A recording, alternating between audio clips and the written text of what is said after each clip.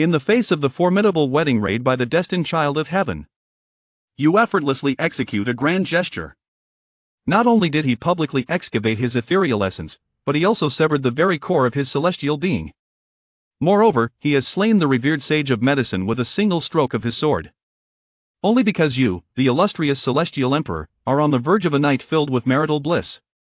The fateful son of destiny, Xu Feng, has arrived to claim his bride. Upon gazing at his arrogant countenance, you swiftly delivered a resounding slap that left him utterly disoriented. Subsequently, his supreme bone was excavated, and render him a mere shell of a man, his meridians severed. Unbeknownst to him, he awakened the system of the destined great villain. By seizing the opportunities of the destined ones, he could acquire rewards that defy the heavens. You are destined to grind the child of fate into the ground. You are destined to press the child of fate into the earth. Half an hour ago, Xu Feng pointed at Jiang Qingxue on the stage and proclaimed, "Qingxue is my childhood companion, and I have promised her a 3-year pact. How can one be coerced and enticed by your family? Today, I shall be taking her back.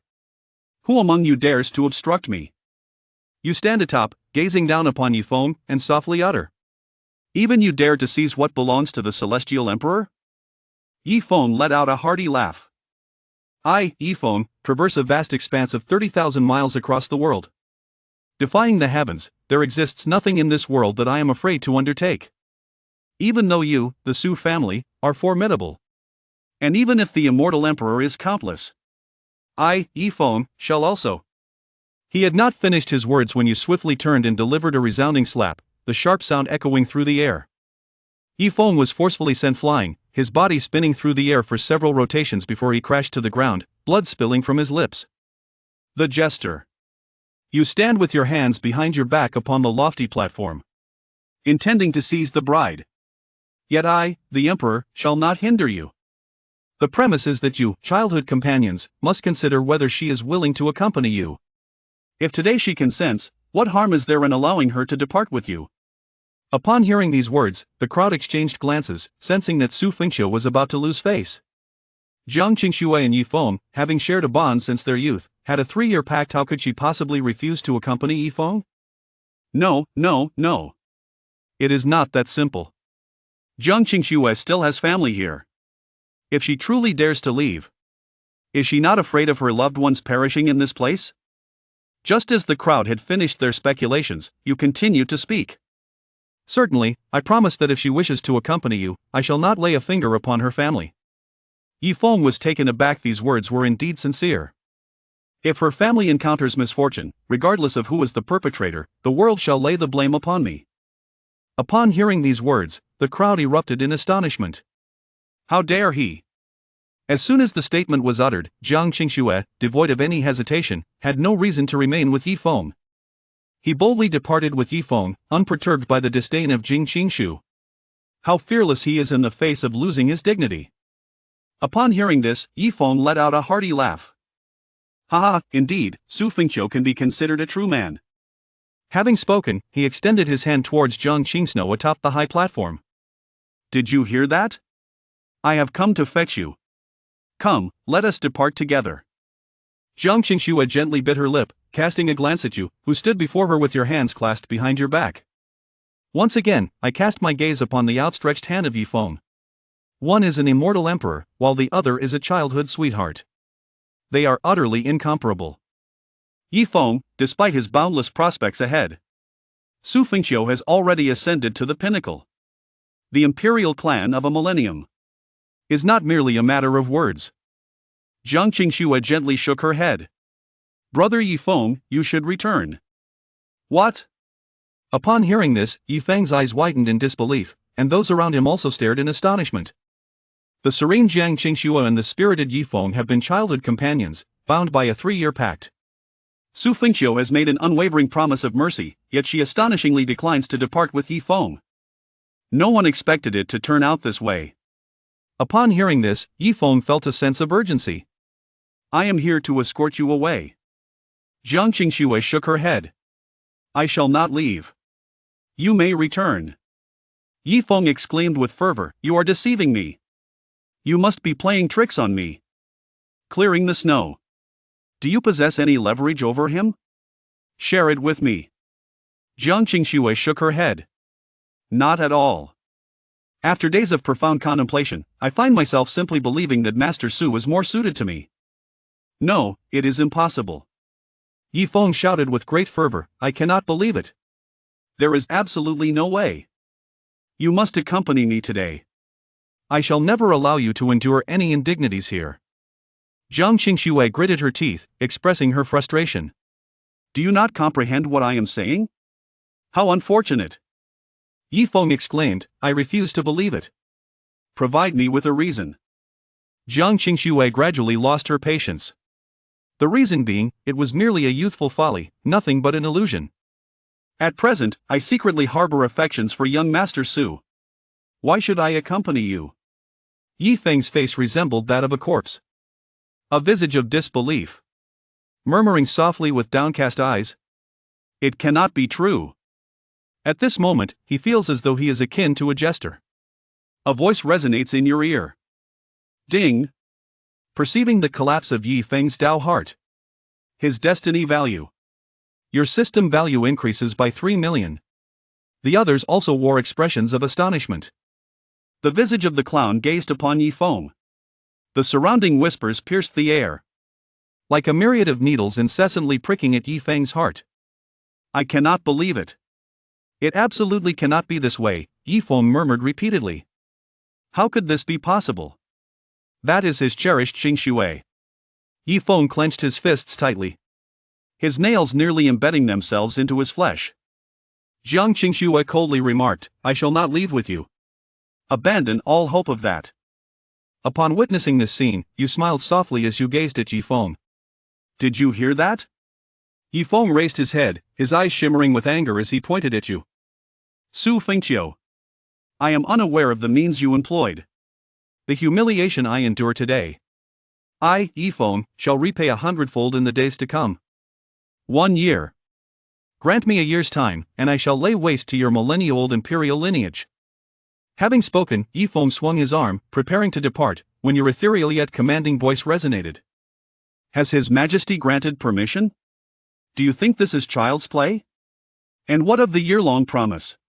Subsequently, the terrifying pressure emanating from the celestial emperor within you was unleashed, and in that very instant, the heavens and the earth were transformed in hue. The expressions of the crowd also transformed dramatically. Yi Feng furrowed his brows, perplexed. This is not right. In the past, he had allowed individuals, regardless of their status, to leave after laying down such a pact for several years. Why, then, do you deny him passage? Your gaze sharpened slightly. You dare to covet the affections of the celestial emperor? What audacity from the Xu family! Once again, you arrive at your whim and depart at your leisure. Yi Feng's brow furrowed suddenly, and he coughed up a mouthful of fresh blood. As you looked down from above, you raised your hand, lifting Yi Feng as if he were a mere chick. It is truly incomprehensible. Such a feeble individual, regardless of whether in the past or present, has confronted countless formidable adversaries far superior to himself, capable of effortlessly extinguishing his life. How is it that these formidable beings cannot bring him to his demise? Isn't it quite simple? You see. Yi. A mere ant dares to come to the Xu family and seize my beloved Xu Fengqiu. Do you truly believe yourself to be of any significance? As you speak, your grip tightens ever so slightly. Yi Feng felt as though his bones were about to be crushed, echoing with a harrowing cry of agony. No one dared to step forward and utter a word. Cease. At that moment, a voice suddenly echoed through the air. All eyes turned towards the figure that had called out. You two glanced in that direction. Then, with a slight flutter of his eyes, Master! Yi Feng found himself grasped by an unseen force in the void. While he kicked his legs and shouted. Li Qianqiu glanced at you with his hands behind his back and said, Young Master Xu, Yi Feng is my disciple. Today's incident was a result of his impulsiveness. Might I implore you, esteemed one, to consider the esteemed reputation of this humble elder, Li Qianqiu, and grant him his freedom? Upon uttering these words, the crowd erupted once more in astonishment. What? The divine physician Li Qianqiu? Is he not supposed to have fallen? Surprisingly, he is still alive. No wonder Yi Feng has grown so rapidly over the years. It turns out he is a disciple of the Sage of Medicine, a being coveted by every sect. His medical skills and alchemical prowess hold a value to any sect that is equivalent to 3 celestial emperors. He possesses the extraordinary ability to concoct 9th and even 10th tier elixirs. Certain recipes for transcendental potions are known solely to him. At this moment, Yi Feng seems to have suddenly recalled something. Suddenly, a loud shout erupted. No! Master! There is no need to fear him. I observed whether he would dare to take my life. Then, Yi Feng bellowed at you, if you were to slay me, the Heavenly Feather Sacred Land in the Phoenix Terrace would not spare you or the Xu family. The Phoenix Saintess, Luo Lioli, is my cherished confidant. Our destinies entwined through 3 lifetimes. Dare you to take my life? You chose to disregard Yi Feng's words and instead turned to Li Qianqiu, inquiring, are you suggesting that you intend to take Yi Feng's life? Li Qianqiu was taken aback for a moment. That was not his intention. He contemplated stepping forward to buy some time, as the people from Phoenix Terrace would surely arrive soon. If all else fails, he could join the Xu family and refine pills for them first. He must overcome this obstacle. That is not the intention at all. It is not what I meant. Li Qianqiu had yet to finish speaking, when you abruptly pointed towards the sky. The sky, once resplendent and clear, suddenly transformed into a realm of darkness. Above the void, a colossal vortex emerged, swirling ominously within. A colossal sword, towering to 10,000 meters, seemed poised to rend the heavens asunder. Li Ganqiu lifted his gaze, his pupils narrowing in disbelief. Something was amiss. In accordance with the previous narratives involving Yi Feng, at this moment, the opponent would not resort to direct action. Instead, they ought to articulate. Well, it is only fitting that this emperor should fulfill your determination. Li Ganqiu appeared utterly bewildered. It is not so. Yi Feng's gaze sharpened. And with a furious roar, he exclaimed. How dare you? My master is the revered medical sage of the continent. Should you take his life, I, Yi Feng, shall undoubtedly bring ruin upon your esteemed family, the Xu clan. Li Qianqiu was left in a state of bewilderment. No, do not provoke him, for heaven's sake. With a swift motion, the celestial might of Xu Fengqiu, the Emperor of Immortals, descended. Although Li Qianqiu bravely stood his ground in that fleeting moment, and despite the fact that Xu Fengqiu, the Celestial Emperor, was forcibly elevated by resources, a Celestial Emperor remains a Celestial Emperor. The colossal sword descended from 10,000 meters above. Li Qianqiu's corporeal form was utterly obliterated. Jiang Qingshua's delicate brows furrowed slightly. Yet she felt no particular emotion. She has reminded Yi Feng countless times, urging him to leave. Yet he remains unmoved. Now, what can be said? Whom can we blame? Can one truly blame Jiang Qingxue? After all, it was on the Phoenix Terrace that Luo Lioli became your confidant. Was it not sufficient for you to indulge in sweet nothings with her? Why must you intrude upon this? If Xu Fengqiu were to feel discontented, what would happen to this unfulfilled relationship? How would she cope? Master! Yi Feng, witnessing this scene, widened his eyes and let out a roar. Yi Feng's destiny value diminished by 500,000. Your system value increased by 5 million. In the midst of dust, Li Qianqiu's soul emerged. After enduring great hardships to reconstruct his physical form, it seemed that all efforts had been in vain. Li Ganqiu cast a glance at Xu Fengqiu, who exuded an air of dominance akin to that of a sovereign. What made this young master of the Xu family so distinct from the others? Without further ado, they sprang into action. Although others possessed the capability to effortlessly eliminate them, they merely chattered incessantly. Even when they did strike, they refrained from employing lethal moves. Previously, all those he encountered with Yi Feng were of this nature. Yet, how could it be so this time? The soul of Li Ganqiu gazed at Yi Feng. What is it that stirs you? I implore you to refrain from impulsive actions. To wait until the arrival of those from the Phoenix Terrace before speaking. Why the haste? At that moment, the old man was truly astonished. Xu Fengqiu reached out his hand directly towards Li Ganqiu, who had transformed into a spiritual entity. Grasping his soul, Yi Feng's pupils contracted. Master! Xu Fengqiu, cease at once. You seek to extinguish the spirit of my master. Should you dare to attempt it, I, Yi Feng, shall not let you escape unscathed. I, Yi Feng, will ensure that you live to regret your actions for all eternity. Upon hearing Yi Feng's call, Li Qianqiu's soul trembled. I beseech you. Please refrain from uttering such words. Yi Feng roared once more. Master, do not fear him. He dares not confront you. The individuals from Phoenix Terrace are on their way. My esteemed master holds the honorary title of Elder at Phoenix Terrace. You are undoubtedly aware of the illustrious background of the Saint of Medicine, are you not? The Mountain of the Medicine God. Even though the master has departed from the Mountain of the Medicine God, to slay him before the eyes of the world is to strike a blow to the very dignity of the mountain. Do not speak of Xu Fengqiu. Even if you summoned your father, he would not dare to intervene. If you possess the courage, then take action and see for yourself. Li Qianqiu was utterly bewildered. Are you truly pushing my limits? Why provoke him? Li Ganqiu roared inwardly. Young Master Xu. The old man can concoct exquisite elixirs for your family. In an instant, Xu Fengqiu exerted force, and a chilling scream erupted as Li Ganqiu's soul was crushed to oblivion. Xu Fengqiu remarked softly, there is no need for this. The decree to eliminate Li Ganqiu was issued. The fate value of Yi Feng has diminished by 1 million. Your system value has increased by 10 million. No. Master. Yi Feng's pupils constricted as he let out a heart-wrenching roar. How could this be? The master who had accompanied him for so many years, how could he have fallen so abruptly? Xu Fengqiu cast a glance at Yi Feng and then, from a distance, pinched him with a single hand. With a gentle flick of the fingers of his other hand, Yi Feng let out a mournful cry as the sensation pierced through his skin, reaching deep into his back. Within the depths of the body, a radiant bone emerges, captivating all who witness it. This is the supreme bone.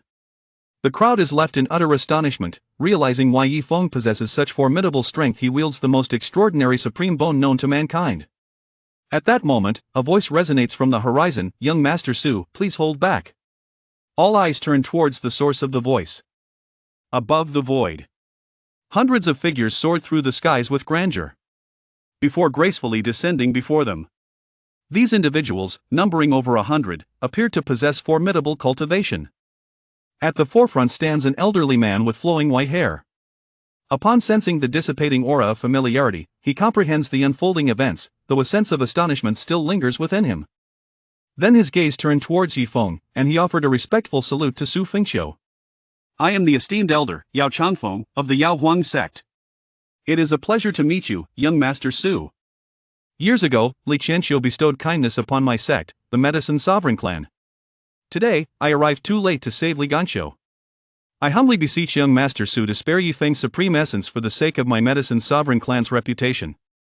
The supreme bone was unearthed, and Li Qianqiu, the sole disciple, was utterly incapacitated. Xu Fengqiu's father, Xu Tianming, cast a glance at his son, uncertain of the course of action his offspring would undertake next. Meanwhile, Xu Fengqiu's eyes narrowed slightly as an imperious voice resonated, leaving no room for dissent. The members of the Medicine Emperor sect were taken aback. I never anticipated such a situation. Behind Xu Fengqiu, Jiang Qingxua's beautiful eyes shimmered with a peculiar brilliance. What an overpowering man! What kind of man is Yi Feng? A man like Xu Fengqiu is precisely what she deserves. Yao Changfeng's expression slightly changed. Xu Xiaoyu. Your worldly affairs and interpersonal relations within the royal clan of medicine have no bearing on my family, the Xu clan. You wish to thwart me, rallying your entire sect to annihilate the Xu family. Otherwise, upon the utterance of these words, everyone gazed in astonishment at Xu Fengqiu. Yao Changfeng silently gritted his teeth. Xu Xiaoyu. Leave a thread of kindness in human interactions. Within 3 breaths, they failed to anticipate that a junior like Xu Fengqiu could possess such an imposing presence. Even though he has ascended to the rank of Immortal Emperor, his experience and age remain significant factors. The Grand Elder of the Medicine Emperor sect is utterly astonished by Xu Fengqiu. Young friend Xu. Although the Xu family is powerful, my Medicine Emperor sect is not without merit. Yao Changfeng furrowed his brows tightly. A visage etched with fury, yet ultimately he swallowed his indignation. Farewell. Let us depart. Yao Changfeng clenched his fist. Yao Changfeng embraced the situation with a single decisive blow, departing with the members of the Yao Huang sect in a dejected manner. Su Tianming gazed at his son, while Xu Fengqiu nodded in satisfaction. This is the might of the emperor. Only in this way can he confidently entrust the future of the Xu family to Xu Fengqiu, who continues to excavate the supreme bone of Yifeng. The anguished cries of Yifeng echoed incessantly, as the flesh on his back tore apart, and the blood flowed in ever-increasing torrents. A terrifying surge of celestial energy emanating from the supreme bone. It also emanates from the wound that splits open on his back, diminished by the dry leaves of the maple, while Jiang Qingshua's fate value remains. At this moment, Xu Fengqiu spoke. Today, I have an announcement to make. The engagement between myself and Jiang Qingxue is hereby dissolved. Upon hearing these words, Jiang Qingxue appeared stunned, utterly at a loss. Why? She cast an unwilling glance at Xu Fengqiu. It was Yifeng. She clenched her silver teeth and stole a look at Yifeng, who was being subjected to bone excavation. She is aware that Yifeng has come to claim her as his bride. Her marriage is likely to be significantly affected. As for you, you have sacrificed yourself, and that is that. Why must she harm Jiang Qingxue? Why? Xu Fengqiu cast a glance at Jiang Qingxue. How could this humble concubine of mine be someone you are worthy to possess? What are you, after all? You are merely a heartless and ungrateful individual. Although Yifeng may lack intelligence, he is at least a person capable of genuine emotions. You have been confidants for many years, yet you remain indifferent towards him. Do you truly believe you possess the right to become His Majesty's concubine? The crowd murmurs in agreement, and their reasoning holds merit. Although it is indeed possible that the immortal Jiang has fallen for the young Master Su, to so readily abandon her childhood companion Yifeng is a testament to the toxicity that resides within her heart. Jiang Qingshue's face was ashen, resembling that of a corpse. She could not afford to lose everything. Since Xu Fengqiu no longer desired her, she cannot afford to lose Yifeng. At that moment, a phoenix's cry echoed from the horizon. The crowd raised their gazes, all looking up. In the vast expanse above, a magnificent phoenix leads the way, followed by a palanquin adorned with phoenix feathers. Surrounding them are several formidable warriors. The people from the Phoenix Terrace have arrived. It is the Phoenix Maiden's feathered palanquin. Could it be that there are unforeseen circumstances? The Phoenix Maiden is the beloved confidant of Yifeng. She has come in person. I fear that the supreme bone may never be excavated completely. The immensely tormented Yifeng, upon hearing this commotion, revealed a smile twisted with blood. Xu Fengqiu, I wonder if you can still excavate this supreme bone. Then he shouted to the heavens. Lioli, I am here. With a swift sound, the phoenix feather palanquin and several formidable beings descended before the grand hall of the Xu family. A woman, adorned in a flowing white ethereal gown, gracefully emerged from the palanquin, exuding an air of unparalleled nobility. Xu Fengqiu furrowed her brows, a delicate veil obscuring her countenance. Unable to discern the visage. Ding! The seventh-tier child of fortune, Luo Lioli, has been detected. Child of fortune, Luo Lioli, age, 25, destiny value, 7, 430. 000, 7th-tier child of fortune, bloodline, Phoenix divine bloodline, physique, sacred spirit immortal body. 7 aperture Lioli heart, realm, 8th tier of the heavenly Tao, combat rating, 95, introduction, saintess of the Phoenix platform, Ice Mountain Fairy. Ranked among the top 10 of the immortal rankings in the 9 continents, possessor of the Phoenix divine bloodline, innately a sacred spirit immortal body. Classified as a supreme divine body, the 7 aperture Lioli heart is rumored to be the key to obtaining divinity, and within her, there seems to lie a certain unawakened power of heavenly reversal. Her future achievements are unfathomable. And she is among the few in the 9 continents with the potential to transcend to the realm of the Immortal Emperor. Ding! Congratulations on triggering the quest, Luo Lioli's affection. With the 7 aperture Lioli heart, sacred spirit immortal body, and Luo Lioli's character, she is an exceptional choice for a celestial partner. Quest details: achieve Luo Lioli's affection levels of 20, 40, 60, and 80 to receive rewards. Upon reaching an affection level of 80, obtain the ultimate reward belonging to Luo Lioli. Xu Fengqiu raised an eyebrow. A light veil obscured her face, making her beauty elusive. Yet her aura was undeniably unmatched by other women. Upon seeing the newcomer, the crowd was astounded. What? Is that the legendary Saint Heart Immortal Emperor?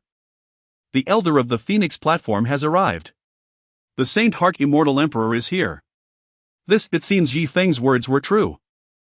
He and Luo Lioli are undoubtedly fated for 3 lifetimes. Otherwise, how could such a powerful being as the Saint Heart Immortal Emperor appear? The Phoenix platform's influence is indeed something the Xu family must heed. Meanwhile, at this moment, Jiang Qingsnou's eyes brightened upon seeing the arrival from the Phoenix platform. Even the Saint Heart Immortal Emperor. What a turn of events! Now, Xu Fengqiu would be beyond her reach. She could only return to Yi Feng's embrace. What other choice did she have? How would the world perceive her? A despicable woman, casting aside her childhood sweetheart to rise in status. While she could not ascend. She absolutely could not suffer such a fate. Thus, she had to return to Yi Feng, to explain everything and maintain her image. Moreover, Xu Fengqiu had stated that regardless of the circumstances, he would not harm her or her family. Therefore, Jiang Qingsnou had little to fear. Yi Feng, brother. Jiang Qingsnou leaped from the high platform, running tearfully toward Yi Feng, who was being subjected to the cruel extraction of his supreme bones. Yi Feng, brother. Qingsnou. Yi Feng opened his eyes to gaze at Jiang Qingsnou. Through her tears, Jiang Qingsnou spoke, Yi Feng, brother, I'm so sorry. Everything I said earlier was a lie. I feared that if I did not act ruthlessly enough, you would not leave, and I was worried for your safety. I have been waiting for you. I knew you would come. But now, I cannot bear to see your supreme bones being extracted. Yi Feng, brother, it was Xu Fengqiu who forced me. After saying this, Jiang Qingsnou knelt before Xu Fengqiu, pleading, Young Master Xu, please spare me and my brother Yi Feng. Luo Lioli stood at a distance, momentarily stunned. What was this unfolding drama? Meanwhile, the corner of Xu Fengqiu's mouth twitched slightly, for he was well aware of Jiang Qingsnou's true feelings. What a wretched woman! Then Jiang Qingshu knelt and looked at Luo Lioli, pleading, Miss Luo, I implore you to act swiftly and save brother Yi Feng. His supreme bone is about to be extracted. Chapter 6, The Supreme Bone in Hand, You cannot stop me at the Phoenix platform in this instance. Luo Lioli brought several formidable warriors from the Phoenix platform, including a revered elder, the Saint Heart Immortal Emperor, with the singular aim of confronting Yi Feng. At this moment, the powerful figures from the Phoenix platform gazed in astonishment at Yi Feng as Supreme Bone. The Supreme Bone, a divine relic of the world, bestows immense power upon its wielder, something even the Immortal Emperors covet. The last known possessor of the Supreme Bone was a powerful being from nearly 10,000 years ago. Each appearance of the Supreme Bone incites bloodshed and turmoil across the continent, for it can be extracted and assimilated by others. Thus, witnessing Yi Feng harboring the Supreme Bone left these warriors in awe. Yi Feng cast a glance at Jiang Qingsnou, his lips moving. Qingsnou, I knew you were coerced. You did this for me. He then bellowed, Lioli, the Supreme Bone is about to be extracted, assist me. How dare you, Xu Fengqiu? With the Phoenix platform backing me, let us see if you can succeed in extracting my Supreme Bone today. I refuse to believe you can. Miss Luo, Elder Saint Heart. Will your Phoenix platform intervene in this matter?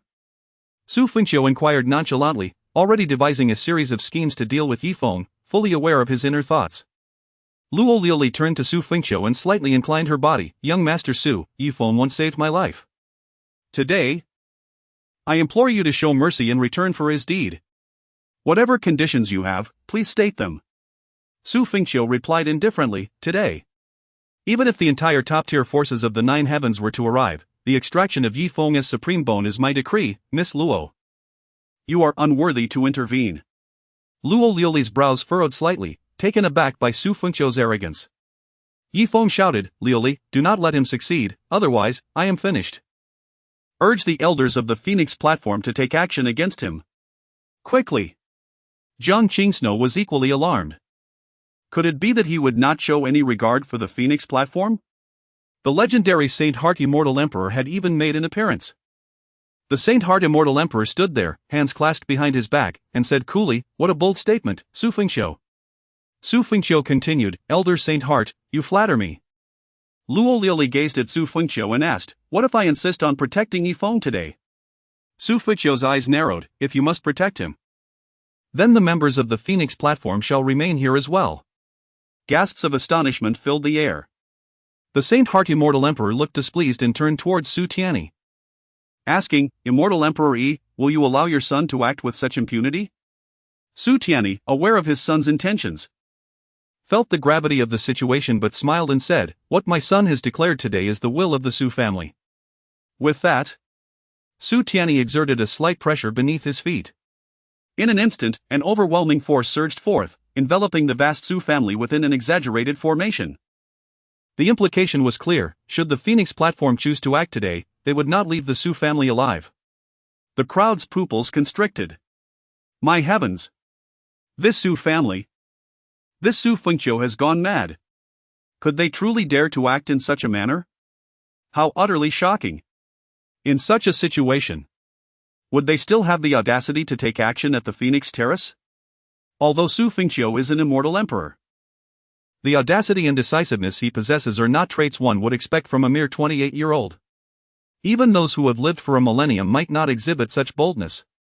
The younger ones are lawless, and the elders are equally indulgent? Luo Liuli frowned deeply, glancing at Yi Feng. "Liuli, save me!" Yi Feng cried out. Luo Liuli addressed Xu Fengqiu with a clenched fist. "What must young Master Xu do to refrain from further action?" Xu Fengqiu chuckled and deliberately remarked, "Even in such dire straits, Miss Luo still refuses to concede. It appears, as Yi Feng has stated, that you are his confidant, destined for 3 lifetimes together." What? Upon hearing this, Luo Liuli was taken aback. The powerful figures at the Phoenix Terrace, including the Holy Heart Immortal Emperor, exchanged glances. Xu Fengqiu.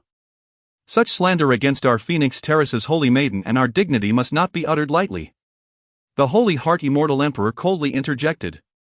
Xu Fengqiu understood Yi Feng's innermost thoughts and recognized these claims as mere bravado. It was nothing but a figment of his imagination.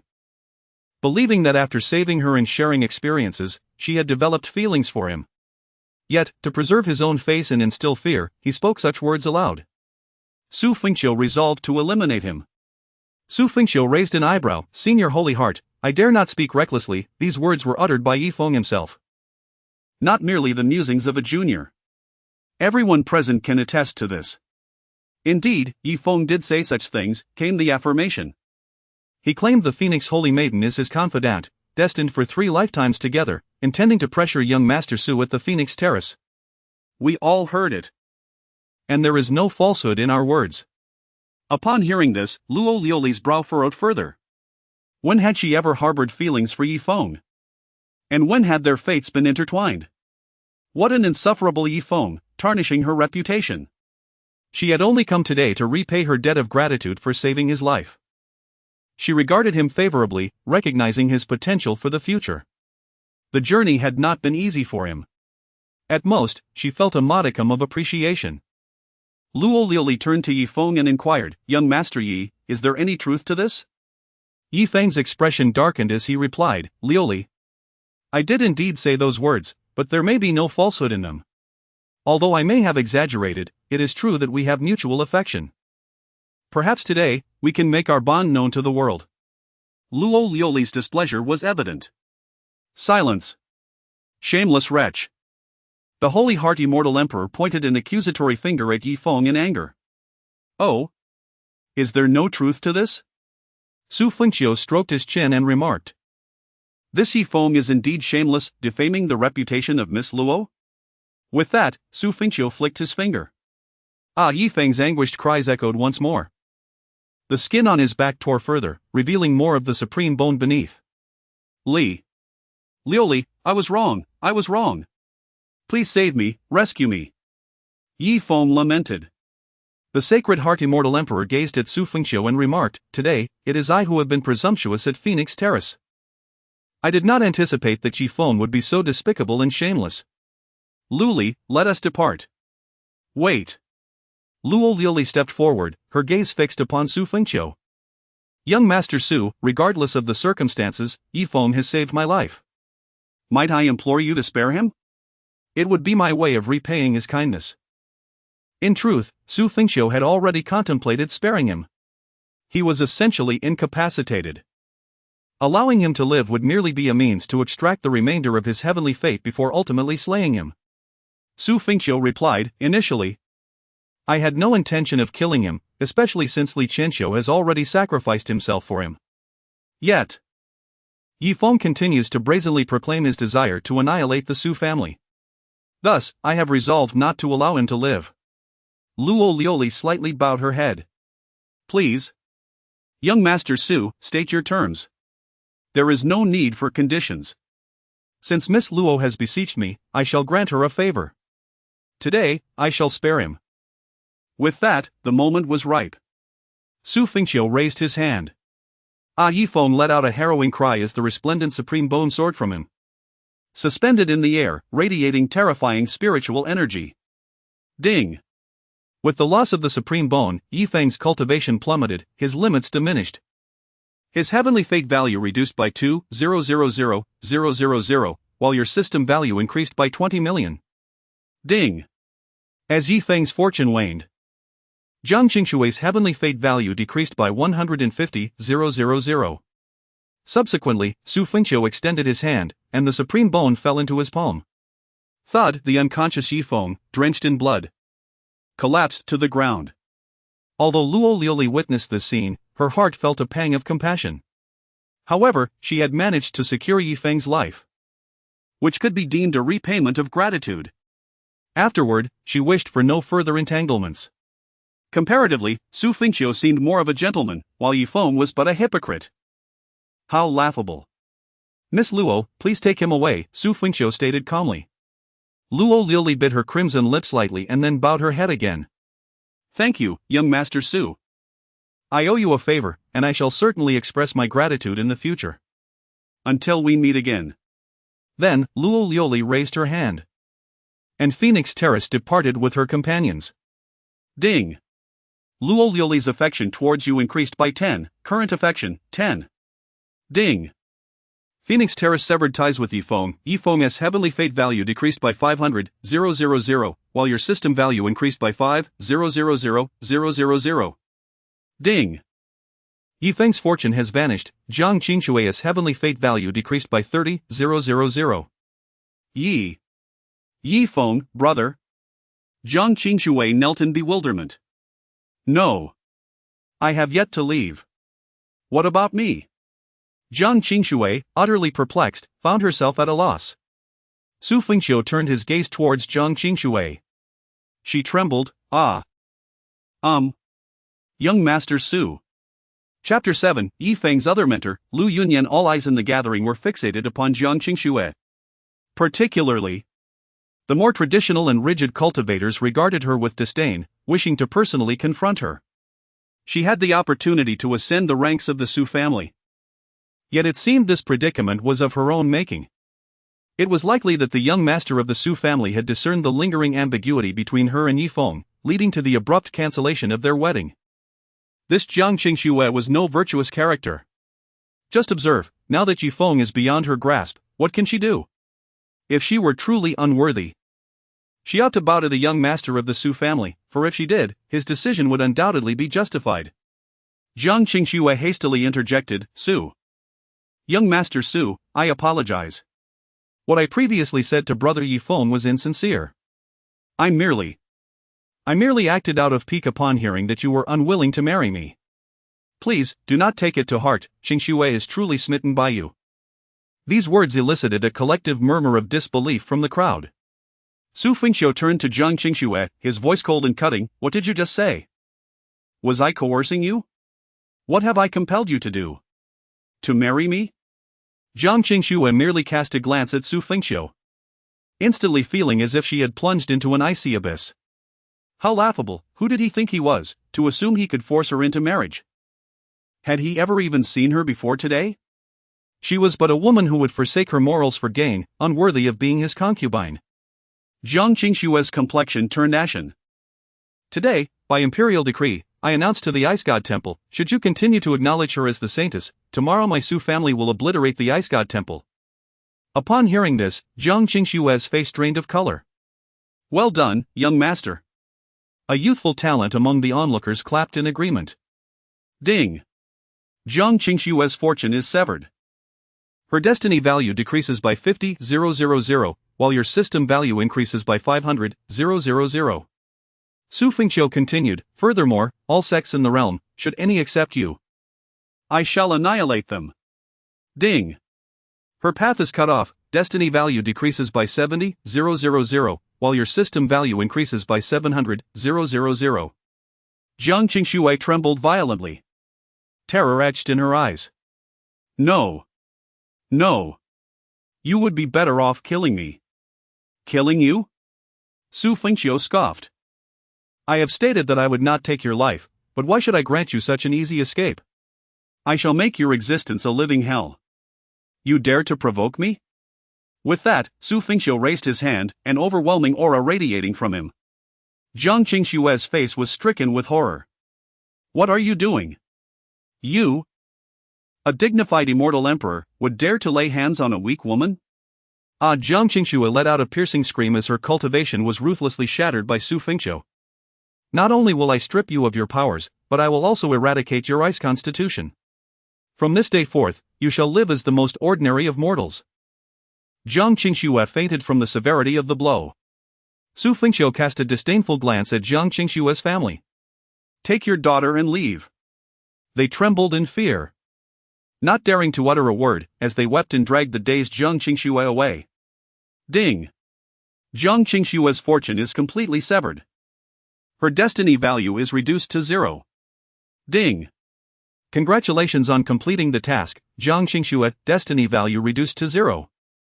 The rewards, First System Mall, and Destiny Value 10,000, have been issued. A formidable figure led the way, clasping his fists in salute, young Master Xu. Your actions align perfectly with the noble ethos of our 9 continents. We hold you in the highest regard. We hold you in the highest regard. We hold you in the highest regard. Xu Fengqiu, with hands clasped behind his back, responded nonchalantly, You flatter me, esteemed guests. Though the wedding is no more, the banquet shall continue. Please take your seats, indulge in the feast, and enjoy the libations. In the wake of Xu Fengqiu's formidable presence, news of his actions spread across the continent. Everyone marveled at the decisive and ruthless nature of this newly ascended Immortal Emperor. At this moment, Xu Fengqiu returned to his grand hall to assess the Child of Destiny. Child of Destiny, Yi Feng, age, 27, destiny value, 1, 287. 000, formerly a 5th stage Child of Destiny, bloodline, Chaos Divine Clan, physique, Chaos Body, realm, 1st stage of Heavenly Sovereign, formerly 3rd stage of Divine Emperor, combat power rating, 59, formerly 89, over 120,000 in destiny value. Xu Fengqiu's gaze sharpened slightly. Even after seizing his supreme bone, slaying his master, and severing his ties with Luoli, the Phoenix platform, he still retained over 100,000 in destiny value. With such an amount, he still had the chance to defy fate and alter his destiny. However, this over 120,000 in destiny value corresponded to more than 10 million in system points. Xu Fengqiu could not afford to overlook this. At the very least, he needed to reduce it by another million before he could set his plans into motion to eliminate him. System, from where does Yi Feng's remaining destiny value originate? Ding. 20% comes from the formidable spiritual artifacts at his disposal, the Chaos Body, and the martial techniques he has cultivated. 10% derives from various other aspects, while 70% comes from Lu Yunyan. Lu Yunyan. Xu Fengqiu pondered. This Lu Yunyan is a renowned figure on the continent. Though still young, she is under 500 years of age. In the martial world, where lifespans often exceed tens of thousands of years, 500 years is hardly noteworthy. Nevertheless, her extraordinary talent and unparalleled combat prowess have garnered her fame at such a young age. Currently, she serves as the peak master of the Heavenly Feather Sacred Land. Moreover, she is also Yi Feng's master. This Heavenly Man peak is home to only her and a few elders. Yi Feng is among their very few disciples. His current achievements are primarily attributed to the guidance of 2 individuals, Li Qianqiu and Lu Yunyan.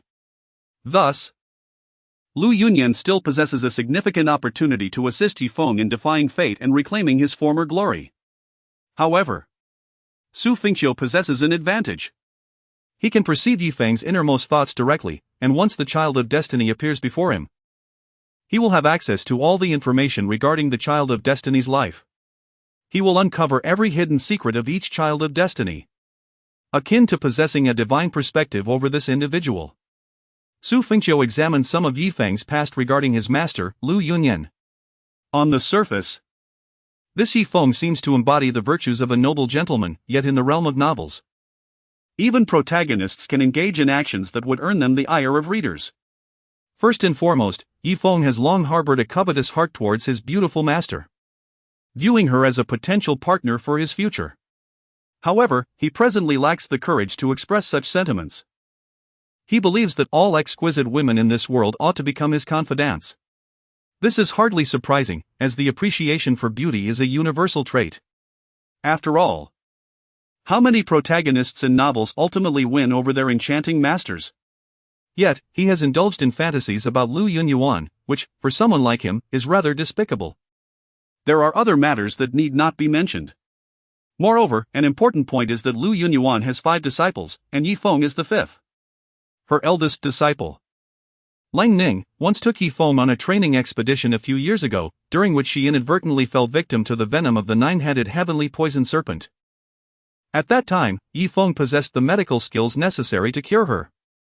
However, while concocting an antidote, he maliciously added a dose of a certain poison.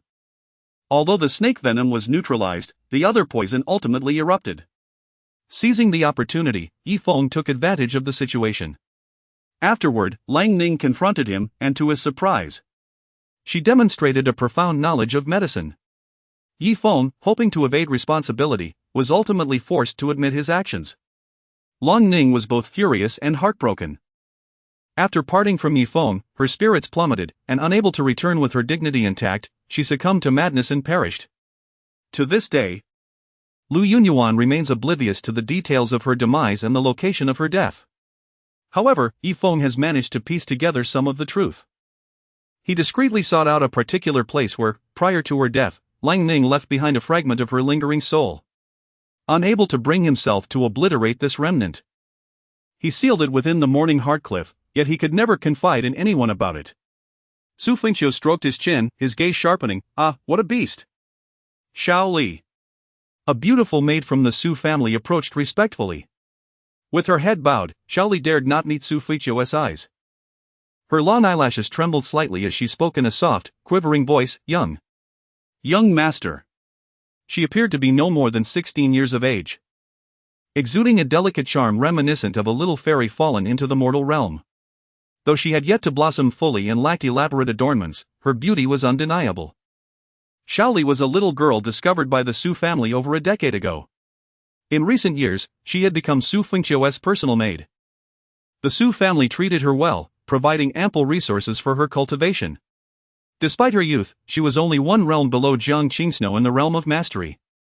However, she harbored a certain fear of Xu Fengqiu, as the original personality was spoiled, arrogant, and had a volatile temperament. Xiao Li had faced numerous punishments for failing to attend to him properly. Fortunately, the original personality had little interest in romance, otherwise, Xiao Li would certainly have faced dire consequences. Yet, the Xu Fengqiu of the present is no longer the original. Ding! System notification, 7th tier child of fortune. Xiao Li detected. The sudden system prompt left Xu Fengqiu momentarily stunned. Chapter 8, the 7th level child of fortune, the body of calamity. The blood of demise, the 7th level child of fortune? One must remember that the Holy Maiden of Phoenix Terrace, Luo Lioli, is also a 7th level child of fortune. What does she embody? A noble lineage, unparalleled talent, and the sacred spirit celestial body, with a heart of crystal. And what of Xiao Li? Child of Fortune, Xiao Li, age, 16, destiny value, 7, 740, 000, 7th level child of fortune, bloodline, descendant of the divine, physique, body of calamity, awakening pending. Blood of demise, awakening pending. Realm, 10th stage of domain realm. Combat power rating, 61, description, ancient divine blood courses through her veins, overlooking the world. Harboring a fearsome power that, once awakened, will blossom amidst slaughter. Xu Fengqiu. What in the world? A descendant of the divine? What is a deity? A legendary existence that transcends even the celestial emperors. This realm existed hundreds of thousands of years ago, during the age of the ancient gods. Subsequently, The era of the gods came to a close, and the deities fell. Since then, all that remains are mere legends. Presently, no one has been able to transcend the supreme celestial emperor and reach that fabled realm. The times have changed, and the laws of this world have shifted. However, it is said that some individuals possess the key to attain that realm. Luo Lioli is one such individual. Goodness! Is this truly a 7th-level child of fortune? No. It can only be said that she is a 7th-level child of fortune now. It does not mean she will forever remain at this level. I'm starting to feel a bit overwhelmed, my friend. But at least she is currently Shaoli. She is the maid of Xu Fengqiu. A delicate little sprite. Ding! Congratulations, you have triggered the task, Overthrow Shaoli, task reward, Law of Destruction. Xu Fengqiu? Law of Destruction? Ah. The legendary law? The most powerful force in existence, without exception, is the 12 laws.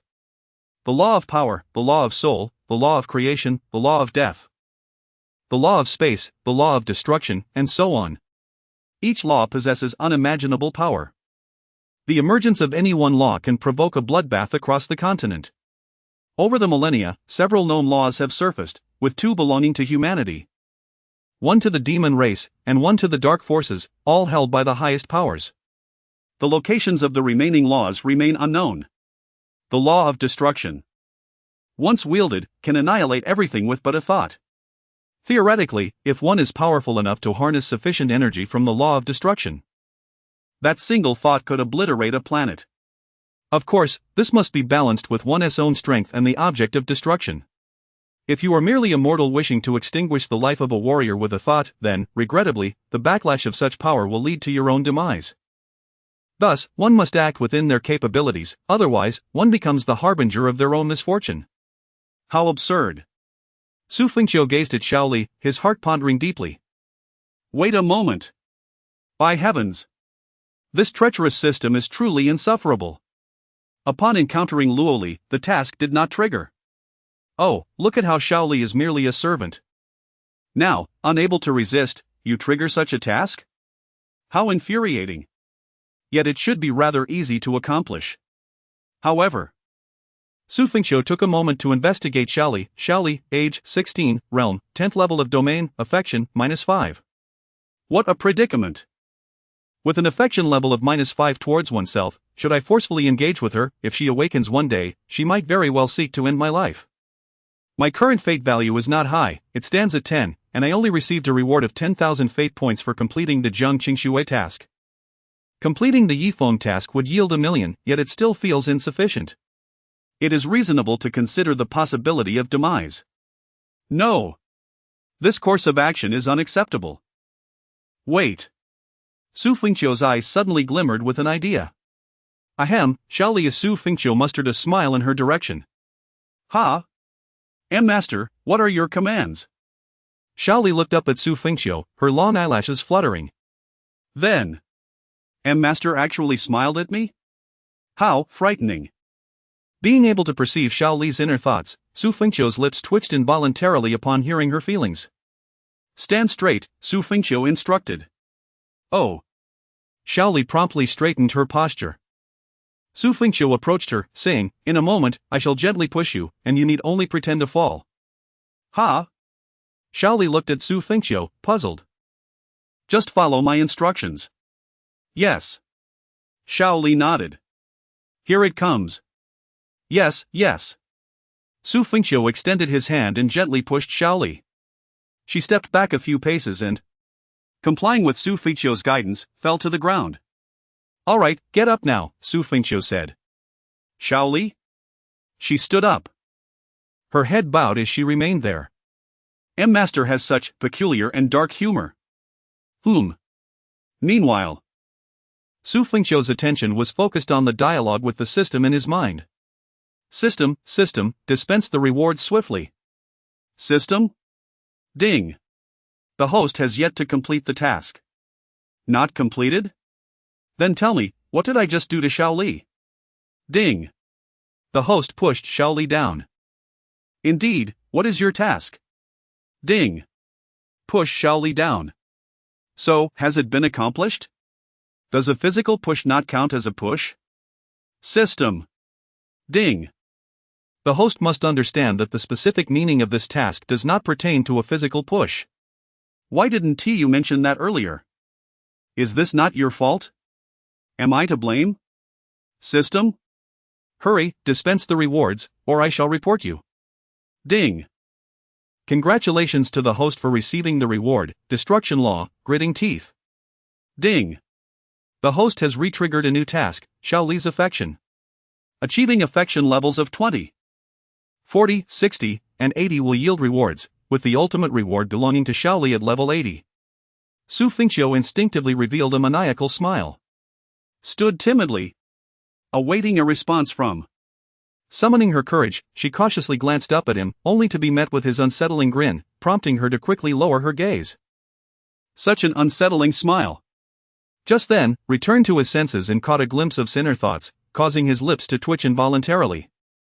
It was true that the original owner had not treated her kindly, but misunderstandings should not arise between comrades. He called softly. Yes, she replied. Still looking down. Approached her, hands clasped behind his back, and stated earnestly, my previous demeanor towards you was indeed harsh, I punished and scolded you. Which must have left you resentful towards me. Blinked, still looking down, and quickly responded, no. Chuckled lightly, I understand. However, allow me to clarify, my intentions were to temper your will, to challenge you intentionally.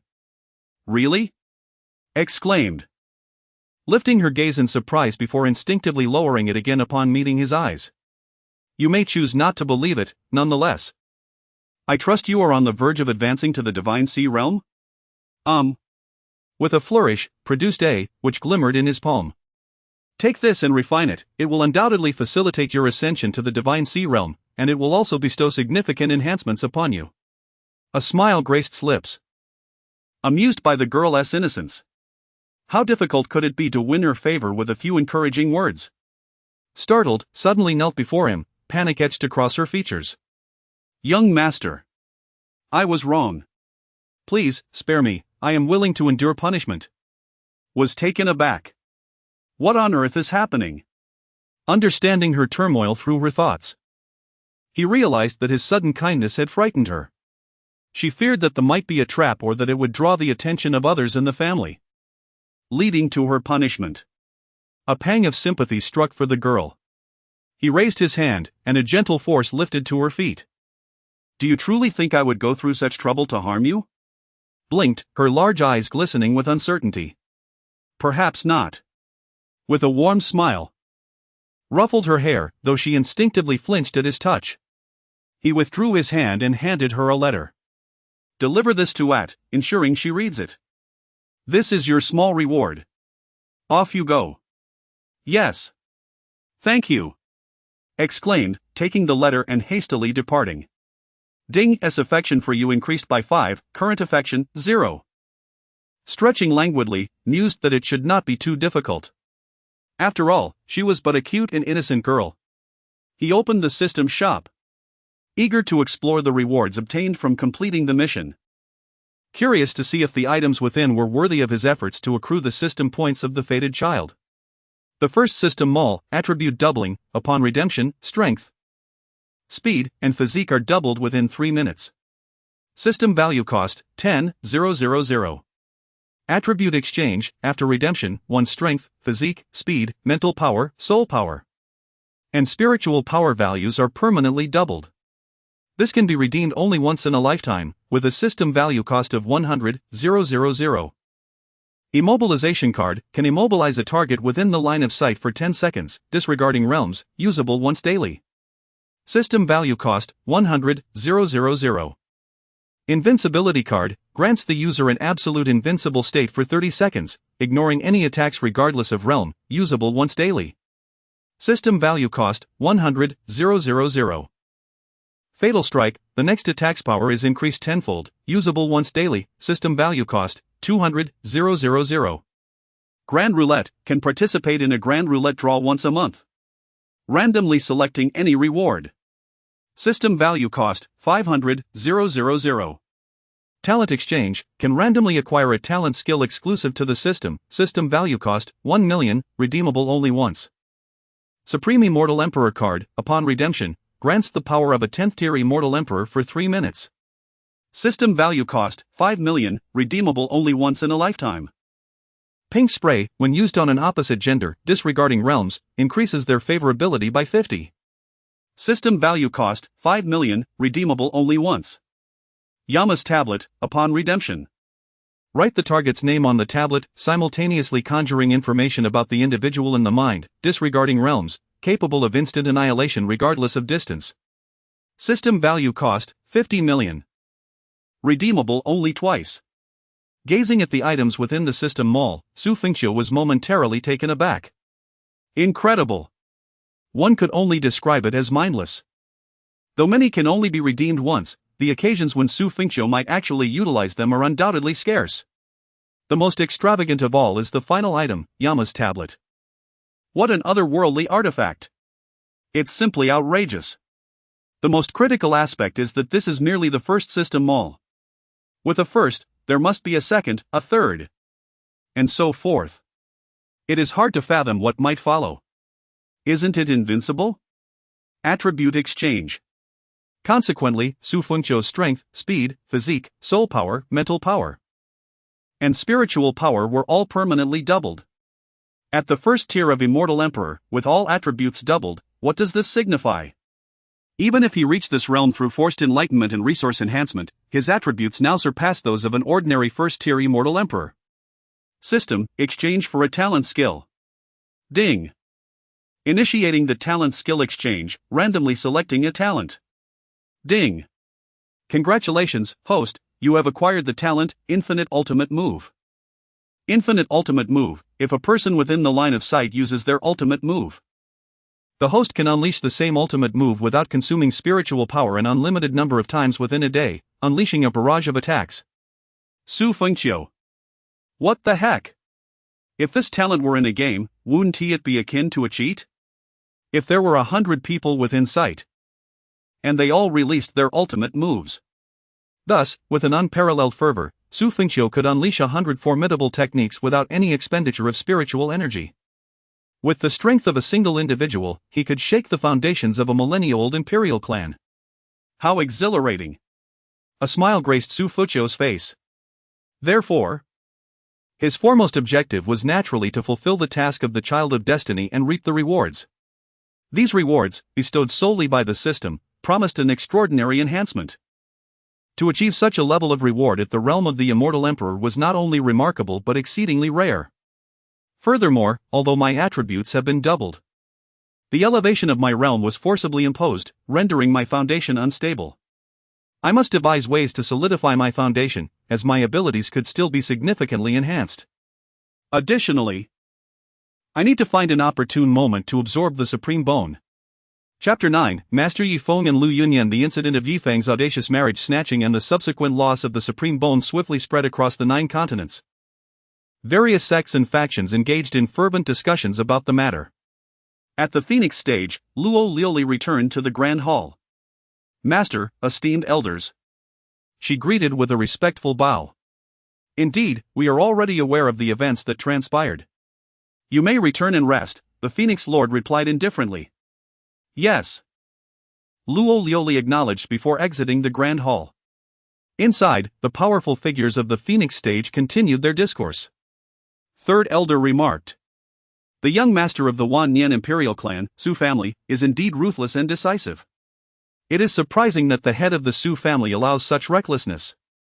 Eighth Elder added, according to reason, Yi Feng's actions in seizing a bride and his impudent words render him in the right. However, in the 9 continents, where strength reigns supreme, reason bears little weight. Master, our Phoenix stage is also entangled in this matter. What is your perspective? The Phoenix Lord, a breathtakingly beautiful goddess, sat gracefully, her slender fingers rhythmically tapping the armrest of her Phoenix chair.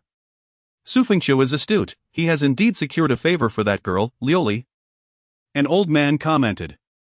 Our Phoenix stage cannot, for the sake of such a trivial favor, side with the Xu family. We must remain neutral. Any involvement could draw the attention of the entire 9 heavens. Yet, the issue lies with Lu Yunyan, who stands behind Yi Feng. Despite the Xu family's decline, few forces in the 9 continents can challenge them. Lu Yunyan is different, however. She may appear merely as the master of a peak in the Tianyu sacred land, but she also once held the title of the master of the assassination tower. Given Lu Yunyan's fierce protectiveness, she might mobilize the power of the assassination tower for Yi Feng. Should that occur, it could very well lead to turmoil across the 8 heavens and beyond. The assassination tower is a mysterious force within the 9 continents, with members scattered throughout its 9 realms. The identities and numbers of its members remain unknown to all, including the location of their sect. However, it is quite possible that someone among us, perhaps even within the Grand Hall of the Phoenix stage, is affiliated with the assassination tower. Why does such a peculiar force evoke such trepidation? Because the assassination tower is feared for its assassinations. Even celestial emperors have fallen to its might. To this day, it has never failed. Thus, while the true extent of the assassination tower's strength remains a mystery, it is undoubtedly formidable. Consequently, few factions dare to provoke such an enigmatic entity. As for Lu Yunyan, she was once the master of the assassination tower but has since withdrawn to the Tianyu sacred land, seeking the path of martial arts as the master of a peak. The reasons behind her departure are unclear to all. Though Xu Fengqiu acts decisively, his lack of foresight is his own folly, the Phoenix Lord stated coolly. Let us observe how this unfolds. Yes. At the Tianyu sacred land, on the Tianren peak, a powerful member of the Phoenix stage brought the gravely injured Yi Feng to this place. Lu Yunyan hurriedly approached, accompanied by the 4 elders of Tianren peak and several disciples. Brother Yi. Junior brother. Upon witnessing the scene, Yi Feng's 2 senior brothers were filled with immense fury. The veiled Lu Yunyan, with her delicate brow furrowed, gazed intently at Yi Feng. Although her face was partially obscured, her unparalleled beauty and nobility could not be concealed. A poetic line encapsulates her essence perfectly: in the crowd, a single glance suffices, the hues of the world are but dust. 5th elder, hasten to heal him. Indeed. The 5th elder swiftly approached Yi Feng, checking his pulse. What? Feng Rs. Supreme bone has been extracted. Lu Yunyan's expression remained calm. Yet a surge of wrath began to emanate from her. Lu Yunyan was renowned for her fierce protectiveness. Once, her eldest disciple, Lang Ning, was nearly slain by a formidable sect, one boasting hundreds of stronger warriors than herself. In her fury, she single-handedly annihilated that sect, marking her rise to fame. Who did this? Who did this? One of Yi Feng's brothers roared. A member of the Phoenix platform spoke coolly. This matter is not difficult to ascertain. This is all the Phoenix platform can do. Henceforth, the Phoenix platform and Yi Feng shall have no further ties. Master Lu, I bid you farewell. With that, the Phoenix platform member vanished without a trace. Aside from the supreme bone, are there any other injuries? Lu Yunyan inquired. None that I can discern. His life can be preserved, but I fear that Feng's future. The 5th elder shook his head. I shall avenge my junior brother, declared one senior brother, ready to spring into action. Stop. Lu Yunyan said, her hands clasped behind her back, her tone calm yet resolute. Master, we must return. At that moment, an elder, seemingly aged and unremarkable, approached. It was Xu Fengqiu, the young master of the Xu family. Lu Yunyan's beautiful eyes narrowed slightly. The Xu family? Ah, Feng must have attempted to seize a bride from them, yes? And has spoken impertinently. Consider this carefully. With our strength, we cannot contend with the Xu family. We may need to resort to the assassination tower. Ah? The elder responded, as you wish. Lu Yunyan began to pace slowly, deep in thought. Just then, a figure rushed in. It is a disciple from the Heavenly Feather Holy Land. Lu Peak Master, Lu Yunyan prompted. A young lady outside wishes to see you. She claims to be the servant of Xu Fengqiu, the young master of the ancient Xu clan. Upon hearing this, Yi Feng's 2 senior brothers, who were about to leave, displayed expressions of rage. What does Xu Fengqiu mean by this? He has harmed our junior brother Yi. And yet he sends someone to Tianren Peak? Humph. He has extracted my junior brother's supreme bone, I shall render his servant useless. Do they truly think Tianming Peak is easy to bully? Lu Yunyan interjected, return. They clenched their teeth and then cupped their fists, understood. With that, they departed. Lu Yunyan stood beneath the moonlight, stating, let her come. Yes. Soon, Xiaoli arrived at Tianming Peak. She had never before assisted Xu Fengqiu in such matters. Nor had she ever ventured into other formidable sections. Particularly, to meet Lu Yunyan, a revered elder she greatly admired, was daunting. Most critically, the young master had incapacitated her disciple, Yi Feng. Xiaoli felt a flicker of trepidation. Xiaoli approached, holding a letter. Murmuring repeatedly, I must remind Senior Lu Yunyan to read this, I must remind Senior Lu Yunyan to read this, it is imperative to read, it is imperative to read. As she drew near, she bowed respectfully, saying, Junior pays respects to Senior Lu. Lu Yunyan sat there brewing tea, her crimson lips parting slightly, speak. Xiaoli took a deep breath, placing the letter upon the table, this is a missive from our young master addressed to Senior Lu. Is there anything else? And no. That is all. Oh, right, the young master instructed me to emphasize that Senior Lu must peruse it. Lu Yunyan sipped her tea, remaining silent. Observing her response, Xiaoli slightly bowed again, I take my leave. She then turned, exhaling nervously, and hastily departed. Lu Yunyan cast a glance at Xiaoli's retreating figure before opening the envelope. Initially, she had anticipated some terms proposed by Xu Fengqiu seeking reconciliation. However, upon reading the contents, her pupils constricted sharply. Indeed, even one as resolute as she found herself profoundly affected by the revelation within. The letter disclosed a matter of great significance. Her eldest disciple, Lang Ning, had a fragment of her soul sealed at Zhang Xian Cliff. Lu Yunyan was skeptical. Yet, it pertained to her long-sought eldest disciple. Despite her doubts, she felt compelled to investigate. With a swift leap, Lu Yunyan vanished into the void. The following day, at dawn, atop Tianming Peak of Tianyu Sacred Land, Yi Feng opened his eyes. Chapter 10, The world is complex, and the city is deceptive pain. My back aches terribly. Yi Feng grimaced in agony. He attempted to sit up. My cultivation, my supreme bone. He assessed his condition and recalled the events of the previous day. Yi Feng's fists trembled with rage. Why? Throughout his journey, he had defied the odds, turning the impossible into reality. Countless formidable foes who could have effortlessly crushed him had ultimately fallen at his hand. Xu Fengqiu was one such adversary. Why, then, had he faltered this time? His beloved, Jiang Qingxue, was shrouded in uncertainty. What did Luo Liuli think of him now? Yi Feng's eyes glinted with resentment. Xu Fengqiu, years of my relentless effort have been obliterated in an instant by you. I shall not rest until you are vanquished. I swear to bring ruin upon those you cherish. Yet, he took solace in the presence of his master, Lu Yunyan. Xu Fengqiu, do you believe your Xu family is invincible? Despite their vast influence, what are you? Merely an emperor of the celestial realm, forcefully elevated by resources. Yunyan was once the master of the Killing Tower, renowned for her fierce protection of her own. She will undoubtedly slay you, and she shall assist me in reclaiming my path of defiance. Yi Feng stepped out of the room. Junior brother Yi Feng, how are you faring?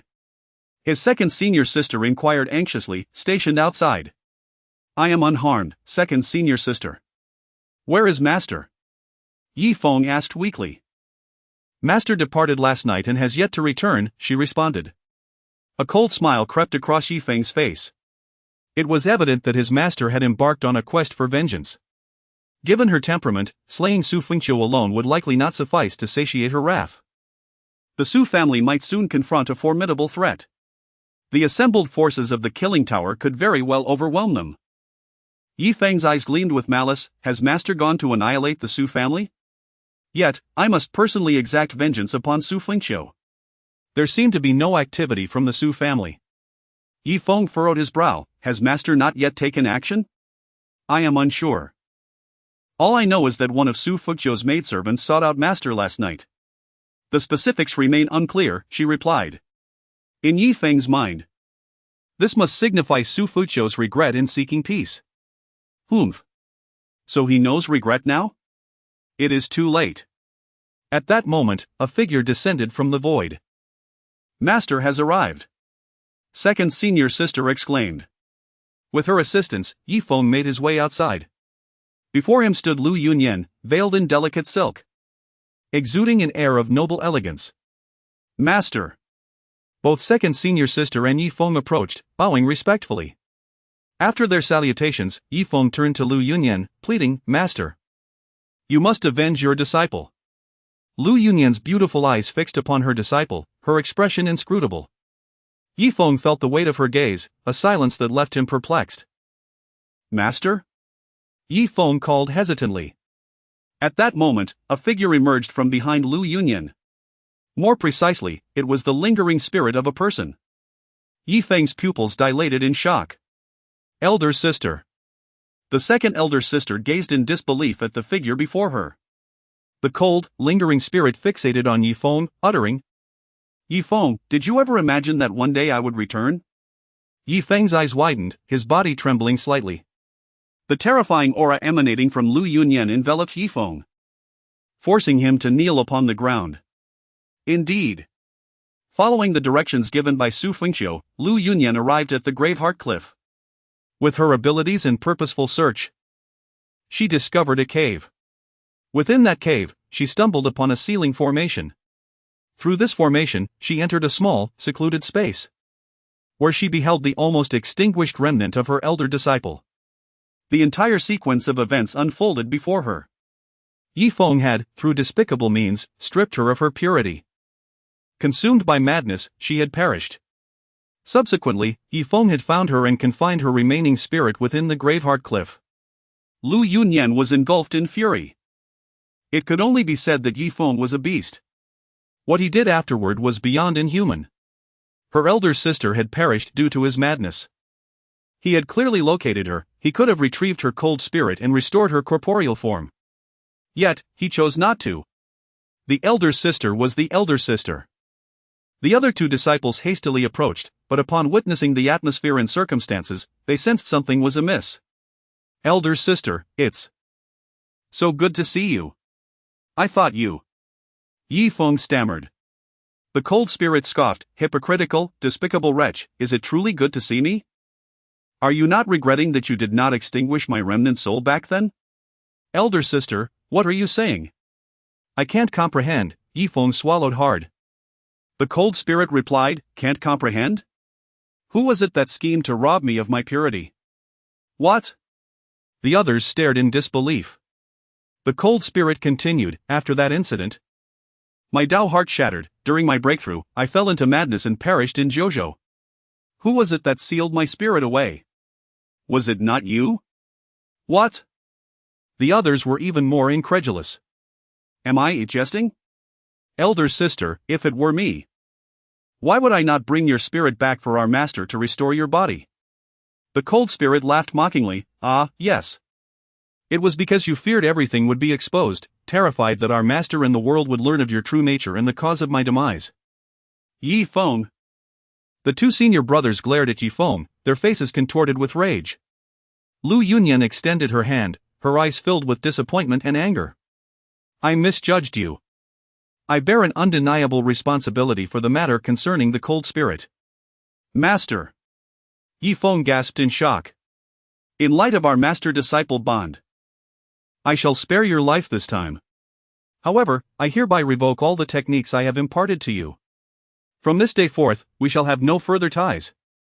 On the other side, ding. Yi Feng's techniques were nullified, destiny value -300, 000, your system value 3, 000. Ding. The relationship between Yi Feng and Lu Yunyan has crumbled, resulting in a destiny value of -800, 000. Upon hearing this system notification, Xu Fengqiu couldn't help but smirk slightly. It seems it is time to send you on your way. With the remaining shred of system value, Xu Fengqiu couldn't be bothered to expend effort on grinding. He would eliminate him directly, rendering the destiny value to 0, thus securing his rewards. Why indulge in unnecessary flamboyance? The rewards are of utmost importance. After all, He is the antagonist, he must cultivate his notoriety as such.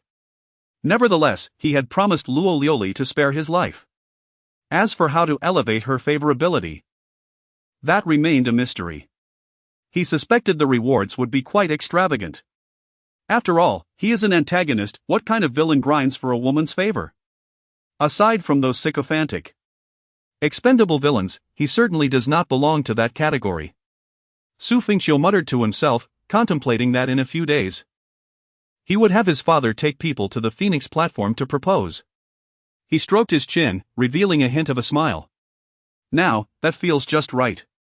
As for the pink spray in the system store, which could instantly grant 50 points of favorability, it was unnecessary to use it on Luo Liuli. If it comes to that, he would first grind a portion and then utilize the spray. Favorability, after all, tends to become increasingly difficult to increase as time progresses. At that moment, a knock echoed from outside. "Young master. Come in." Shaoli entered, unable to meet Xu Fengqiu's gaze directly. "Young master." Yi Feng has already been sent on his way to the first heaven of the Yi family by one of his senior brothers. Sister Qiu asked if she should eliminate him on the way. "No need, this emperor shall handle it personally." "Ah?" Shaoli was taken aback. "Young master. Your status is so esteemed, must you take action personally?" Shaoli blinked and continued, "Moreover, you promised the holy maiden of the Phoenix platform in front of everyone to spare his life. If you intervene, won't that be somewhat inappropriate?" Xu Fengqiu inquired. "What did this emperor say?" Shaoli tilted her head, pondering for a moment, and murmured, Young master, you said to give Fairy Luo some face and spare Yi Feng's life today." "Indeed, I did say to spare him for the day, however, today is the second day." Shaoli exclaimed, "The world is so complex, the city's schemes are profound." Chapter 11, What a Coincidence! I truly am the Celestial Emperor. Xu Fengqiu instructed Shaoli to refine the 9-star rainbow berry while he himself ventured into the secret realm of the Xu family, where he practiced. Within this enchanting sanctuary, the mountains were lush and the waters clear, complemented by a breathtaking lake. Xu Fengqiu extended his right hand, and a radiant golden light burst forth. The supreme bone began to gently rotate in the palm of his hand. The supreme bone! A smile graced Xu Fengqiu's lips. As an artifact capable of stirring tumultuous tides across the continent, the supreme bone undoubtedly possessed extraordinary attributes.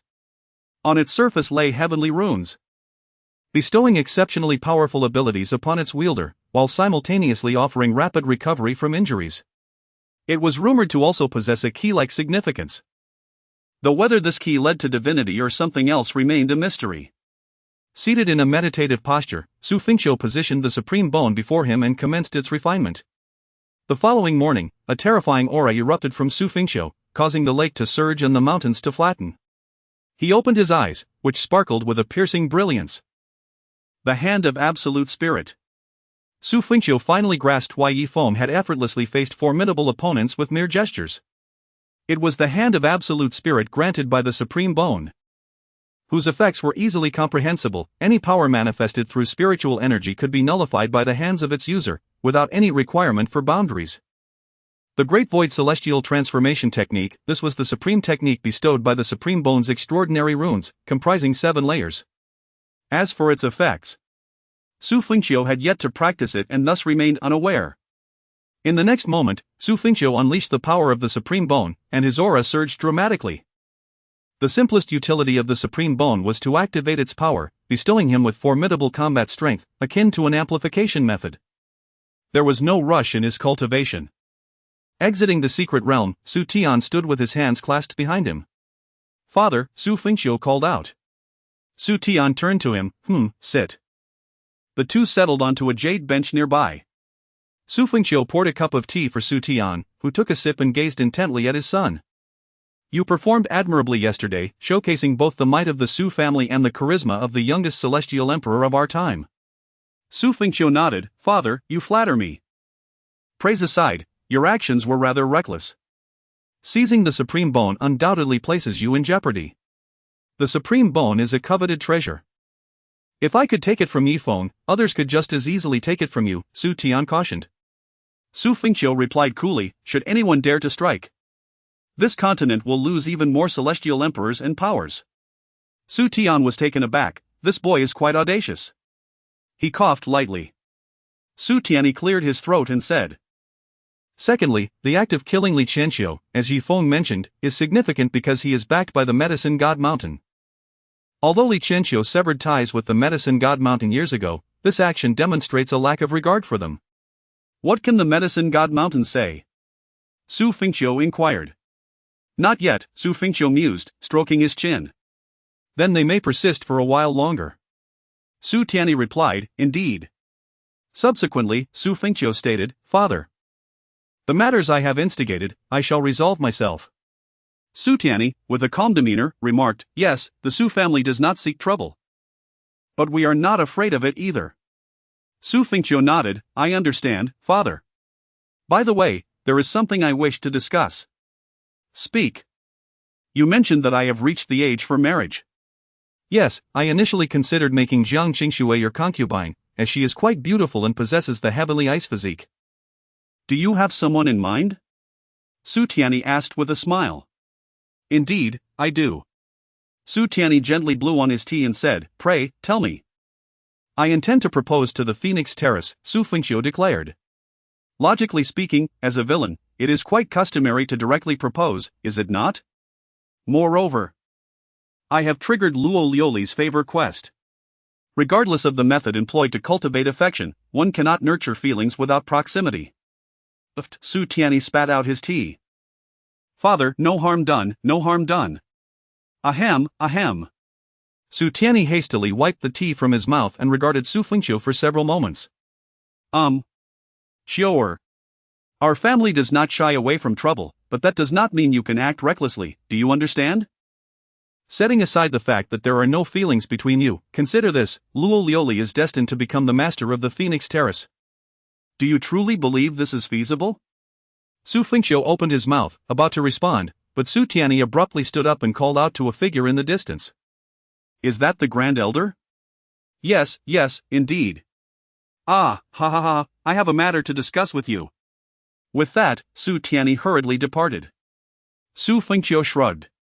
At this moment, the entire continent awaited the storm that the Su family was destined to confront, the Medicine God Mountain behind Li Qianqiu and the Lu Yunyan supporting Yi Feng.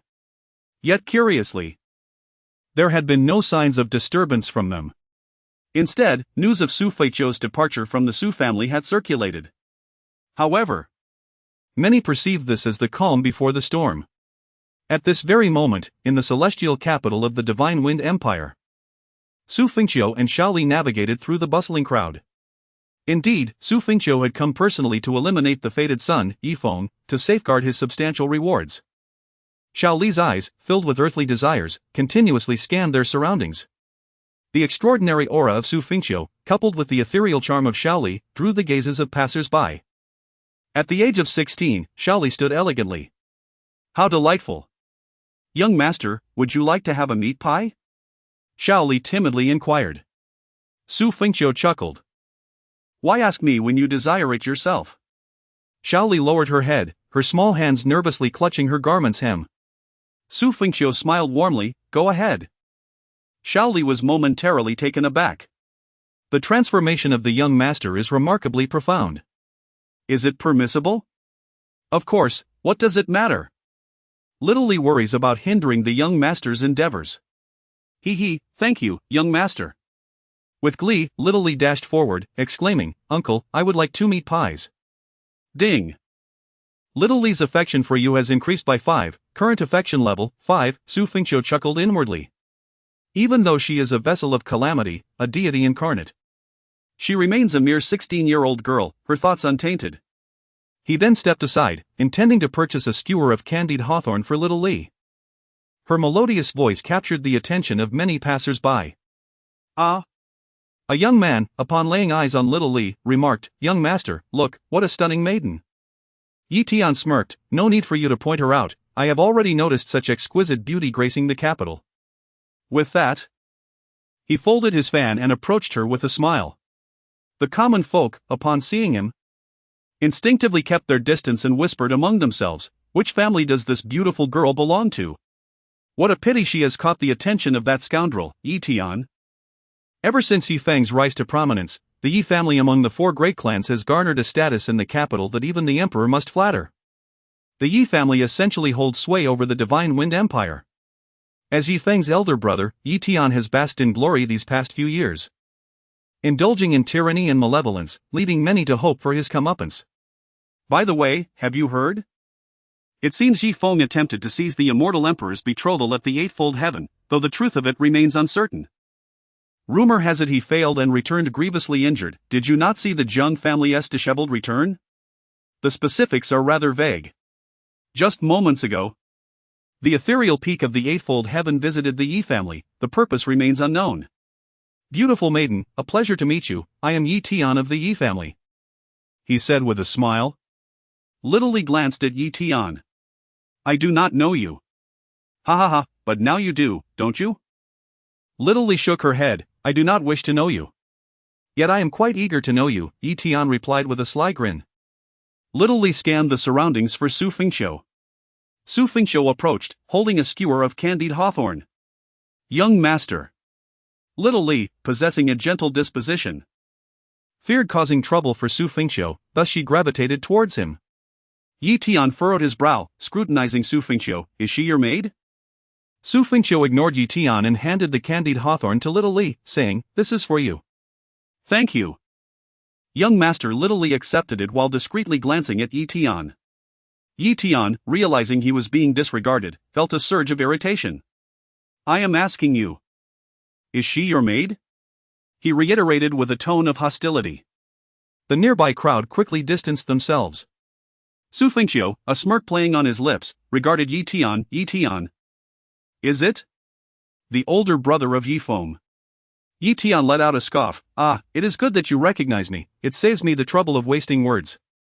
He gestured towards Little Li. She is now my maid, do you have an issue with that? Then Yi Tian added, I am not negotiating with you, but rather commanding you, do you understand? Xu Fengqiu smiled and shook his head, not quite. Not quite? Ha, knowing the status of my young master. You still pretend to remain composed? Let me enlighten you. As he spoke, Yi Tian's subordinate unleashed his spiritual power, heedless of the consequences, and struck Xu Fengqiu with a fiery punch. Yi Tian smirked, making no attempt to intervene, and was even poised to embrace Shaoli as they departed. However, as he took a step forward, his pupils constricted. He widened his eyes in disbelief and slowly turned to look at his subordinate. The latter, eyes agape and body frozen, gradually transformed into countless sparkling fragments, vanishing into thin air before him. You! Yi Tian stared in shock at Xu Fengqiu, only to find himself immobilized. Yi Feng is my second brother. He dares to compete even with the Celestial Emperor. How dare you touch one of my own? Yi Tian bellowed. Shaoli murmured disdainfully. Is that something to be proud of? Striking a stone with an egg, severely injured, with his supreme bone extracted. Had it not been for the plea of the Phoenix Terra Sanctus, he would have long since perished. Yi Tian retorted, what do you understand? He then glared at Xu Fengqiu. First, do you possess the backing of the Phoenix Terrace? Second, regardless of the outcome of my second brother's actions, you lack even the qualifications to meet the Celestial Emperor, let alone compete for a bride. What Yi Feng has attempted is unprecedented in the continent, even in failure. The heights he has reached are beyond your wildest aspirations. And by the way, you might be unaware. The people from the Eighth Heaven's Miao Peak are currently within my Yi family. The surrounding crowd was astounded. Indeed, they murmured. Although Yi Feng faced a dismal end, his endeavors were beyond what others dare to imagine. His stature is already far too elevated. Moreover, with the Miao Peak's people now in the Yi family, this man does indeed seem extraordinary. Yet, what Yi Feng had engaged in was almost mythical. Yi Tian gritted his teeth, glaring at Xu Fengqiu. What is your status? Even if you are the young master of a sect from the fourth or fifth heaven, you are unworthy to touch even the toes of my second brother. My brother has slain numerous sons of the fourth and fifth heavens, and has merely encountered obstacles before the illustrious Celestial Emperor Xu Fengqiu. Are you the Celestial Emperor? If not, release me and kneel to acknowledge your mistake. Otherwise, I shall annihilate your entire sect. Xu Fengqiu chuckled, as if observing a gesture. What a coincidence! I truly am the Celestial Emperor. Yi Tian? The crowd? Chapter 12, A Play of Three Vixens, One Heavy Sky. In the Yi family's banquet hall, Yi Feng sat despondently in a chair. Beside him was Jiang Qingxue, who held his hand tenderly. Jiang Qingxue felt helpless. She had been rendered powerless, and even the Ice God Palace no longer desired her. Now, she possessed nothing but Yi Feng. Although he was not as formidable as he once was, in the realm of the First Heaven, he remained a strong contender. She had no choice but to rely on him. Today, however, brought tidings of hope. Wang Jiying, the daughter of the esteemed leader of the Mysterious Peak, had arrived. Mysterious Peak was a powerful sect within the Eighth Heaven. Though not strikingly beautiful, Wang Jiying's noble status was undeniable. And she had once harbored deep affections for Yi Feng due to certain past events. Yet, at that time, Yi Feng had overlooked her because he did not find her particularly attractive. Fenger, we can only place our hopes on Mysterious Peak now, Yi Feng's father, Yi Hai, remarked. Yi Feng clenched his fists tightly, resentment flickering in his eyes. Father, there is no need for concern. Although I have suffered significant losses this time, as long as I am here, I will one day reclaim my place at the summit. I shall avenge myself against Xu Fengqiu. At that moment, Wang Jiying, clad in a pink gown and accompanied by several formidable members of Mysterious Peak, hurried into the room. Yi Feng, brother, she exclaimed, rushing towards him. Jiying. Yi Feng gazed at the woman before him and released Jiang Qingxue's hand to grasp Wang Jiying's. I have missed you dearly. Wang Jiying's eyes glistened with unshed tears. Brother Yi Feng, I have missed you too. After a year apart, how could you have been so mistreated? Yi Feng sighed deeply, and Yi Hai interjected, Miss Wang. I believe you are aware of the circumstances. Wang Jiying gritted her teeth. I know. Xu Fengqiu, relying on his identity as a celestial emperor and the heir of the Xu family, has been brazen in his actions. Brother Yi Feng, I will surely avenge you. Yi Feng replied, there is no rush for revenge. My situation is complex. I have lost my supreme bone, my cultivation has plummeted, my master has been slain. And another master has been incited against me. I find myself at a dead end and may require the assistance of Mysterious Peak. Rest assured. I am here to support you, Jiang Qingxue hastily added. Miss Wang, you were not present to witness the ruthlessness of Xu Fengqiu. I have been seeking ways to assist Brother Yi Feng, but alas, he is now in a state of helplessness. Yi Feng urged, Jiying, Qingxue, you both must lend your aid. Wang Jiying exchanged a glance with Jiang Qingxue before nodding. Very well. You shall accompany me back, and once there, I will have my father devise a plan to ensure we avenge you and annihilate the Xu family. The elder among them interjected, Miss, you came here without the knowledge of the sect leader. The Xu family is not an adversary that Mysterious Peak can confront. It would be prudent for the Yi family to handle their own affairs. Yi Feng coldly retorted, Humph. By then, I will be the son-in-law of Mysterious Peak. Whatever concerns there may be with the Yi family will become matters of our own, as we shall be one family. Wang Jiying nodded repeatedly, exclaiming, Yes. That's wonderful.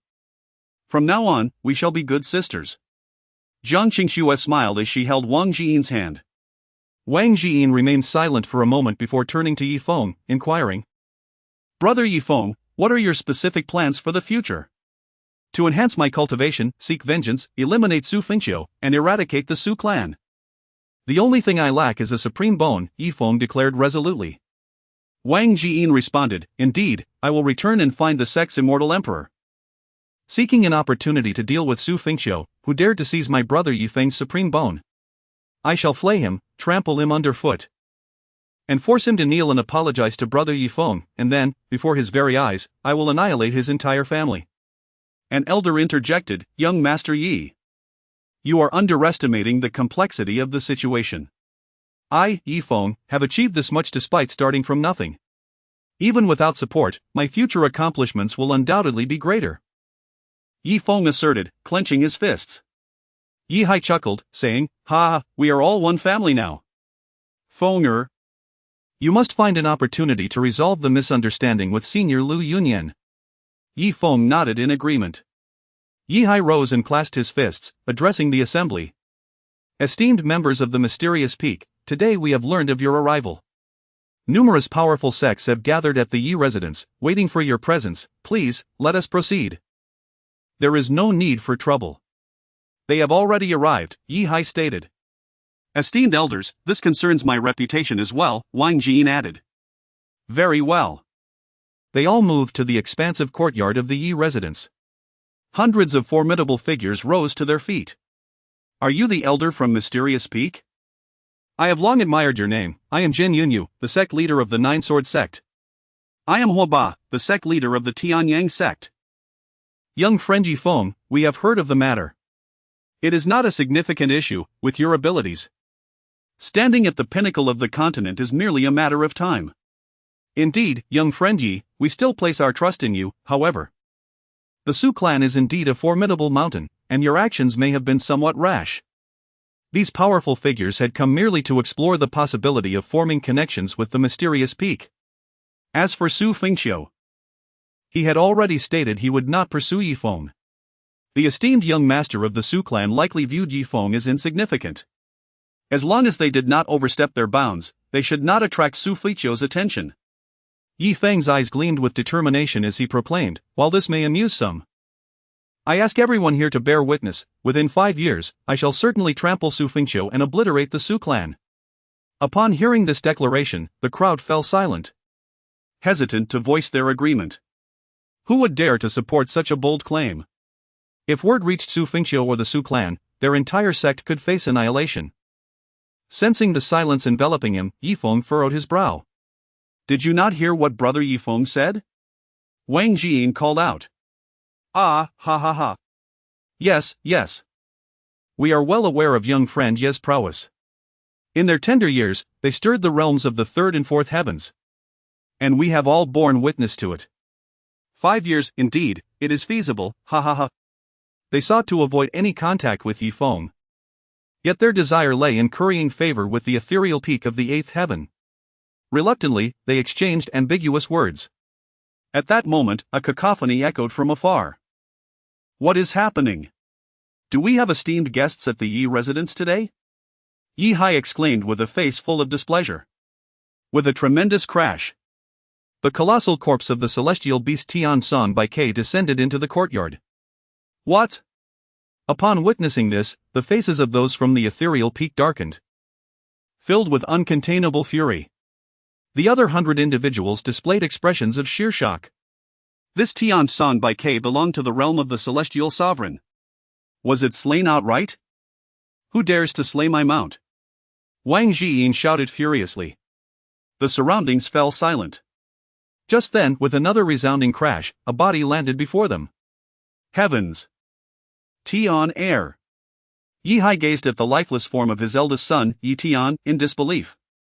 Oh, how lively the Yi residence is today! Upon hearing this voice, the powerful figures trembled in their entirety. Chapter 13, The Terrifying Methods of Xu Fengqiu in the Ethereal Expanse. Xu Fengqiu descended into the Yi family courtyard with his hands clasped behind his back, accompanied by Shaoli.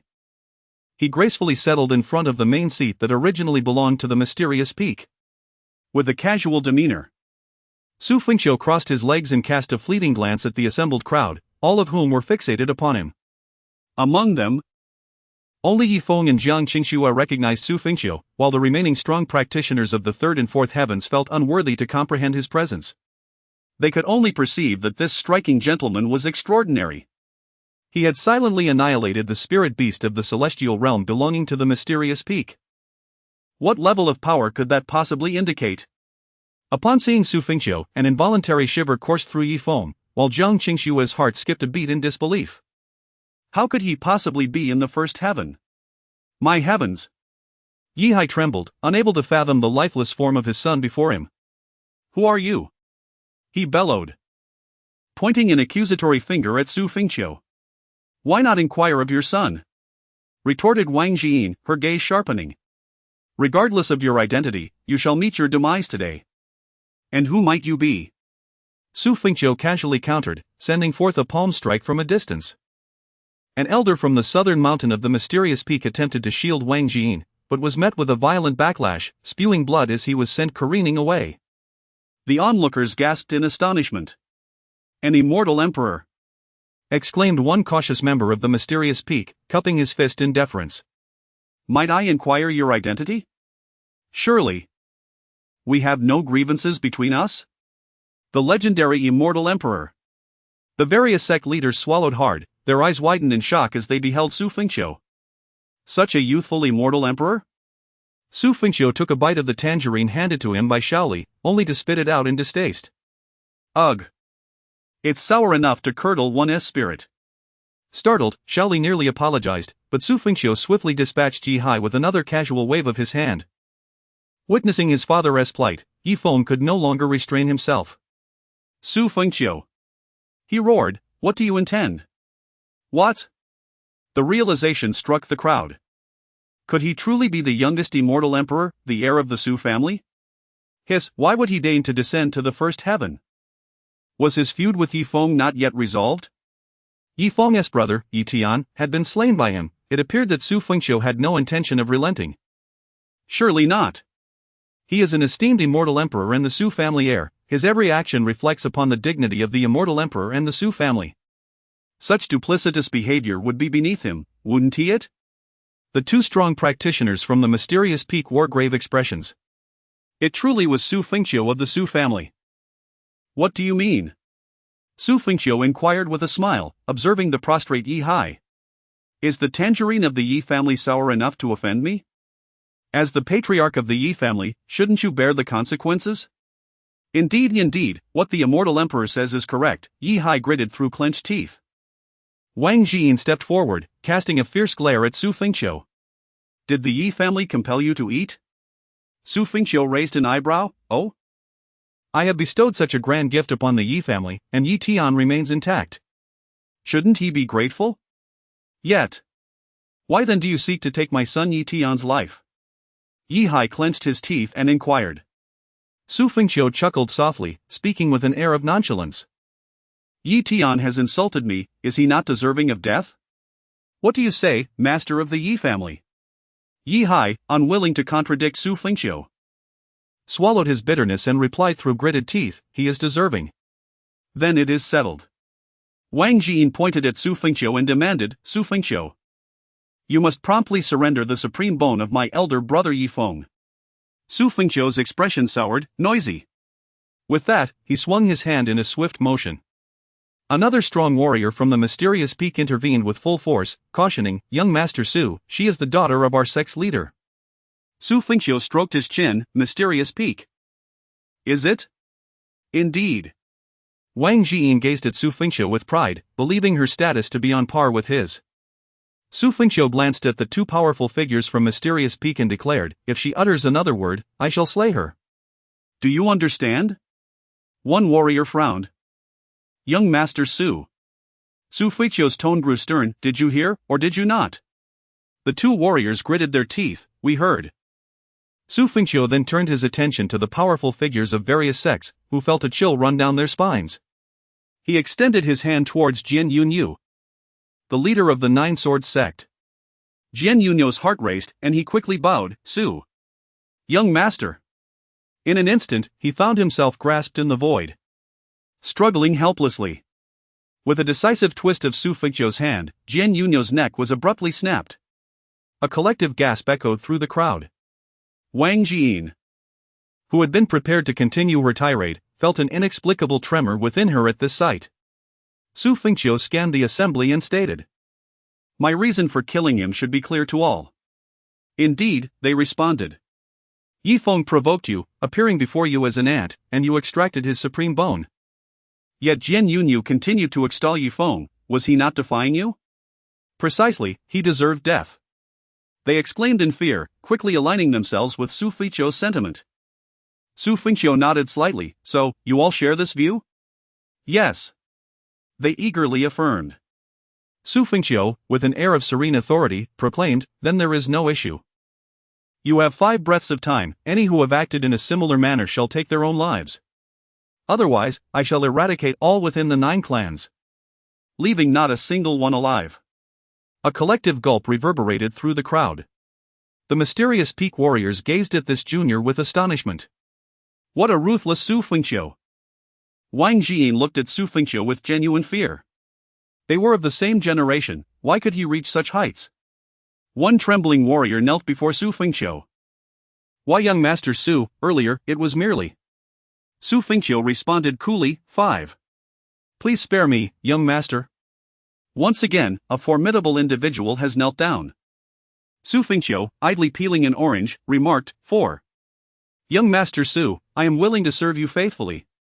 Exclaimed another. Young Master Xu. Xu Fengqiu responded, 3. Shali cast a glance at Xu Fengqiu before lowering her head. So handsome, so domineering. Ding. Shali's affection for you has increased by 5, current affection, 10. A powerful figure trembled, then gritted his teeth and shouted, I implore you, young Master Xu. Please keep your word. With that, he swiftly drew his sword and severed his own throat. There was no other choice. He did not wish to die. However, in his attempt to curry favor with the Misty Peak, he had spoken well of Yifeng. Fear gripped him. He feared that if he did not comply, Xu Fengqiu would indeed annihilate his entire clan. He had a son, a daughter, a wife, he could not bring harm upon them. Not to mention the Xu family that stood behind Xu Fengqiu. One mere Immortal Emperor Xu Fengqiu was sufficient to obliterate their entire sect. Xu Fengqiu remained unfazed. Lowering his head to consume another segment of the orange, not even casting a glance, he coolly stated, 2. Observing this, a few others displayed expressions of despair. My son. I can no longer see you. Take care. One individual gathered his spiritual energy and struck his palm against his own forehead, collapsing straight to the ground. Soon, others followed suit, one after another succumbing. Xu Fengqiu had just finished his orange, wiped his hands, and glanced at the two powerful figures from Misty Peak. Have the two from Misty Peak said anything? Chapter 14, The Slaying of the Child of Destiny. Yifeng. Xu Fengqiu's words sent a shiver down the spines of the two formidable figures from the mysterious peak. What did he mean? Was he insinuating that if they spoke well of Yifeng, he would even go so far as to end their lives? What a mockery! They were members of the mysterious peak. Though they were not immortal emperors, they had achieved the realm of heavenly Tao, and had long been renowned throughout the 9 continents. How could they possibly be intimidated by someone like Xu Fengqiu? Were they to forsake their dignity? Yet, Xu Fengqiu had just exhibited such ruthless decisiveness. And they felt a genuine trepidation. Are you saying that even if we from the mysterious peak speak well of brother Yifeng, you would dare to harm us? Wang Jiying exclaimed in anger. Miss. The esteemed elder of the South Mountain from Mysterious Peak quickly interjected. What do you mean? I am speaking out. The Mysterious Peak is not afraid of the Xu family. And you, Xu Fengqiu, remember this, I will seek justice for brother Yifeng for everything you have done. I will kill you and your family. Wang Jiying declared, pulling Yifeng as she prepared to leave. Very well, let us depart, Yifeng echoed. Eager to vacate the premises, uncertain of Xu Fengqiu's intentions. Xu Fengqiu, seated calmly, raised his hand. Xu Fengqiu, you dare! The South Mountain elder bellowed. Charging towards Xu Fengqiu with terrifying might to protect Wang Jiying. Be gone! The moment Xu Fengqiu unleashed his Immortal Emperor's pressure, the heavens and earth transformed dramatically.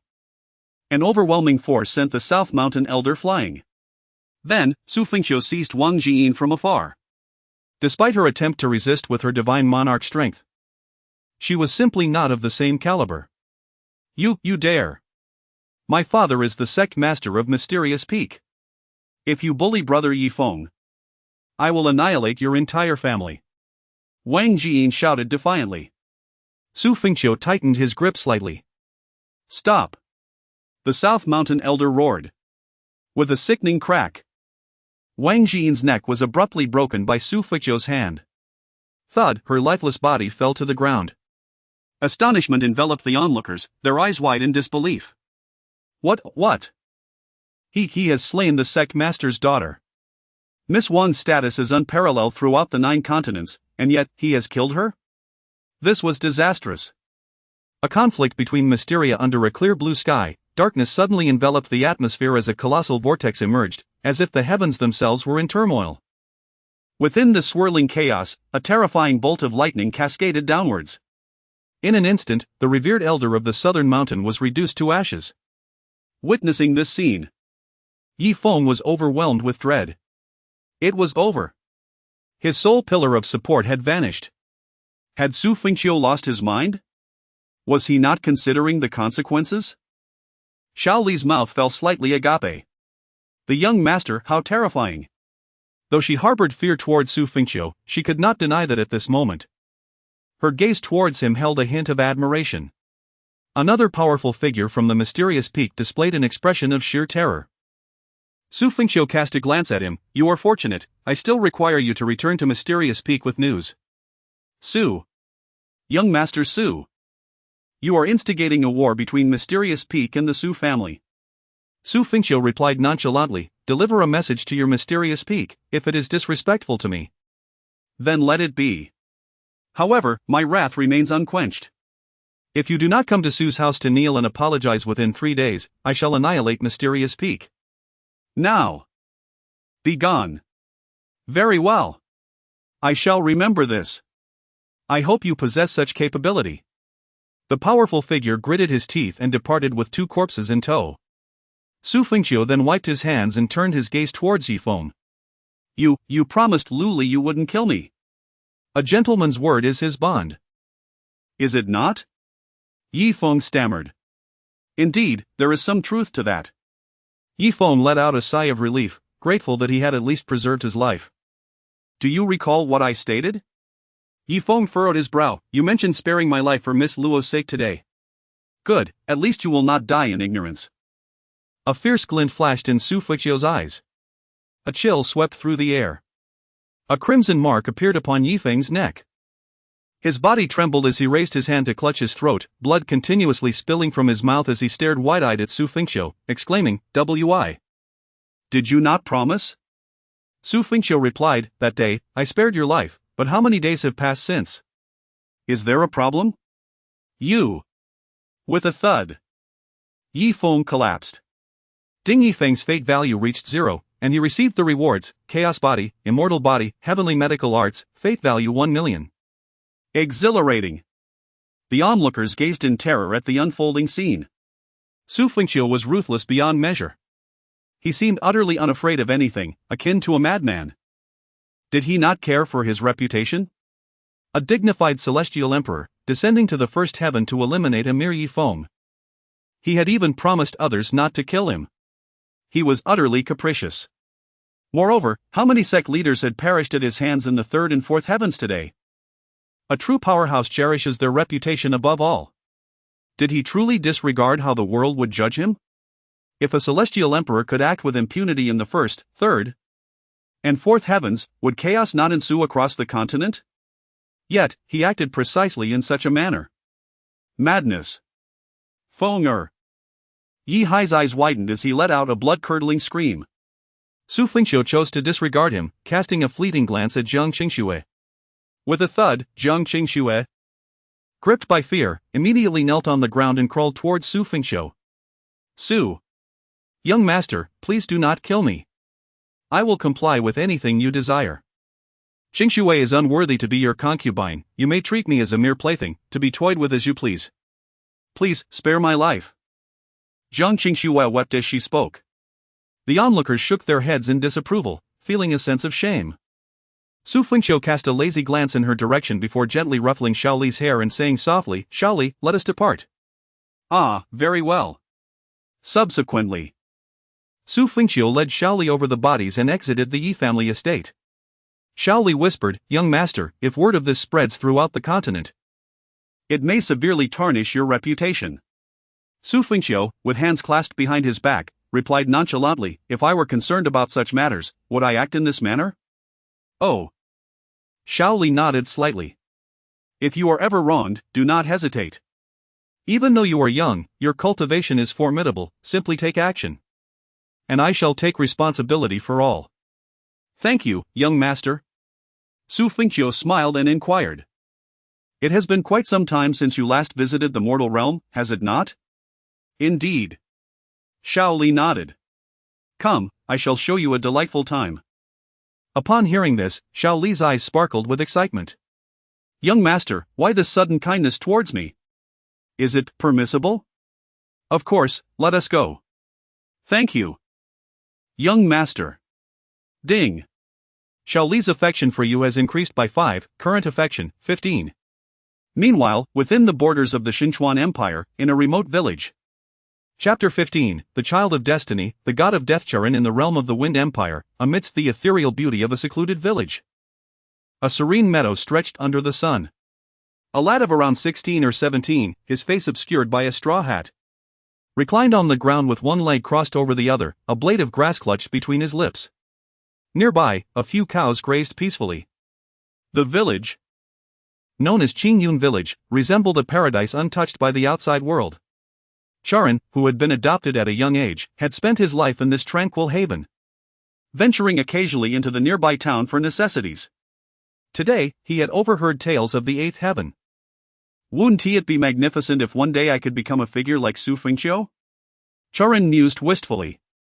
Suddenly, a thud echoed through the air. A cow collapsed onto the ground. Upon hearing the commotion, Charon sprang to his feet and dashed over. The old cow lay still, its eyes wide open yet devoid of movement, save for a murky glimmer in its gaze that reflected Charon's rushing figure. Old friend Charon knelt beside the aging beast, resting his face against its, gently stroking its fur. His body trembled slightly, and his eyes glistened with unshed tears, as if he had anticipated this moment. You've worked hard all these years. Now, it's time for you to rest, he whispered softly. Tears began to trickle from the old cow's eyes. Having toiled for the family since Charon's childhood, the cow had aged far beyond Charon himself, a steadfast companion throughout his upbringing. At last, the old cow mustered its remaining strength, letting out a final moo, seemingly bidding farewell to Charon before closing its eyes for the last time. Farewell. My friend Charon wept against the lifeless form. As the sun dipped below the horizon, he dug a deep grave and laid the old cow to rest, bowing solemnly before wiping his tears and leading 2 other cows back toward the village. In the distance, Charon spotted flames engulfing his village. His heart raced. Father, mother, sister. He released the cows and sprinted toward the chaos. The once peaceful village had been ravaged, bodies strewn about, their lifeless eyes staring into the void. With a crash, Charon fell to his knees, fists clenched tightly. After a long silence, he lifted his gaze, his eyes ablaze with fury. A shadowy aura began to manifest around him, his hair and clothing swirling violently as the winds of fate stirred in the heavens above, awakening a dormant power within him. Meanwhile, Xu Fengqiu dined with Shao Li in a tavern in Tianming City. Shao Li was in high spirits, having spent many years within the Xu household, rarely venturing out. She never imagined the young master would take her out for a day of fun. Stealing a glance at Xu Fengqiu, who was savoring his drink, she noted how profoundly he had changed, as if he were a different person altogether. Ding Shao Li's affection for you has increased by 5, current affection level, 20. Ding Shao Li's affection for you has reached 20, reward obtained, heaven-defying insight, body of 10,000 poisons. Body of 1,000 poisons, the supreme embodiment of toxins. Immune to all poisons. Xu Fengqiu raised an eyebrow. Is a mere level 20 favor worth such a reward? One can only imagine what an 80 level favor entails. Ding. The child of fortune has been detected. Oh? In this realm, there are indeed numerous children of fortune. Xu Fengqiu contemplated inwardly. Subsequently, he probed into the newly emerged child of fortune. Child of fortune, Juran, destiny value, 890010, first tier child of fortune, age, 18, bloodline, human, physique, celestial evil body, realm, 7th stage of divine power, chi refinement, body refinement. Bright aperture, divine power, profound heaven, profound king, law, domain, divine sea, celestial sovereign, divine emperor, heavenly path. Each realm consists of 10 stages. Breaking through the heavenly path signifies becoming an immortal emperor. Combat rating, 77. Description: a common villager from Qingyun Village in the Divine Wind Empire. Adopted by the villagers 18 years ago, currently, the ancient god of killing's power sealed within him has begun to awaken. The god of killing. Xu Fengqiu mused. He was well aware of the legend. During the ancient era of the Divine Age, the god of killing, El Tai gained notoriety across the continent through slaughter. He was known as the god of killing. Eventually, El Tai's power became too overwhelming, consuming his will. During that time, countless lives were lost. Ultimately, various powerful beings united to obliterate him. Thus fell a generation's god of killing. Ding! You have triggered the quest, Rise of the God of Killing. With the task, to subdue the future god of killing. When the god of killing rises, you shall receive the ultimate reward, the target's destiny value will increase. And the host will receive a tenfold return of system values. Furthermore, each time the target child of fortune levels up, the host will receive a reward. Xu Fengqiu stroked his chin thoughtfully. Simply put, the system desires him to take this future god of killing as his disciple, aiding him in achieving greatness. As he grows stronger, Xu Fengqiu will be even more formidable. Indeed, merely triggering the task of resetting destiny value has become rather tedious. Additionally, Xu Fengqiu genuinely intends to establish a powerful force of his own. The Xu family is strong, but not enough. Xu Fengqiu turned to Xiaoli, saying, "This emperor has matters to attend to in the 8th heaven. You shall seek out a youth named Xu Ran from Qingyun village and bring him here." Xiaoli complied. Xu Fengqiu then vanished from her sight. "Boss, time to settle the bill." Xiaoli placed a gold coin on the table. "Oh dear, heroine, this is far too much." The innkeeper exclaimed in surprise. "May I inquire about something?" Xiaoli asked. Despite her trepidation before Xu Fengqiu, Xiaoli was nonetheless a mate of the Xu family.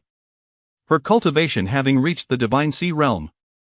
In this realm, she was indeed a dominant force. "Please, go ahead. Where is Qingyun village?" Xiaoli inquired. "Alas, heroine. Qingyun village is no more." Xiaoli's brows furrowed. "No more?" "Just yesterday, Qingyun village was slaughtered, and all its inhabitants perished. It seems only a youth named Xu Ran remains alive." Upon hearing this, Xiaoli let out a sigh of relief. It was sufficient to know that the individual mentioned by the young master was still alive. However, where could Xu Ran be found? The innkeeper replied, "Coincidentally. He is in Tianming city, detained by the city lord." "Why?" The innkeeper continued, "Last night, the eldest son of the Li family, Li Ming, was murdered. And at that moment, Xu Ran was present at the scene." "Thank you." Xiaoli then exited. The female hero frequently visits, indeed. At this moment, within the city lord's residence, Xu Ran knelt, a talisman affixed to his body. This was a spirit-binding talisman, rendering martial artists incapable of channeling their spiritual energy. Surrounding him were numerous soldiers of Tianming city and curious onlookers. At the front sat the city lord, his gaze sharpening as he inquired, "Xu Ran, you claim to have witnessed the entire process of Li Ming's murder last night, is that correct?" "Yes," Xu Ran replied with a cold demeanor. "Humph. Then allow me to ask you again, what did the murderer look like?" "I did not see the face of the murderer," Xu Ran responded calmly. Bang! The city lord slammed his palm onto the table, shattering it, and pointed an accusatory finger at Xu Ran, fuming, "You wretched fool. I have investigated. Li Ming had a conflict with you a few days prior. Did you not kill Li Ming last night? Do you admit to this crime?" "Ha!" Xu Ran let out a laugh, his expression turning steely. "Li Ming slaughtered my entire village without consequence, yet I, Xu Ran, am guilty for killing him?" "City lord. It was Li Ming who sent people to massacre the inhabitants of Qingyun village, was it not?" The city lord's gaze hardened, "Indeed. My investigation has revealed that the entire Qingyun village was a den of evil, merely a small stronghold for their kind. Eliminating those of the sinister sect is the duty of all martial artists on this continent." Xu Ran stared at the city lord, his eyes glinting with murderous intent. To fabricate accusations is but a trivial matter. The city lord remarked coolly, "And you, at last, acknowledge that you killed Li Ming." Xu Ran gritted his teeth. "When have I not acknowledged it? When have you ever admitted to it?" Xu Ran's eyes burned crimson. Filled with boundless malice as he fixed his gaze upon the city lord, a bloodthirsty grin curling at the corners of his mouth, "City lord. Can you guess why I have consistently emphasized that I witnessed the entire event but did not see the murderer's face?" The city lord's brow furrowed sharply. Chapter 16, The Ethereal Peak declares war on the 10,000-year imperial clan. The gaze of Churin, along with the aura emanating from him, caused a sudden palpitation in the heart of the city lord. Indeed, in that fleeting moment, he experienced fear. How could the esteemed city lord of Tianming, a master of the Xianwang realm, feel trepidation before a mere youth from a small village? Churin had long since uncovered the identity of the inhabitants of Tu Qingyun village, who were sent by the city lord of Tianming. Therefore, killing one Li Ming was insufficient. He sought vengeance against the city lord for the villagers. He boldly claimed to have witnessed the entire ordeal, all to present himself before the city lord. In an instant, the forbidden spirit talisman behind Churin surged forth, unleashing a powerful surge of spiritual energy. He swiftly seized the sword from a nearby soldier and thrust it toward the city lord. The events transpired in the blink of an eye. The city lord was taken aback by the force Churin unleashed, but as a formidable Xianwang realm expert, he dismissed it as a mere parlor trick. The city lord unleashed his own Xianwang might, raising his hand to block Churin's sudden assault. Despite Churin's desperate exertion of strength, he found himself unable to close the distance. Subsequently, the city lord struck Churin's shoulder with a palm. With a cough, Churin spat blood and was sent sprawling. The city lord brushed off his garments, coldly remarking, "You dare attempt to slay this city lord? This Churin is a wretched creature of the Tianming sect and must be eliminated." Churin lay on the ground, bloodied and battered, his eyes flickering with malice. He had failed. Yet, in that failure, everything had come to fruition. In this final moment, he had not anticipated that the city lord was a Xianwang realm expert. He had believed him to be merely at the Xiantian realm, as he had heard. Clenching his teeth, Churin's fists tightened. "Father, mother, sister, village chief, everyone. I, Churin, am powerless to avenge you." As the crowd prepared to take lethal action against him, a terrifying aura suddenly erupted. The presence of the divine sea realm. The city lord exhibited a look of shock. Xiaoli approached step by step. She glanced at Churin on the ground and exhaled in relief. "Thank goodness, I almost arrived too late." "Who are you?" the city lord inquired warily, eyeing Xiaoli. "Oh, I am here to take him away." Xiaoli pointed to Churin on the ground. Churin turned his head with great difficulty to look at Xiaoli. In that moment, it was as if a light had pierced through the darkness. "Miss, this fellow is from the Tianming sect, and he bears the mark of a heinous crime." "A member of the Tianming sect? Yet, he possesses no aura of malevolence," Xiaoli remarked. "That is because he conceals his aura," the city lord replied. Xiaoli blinked. "Oh, you mean to say that a being of the divine power realm can hide his presence before one of the divine sea realm?" The city lord's expression darkened considerably. "Can he rise?" Xiaoli lowered her gaze to Chu Ran and inquired softly. "Ahem." Chu Ran, clutching her chest, gradually rose to her feet. "Thank you for your kindness, my lady." As she spoke, a flicker of determination shone in Chu Ran's eyes. "I beseech you to assist me. Obstruct the others while I confront this scoundrel in a fight to the death." "That is unwise, you cannot defeat him." Chu Ran tightened her grip on the sword in her hand. "Then I shall perish here." Xiaoli grew anxious. "How then can you accompany me?" she asked. Chu Ran fixed her gaze on the city lord. "Kill him." Upon uttering these words, a dark aura surged around Chu Ran, her presence rapidly intensifying. Just as the city lord was about to speak, Xiaoli unleashed a palm strike towards him from a distance, propelling him several meters away, clearly a fatal blow. "Now, can we leave?" Xiaoli stated. Chu Ran responded with a pause. "Eightfold heaven. Ethereal peak. My daughter. My daughter." The sect leader, Wang Yuanzong, stared in disbelief at the lifeless form of his daughter, Wang Jin. Inside the grand hall, the powerful figures were equally astonished.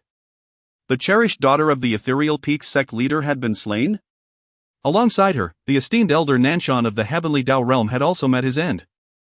This was a being of the Heavenly Dao realm, even at the 10th tier, nearly stepping into the domain of the Immortal Emperor. "Who did this? Who did this?" Wang Yuanzong roared, his face contorted with murderous intent. The others remained silent. Reporting to the sect leader. Spoke the only surviving strong individual from the Yi family on Ethereal Peak. It was Xu Fengqiu. What? At this proclamation, the crowd gasped in shock. Xu Fengqiu? He actually killed the young lady? Has he lost his mind? The Xu family is powerful, but we of Ethereal Peak are not weak either. How dare he? Such audacity. To believe that achieving the status of Immortal Emperor at a young age grants him free reign is utterly outrageous. This Xu Fengqiu is even inferior to Yi Feng. He is merely a debauched scion with a hollow background in cultivation, lawless and unrestrained. Wang Yuanzong clenched his fists tightly. His face a mask of resentment, then turned to the strong individual. Elucidate the sequence of events in detail. The strong individual recounted the circumstances, inciting further fury among the crowd. Is it merely because the young lady uttered a few derogatory words? How preposterous! If it were anyone else, it would be inconsequential. But who is she? He knew she was the daughter of the sect leader of Ethereal Peak, yet he dared to act thus? A true Immortal Emperor. Descending to the first heaven to commit murder, promising to spare Yi Feng's life, yet still delivering a fatal blow, petty and vindictive. This man brings disgrace to our martial world and dishonors the realm of the Immortal Emperor. He possesses no vision, no heart of an Immortal Emperor. Humph. Those who fail to comprehend believe his achievement of Immortal Emperor at 28 is miraculous. Yet who among us does not recognize that this is merely a result of the Xu family's exhaustive resources forcibly amassed? He is nothing but a mere alchemical vessel. Wang Yuanzong trembled with rage, gritting his teeth as he demanded, "What else did he say?" He said. Speak! Wang Yuanzong bellowed. He stated that it was the young lady who had insulted him first, demanding that the sect leader and his men go to the Xu family within 3 days to kneel and apologize, or else. Or else what? Or else he would annihilate the Misty Peak. With a resounding crash, Wang Yuanzong shattered the table with a single palm strike. What a formidable Xu Fengqiu! What an audacious Xu family! Do they truly believe they are still the Xu family of 10,000 years ago? It infuriates me. Issue a decree throughout the land. If the Xu family does not surrender Xu Fengqiu's life within 3 days, Misty Peak will declare war upon the entire sect. The assembly exchanged glances. To be frank, while anger was palpable, did they truly wish to engage in battle with the Xu family? Misty Peak was undeniably powerful. Yet the Xu family had indeed fallen from grace. However, pitted against the Xu family, Misty Peak had little chance of victory. Sect leader, might this be too hasty? Inquired an elder. Indeed, sect leader, do not act on impulse. This matter requires careful deliberation. This war concerns the very survival of our Misty Peak. Wang Yuanzong's gaze sharpened. Careful deliberation? My daughter has been slain. If Misty Peak does not demand a satisfactory explanation, how can we hold our heads high? How can we maintain our dignity? Is there anyone who dares to voice dissent? Speak up. No one dared to utter a word. Wang Yuanzong declared, transmit my orders. Declare war on the Xu family. Yes. Chapter 17, The Great Ping Soars on the Wind. Rising straight up to 90,000 miles, the tale of Xu Fengqiu's exploits in the first heaven spread across the entire continent, sending shockwaves throughout the 9 provinces. Various sects engaged in fervent discussions about this event. At the Heavenly Feather Sacred Land, atop Tianming Peak, Lu Yunyan sat in her courtyard sipping tea. One of her male disciples approached her respectfully. Master. Yes, sit down, she replied. The disciple took a seat before Lu Yunyan and said, Master, Yi Feng has been killed by Xu Fengqiu.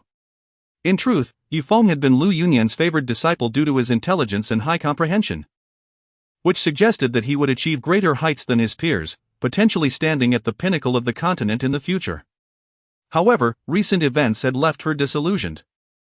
I am aware, Lu Yunyan stated. Master, we cannot regard Xu Fengqiu with the same lens as we do the Immortal Emperors. He is different. A dignified Immortal Emperor.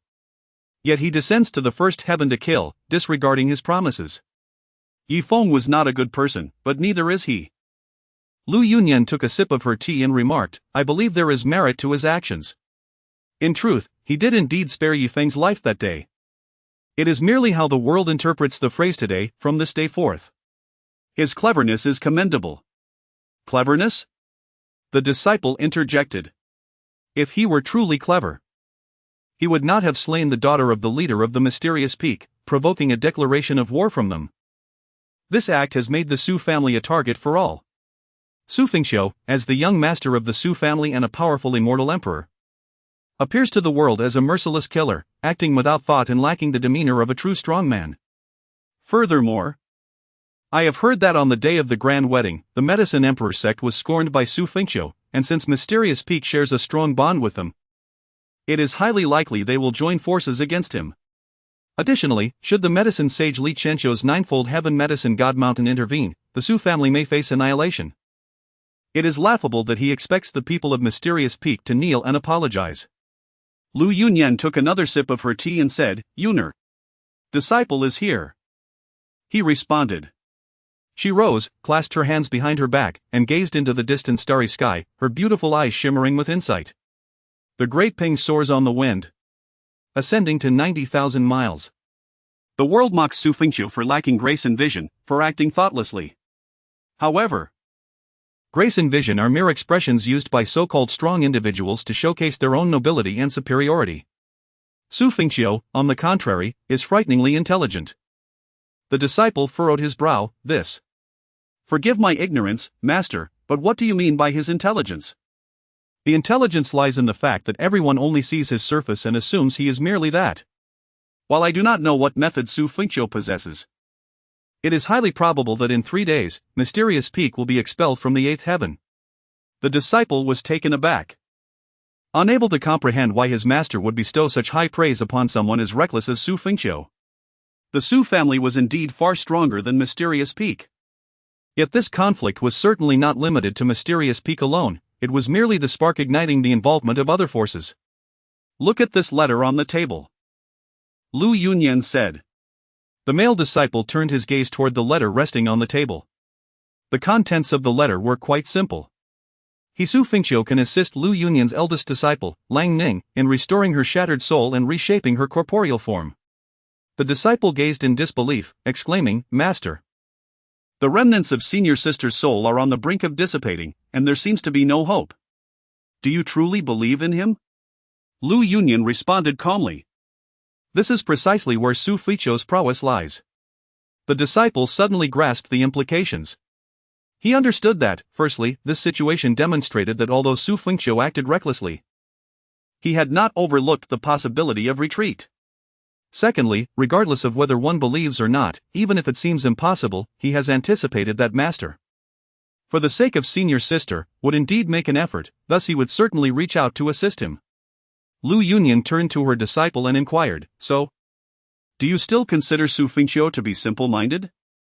The disciple was filled with admiration. Meanwhile, Xiaoli had returned to the 8th heaven with Chu Ran. I feel like having something to eat. Would you like to join me? She asked Chu Ran. He quickly averted his gaze but then replied. What does Miss Xiaoli wish to eat?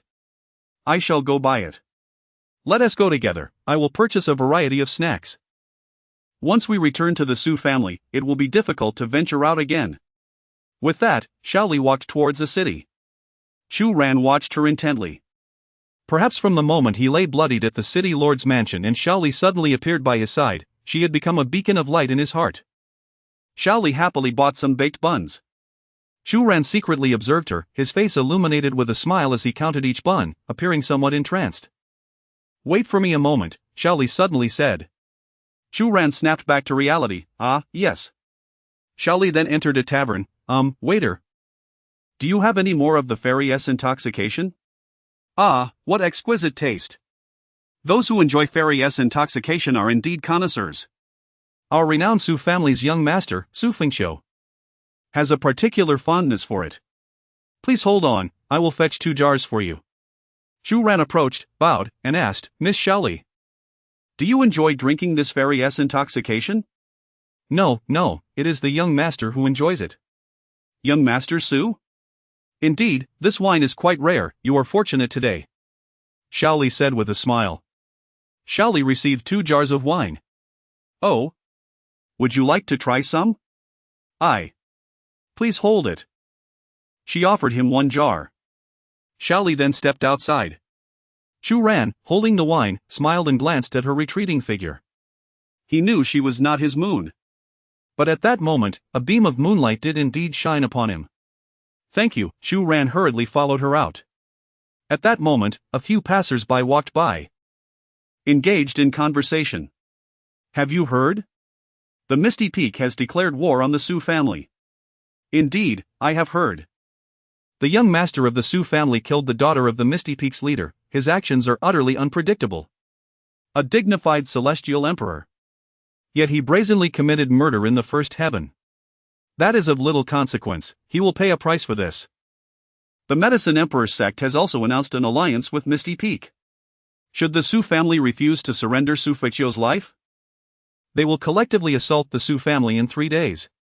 The divine mountain of Yaoshan in the 9 heavens seems to be stirring restlessly.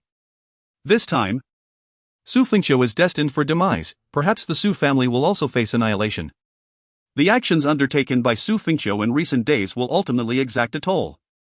However, it is laughable that Xu Fengqiu, having slain the daughter of Wang Yuanzong, brazenly demands that Piumiao Peak kneel and apologize, threatening to obliterate it otherwise. The turbulence across the 9 continents heralds an impending spectacle. Upon hearing this, Shaoli furrowed his brow. We must hasten our pace. Indeed. Meanwhile, within the Xu family, Xu Fengqiu is immersed in his cultivation. He has received rewards for slaying Yi Feng, the chaotic body, the undying physique, and the sacred art of heavenly medicine. The chaotic body is a supreme constitution, primarily enabling the wielder's power to manifest with chaotic energy. This chaotic energy not only amplifies strength but also disregards defensive spiritual forces. The undying physique, characteristic of the undying divine clan, possesses an extraordinarily terrifying healing capability. As long as he is not vanquished in an instant, even if an arm is severed, it will regenerate in the blink of an eye. The sacred art of heavenly medicine synthesizes all medical knowledge and alchemical techniques throughout history. In simple terms, Xu Fengqiu's medical prowess is unparalleled. At this moment, the continent trembles with unrest. Even as the Xu family finds itself in dire straits, and the world anticipates their impending downfall, with countless observers awaiting this astonishing battle, everything remains firmly within Xu Fengqiu's grasp. Young master, Xu Ran has arrived. Xiao Li's voice resounded. Do not send the girl. Do not send the girl. Do not send the girl. Chapter 18, The 10 Supreme Poisonous Artifacts. Xu Fengqiu opened his eyes and rose to exit. The door creaked open. Xu Ran gazed at the esteemed Xu Fengqiu before hastily lowering his head. Xu Ran had met young Master Xu before. Xu Fengqiu then turned to Shaoli, saying, Shaoli, you should return to rest. Yes. As Shaoli was about to leave, he suddenly remembered something and produced a flask of Fairy Delight, presenting it to Xu Fengqiu with both hands. Young master, this is the Fairy Delight I purchased. Indeed, Shaoli's admiration for Xu Fengqiu had reached a level of 20, denoting friendship. Xu Fengqiu smiled. So obedient, are you? The young master has been particularly kind to Shaoli of late, he murmured softly. Very well, go rest now. Understood. Shaoli then departed. Xu Fengqiu sat upon the jade bench in the courtyard and glanced at Xu Ran, saying, Come sit. Xu Ran approached and bowed. Xu Ran dares not. Sit if I say so. Yes. Xu Ran took a seat before Xu Fengqiu. Xu Fengqiu poured a drink. Try this Fairy Delight. Xu Ran quickly stood. How could Xu Ran dare to serve young master? Allow me. Xu Fengqiu disregarded his protest, flicking a finger to push a cup of wine towards him. Thank you. Xu Ran, trembling, took a sip and remarked, It is fragrant, smooth upon the throat, and the flavor lingers richly in the belly. Xu Fengqiu chuckled and took a sip.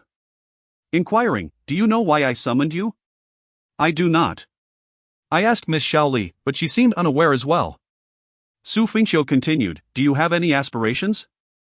Aspirations? Xu Ran clenched his fists, I wish. I desire. Speak freely, Xu Fengqiu encouraged.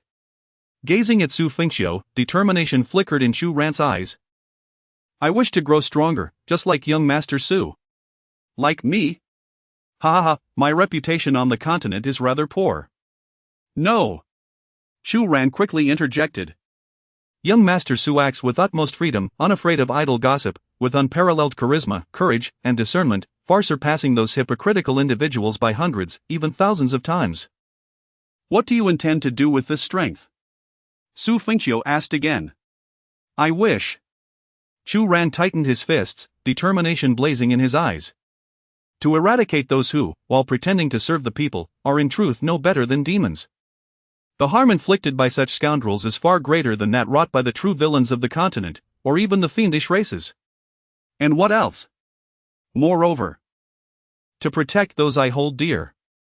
I can assist you, Xu Fengqiu offered. Xu Ran gazed at Xu Fengqiu in shock. With a thud, he knelt before him. If young master does not mind, I wish to become your disciple. My life is yours, take it whenever you wish. Xu Fengqiu took a sip of his drink. There is no need for a master-student relationship, let us be brothers. Ha! Xu Ran looked at Xu Fengqiu in astonishment. After all, Xu Fengqiu was merely 28. Only slightly older than him, the title of master was unnecessary. Xu Ran's heart trembled. No! You shall be my master, as well as my brother. Xu Fengqiu smiled gently. Rise. Yes, Charon stood up. This place will be your sanctuary for cultivation. I shall visit often, and should you have any inquiries, feel free to consult Xiaoli. Once I attend to certain matters, I will personally impart my teachings to you. Understood. Now, rest for a while. Xu Fengqiu stood to depart. Elder brother Xu. Charon called out. Is there something amiss? Charon hesitated, biting his lip, and asked, I am but a stranger to you, merely an ordinary warrior. Why do you? Xu Fengqiu interjected, you will surpass Yi Feng. With that, he walked away. Charon remained rooted in place, stunned. He was well aware of Yi Feng. A figure he once aspired to emulate, hailing from humble beginnings, he had defied the odds. Although he met his demise at Xu Fengqiu's hands. It was rare for anyone in their 20s to challenge an emperor of immortals. Yet Xu Fengqiu claimed he would be stronger than Yi Feng. Thank you, elder brother Xu. Charon bowed deeply. Meanwhile, Xu Fengqiu made his way to the Xu family hall. Ding! Charon has acquired a patron, fortune value 500,000. Current fortune value, 1,390,010. Promoted to second tier child of fortune. Ding! Your system value 5,000,000. Ding! Due to Charon's promotion to second tier child of fortune, you have received rewards, unlock second system mall, treasury of poisonous secrets. As the child of fortune, every elevation in Charon's status would yield rewards for Xu Fengqiu. Is it truly so? As an esteemed emperor of immortals, with the Xu family backing me, my status as Charon's protector grants him an additional 500,000 fortune value? Xu Fengqiu's lips twitched. Very well. Perhaps his fortune value is not substantial. Merely a meager 1,111,000. Moreover, Charon's reliance on me does not imply that the Xu family serves as his support. Not to mention, my current situation is precarious, facing pressure both externally and internally within the Xu family. Curious, he decided to explore the second system mall. Second system mall, spirit binding card, prevents a target of Immortal Emperor 5th tier or below from channeling spiritual energy for 20 seconds. System value cost, 10,000. Usable 10 times daily. Rebound card, for the next 30 seconds, all received attacks will be returned to the attacker unchanged. System value cost, 100,000, usable once daily. Contradictory card, upon use on a target, for the next hour, their actions and words will starkly contrast their true thoughts. System value cost, 100,000. Full force card, after use, all of the host's attacks will be quintupled in power for the next 3 minutes. System value cost, 300,000, usable once per week. Immortal card, by reciting poetry, one may summon celestial phenomena, painting may manifest reality, imparting knowledge may touch the hearts of many. Upon use, the host will embody a transcendent status for the next day, details to be comprehended intuitively. System value cost, 1,000,000. For a lifetime. One may redeem the equality card twice within the next 3 minutes, the host will achieve equality with all martial artists whose realms surpass their own, rendering all confrontations evenly matched, with equal opportunity to vanquish. System value cost, 1 million, cooldown period, 3 months. Mastery of the creation of Xiantian poison artifacts, upon redemption. The host will acquire the methods for crafting Xiantian poison artifacts of the continent. System value cost, 30 million. Revival coin, if the target's physical form remains intact. Even in the absence of a soul, it can be resurrected. System value cost, 300 million, redeemable once in a lifetime. Xu Fengqiu exclaimed, the first system mall is astonishing. But what is this revival coin from the second system mall? It defies the natural order. One cannot bring the dead back to life, regardless of their cultivation level. Yet, this system claims it can resurrect the deceased? This is incredible. Mastery of Xiantian poison artifacts. Xu Fengqiu was equally astounded by this exchange as he was by the revival coin. What are Xiantian poison artifacts? They are the spirit artifacts of the continent. Classified by grades from 1 to 10, with anything beyond 10 considered celestial grade. Above celestial grade lies the sacred tier. Artifacts surpassing the sacred tier are known as Xiantian sacred artifacts. Among all spirit artifacts in the continent, the most formidable are the 10 Xiantian sacred artifacts. Possessing even one renders one invincible. In parallel, there exist the 10 Xiantian poison artifacts. The artifact serves as the primary weapon, while poison serves as the auxiliary. The latter is nearly indomitable. However, the artifact grants the Xiantian poison artifacts their incredible capabilities. The 5th-ranked Xiantian poison artifact is named a step away from heaven. What does a step away from heaven signify? Through a unique method of release and crafting, any target locked by this Xiantian poison artifact, no matter how far they flee, will be relentlessly pursued until struck and detonated. The 3rd-ranked Xiantian poison artifact, known as the puppet doll, utilizes a single strand of the target's hair or a drop of blood as a catalyst to create a puppet doll. Once a poison needle is inserted into the doll, the target, regardless of distance, will succumb to intense poison. This exemplifies the extraordinary nature of Xiantian poison artifacts. Of course, the method for crafting the puppet doll has been lost to time. To be precise, among the 10 Xiantian poison artifacts, only a few remain under the control of the Nine Heavens Tang sect. Even with knowledge of the crafting methods, the actual creation process is far from simple. The poison is difficult to concoct, and the materials required for the artifacts are exceedingly rare, involving various top-tier crystals. Yet now, Xu Fengqiu merely needs to redeem this knowledge to gain access to the crafting methods of the 10 Xiantian poison artifacts. How could one not be astonished? This system is remarkably overpowered. It is evident that acquiring a substantial amount of system value is essential, as the items in this system mall are truly extraordinary. Xu Fengqiu pondered briefly before deciding to redeem the mastery of Xiantian poison artifact creation. Ding! Confirm the consumption of 30 million system value for redemption? Confirmed. A smile graced Xu Fengqiu's face as he began to anticipate what other extraordinary items the 3rd system mall might hold. What treasures might the repository of poison contain? Xu Fengqiu gazed at a spatial pouch that had materialized in his hand, subsequently exploring its contents.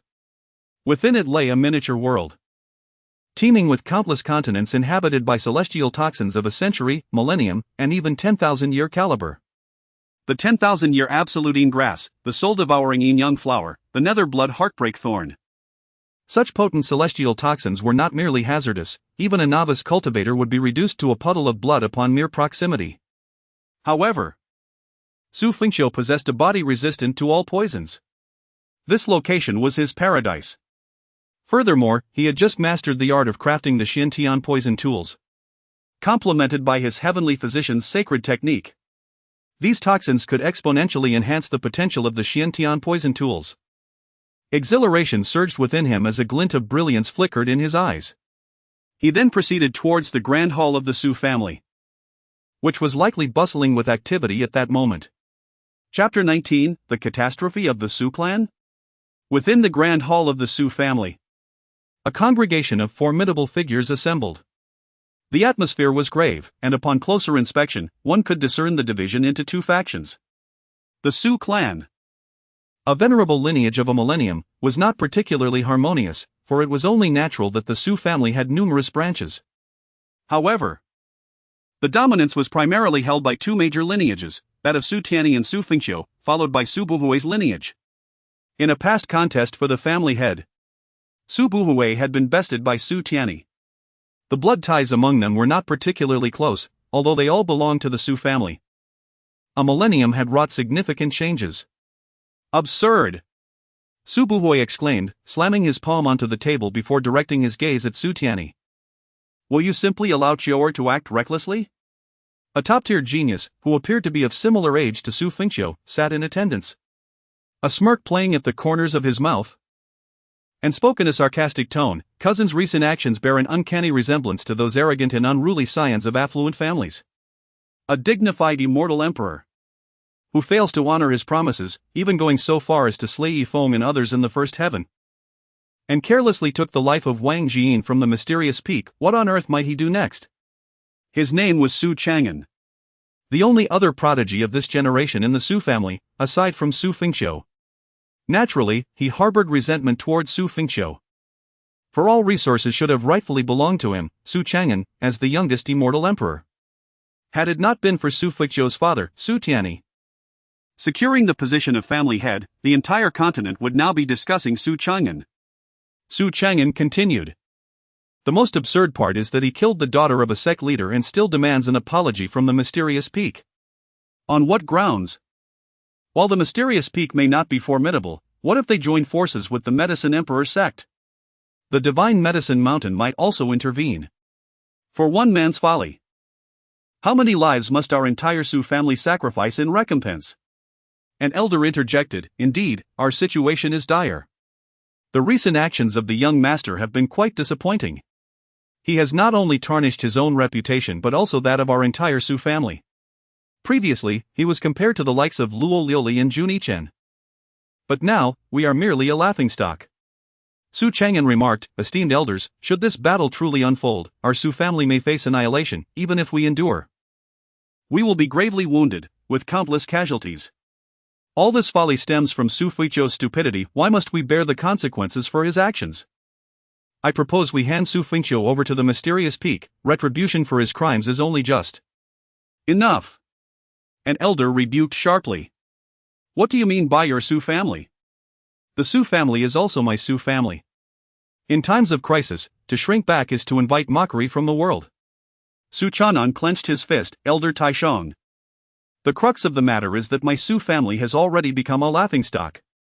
If we hand over Xu Fengqiu, at least the world will still regard us as capable of discerning right from wrong, adhering to strict family rules.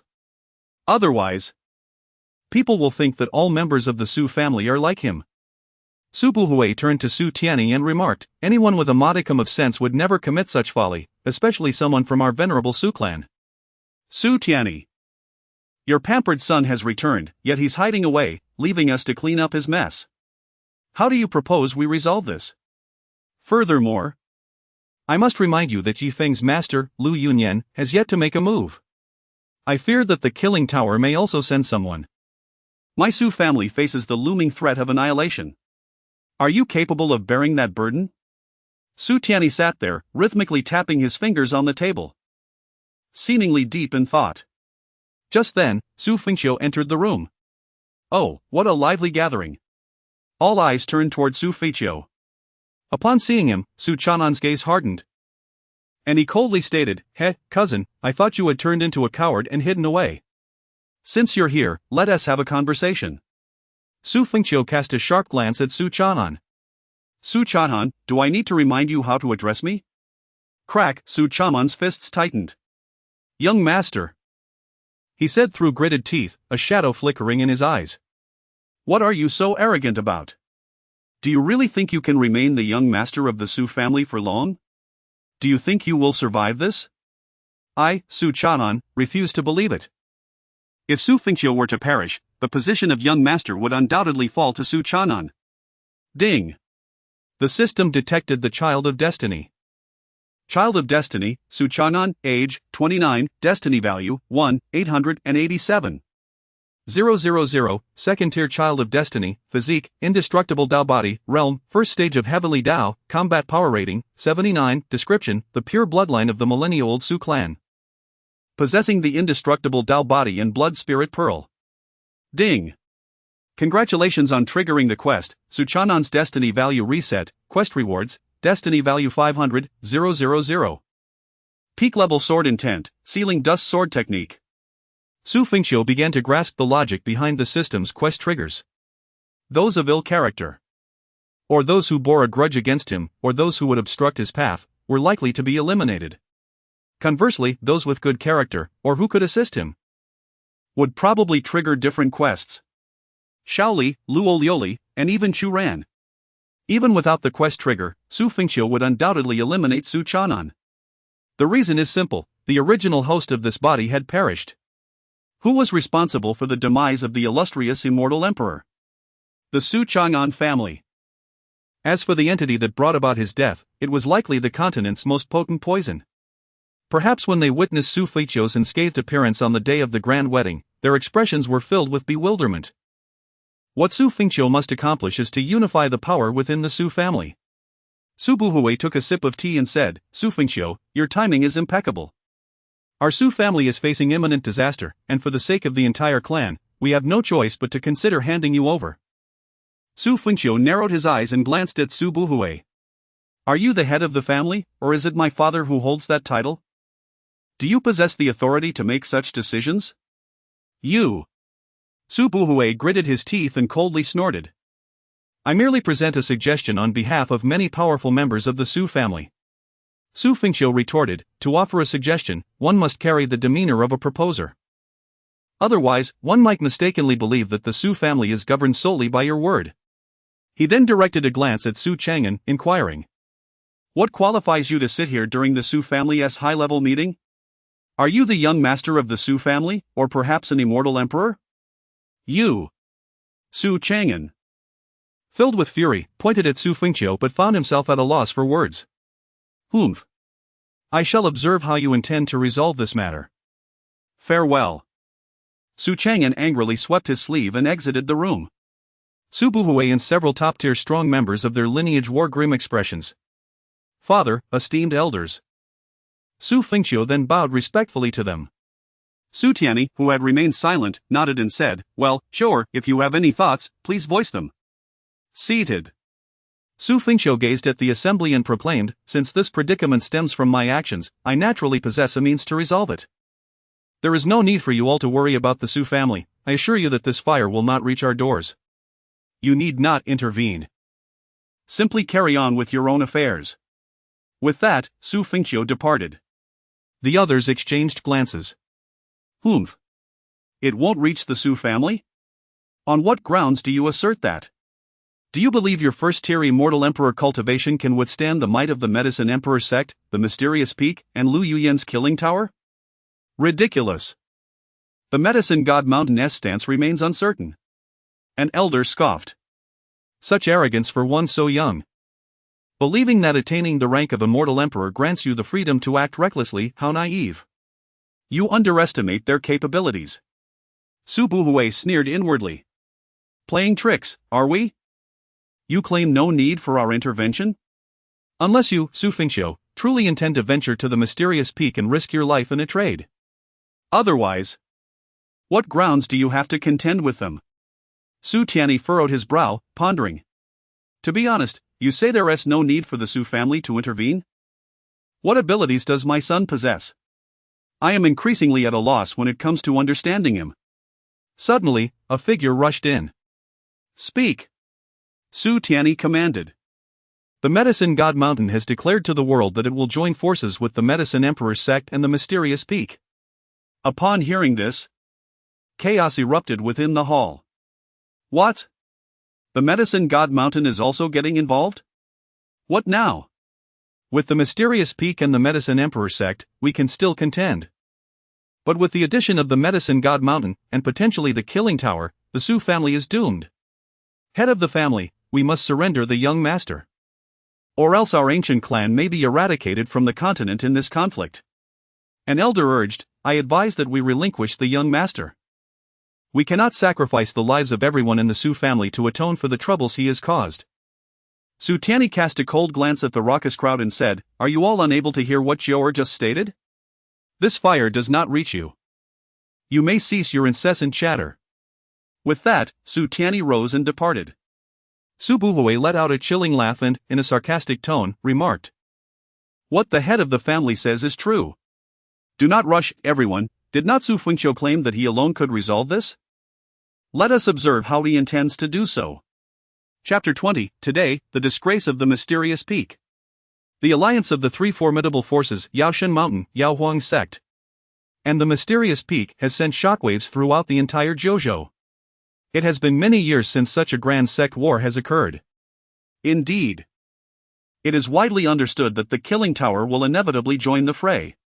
Given Lu Yunyan's protective nature, it is certain that she will not rest easy after Xu Fengqiu has slain Yifeng. The four supreme powers are now converging upon the Xu family. Even a millennium-old imperial clan, the Xu family faces imminent annihilation this time. The next 3 days will determine whether the Xu family will surrender Xu Fengqiu. If they relinquish his life, they may escape unscathed. All factions are intently observing the developments. 3 days later, numerous powerful figures and sect leaders have gathered near the Xu family, eager to witness this unfolding drama. "Haha, Brother Yang, it has been quite some time. Have you, the carefree wanderer of the world, come to witness this spectacle? Haha, how often does such a momentous upheaval occur in Zhouzhou? Naturally, I must come to see. What are your thoughts, Brother Sima?" Today presents two possible outcomes: either the Xu family surrenders Xu Fengqiu, concluding the matter amicably, or they choose to resist to the death. In which case this ancient imperial clan will suffer severe damage. The Xu family of Xu Buhui cannot possibly fight for Xu Fengqiu. And even the clan leader Su Tianyi will struggle to withstand the pressure. The Xu family's internal divisions are too severe. Which is why this ancient imperial clan is in decline. At that moment, a figure stepped into the void, departing from the Xu family. Upon seeing this figure, the crowd was momentarily stunned. Is that Xu Fengqiu? It is indeed him. What does he intend? Is he fleeing? No, if he wished to escape, he would have done so long ago. Why is he leaving now, under everyone's gaze? Wait. Is he heading towards the mysterious peak? Hiss. I find this perplexing. Could he be going to the mysterious peak alone? Haha, do you not understand? He is going to the mysterious peak to meet his demise. The Xu family has ultimately yielded, though it is quite reasonable. Should they choose to fight, the Xu family would face obliteration today, especially given their lack of unity. How disappointing, I had expected a battle today. Within the Xu family. Ha ha ha. Su Chanan laughed heartily. "Father, Xu Fengqiu is heading to the mysterious peak, all alone." Su Buhui scoffed. "I had thought Xu Fengqiu possessed some earth-shattering scheme. He claimed he could resolve this alone. Yet it turns out he is merely going to die in atonement. How laughable. If he dies, even with Su Tianyi as the clan leader, the position of heir to the Xu family will rightfully fall to me." Su Buhui's gaze sharpened slightly. "I do not know why he was not poisoned last time. But it matters not. This outcome is even better. Henceforth, the Xu family will be ours." And meanwhile, Xiaoli sat in the courtyard, her face clouded with worry. Chu Ran hurried over. "Miss Xiaoli." Xiaoli glanced at him. "I heard that Brother Xu has gone to the mysterious peak to face death?" Chu Ran's expression was frantic. Xiaoli shook her head, asserting, "That is certainly not the case." She herself could not fathom the reason behind her feelings. In the past, she had been indifferent to Xu Fengqiu's fate. Yet now, her heart ached with concern. She felt that things should not be this way. However, based on what Xiaoli knew about the current situation of the Xu family and the challenges they faced, it seemed that no other outcome was possible. Chu Ran clenched his fists, declaring, "Indeed. Brother Xu must have a plan. Surely he does." The news of Xu Fengqiu's solitary journey to Pyongyao Peak to meet his demise spread swiftly. "Master, reliable sources indicate that Xu Fengqiu is en route to our Pyongyao Peak," reported a disciple. "Alone?" Wang Yuanzong inquired. "Yes, alone." Given that he was coming alone, there was no doubt about his intentions. He aimed to exchange his own life for the stability of the Xu family. Wang Yuanzong scoffed, a mere clown. He continued, indeed, he is a foolish jester. Boldly proclaiming that he would have us apologize to Pumiao Peak. How utterly laughable. In the end, Xu Fengqiu is merely a 28-year-old youth. Although he possesses the cultivation of an immortal emperor, we have overestimated him. Master, we must ensure Xu Fengqiu suffers to his death, making it known to the world. This will avenge Ji Yin and cleanse the shame of our Pumiao Peak. Wang Yuanzong's eyes glinted with malice. That is inevitable. Outside Pumiao Peak, various factions had gathered. Luo Lioli, veiled, quietly arrived with her personal maid assigned by the sect. Saintess, will you aid him? The maid whispered. Luo Lioli furrowed her brows, shaking her head. This matter is too significant, I fear I cannot assist, and the sect would not permit it. Indeed, he promised to spare Yifeng's life. But to go back on his word is his fault, so you owe him no debt of gratitude, Saintess. Luo Lioli responded, while that is true, he is not entirely wrong. His initial pledge was indeed to spare Yifeng on that day. However, everyone, including myself, unconsciously assumed that this meant he would be spared from that day forward. Yet the truth demonstrates that Xu Fengqiu possesses no exceptional qualities, rather, he is an arrogant and reckless young master. Though he is an immortal emperor, he lacks the stature befitting one. He even descended to the first level to kill without regard for the consequences, ending up in such a predicament is entirely of his own making. Luo Lioli remained silent. The maid muttered, yet he is still a man, willing to sacrifice himself to prevent unwarranted disaster from befalling the Xu family. At that moment, everyone's gaze turned towards the void. Xu Fengqiu's figure gracefully descended from the air. He has arrived. With a swoosh, Xu Fengqiu landed. And the surrounding powerful figures parted to create a vast space for him. Xu Fengqiu, you have finally come, Wang Yuanzong bellowed from a position of superiority, pointing an accusatory finger at him. Xu Fengqiu stood there with his hands clasped behind his back, calmly stating, as per our agreement, I, the emperor, naturally had to come. Wang Yuanzong coldly retorted, humph. Allowing you to live these 3 extra days is already showing you great mercy. How do you wish to die? Esteemed leader. Perhaps you might still show mercy and grant me a response. Xu Fengqiu raised an eyebrow and inquired, wait. Is there a misunderstanding regarding the 3-day agreement that Wang Zongzhu conveyed to me? Wang Yuanzong furrowed his brow and replied, I, from Pumiao Peak, have given you, Xu Fengqiu and the Xu family, 3 days to surrender your life. Are you here to embrace death, or is there an issue? No. Xu Fengqiu chuckled lightly. It seems that Wang Zongzhu has indeed misunderstood. What I meant by the 3-day agreement is that if Pumiao Peak does not come to kneel and apologize within 3 days, it shall be removed from the Jojo. What? At Xu Fengqiu's proclamation, everyone was taken aback. Wang Yuanzong's eyes narrowed. Are you implying that you did not come to accept death, but rather to obliterate my Pumiao Peak? No. Originally, there was only Pumiao Peak, now, there are also Yaowang sect and Yaoshinshan, Xu Fengqiu said, nonchalantly.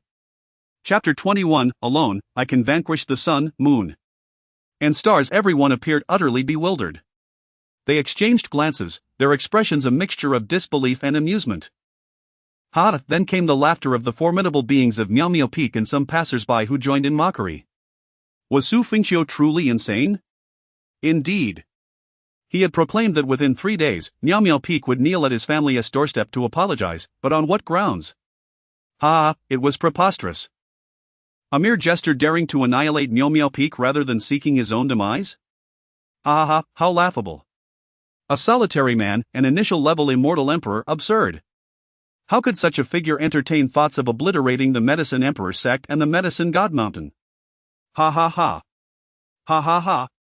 Wang Yuanzong laughed heartily, declaring, Xu Fengqiu, do you wish to retain your dignity as you approach your end? If you have come to die, then simply embrace your fate. There is no need to claim you intend to destroy Miao Peak. Do you believe such statements will grant you honor in death? Xu Fengqiu, at the very least, your father should have dispatched more capable individuals, so it would at least seem as if you were here to challenge Miao Peak. Xu Fengqiu, with hands clasped behind his back, responded nonchalantly, alone, I can vanquish the sun, moon, and stars. Ah, what a jest. The people of Miao Peak erupted into laughter. Wang Yuanzong's voice turned cold. Enough of this banter, no need to waste words with him, Grand Elder. Proceed. Swish, in the next instant. An immortal emperor from Miao Peak descended from the void, standing before Xu Fengqiu. Wang Yuanzong instructed, first, incapacitate him, our sect's goal is to torment him to death. In response, the Grand Elder's gaze sharpened, and the overwhelming power of a fourth-level Immortal Emperor surged forth. The skies transformed, and in an instant, the heavens and earth shifted ominously. He pointed skyward, summoning a torrential downpour of thunder that coalesced into 9 colossal thunder dragons, swirling about him. Xu Fengqiu. Prepare to meet your doom. 9 thunder incineration. The Grand Elder charged towards Xu Fengqiu. The disparity between each Immortal Emperor tier as vast as the chasm between heaven and earth. Moreover, Xu Fengqiu had only just ascended to the Immortal Emperor realm. This strike could easily render him incapacitated. There was no suspense. Swish, a sword suddenly materialized in Xu Fengqiu's hand. Do you still wish to resist? Absurd! The Grand Elder scoffed. Spirit Binding Card. Spirit Binding Card prevents a target within range of Immortal Emperor rank 5 or below from channeling spiritual power for 20 seconds. System value cost 10,000. Usable 10 times a day. A sudden force enveloped the Grand Elder, causing his spiritual power and the terrifying 9 thunder dragons to dissipate instantaneously, leaving him utterly taken aback. What? The Grand Elder was momentarily stunned. Attribute doubling.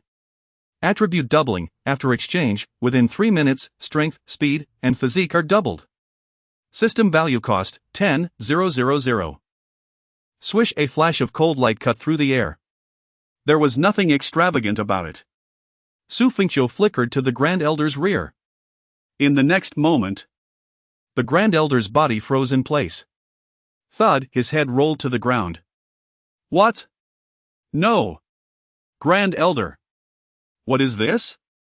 The crowd stood in stunned disbelief, gazing at the scene before them.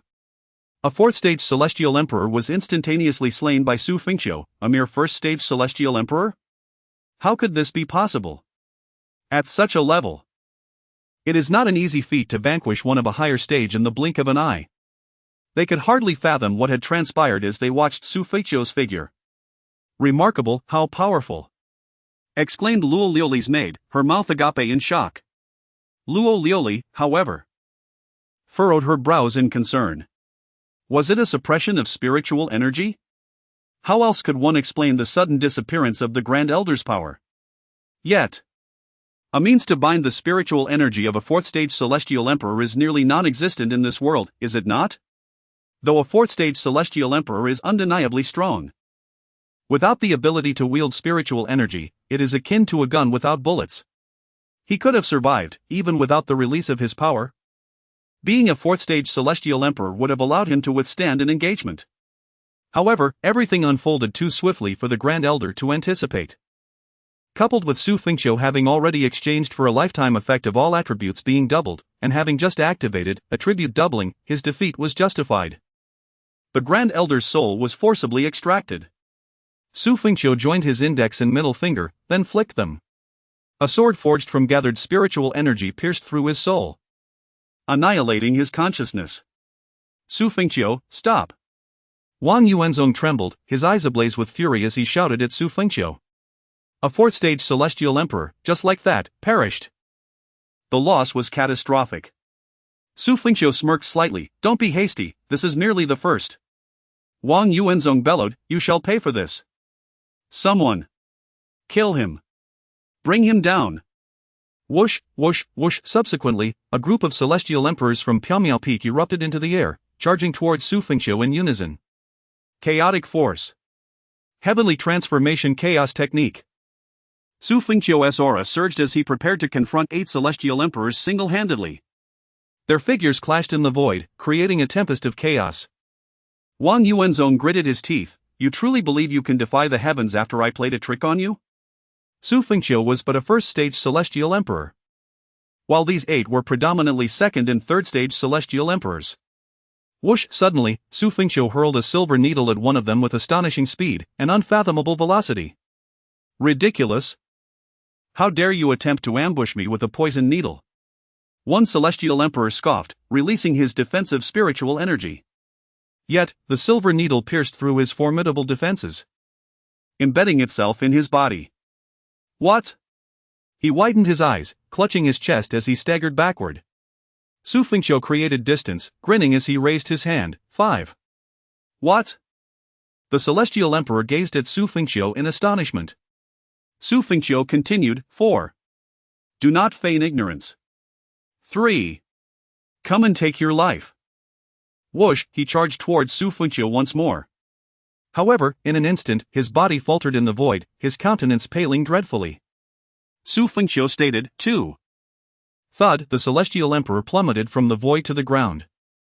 Elder 8. The other celestial emperors swiftly rushed over. Xu Fengqiu exclaimed, "I." A terrifying miasma emanated from the celestial emperor, instilling fear in the hearts of the other celestial emperors, who instinctively distanced themselves. Then, to their disbelief, the dignified celestial emperor transformed into a mere puddle of blood. The crowd was left in shock, questioning the bizarre turn of events. How could a second-tier celestial emperor be reduced to blood in the span of nearly 5 breaths? What kind of poison is this? The poison is one matter, however. How could such a trivial silver needle breach the celestial emperor's defensive spiritual powers?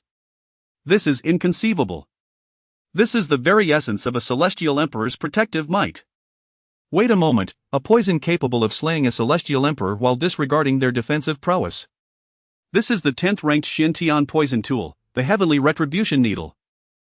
What? The Heavenly Retribution Needle? How could Xu Fengqiu possibly possess the Heavenly Retribution Needle? Is this not a weapon exclusively mastered by the Tang clan? Could it be that the Tang clan is aiding him? Chapter 22, the 8th of the Xiantian poison weapons. Weeping petals. Wang Yuanzong trembled all over. Another second-tier celestial emperor had fallen. How could this be? A group of celestial emperors struggling to kill a single Xu Fengqiu? And yet, he had countered and slain 2 of them? What sorcery was this that allowed the Xiantian poison needle to be unleashed? The Tang clan? No. The Tang clan would never assist him. There was but one possibility: Xu Fengqiu had inadvertently acquired a Xiantian poison needle at some point. But that didn't seem right. This was indeed a Xiantian poison weapon, yet the Tang clan's Xiantian poison weapons should not possess such lethality against celestial emperors. Typically, a celestial emperor poisoned by a Xiantian weapon could survive for months, perhaps even dispelling the poison in that time. How could their own celestial emperor dissolve into a pool of blood in mere seconds? What kind of poison was this? The primary effect of the Xiantian poison needle was to bypass defensive spiritual energy.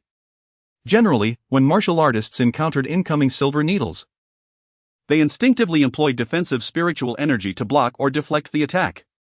Yet, this was futile against the Xiantian poison needle. Thus, many fell prey to its deception easily.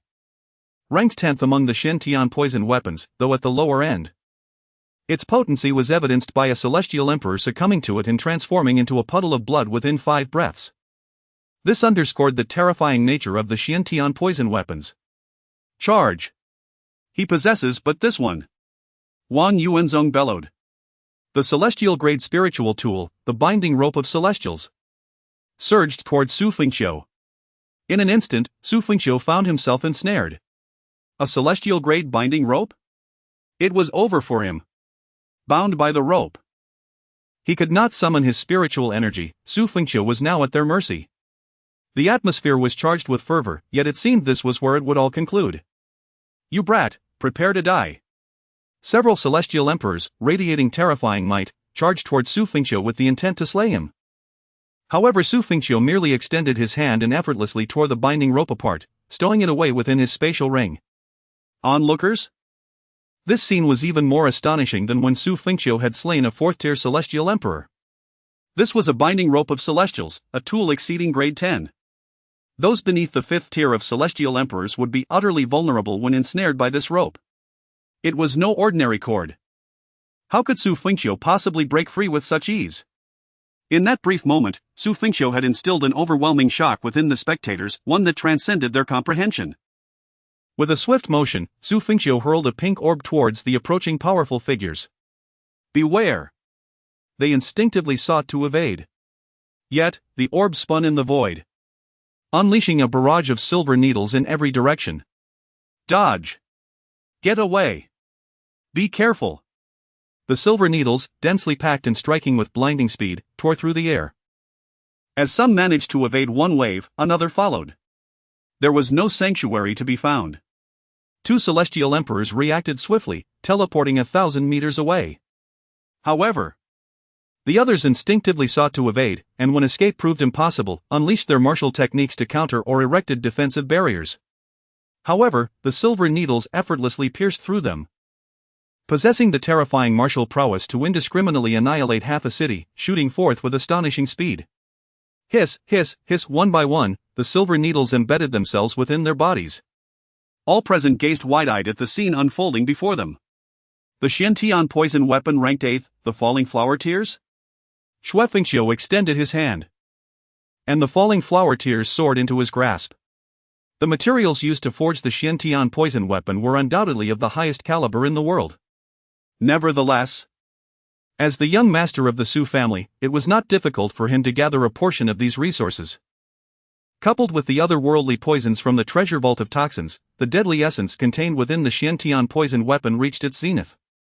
Subsequently, Xu Fengqiu strode toward the mysterious peak step by step. Passing by the side of an immortal emperor, Xu Fengqiu did not cast a glance in his direction. He collapsed to the ground, transforming into a pool of blood. The crowd? Luo Liuli's crimson lips parted in shock as she beheld the scene before her. She had never witnessed the effortless demise of several immortal emperors. They were immortal emperors. Is this the terrifying aspect of the Xiantian poison weapon? No. Luo Liuli furrowed her delicate brow. While the Xiantian poison weapon is indeed formidable, the poison it harbors is exponentially more potent than that mastered by the Tang clan. Capable of reducing an immortal emperor to blood within a mere 5 breaths. It is unimaginable. The powerful figures on Mysterious Peak looked at Xu Fengqiu with newfound respect, their previous disdain vanished. In a brief span of time, 7 immortal emperors had perished at Xu Fengqiu's hands. Even if he were to die today, this battle would etch his name into the annals of history. What means are there to counter the heavenly punishment needle and falling flower tears? Wang Yuanzong inquired solemnly as he observed Xu Fengqiu drawing nearer. The heavenly punishment needle is simple, one need only evade it. It was the 8th elder's overconfidence that led to his being struck. The falling flower tears are equally straightforward. Maintaining distance is sufficient. I merely worry that he may possess other Xiantian poison weapons. That is unlikely, the Tang clan has only mastered 4 of the Xiantian poison weapons. Surely, Xu Fengqiu cannot possess them all, right? I understand that he has somehow managed to break free from the binding immortal rope. What an enigmatic figure Xu Fengqiu is. Wang Yuanzong's gaze sharpened. Do not lose your composure, he is merely a first-tier immortal emperor. Focus on the Xiantian poison weapon. It is unnecessary to capture him alive, simply eliminate him. Understood. Charge. With that, all the immortal emperors of Mysterious Peak ascended into the sky. However, although their numbers exceeded several dozen, most were merely first or second-tier immortal emperors. While immortal emperors are not common, a powerful sect that has existed for thousands or even tens of thousands of years can naturally attract others as their own family members ascend to become immortal emperors. The world dimmed in contrast. Wang Yuanzong spread his hands. If the binding immortal rope fails, how about my sect's sacred artifact, the Celestial Tower? A tower surged toward the void, enveloping Xu Fengqiu within its might. Now is the time, eliminate him for me. Wang Yuanzong bellowed. The onlookers were even more astounded by this spectacle. The first-tier immortal emperor Xu Fengqiu had compelled Mysterious Peak to summon dozens of immortal emperors and the protective sacred artifact, the Celestial Tower. Xu Fengqiu had already achieved victory. Beneath the Tower of Heaven, even the 5th-tier celestial emperors must tread carefully. The Furious Sea Wave Technique. The Mystic Phoenix 4 Directions Technique. The sword slashes the 9 heavens. The 9 Thunder Destruction Palm. The power converges into one. The celestial emperors simultaneously harnessed their formidable martial arts, amalgamating them in the void. A thunderous roar echoes as the heavens and earth dim under the weight of darkened thunderclouds. In the firmament, a 10,000-meter thunder dragon, forged from terrifying power, emerges. With a resounding dragon's roar, the colossal thunder dragon lunges downward towards Xu Fengqiu. Ensnared by the Tower of Heaven. Retreat! The onlookers, witnessing the spectacle from afar, swiftly vacate to a distance of 10,000 meters. The amalgamation of these techniques could obliterate an entire city in an instant. Even a fifth-tier celestial emperor would be reduced to nothingness. Xu Fengqiu is doomed. Yet, he stands resolutely in place. He raises his hand. Though Xu Fengqiu is indeed a celestial emperor, at this moment, he appears exceedingly insignificant before the descending thunder dragon. The crowd is taken aback, realizing that Xu Fengqiu is bound by the Tower of Heaven, unable to flee. Surely, he must be attempting to resist with a grand maneuver? But what does it signify that he merely raises a hand? As the 10,000-meter thunder dragon emits a resounding roar and descends from the sky, everyone anticipates Xu Fengqiu's imminent annihilation. However, at the moment the thunder dragon makes contact with Xu Fengqiu's hand, it astonishingly fails to budge him even the slightest. The overwhelming force dissipates upon touching his palm, wreaking havoc on the surroundings. The visual impact is extraordinarily dramatic. Yet, why does it seem incapable of inflicting even the slightest harm upon Xu Fengqiu? What? Witnessing this scene, Wang Yuanzong and other powerful beings widen their eyes in disbelief. Chapter 23, Can he truly annihilate the Miao Miao Peak single-handedly? They gazed in disbelief at the scene before them. Not even a fifth-level Immortal Emperor could withstand this. Let alone Xu Fengqiu. He raised his hand, and this formidable power did not merely deflect, it had no impact whatsoever on him. The visual spectacle was indeed astonishing. Yet utterly futile. This was beyond comprehension. Wang Yuanzong gritted his teeth. What on earth was happening? Was it some kind of Xiantian sacred artifact? Such a divine phenomenon could not be explained otherwise. Suddenly, many realized the truth. It was the hand of Absolute Spirit. Yi Feng's supreme bone. How could they have overlooked this? The hand of Absolute Spirit rendered spiritual energy ineffective.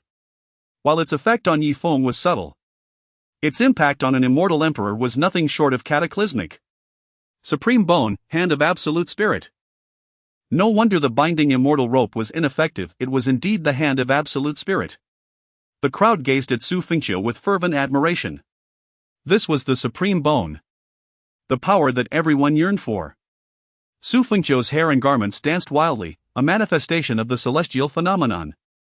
An overwhelming aura erupted from him, suffocating all in its wake.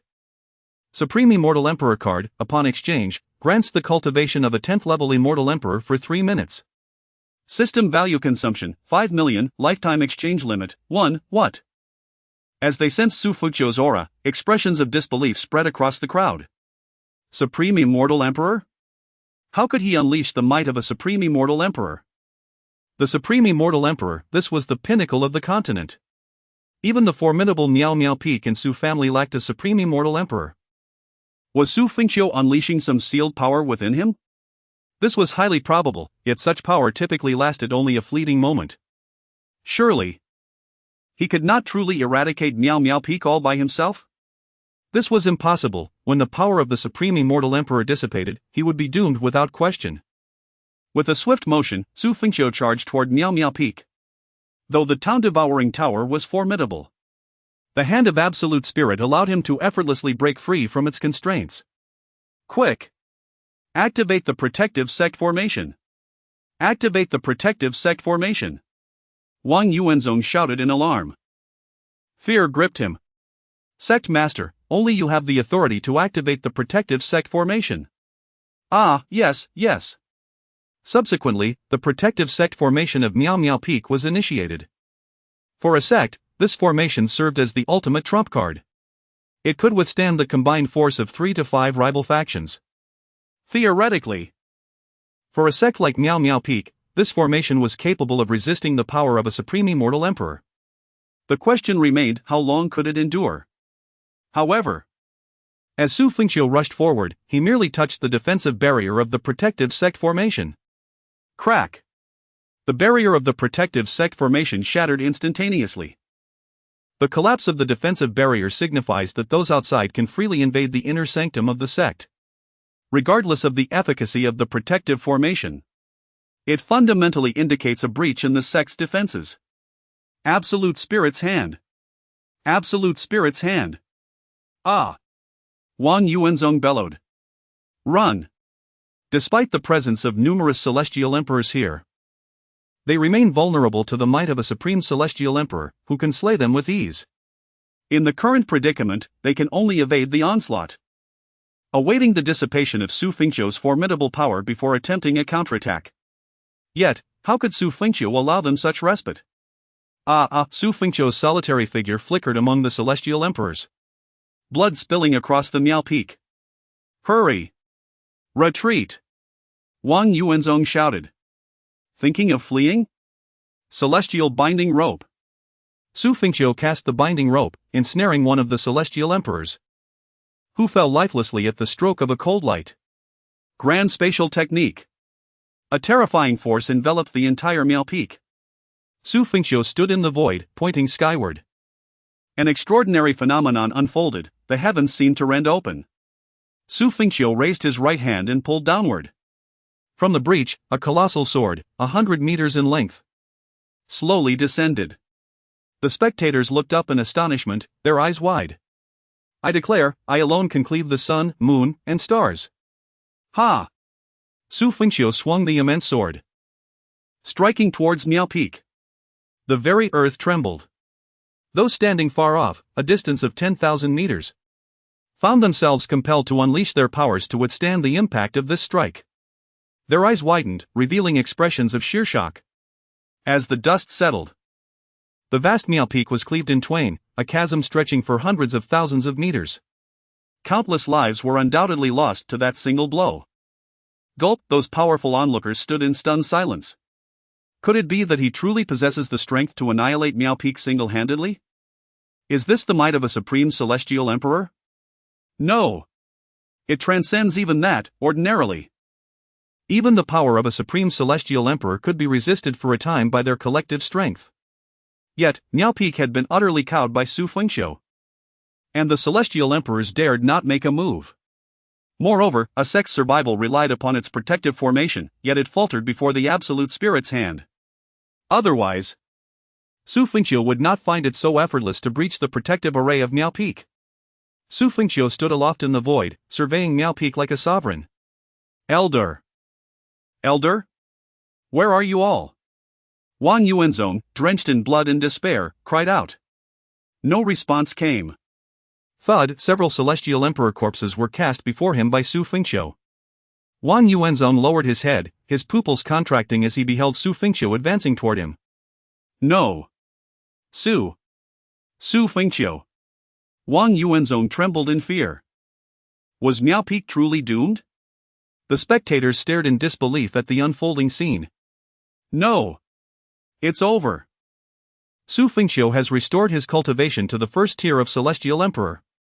Yet he has slain dozens of celestial emperors and countless beings of the heavenly Tao, leaving the ethereal peak severely weakened. When did celestial emperors become so casually expendable? Xu Fengqiu held his sword pointed at Wang Yuanzong.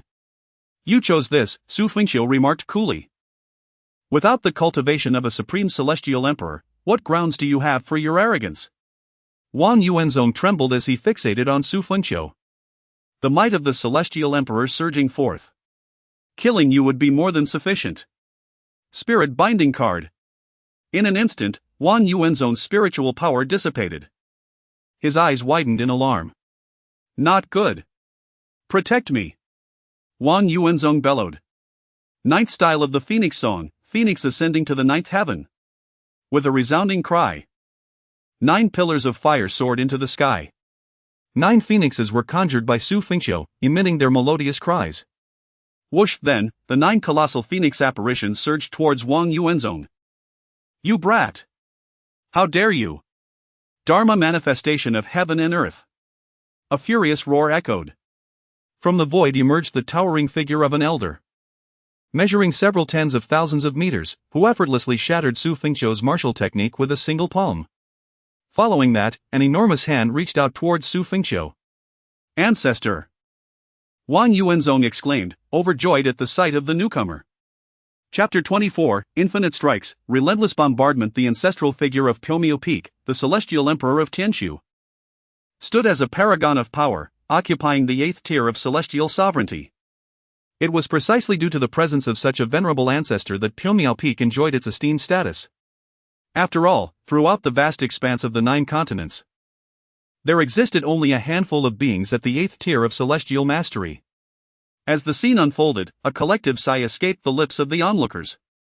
The 8th tier celestial emperor, and yet Xu Fengqiu had lost the might of the supreme celestial emperor, reduced to merely a 1st tier celestial emperor.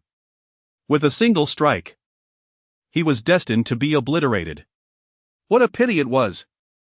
Had Xu Fengqiu retained the powers of the supreme celestial emperor until now, he could have even vanquished the 8th tier Tianqiu sovereign. Yet, if he had preserved that strength, he would not have been able to force the mighty Piumiu Peak into such dire straits. Though Xu Fengqiu may perish today, this battle would enshrine him as a legend. At the tender age of 28, as a 1st tier celestial emperor, he had slain dozens of celestial emperors and nearly annihilated Piumiu Peak. No one had ever achieved such a feat before, nor would anyone likely do so again. Alas, what a lamentable fate! Lo Liuli, observing the unfolding drama, was equally shaken. An inexplicable discomfort gnawed at her heart. She was loath to see someone as remarkable as Xu Fengqiu meet such a demise. However, she found herself devoid of any means to assist him. Even if there were a way, she could not intervene. Young Master Xu, she murmured, gazing at his retreating figure. Did he possess any hidden cards? Surely, there could be none left. Just wait for you. Rebound card. Rebound card. Within the next 30 seconds, all attacks received shall be returned to the attacker in their original form. System cost, 100,000. Usable once per day. Boom! A hand descended, leveling an immense area to the ground. Dust billowed forth. Many believed Xu Fengqiu to be certain of death. Yet, his form was obscured from view. The next moment, an astonishing spectacle unfolded before all. The colossal figure of the Tianqiu celestial emperor, embodying the laws of the universe, spat forth a mouthful of blood. Subsequently, his celestial manifestation dissipated. Thud! The Tianqiu celestial emperor plummeted from the void, crashing heavily to the earth. Ancestor? Wang Yuanzong and others rushed to support the Tianqiu celestial emperor, only to find him pale and breathless, blood seeping continuously from his mouth and nose. Old. Ancestor? Wang Yuanzong was utterly bewildered. Wasn't that strike aimed at Xu Fengqiu? Why did it seem as though it had rebounded upon him instead? Coughing, the Tianqiu celestial emperor weakly inquired. How did I sustain such injuries? This? Ancestor, I cannot say, Wang Yuanzong replied. Amidst the swirling dust, Xu Fengqiu's figure gradually emerged. What? Upon seeing Xu Fengqiu, the crowd once again displayed expressions of disbelief. The members of Piumiu Peak, including Wang Yuanzong, began to feel a rising tide of fear within themselves. What on earth was Xu Fengqiu? Their understanding was being shattered. How could he possibly still be alive? What was the source of his resilience? He no longer possesses the power of the supreme Immortal Emperor, he is merely a 1st tier Immortal Emperor. What? You! The heavenly void Immortal Emperor pointed at Xu Fengqiu. Trembling all over, what sorcery are you employing? Xu Fengqiu coldly replied, those who cling to life and fear death allow their peers from the misty peak to perish at my hands. Only daring to emerge once my supremacy has waned, what a farce! Prepare to meet your demise. The great palm of all living beings. With his weakened body, the heavenly void Immortal Emperor summoned his last vestiges of strength and struck towards Xu Fengqiu. Yet, in the next moment, he spat blood and was sent flying. Xu Fengqiu remained motionless, an embodiment of calm. It was evident he had become desperate. The effect of the rebound card had yet to dissipate. What? The onlookers were bewildered by the scene unfolding before them. Ancestor! Wang Yuanzong rushed forward, only to find his ancestor on the verge of death. This child. cough cough, is not an ordinary person. Having uttered those words, the heavenly void Immortal Emperor's head lolled to the side, and he fainted. Ancestor! Wang Yuanzong shouted with blood-red eyes, fixated on Xu Fengqiu. I refuse to believe he possesses any heavenly abilities, he is but a first-tier Immortal Emperor. Everyone! Heed my command, kill him. The other Immortal Emperors shared the same sentiment. If Xu Fengqiu were not to be slain today, Misty Peak would meet its end. And they would lose all face. Whoosh, invincibility card. Invincibility card enters a state of absolute invincibility for 30 seconds, disregarding attacks of any realm, usable once a day. System value consumption, 100,000. Full firepower card, upon use, the host's attack power will quintuple for the next 3 minutes.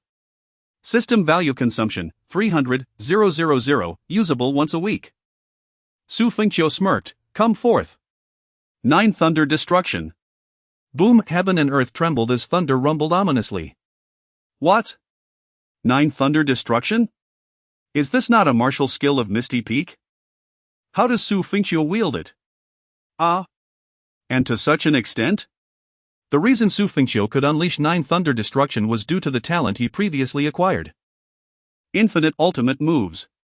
Within his line of sight, as long as he executed his ultimate move, Xu Fengqiu could use it without limitation or spiritual power consumption for an entire day. Boom, 9 Thunder Destruction surged forth. Dodge. Such a formidable move could easily be evaded. However, 9 Thunder Destruction. 9 Thunder Destruction.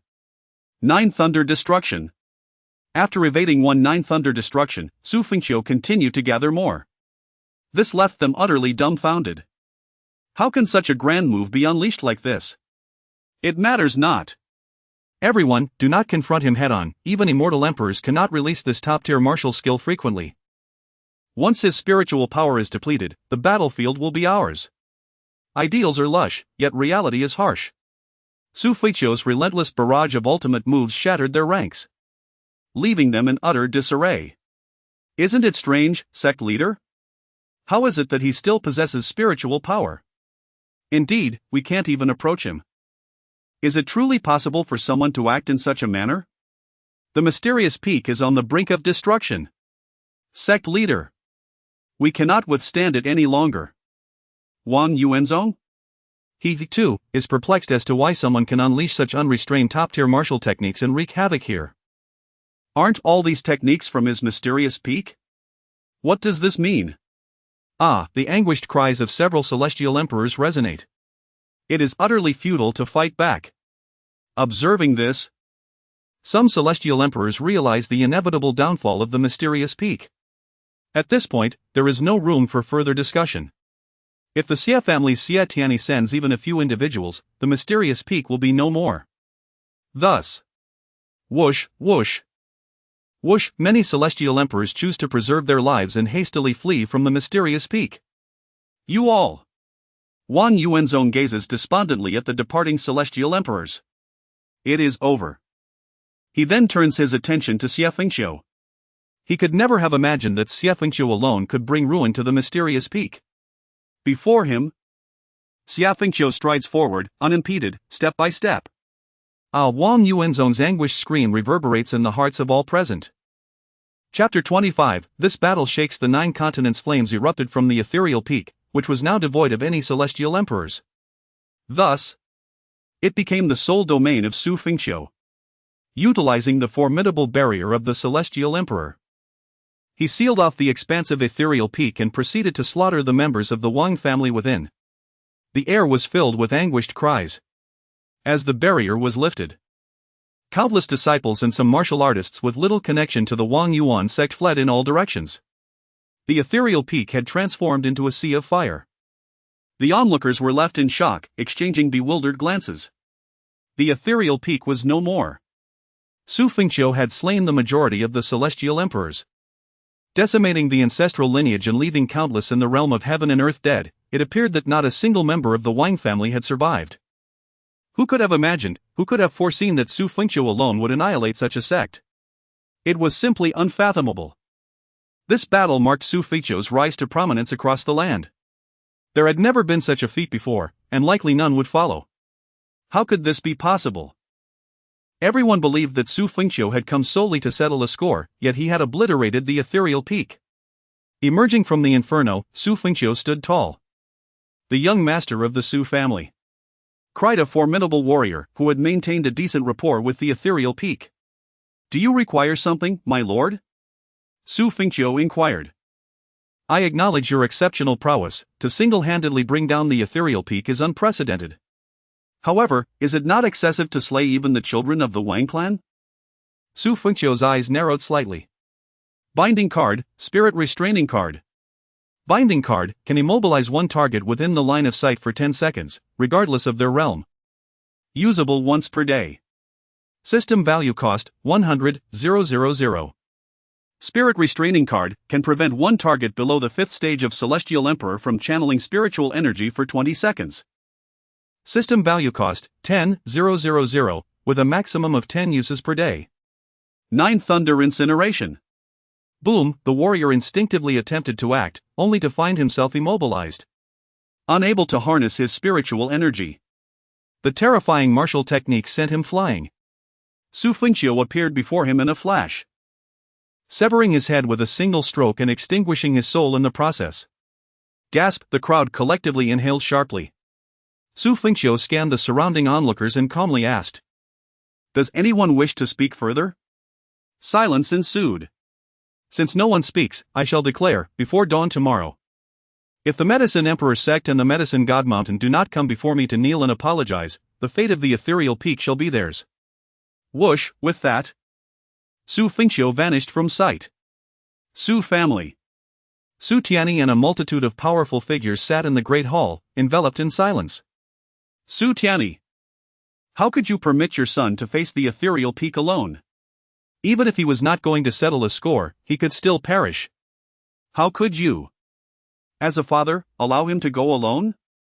An elder pointed an accusing finger at Xu Tianming, suddenly reprimanding him.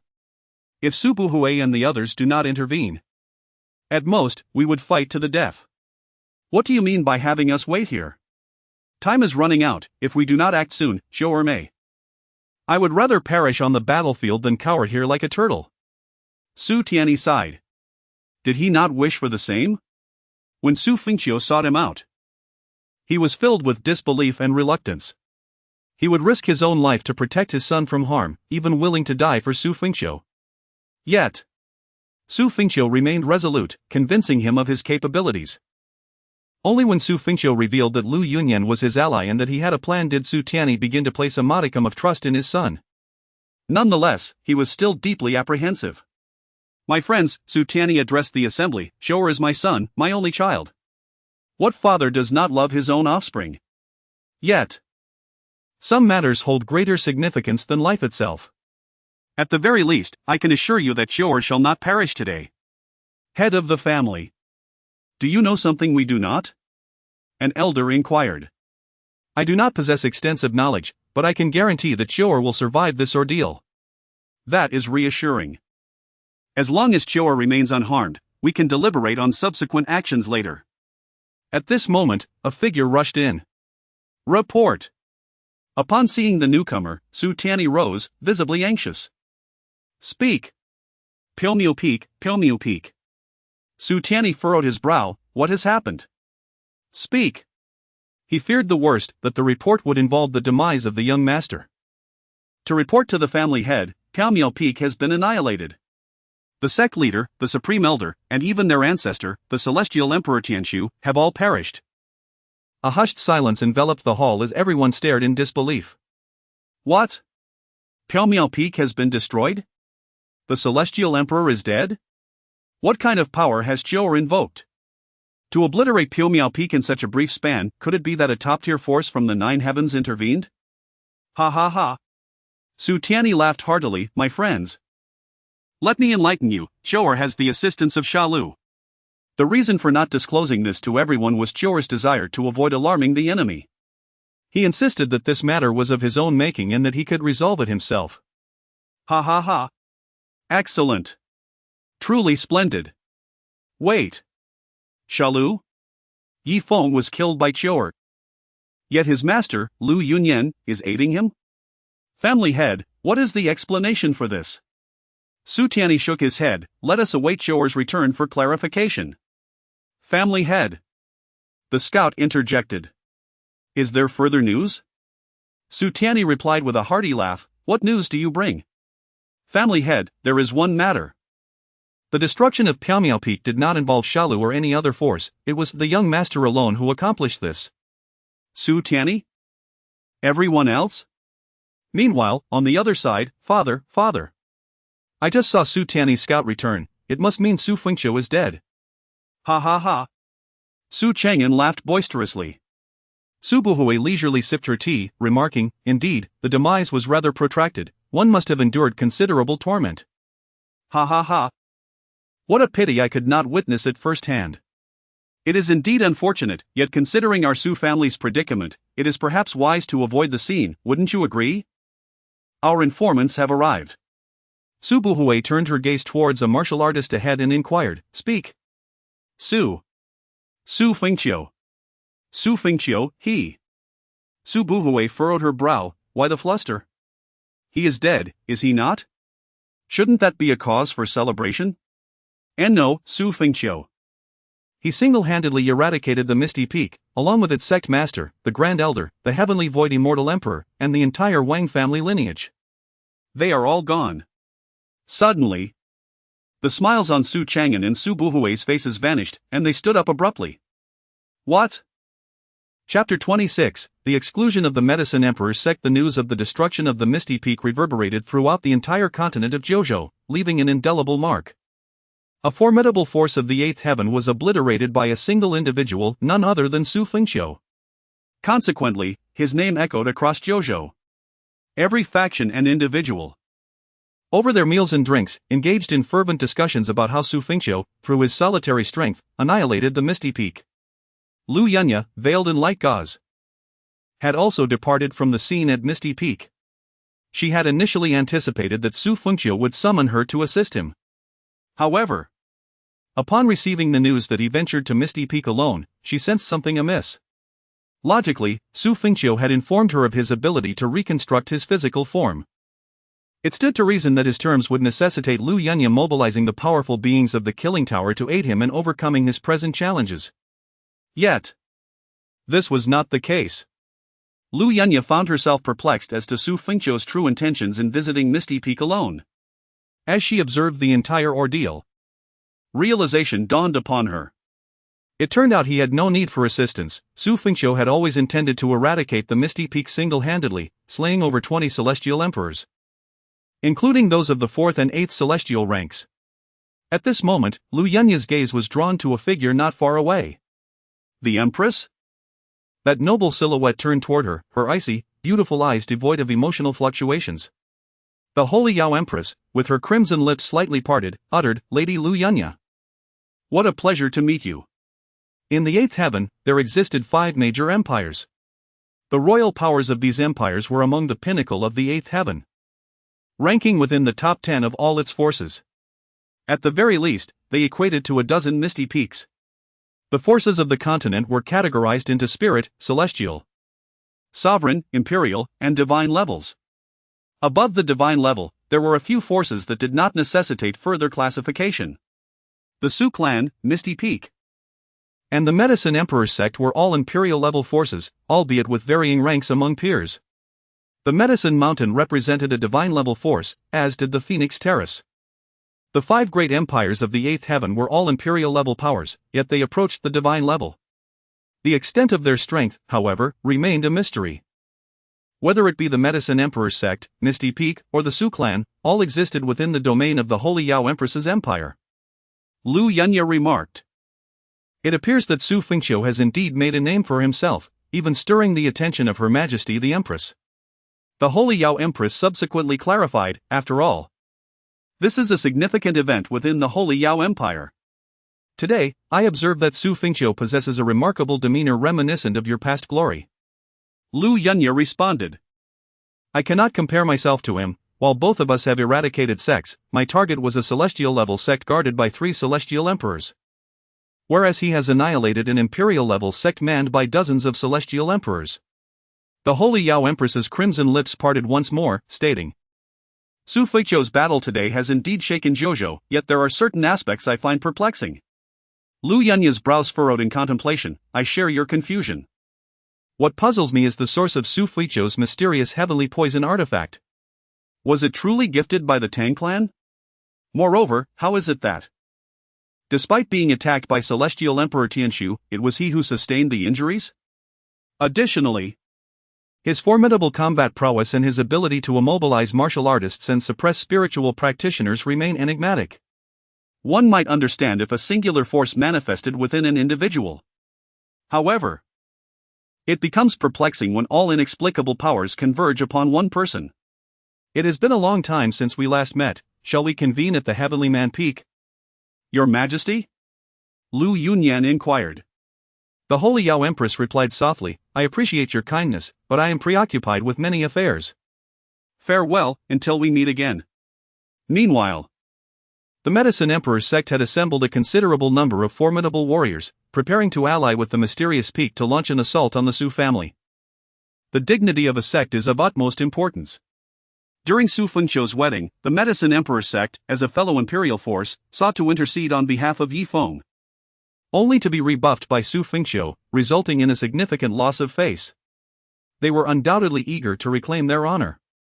Should a confrontation with the Xu family ensue, with the involvement of the Killing Tower and the Medicine God Mountain, they would not shy away. They sought nothing less than Xu Fengqiu's life. With his demise, the Medicine Emperor's sect could restore its reputation. Ideally, they preferred to avoid direct conflict. Report. A scout from the Medicine Emperor's sect rushed in. A group of strong warriors stood with their hands clasped behind their backs. Xu Fengqiu is dead, isn't he? The sect leader inquired coolly. Xu Fengqiu has annihilated the mysterious peak. The gathered crowd gasped in disbelief. What did you say? The leader of the Medicine Emperor's sect, Yao Wuchen, widened his eyes in shock. Indeed, he single-handedly destroyed the mysterious peak, even slaying its celestial void sovereign. What? This revelation was utterly inconceivable to them. How could it be possible? Not only was Xu Fengqiu alive, but he had also obliterated the mysterious peak? An imperial sect erased without a trace? By Xu Fengqiu alone? Impossible. Even the entire Xu family would have struggled against the mysterious peak. The scout continued, it is true. The Xiantian poison artifact, the hand of absolute spirit. The might of the supreme Immortal Emperor, along with other inscrutable forces, rendered dozens of celestial emperors from the mysterious peak utterly powerless, shaking the entire continent. The crowd was left in stunned silence. The Xiantian poison artifact, is it from the Tang clan? Yao Wuchen was taken aback. Xu Fengqiu also uttered a statement. Yao Wuchen quickly pressed, what did he say? He declared that within a day, should the Medicine Emperor sect fail to kneel and apologize at the Xu family, the mysterious peak would become the Medicine Emperor sect's fate. Nonsense.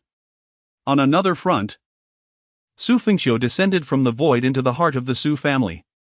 Xu Tianming, beaming with joy, stood among a throng of Xu family warriors. Father!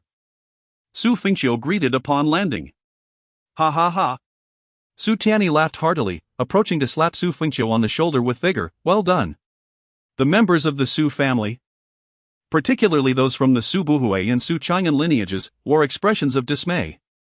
Xu Fengqiu's triumph had undoubtedly placed immense pressure upon their faction. Incredible! One person annihilated the mysterious peak. And with the Xiantian poison artifact, no less. They had previously sought an opportunity to seize control of the Xu family, but now they were paralyzed by fear. All were cowed by Xu Fengqiu's overwhelming presence. Truly, he had instilled terror in their hearts. A singular individual has obliterated an imperial sect. Regardless of the methods employed, he, Xu Fengqiu, is merely a youthful prodigy at the tender age of 28. This ascendance to the first tier of the Celestial Emperor realm was forcefully attained. Theoretically, he should struggle against adversaries of the same rank. But why is it so? An elder remarked, the young lord has achieved renown through this battle, it is likely to solidify his status as the foremost figure of our era. The young lord elevates the prestige of the Xu family. The young lord elevates the prestige of the Xu family. Su Tianyi patted Xu Fengqiu's shoulder and said, I have prepared a celebratory feast for you. Xu Fengqiu shook his head, enjoy yourselves, I have matters to attend to. What matters? Su Tianyi furrowed his brow in inquiry. Xu Fengqiu's gaze sharpened as he replied calmly, the Medicine Emperor sect should also be eradicated. The crowd exchanged stunned glances. Chapter 27, Is this the rhythm of becoming the mistress? Xu Fengqiu returned to his residence, the young master pavilion.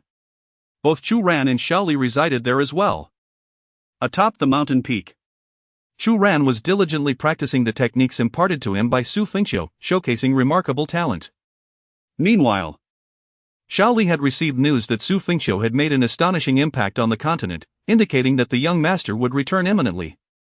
Excited, Shaoli rushed outside. Chu Ran opened his eyes, inhaled deeply, and stood up. Miss Shaoli, he greeted with a respectful fist salute. Have I disturbed you? The young master mentioned you could enter his cultivation secret realm, where the spiritual energy is far more abundant. And 10 days there equate to just 1 day in the outside world, Shaoli informed him. I too worry about Su Ji's news, Chu Ran replied. No need for concern, the young master has already annihilated the Pyumiao peak, Shaoli said with a hint of pride. Ah? Chu Ran was taken aback. Su Gu did it alone? Shaoli nodded affirmatively, yes, just him. Chu Ran's jaw dropped in disbelief. A single individual. A mere 28-year-old who had recently ascended to the status of Immortal Emperor, had eradicated a vast sect with dozens of Immortal Emperors.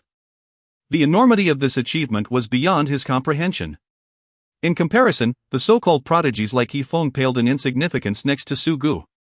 At that moment, Xu Fengqiu descended gracefully from the void. Su Gu. Young master, both of them bowed respectfully. Well, are you finding the techniques I provided to be manageable? Xu Fengqiu inquired of Chu Ran. With utmost reverence, Chu Ran replied, your techniques are unparalleled in the world, yet I, Chu Ran, find them somewhat challenging to master. I shall take my time. Indeed, Xu Fengqiu acknowledged, then turned to Shaoli. Do not let Chu Ran surpass you. And no, I won't. I will also strive diligently in my training, Shaoli responded timidly. Xu Fengqiu nodded approvingly, you are my maidservant. When I have not assigned you tasks, you may attend to your own matters without heed to anyone else's commands. At least within this young master pavilion, your words hold sway in my absence. Shaoli's cheeks flushed a rosy hue.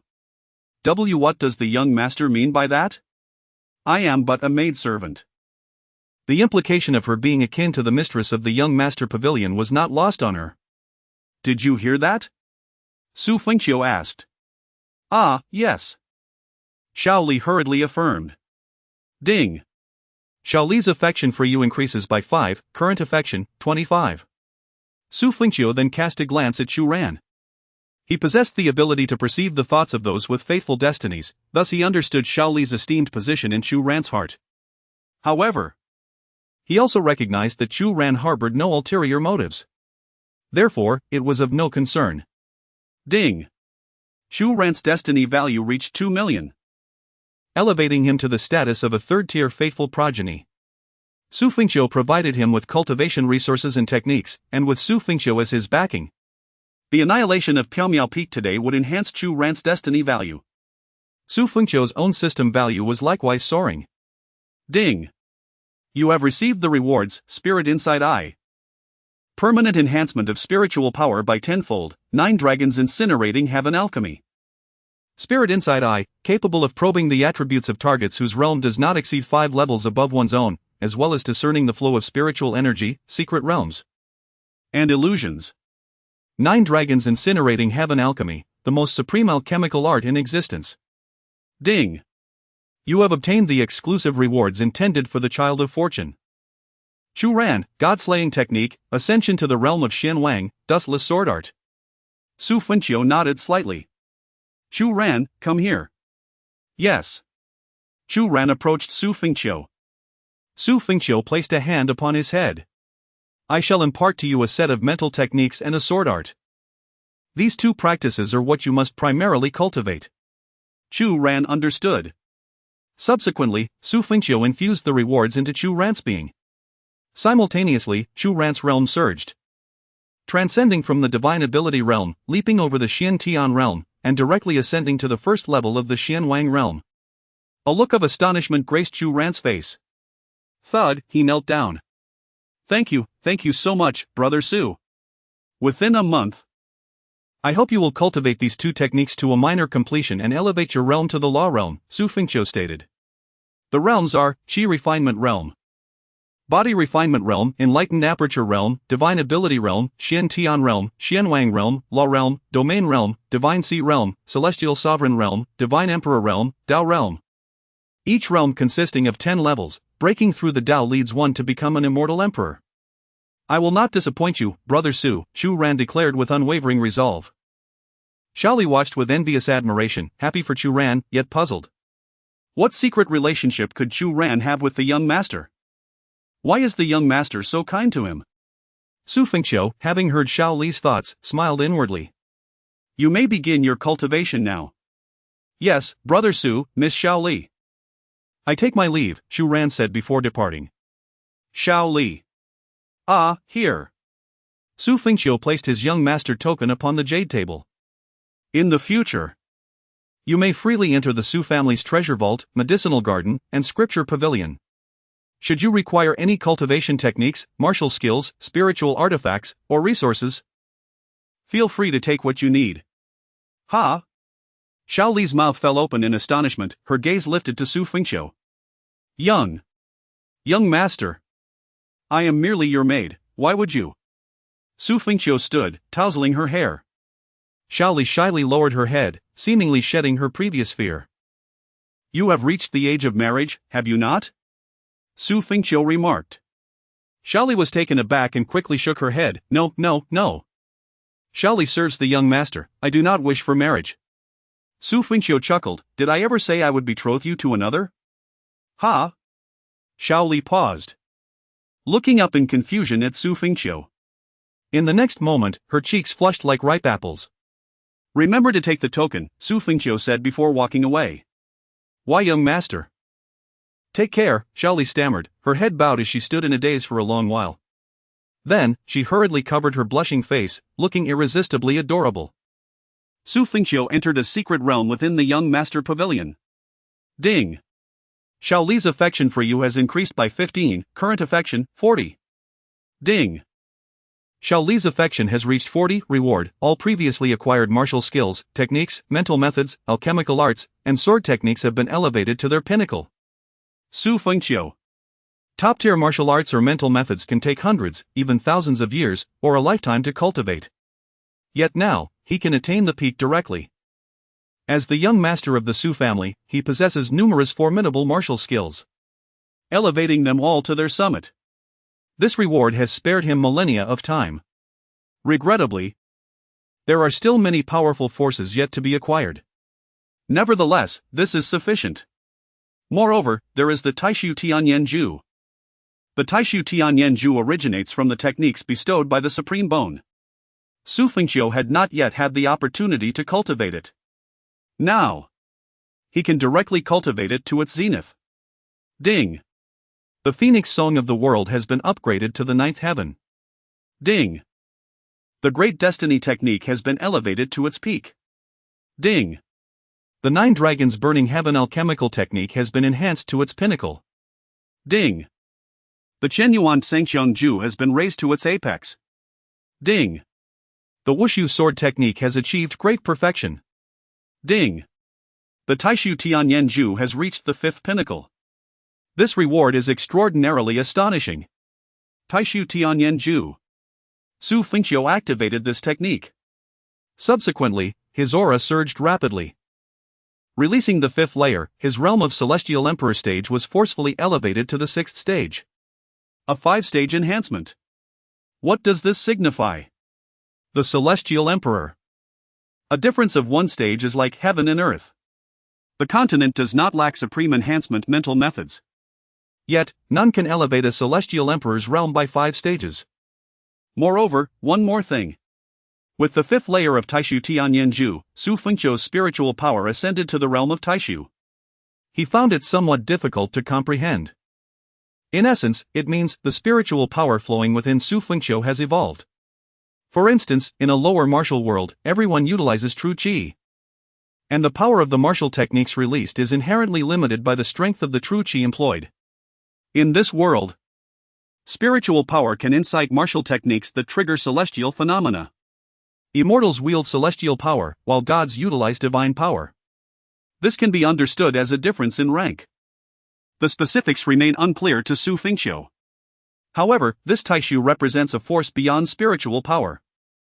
It signifies that martial techniques previously activated with spiritual power can now be unleashed with taishu, resulting in exponentially greater strength. This is the most straightforward interpretation. The rewards from this system are simply otherworldly. Xu Fengqiu's eyes sparkled with brilliance. He raised his hand, and an alchemical cauldron appeared before him. 9 dragons burning heaven alchemical technique. With an incantation, Xu Fengqiu commanded 9 fire dragons and commenced the alchemical process. Why concoct elixirs? To annihilate the Medicine Emperor's sect. As a villain, he must thoroughly diminish their reputation. What seems impossible to others is entirely feasible for Xu Fengqiu, endowed with such a formidable advantage. Chapter 28, You Came After All? In the dead of night, Xu Fengqiu stealthily departed from the Xu residence. Making his way towards the distant location of the Yao Huang sect. Concealing his presence, he ensured that this spot would remain undetected by anyone. Standing above the void, he produced a jade vial containing the Duanshang Zhu Lingsan. With a flick of his wrist, the powder within the vial was released, carried by the wind towards the expansive Yao Huang sect. After completing this task, Xu Fengqiu took his leave. The Duanshang Zhu Lingsan was the culmination of considerable effort, a powder derived from a long-lost 10th-tier poison pill. In the realm of medicinal elixirs, they are categorized from 1st to 10th tier, with the 10th tier being the legendary divine pills. Even the Xu family, possessing numerous 9th tier pills, had no access to the elusive 10th tier.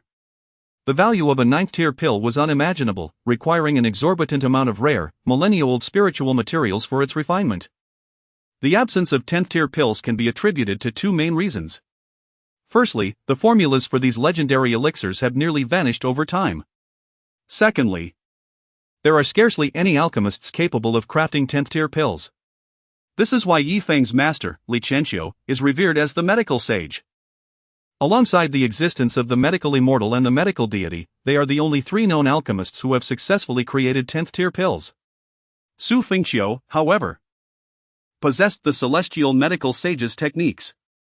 His mind was a repository of countless 10th tier pill formulas, coupled with the enhancement of his 9 dragons burning heaven alchemy technique.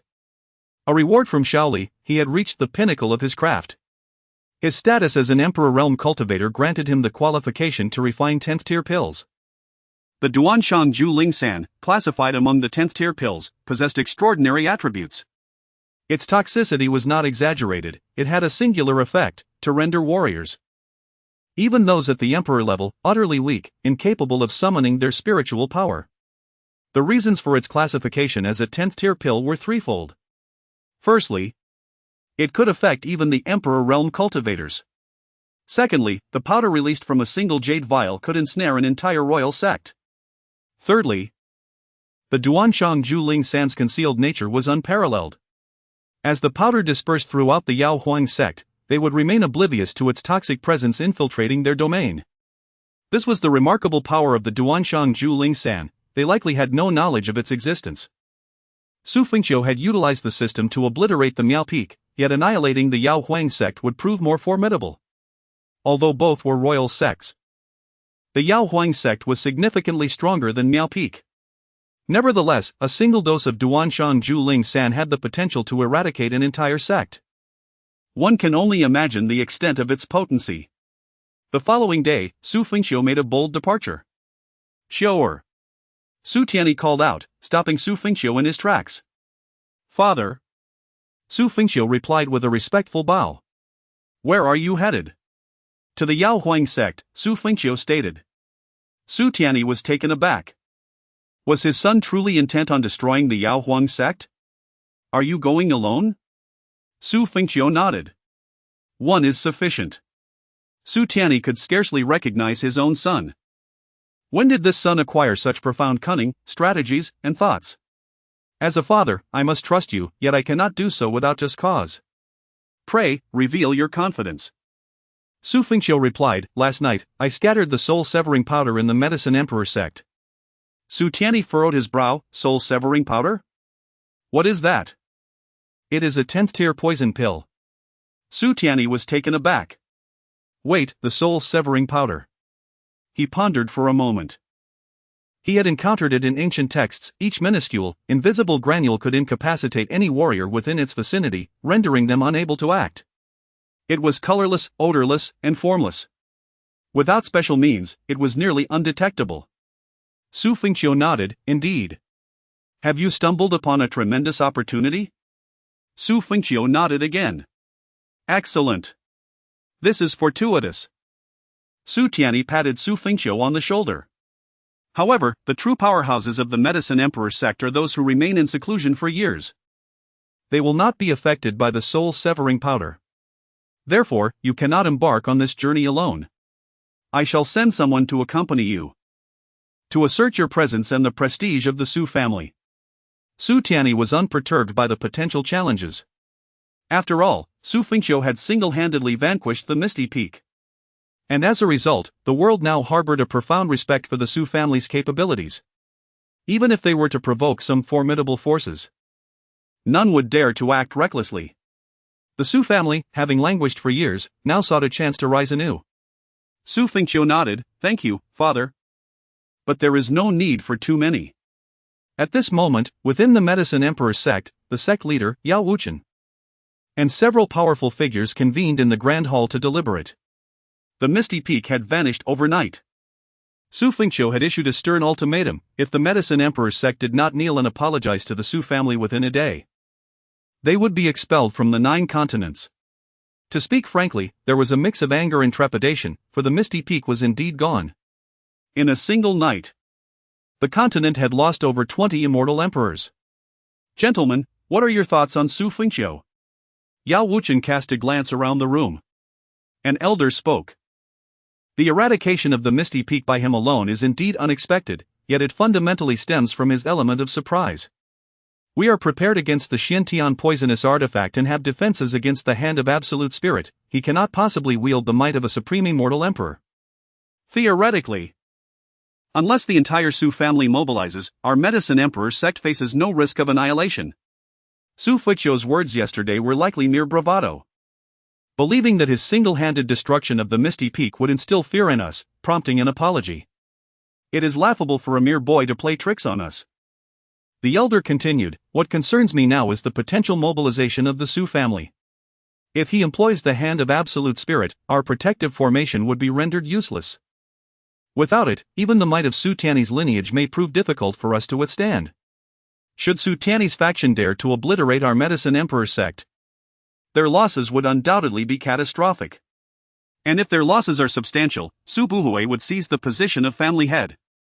Thus, regardless of the circumstances, our Medicine Emperor sect shall remain unscathed. Xu Fengqiu is merely making grandiose claims. Indeed, my thoughts align with those of the third elder. He dares not approach.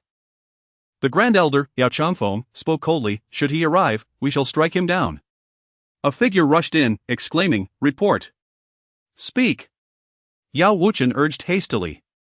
Xu Fengqiu, accompanied by dozens of celestial emperors from the Xu family, is en route to our sect. Upon hearing this, Yao Wuchen trembled visibly. What? He truly comes? Indeed. Yesterday, the Piaomiao Peak was annihilated by Xu Fengqiu, leaving him profoundly shaken. The news of Xu Fengqiu's approach instilled a sense of trepidation within him. However, Yao Wuchen rose swiftly, inquiring, are you certain it is only Xu Fengqiu and his numerous celestial emperors? Who among them is the strongest? The most formidable should only be a 6th-tier celestial emperor, and he is the sole one. Bang! Yao Wuchen slammed his palm onto the table. His expression filled with fury. Does he truly think my Yao Huang sect is easy to bully? Everyone, heed my command. Today, let Xu Fengqiu and his dozens of celestial emperors come and go without returning. The assembly rose in unison, affirming, yes. Yet, in the next moment, thud! Yao Wuchen suddenly lost his strength, collapsing into his chair. Master! The crowd gasped, rushing forward to investigate. However, one by one, they too succumbed. Their faces etched with shock. What is happening? Why do I feel so weak? I am struggling to even stand, my spiritual energy. I cannot summon it. What is the meaning of this? Poison, it must be poison. We have been poisoned. With great difficulty, Yao Wuchen braced himself against the golden chair, panic etched across his features. Could it be Xu Fengqiu? Quickly! Summon the ancestor back to the mountain. Chapter 29, There is no way, the external aid is too overwhelming at this moment. Xu Fengqiu, accompanied by the 12 celestial emperors of the Xu family, had arrived at the entrance of the Medicine Emperor sect. Outside the sect, a multitude of spectators awaited, their anticipation for this confrontation vastly surpassing that of the previous battle at the Misty Peak.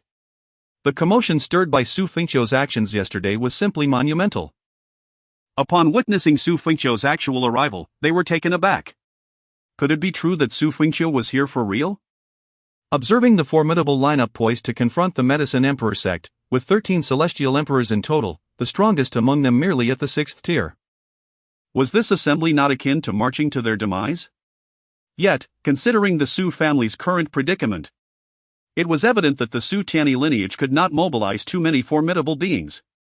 With such a lineup, how could they possibly annihilate the Medicine Emperor sect? Firstly, the Medicine Emperor sect was significantly stronger than the Misty Peak. Secondly, they had already taken precautions. Thirdly, Xu Fengqiu could no longer harness the power of the Supreme Celestial Emperor. Unless, perhaps, there were top-tier sects offering assistance? Was there any news of other sects rallying? Indeed, there was none. It seemed that this endeavor would rely solely on these few celestial emperors. How then, could they hope to obliterate the Medicine Emperor sect? They might even be risking their lives in this venture, and the author genuinely doubted Xu Fengqiu's capacity to bring ruin to the Medicine Emperor sect. Meanwhile, Lu Yunin stood beneath a nearby tree, observing the approach of Xu Fengqiu and his companions. A powerful figure from the Xu family stepped forward, bellowing, "Children of the Medicine Emperor sect, come forth and meet your demise." From within the Medicine Emperor sect, figures including Yao Wuchen emerged. To the onlookers, this might have seemed inconsequential, but they understood all too well that merely standing in that spot had exhausted their utmost strength. At present, nearly all members of the Medicine Emperor sect found themselves in such a dire state. Those who were unharmed were the ones who had been in seclusion. With a gathering of over a dozen celestial emperors and numerous beings at the Tao of Heaven level, these latter had no significant role to play in the impending battle. Could the dozen celestial emperors withstand the might of Xu Fengqiu and his comrades? If they could not, their fate was sealed. Yao Wuchen summoned all his strength to shout, "Xu Fengqiu, I grant you a chance, depart from the Medicine Emperor sect now, and I shall spare your life." Xu Fengqiu chuckled softly, "Elder Yao Wuchen, are you still attempting to maintain your bravado when death is at your doorstep? Is it not evident that standing here has drained all your strength? You!" Yao Wuchen pointed an accusatory finger at Xu Fengqiu, his voice laced with fury, "It is indeed you. Such despicable tactics." Despicable? The Medicine Emperor sect has truly brought shame upon itself. As one of the foremost medical sects on the continent, how could a group of top-tier physicians fail to realize that they had already been poisoned? Should I be blamed for employing cunning strategies? A wave of astonishment swept through the crowd upon hearing Xu Fengqiu's statement. What? Was he suggesting that all members of the Medicine Emperor sect were afflicted by his poison? How could this be? This was the Medicine Emperor sect, home to the continent's elite physicians. Were they truly all poisoned? What kind of poison could elude their detection? Surely, toxins in water or airborne toxins could be identified. How could it be that the entire Medicine Emperor sect was ensnared by poison? After all, this is the Medicine Sovereign sect. Regardless of the poison encountered, the situation should not be dire, should it? Humph. Young man, relying on despicable means will not lead you far. Xu Fengqiu declared, "I am aware that the Misty Peak has been annihilated, today. The Medicine Sovereign sect shall follow in its footsteps." A furious roar echoed, and several figures soared from the Medicine Sovereign sect. Xu Fengqiu, prepare to meet your demise. Yao Wuchen shouted, Ancestor, I implore you all. Prepare to meet your end. Subsequently, a dozen celestial emperors from the medicine sovereign sect, unharmed, charged forth. Xu Fengqiu remarked, Gentlemen, I will handle these 2 8th-level celestial emperors, the rest of you, take care of the others. Sure, you intend to deal with 2 8th-level celestial emperors? A powerful member of the Xu family inquired. Xu Fengqiu smiled faintly, merely a trivial matter. While 8th-level celestial emperors indeed stand atop the continent, Xu Fengqiu's external assistance is exceedingly formidable. Universal Equality Card. Universal Equality Card, for the next 3 minutes. The host will achieve equality with all martial artists of a higher realm, making any confrontation a 50-50 chance, with the potential to vanquish them. System value cost, 1 million. Cooldown, 3 months. Thus, although Xu Fengqiu currently ranks as a first-level celestial emperor, he can contend with anyone as if they share the same realm. The 5th layer of the Void Sky Transformation Technique. Young man, no matter what martial skill you employ, in the face of such an absolute disparity in realms, it shall prove futile. The Great Thousand Heavenly Net Palm. An 8th-level celestial emperor unleashed a devastating palm strike towards Xu Fengqiu. The onlookers were incredulous, unable to fathom how Xu Fengqiu could possibly survive this. Rebound card.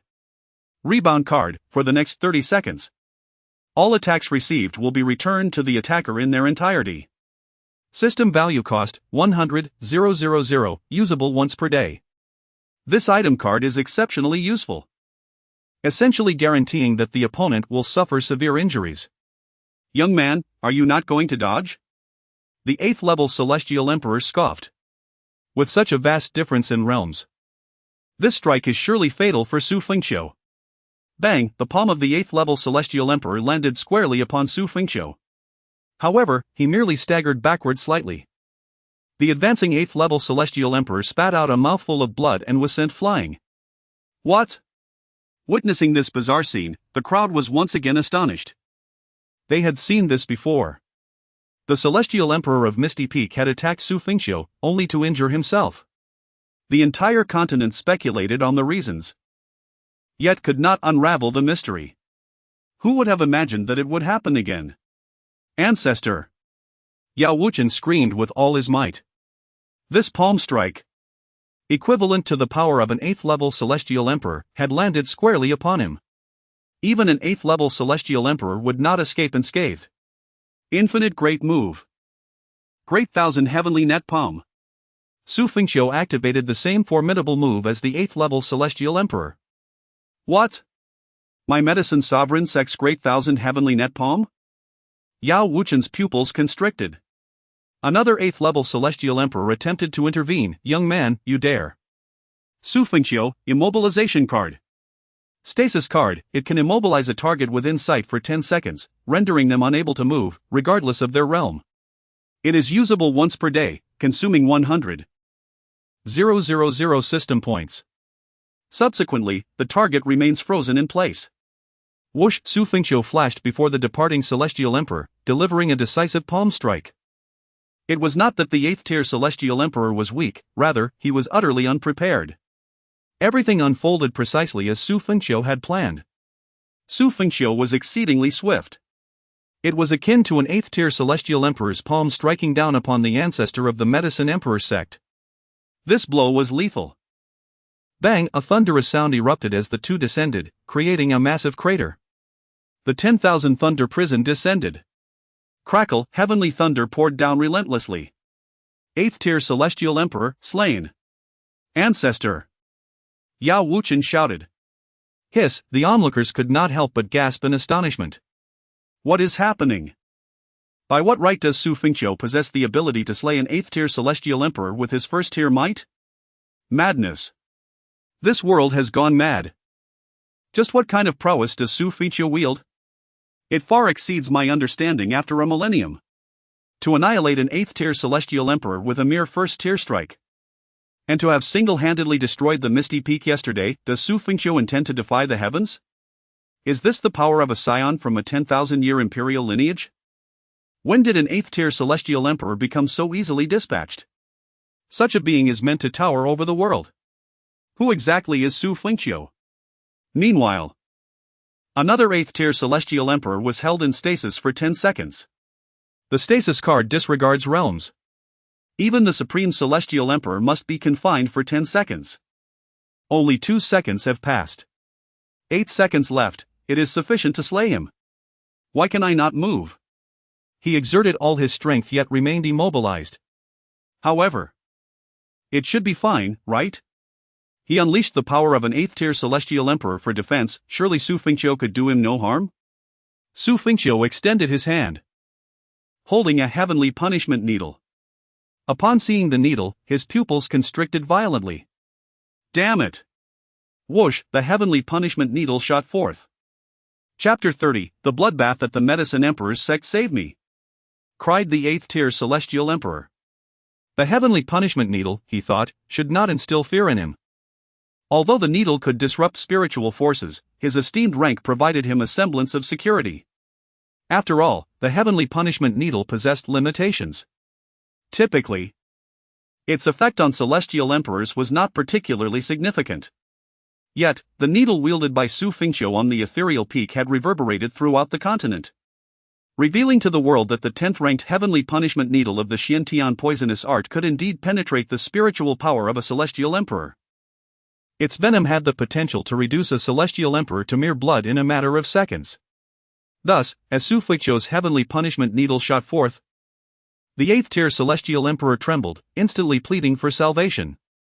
Alas, no one could come to his aid.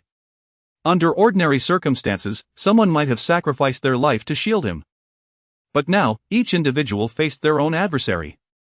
The remaining participants could scarcely maintain their footing. Who could possibly protect him? Swoosh, the heavenly punishment needle struck true. Following this, a terrifying venom erupted from within him.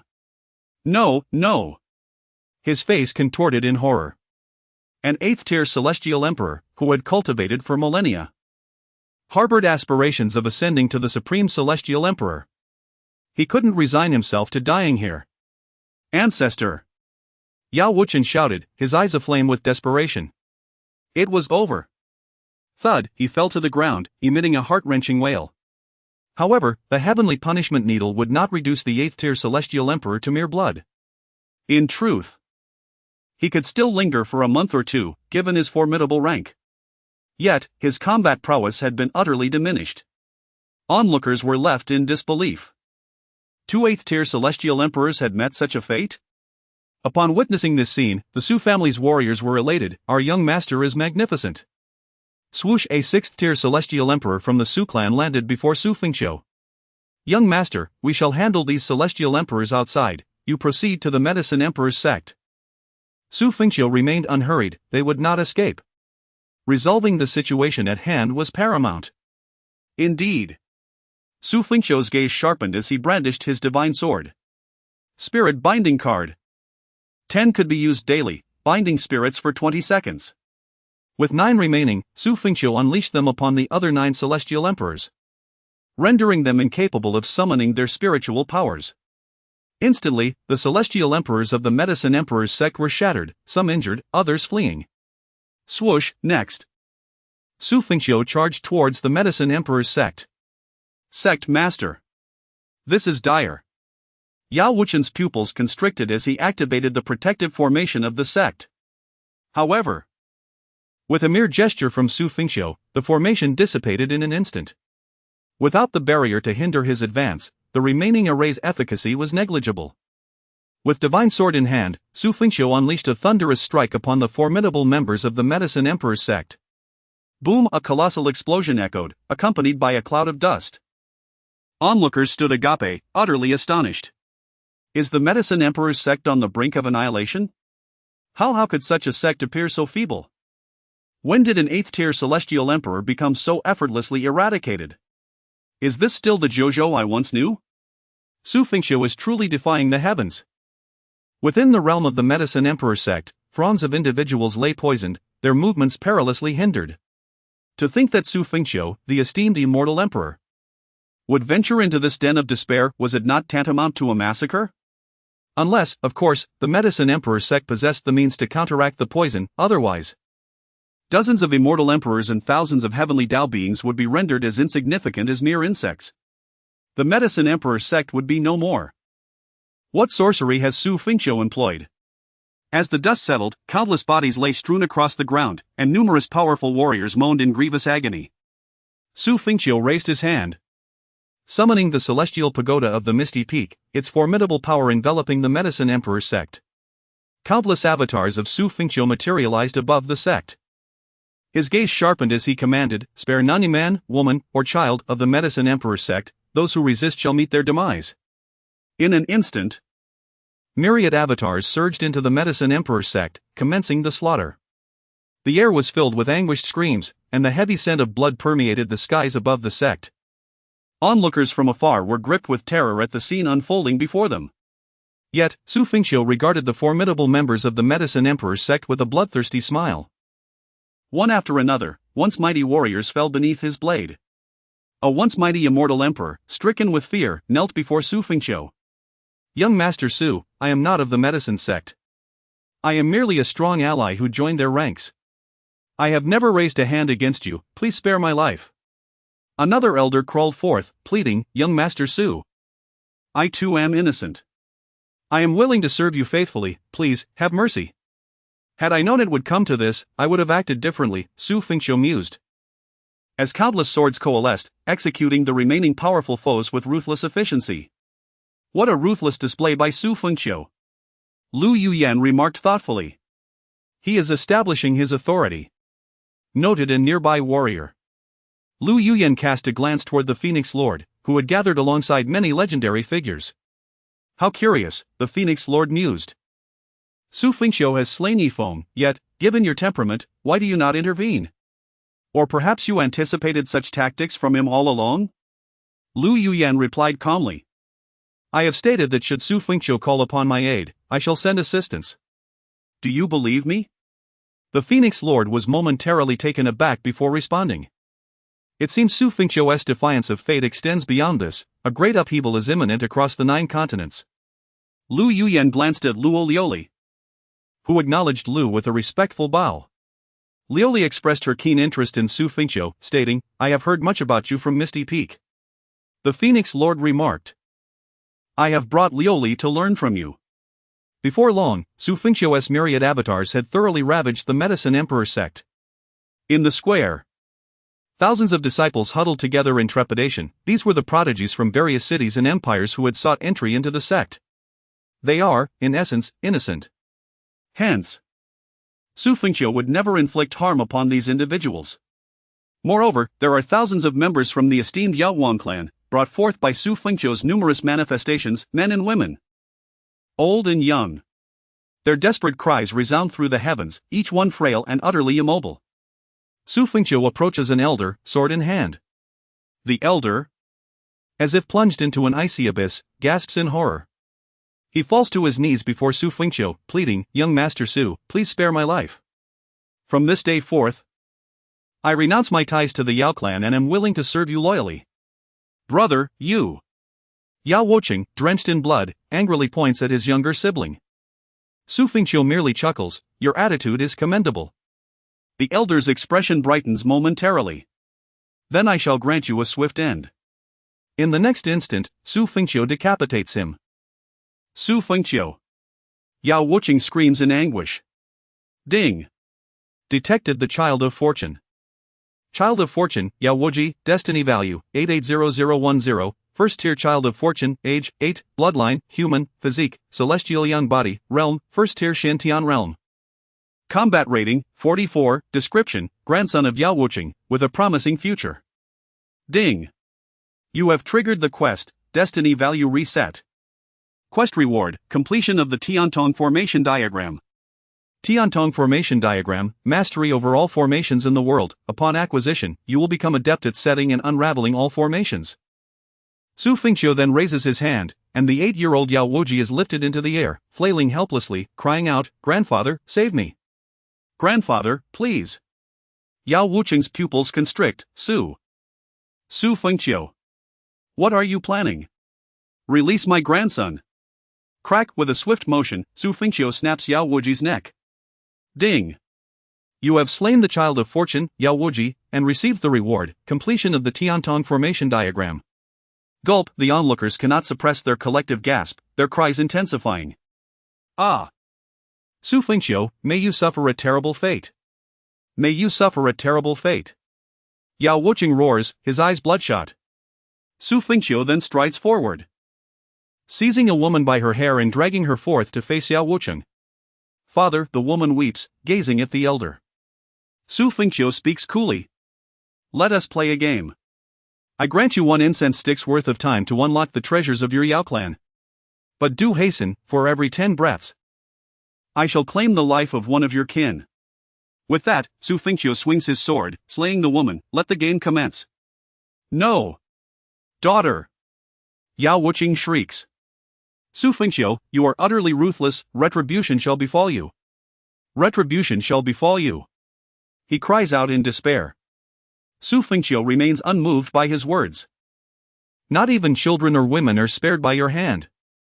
Your actions are more heinous than those of the demonic sect, you will undoubtedly face consequences. With a wave of his hand, a young boy is summoned forth. Xu Fengqiu stood there, his fingers running through his hair. Grandfather, grandfather, save me, grandfather. The boy wept, paralyzed with fear. Xu Fengqiu smiled faintly. Crack, thud, the boy's lifeless body collapsed. 10 breaths passed. Yao Wuchen's entire being trembled violently. A man soared through the air, only to find Xu Fengqiu's sword poised against his throat. Uncle, uncle. The man gazed helplessly at Yao Wuchen. Yao Wuchen, quaking with fear, rose unsteadily. No, please. I will go. I will go right now, just don't take action. He then dragged his weakened form away in haste. Yet, just a few steps later, 10 breaths had elapsed once more. Xu Fengqiu spoke nonchalantly. A scream erupted. The man was slain by Xu Fengqiu's hand. Yao Wuchen shuddered, daring not to look back. Tears of blood streaming down his cheeks as he hurriedly quickened his pace. Chapter 31, The pressure falls upon the god of Medicine Mountain in the distance. Onlookers observed the ruthless actions of Xu Fengqiu. To be candid, even for some formidable individuals, an unsettling chill crept into their hearts. Xu Fengqiu, a prodigious youth of merely 28 years, displayed an astonishing degree of cruelty. They comprehended the adage, wildfire cannot be extinguished, the spring breeze brings forth new life. Yet he exterminated all without hesitation. Xu Fengqiu's deeds instilled an instinctive dread among these spectators. Such methods are unparalleled in his generation, the Phoenix Sovereign remarked. Then turned to Luo Liuli, asking, Liuli, do you perceive his actions as cruel? Indeed, they are somewhat ruthless, yet, it is justifiable. The cycle of power has always favored the victor. Had young Master Su lacked such means, it would have been him and his kin who perished. This act serves to intimidate both the 9 continents and his next target, the god of Medicine Mountain. However, Luo Liuli's brows furrowed slightly. But what? Luo Liuli continued. For some reason, I feel as though young Master Su possesses 2 faces. Just days ago, I heard that he was enjoying leisure with his maidens, seemingly carefree. Which of these is his true self? In no time, Yao Wucheng returned, and before him lay the familiar corpses of his relatives from the Yao family. In the background, the anguished cries of other Yao family members, including his numerous concubines and daughters, filled the air. Grandfather, save me. Father, father, help me. Woe is me, my husband. Save our children. Xu Fengqiu, you shall face retribution. Yao Wucheng wept bitterly, pointing an accusatory finger at Xu Fengqiu. Has the task been completed? Xu Fengqiu inquired indifferently. Yao Wucheng gritted his teeth. All has been activated. The resources of my Yao Emperor's sect now belong to you. I can perish, but they are innocent. Spare their lives. Xu Fengqiu replied, 1 arm in exchange for a life. The choice is yours. With that, he tossed a sword before Yao Wucheng. Yao Wucheng picked up the blade, lowering his gaze. Swish, ah! One of his arms was severed in an instant. Clutching the stump, his complexion turned ashen. Xu Fengqiu asked, which will you choose? Yao Wucheng glanced at the crowd, tears of blood streaming down his face. He pointed at a girl of 13 or 14. Xu Fengqiu raised an eyebrow. Oh?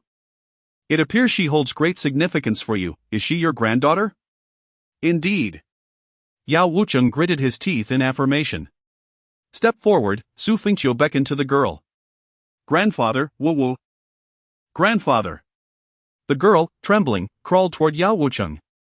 Just as she neared him, swish, a sword pierced through her body. Yao Wucheng trembled violently. No! He roared. Xu Fengqiu. You are untrustworthy. Xu Fengqiu. Ha! Xu Fengqiu laughed heartily. Sec Master Yao, I merely mentioned a game. Did you truly believe it? The truth that wildfires cannot be extinguished and will regenerate with the spring breeze is something you surely comprehend, do you not? After uttering these words, Xu Fengqiu turned to face the group of individuals before him. Among them were several hundred formidable warriors, none of whom belonged to the Yao clan. They were merely powerful figures who had allied themselves with the Yao Emperor sect. Xu Fengqiu addressed them, stating, You have 30 breaths of time. Any who possess the head of a member of the Yao clan shall be spared from death. This is not a game, it is a decree set forth by me. Upon hearing this proclamation, the warriors seized the opportunity as if grasping a lifeline. With swift movements, they surged forward. Do not compete with me. Whoever dares to steal from me shall meet their end. Ha ha ha. I have survived, ha ha ha. Do not snatch. You wretched fools, I shall slay. I shall prove my worth to young Master Xu. The remaining members of the Yao clan were few, while their adversaries were many. There was a multitude who would be unable to obtain a head within 30 breaths. If they did not act quickly, it would be their own lives at stake. No! No! Yao Wucheng despaired as he witnessed the scene unfold. The surrounding warriors were equally shaken. How ruthless was Xu Fengqiu, how merciless his methods. He could have easily slain them all, yet he chose this course. He was establishing his authority. Instilling fear in those who coveted his life and the supreme bone within him, those who harbored ambitions against the Xu clan. Farewell, Xu Fengqiu uttered. And with a single stroke of his sword, he ended Yao Wucheng's life. Subsequently, a throng of warriors brandishing heads rushed to Xu Fengqiu's side, their expressions filled with exhilaration. Young Master Xu, I possess a head. Young Master Xu, I implore you to spare my life. Young Master Xu, grant me mercy. Xu Fengqiu pointed skyward. And a deluge of thunder rained down, annihilating those who had failed to seize a head. He then flicked his wrist, sending forth a handful of pills. Those who consume this poison pill shall live, do not attempt any tricks on me. In their desperate bid for survival, they hastily ingested the poison pills. This was the deadly soul-severing pill, its essence resided within Xu Fengqiu, who held their fates in his hands. Should he perish, so too would they. Their pupils constricted. With a thud, one by one, they knelt. We are willing to serve young Master Xu like loyal hounds. Xu Fengqiu nodded in satisfaction. Among these individuals were likely dozens of celestial emperors and over 100 figures at the Tao of Heaven level, constituting a considerable force. With a wave of his hand, the heavenly suppression tower descended. He then addressed his disciples, saying, You may depart and seek other sects for your cultivation. Yes. Countless disciples hastily fled. Xu Fengqiu subsequently tossed some antidotes to the warriors. This is the antidote, after consuming it, seek out the Yao Emperor sect. Should you discover any remnants of the Yao clan, eliminate them. Yes. Thereafter, Xu Fengqiu made his way toward the treasure vault and medicinal garden of the Yao Emperor sect. The repository of resources befitting a millennium-old imperial sect. Heaven and earth are filled with extraordinary treasures, martial arts, techniques, mental disciplines, spiritual artifacts, elixirs, spiritual stones. And the essence of cultivation realms, all invaluable. Others gazed in astonishment at the scene before them. The Medicine Emperor sect has been obliterated. Who could have foreseen this? Just yesterday, the mysterious peak was annihilated, and today, Xu Fengqiu has the audacity to eradicate the Medicine Emperor sect directly. In a certain sense, it is akin to him singularly vanquishing such a royal sect. Nearly 100 celestial emperors, including 2 8th-tier celestial emperors, were rendered as insignificant as ants. Xu Fengqiu is nothing short of miraculous. There has never been anyone before him, nor will there be anyone after. In this current generation, none can rival Xu Fengqiu. These two battles have shocked the 9 continents, establishing Xu Fengqiu's renown, and the Xu family is poised to reclaim its path to greatness. Gathering all resources, Xu Fengqiu stepped into the void and declared, as long as the medicine god mountain remains in existence for another day. If it does not come to the Xu family by noon tomorrow, it shall face annihilation as well. With that, Xu Fengqiu strode away with purpose. Chapter 32 The fortuitous encounter of Xu Chang'an and the mysterious woman Xu Buhui paced anxiously within the courtyard, his heart racing with urgency. He fervently wished for Xu Fengqiu to fail and meet his demise at the hands of the Medicine Emperor sect. He refrained from attending the scene, understanding that, as a member of the Xu family, his presence would be perilous and ultimately unnecessary. All he needed to do was await news. At that moment, a sound transmission talisman fluttered before him. "Father!" The voice of Xu Chang'an resonated with shock. "Speak!" Xu Chang'an had disguised himself and infiltrated the Medicine Emperor sect. The revelation struck like lightning: the Medicine Emperor sect has been annihilated. All of Yao Chicken and his followers have been slain. What? Xu Buhui's eyes widened in disbelief, and he sank into a state of shock. The Qiaomiao Peak and the Medicine Emperor sect, 2 foremost imperial sects of the 8th heaven. They may not be the strongest, but they were undoubtedly imperial. A terrifying sect with dozens of immortal emperors. To have obliterated Qiaomiao Peak yesterday and the Medicine Emperor sect today? The critical point was that this was not the doing of the Xu family, it was the solitary achievement of Xu Fengqiu. Could one individual truly bring down 2 imperial sects? Such a claim would be dismissed as ludicrous. Even a supreme immortal emperor might struggle to accomplish such a feat alone. With protective formations, numerous immortal emperors, and various extraordinary artifacts at their disposal. What right did Xu Fengqiu possess to do so? Yet, the reality stood before them. This instilled a profound sense of trepidation. If one person could achieve such a monumental feat, what means did they possess to respond? How could they seize power?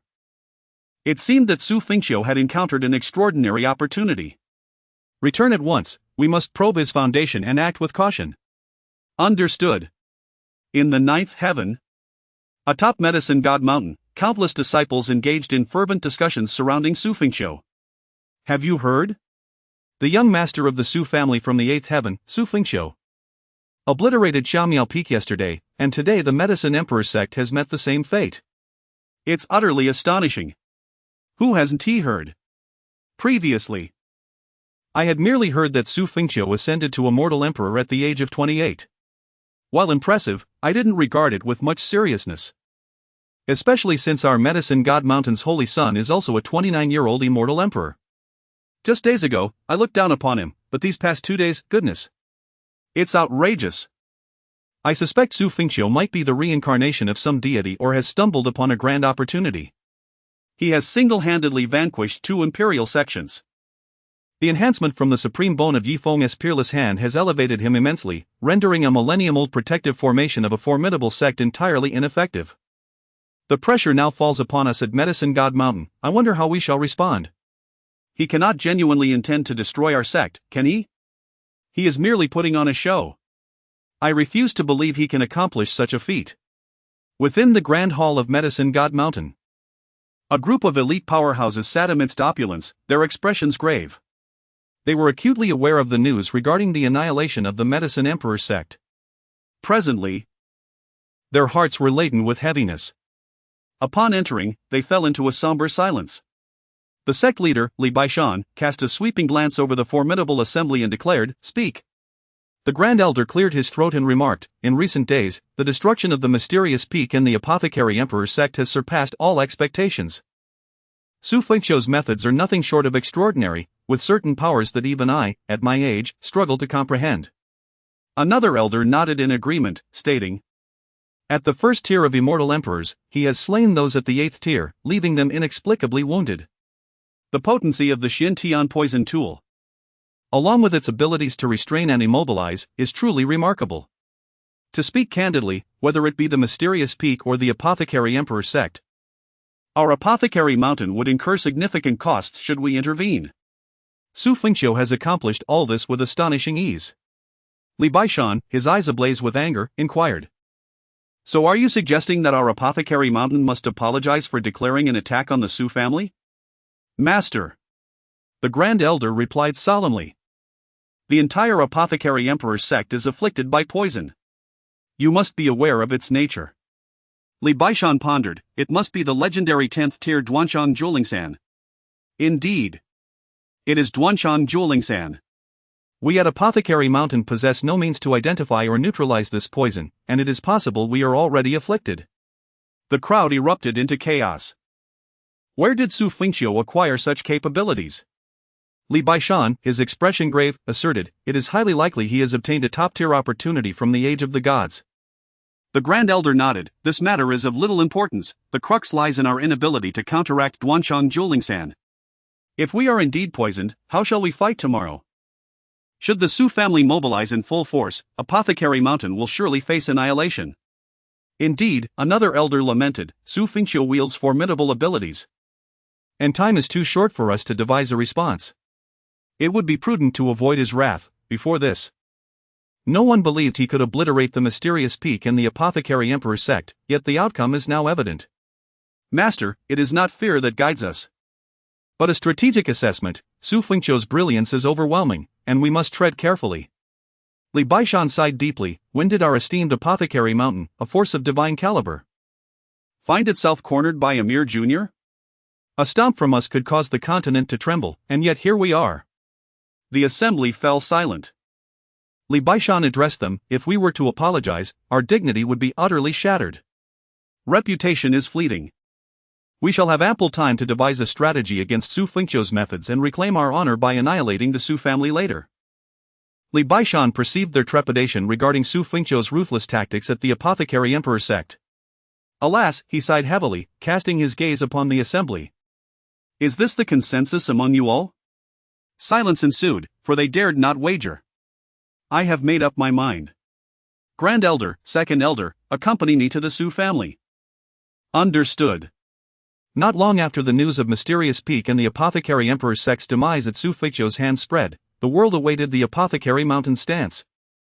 A shocking revelation echoed throughout the continent, Apothecary Mountain had shown weakness. Li Baishan, accompanied by esteemed elders, publicly sought forgiveness from the Xu family. A formidable force of the ninth heaven, Apothecary Mountain's overall strength far surpassed that of the Xu family, yet they bowed their heads in apology. Moreover, with Xu Fengqiu's formidable methods and extraordinary deeds, he has instilled fear in numerous powerful factions. The Xu family now stands at the pinnacle of glory. And the name Xu Fengqiu resonates across the 9 continents. As night falls, the moonlight bathes the Xu residents. Xu Fengqiu stands at the edge of a precipice, hands clasped behind his back, gazing at the distant stars. It seems a chapter has drawn to a close. His reputation, both illustrious and fearsome, has been firmly established. For the time being, he need not concern himself with it. Now, he must contemplate the tasks at hand, the missions of Shaoli and Luo Lioli, which cannot be rushed, nor can he hasten Xu Ran's assignment. Xu Chang'an, the child of destiny, name, Xu Chang'an, age, 29, destiny value, 1,887. 000, second-tier child of destiny, physique, indestructible Dao body, realm, first stage of heavenly Dao, combat rating, 79, description, a pureblood of the illustrious Xu clan, possessing the indestructible Dao body and the blood spirit pearl. Mission, clear Xu Chang'an's destiny value, mission rewards, destiny value 500, 000, pinnacle sword intent, sealed sword technique. Eliminating him outright poses no issue. However, with nearly 2 million destiny value at stake, corresponding to almost 20 million system points, this system has forged Xu Fengqiu's legendary narrative. Without it, how could he have possibly vanquished the Misty Peak and the Medicine Emperor sect? Xu Fengqiu can view Xu Chang'an's life history at will and is aware of the origins of his destiny value. The background afforded to him by the Xu family and the value derived from his physique amount to a mere few 100,000. The crux of his destiny value lies with a woman, akin to the relationship between the medical sage Li Qianqiu and Yi Feng. Yet, why did Xu Chang'an remain present at the Xu family on the day of the grand wedding, close enough for Xu Fengqiu to trigger the Child of Destiny task? But it did not occur? This is because, at that time, Xu Chang'an did not qualify as the Child of Destiny, possessing only a destiny value of a mere 100,000. By chance, while Xu Fengqiu was in the first heaven, eliminating Yi Feng, he encountered an opportunity and that woman. Subsequently augmenting his destiny value by over 1,000,000, thus achieving the status of a second-tier child of destiny. What Xu Fengqiu must do is quite simple: dismantle the connection between him and that woman. Shaoli, Xu Fengqiu called out. Not far away, Shaoli, who had been entertaining a spirit fox, hurriedly approached, cradling the creature. Young master, do you wish to go out? She inquired eagerly. Indeed, Xu Fengqiu replied with a nod. He gently stroked the spirit fox in her arms and said, At dawn, I shall take you to Liuzhou City. Chapter 33, Li Qianxue. The following day, at dawn. In Liuzhou City, the nearest city to the Xu family, Su Chanan arrived early with a bounty of delicacies. Once I have captured Qianxue and Xu Fengqiu, what will you amount to? Su Chanan's gaze sharpened. Just days prior, Xu Fengqiu had been brimming with vigor, while Su Chanan, feeling discontent, had ventured into the demon god forest to vent his frustrations by slaying demonic beasts. During his journey, a colossal meteor descended from the heavens, landing not far from him. As Su Chanan approached, he discovered a beautiful woman unconscious within the deep crater. She was the most stunning woman he had ever beheld, even surpassing the countenance of the top 20 fairies he had once been fortunate enough to see. She radiated an elegance and nobility that even the revered Saint Yao Empress might find somewhat lacking. Initially, Su Chanan thought she had perished. To be frank, even if she had, he would still have desired to act upon his impulses. She was simply too exquisite, too regal. Just as he was about to disrobe, the woman opened her eyes, nearly startling Su Chanan into a state of shock. Fortunately, he had not yet undressed. After a period of conversation, Su Chanan learned that the woman had lost all her memories, retaining only the name Li Qianxue. Li Qianxue possessed formidable power. With a mere gesture, she halted the flow of time within a 10-mile radius. Su Chanan realized that an opportunity had arisen. As Li Qianxue had no recollection of her past, he deceived her into believing that he, Su Chanan, was her husband, fabricating a tale that she had mysteriously vanished 5 years prior and that he had searched for her all this time, only to find her now bereft of memory. His acting was unparalleled, overflowing with tears and sincerity. Li Qianxue, though skeptical, reluctantly followed him. Su Chanan, being a clever man, understood that while he had temporarily secured the identity of her husband, he would not hastily attempt to hold her hand. He recognized that the priority was to gradually cultivate their relationship, step by step, until she truly opened her heart to him and became his own. He arranged for Li Qianxue to reside in Liuzhou City, assigning several maidservants to attend to her every need. Meanwhile, he exerted all his charm and gentlemanly allure. Taking a deep breath, Su Chanan knocked on the door. A maidservant opened it, bowing respectfully. Young master, is Qianxue inside? He inquired. Yes, she is. With a smile, Su Chanan proceeded into the courtyard, which featured a particularly beautiful rear garden. In this garden lay a small lake, adorned with a pavilion. Within the pavilion, a woman stood, gazing at the enchanting scenery. She donned a flowing blue fairy dress, the hem swaying gently in the breeze.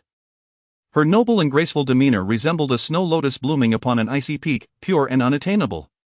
Her rosy lips and clear, water-like eyes suggested a life untouched by the tumult of existence. Standing there, she seemed to meld seamlessly with the surrounding beauty, creating a harmonious tableau. As Su Chanan approached, captivated by her silhouette, he found himself entranced. Qianxue, he called with a smile as he drew near. Li Qianxue turned upon hearing the voice, slightly bowed her head, and with her crimson lips parted, spoke with an almost tranquil demeanor. Young Master Su. Just a glimpse of Qianxue's silhouette had inspired him to compose a couplet. The goddess should dwell in the heavens above. How rare it is to hear of her on earth. Su Chang'an, however, was no connoisseur of poetry. He had memorized the lines solely to enhance his allure. Li Qianxue displayed no noticeable emotional response, merely remarking, Young Master Su, you are indeed a person of talent. Many years ago, our acquaintance was forged through poetry. I have brought you some delicacies, the ones you used to enjoy, osmanthus cake and jujube flower wine. Li Qianxue sat there, a hint of bewilderment flickering in her clear eyes. I used to enjoy these? Su Chang'an chuckled, indeed. Especially this osmanthus cake. I had the servants prepare it early this morning while it was still warm. Do taste it. He was oblivious to her true preferences. But osmanthus cake was universally adored by women, a safe bet. After all, if she could not recall anything, her enjoyment would lend credence to his words, would it not? Li Qianxue delicately pinched a piece of osmanthus cake, inspecting it for a moment before slowly placing it between her lips. Xu Chang'an, captivated by her dainty red lips, couldn't suppress a swallow. Truthfully, merely gazing upon her evoked a sense of inadequacy within him.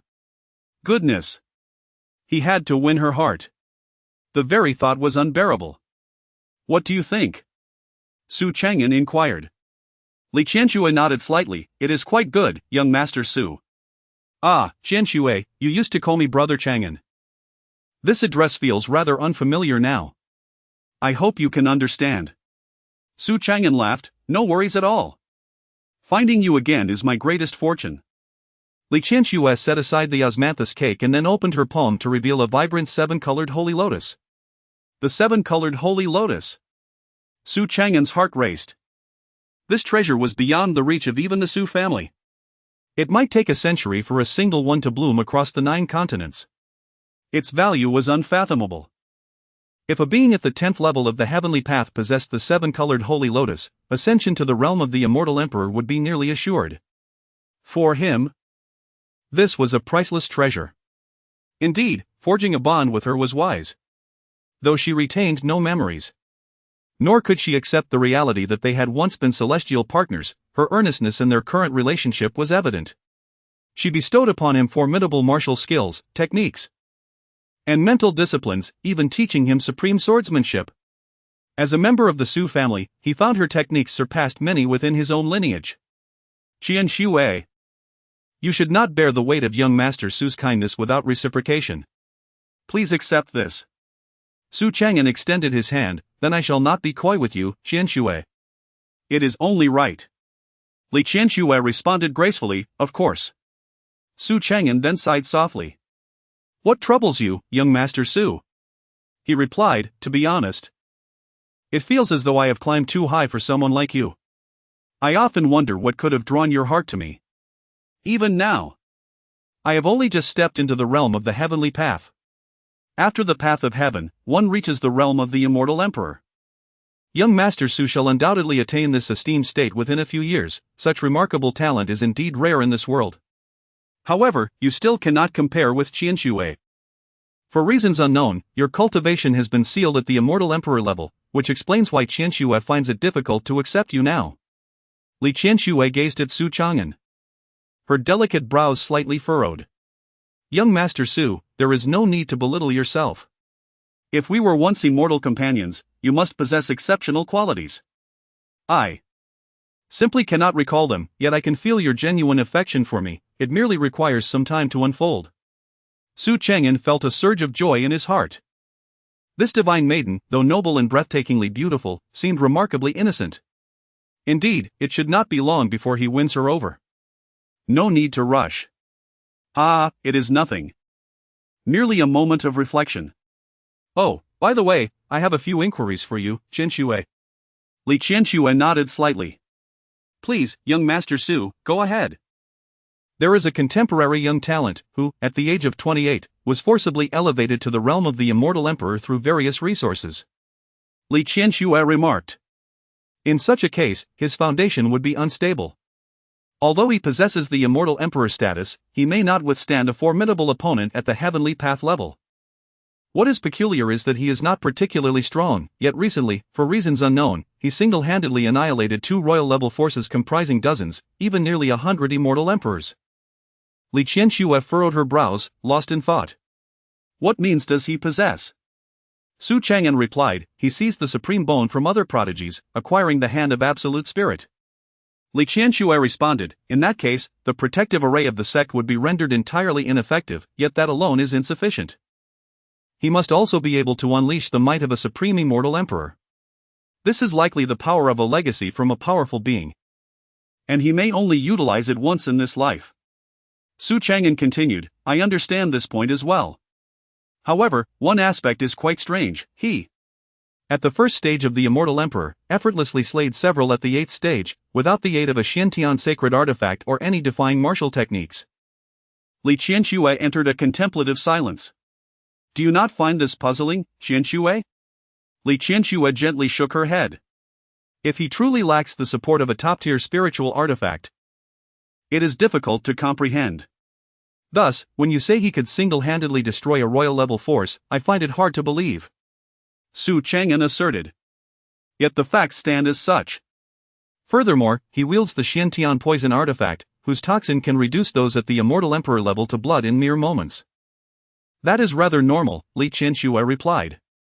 The difficulty lies in the crafting of the artifact itself. The poison serves merely as an auxiliary effect. If he can concoct a more potent toxin independently, the lethality of the Xiantian poison artifact would be greatly enhanced. It is rare for a toxin to reduce those below the 5th stage of the Immortal Emperor to blood in mere moments, yet it is not impossible. Su Chang'an nodded. Moreover, when he was struck by an attack from an 8th stage Immortal Emperor, he remained unscathed, while the 8th stage Immortal Emperor himself was injured. How is this so? Li Qianxue furrowed her brows once more. Could it be a certain technique that reverses the flow of the universe? Su Chang'an's eyes brightened. Is that so? Li Qianxue nodded. Indeed, there exists such a technique that, when activated, can reverse the attacks received back upon the assailant. It is profoundly intricate. I recall its existence. Yet the specifics elude me. Ah, I see. Xiantian poisonous artifact, Qianxue possesses the method to concoct the heavenly punishment needle, falling flower tears, and the techniques for creating the puppet doll. Would young Master Su be interested? Su Chanan? What? She actually possesses the method for refining the Xiantian poisonous artifact?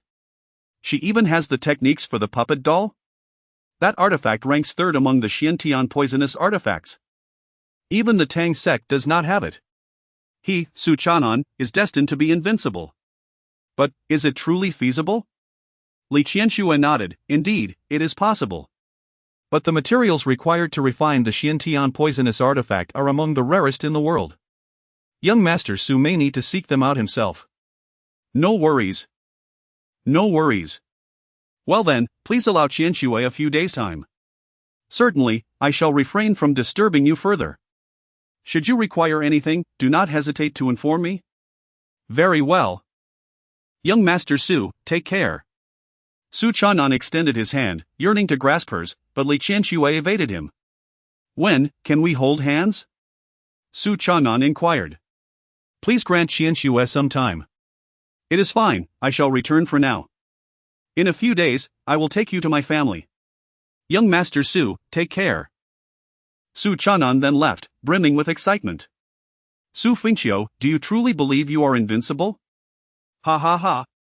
In due time, I shall refine the legendary 3rd-ranked puppet doll of the Xiantian poisonous artifact. You shall perish without even realizing how. Ha ha ha. I am the one destined to be unparalleled in this world. Meanwhile, Xu Fengqiu arrived in Liuzhou City with Xiaoli. Chapter 34, One can only say. Poor young lady Liuzhou City is bustling with activity, being one of the grand cities of the 8 heavens. It is home to numerous formidable martial families, making it a place where extraordinary talents abound. As they traversed the streets of Liuzhou, conversations regarding Xu Fengqiu echoed around them. However, few had actually laid eyes upon him. Thus, as Xu Fengqiu strolled through the city with Xiaoli, he was often mistaken for a young lord, a holy son, or a scion of a prestigious family. Such was the number of exceptional individuals present. Young master, have you ever tasted candied hawthorn? Xiaoli inquired with youthful exuberance. I have. Xu Fengqiu replied with a smile. Then, would you like to have some? Xu Fengqiu chuckled. If it is you, Xiaoli, who buys it for me, then I would indeed like to indulge. Xiaoli's cheeks flushed a rosy hue. Ding. Xiaoli's affection for you has increased by 1, current affection, 41. With a gleeful spirit, Xiaoli dashed over with silver in hand. Uncle, I would like 2 skewers of candied hawthorn. Soon. She returned with 2 sticks of the sweet treat, her face beaming with joy. Young master, here you go. Xu Fengqiu accepted them with a smile. And Xiaoli gazed at him expectantly. It's very sweet. He took a bite. Is it good? She asked eagerly. Yes, quite delightful, he responded. Ding. Xiao Li's affection for you has increased by 1, current affection, 42. Xiao Li was genuinely thrilled. In the past, Xu Fengqiu had not treated her kindly, and she had been frightened by his tempestuous nature. Yet recently, he had shown her a gentler side, and Xiao Li, a 16-year-old maiden blossoming with feelings, found herself utterly captivated, especially after he had whispered sweet nothings to her. Xu Fengqiu led Xiao Li to a certain estate. He possessed the ability to glean insights into Su Chang'an's life and was well aware of the events that had transpired in recent days. It could be said that dismantling the relationship between him and Li Qianxue was remarkably simple. Knock, knock, knock, Xu Fengqiu rapped on the door. Creak, the door swung open, revealing a maid who looked upon Xu Fengqiu with astonishment. Why, young master? To be honest, although they were both members of the Xu family, this maid served the branch of Xu Buhui. Nonetheless, she certainly recognized Xu Fengqiu. Is Su Chang'an here? Xu Fengqiu inquired nonchalantly. Ah. Young master just left. The maid hurriedly replied, not daring to deceive Xu Fengqiu. After all, his recent ascendancy had been formidable, he was decisive in his actions and his methods were ruthlessly effective. She was merely a maid, tasked with obeying orders. I came to visit, having heard that Su Chang'an has a residence here, Xu Fengqiu remarked as he entered. Yes. I shall rest for a while, please prepare a cup of tea. Of course. Upon entering the estate, Xu Fengqiu made his way towards the rear garden where Li Qianxue was located. Young master, the rear garden is not very convenient, the maid cautioned. Oh? Why is that? Xu Fengqiu feigned ignorance, fully aware of the situation. The maid's gaze flickered as she replied, young master has important guests. However, the guests of Su Chang'an are also mine. Xu Fengqiu's guests, and indeed, I must take a look. Lead the way. In the rear garden, Li Qianxue was seated, relishing the poetic verses of cultured scholars. She found great joy in the realm of poetry. It was exquisite. Sometimes, a single line could illuminate her thoughts. Not just now, but throughout her memories, she cherished poetry, literature, music, chess, calligraphy, and painting. For a formidable individual, these are methods to refine one's spirit. Upon hearing a commotion, Li Qianxue lifted her gaze and saw several figures approaching. Xu Fengqiu cast a casual glance at the rear garden and remarked, Su Chang'an certainly possesses an exquisite taste. This garden is truly beautiful. Upon recognizing the newcomers, Li Qianxue slightly furrowed her brows and rose. Hadn't young master claimed that no one would disturb her? She glanced again at Xu Fengqiu, who bore a slight resemblance to Su Chang'an. He was not particularly old, yet the aura he exuded was more restrained, displaying a degree of composure absent in Su Chang'an. Xu Fengqiu's gaze fell upon Li Qianxue. Though she was veiled, her transcendent beauty could not be concealed. She was a vision of celestial grace. How does one encapsulate her allure? A beauty that could topple kingdoms? A presence that could cause fish to sink and birds to fall? No, such phrases are insufficient. It seems that the proverbial idioms fail to encapsulate her visage, particularly the elegance in her every smile and gesture. What luck does Su Chang'an possess to encounter such a divine sister? Ding! Child of fortune detected. Xu Fengqiu thought her essence should resemble that of Li Qianxue. Can she also trigger the child of fortune? It appears that this destiny is not exclusive to the younger generation. Many who have lived for centuries still embody the essence of fortune, for they have always been so. Child of Fortune, Li Qianxue, Destiny Value, 980-1312, 9th rank Child of Fortune, Age, 5500, Bloodline, 9-tailed Celestial Fox, Physique, Ice God Body, 9-fold Holy Spirit Body. 3000 Paths of Divine and Demonic Beings, Realm, Celestial Emperor, 5th Stage, Incomplete, Combat Rating, 95, Description, one of the highest bloodlines in the world. The 9-tailed Celestial Fox Clan, the absolute sovereign of the demon race, hailing from the 8 Desolations. 16 years ago, the daughter of Calamity emerged, bringing devastation to the beings of the 8 Desolations. Li Qianxue united the human, demon, and magical races to battle the daughter of Calamity, ultimately slaying her.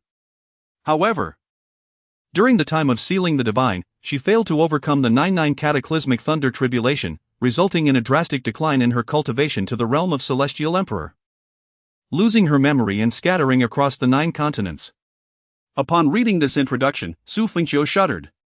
A ninth-ranked child of fortune. Celestial Emperor, 5th stage. 5,500 years old. A demon god. What does it mean for her cultivation to have plummeted to the 5th stage of Celestial Emperor? What is this 8 desolations? Xu Fengqiu was utterly bewildered. Furthermore, the daughter of Calamity? Is there a connection between the Calamity body of Shaoli and the daughter of Calamity? Shaoli is 16. And she too battled the daughter of Calamity 16 years ago. Is there a link? It should not be. Merely a coincidence, perhaps.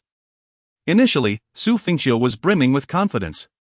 However, upon perusing the introduction of Li Qianxue, he felt as though he were merely a pawn in her presence. The disparity in their realms was one factor. Yet she also seemed to embody an existence beyond comprehension. Ding! Congratulations, you have triggered the quest, subdue Li Qianxue.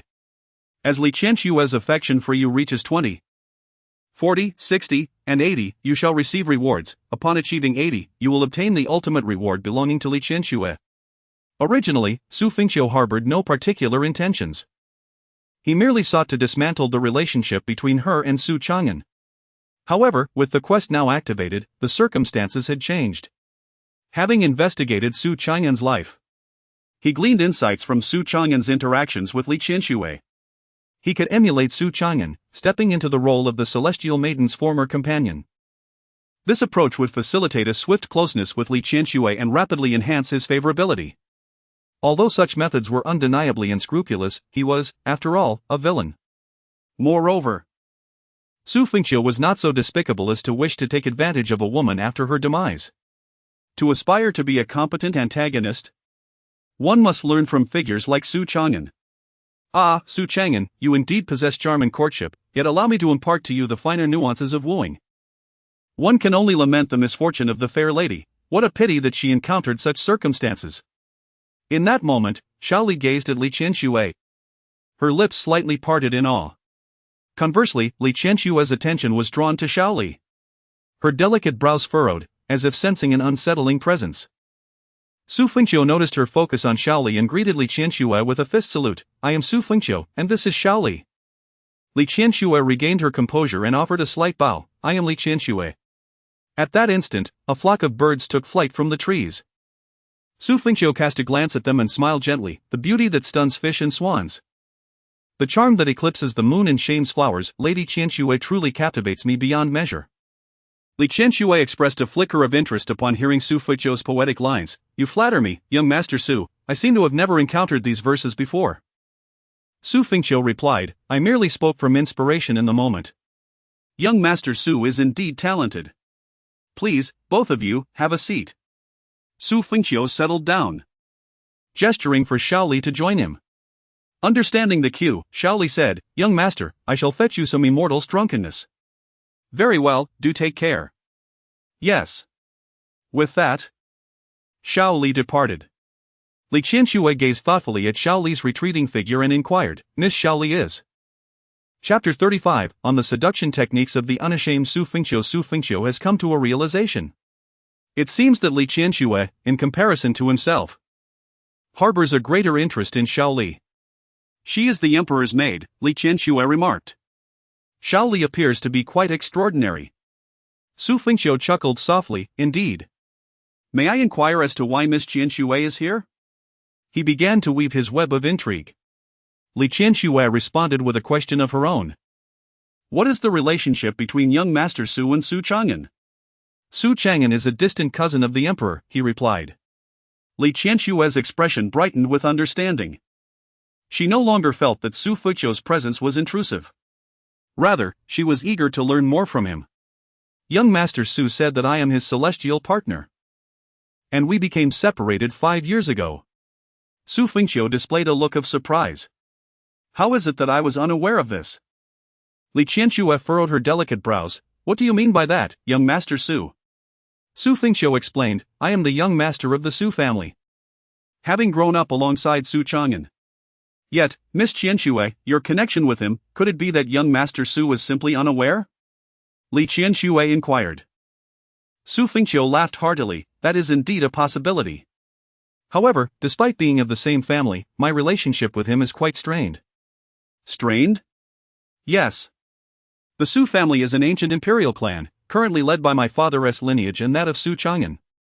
I am the young master of the Xu family. I see, Li Qianxue nodded. Miss Qianxue, I have a request, Xu Fengqiu suddenly said. Please, speak, young master Xu. Xu Fengqiu gazed at Li Qianxue and inquired. Might you consider removing your veil? Li Qianxue's brows slightly furrowed. Xu Fengqiu elaborated, you see, upon hearing your name, I was deeply moved. For I once had a confidant named Li Qianxue. Li Qianxue? He continued, slightly embarrassed. Regrettably, the narrative aligns closely with what Xu Chang'an described. Li Qianxue replied, that should not be the case. Although I suffer from amnesia, I can still recall certain memories. I doubt we are the same person. Xu Fengqiu nodded. Indeed, my confidant belonged to the Nine-Tailed Fox clan. Yet, much like you, she was innocent and easily deceived. Li Qianxue? Shaking her head, she replied. I am not innocent, nor am I easily deceived. Xu Fengqiu sighed, indeed. She hails from the Eight Desolations. Though I am still uncertain of the true nature of that place, that is what she claimed. Li Qianxue? Her prowess is formidable.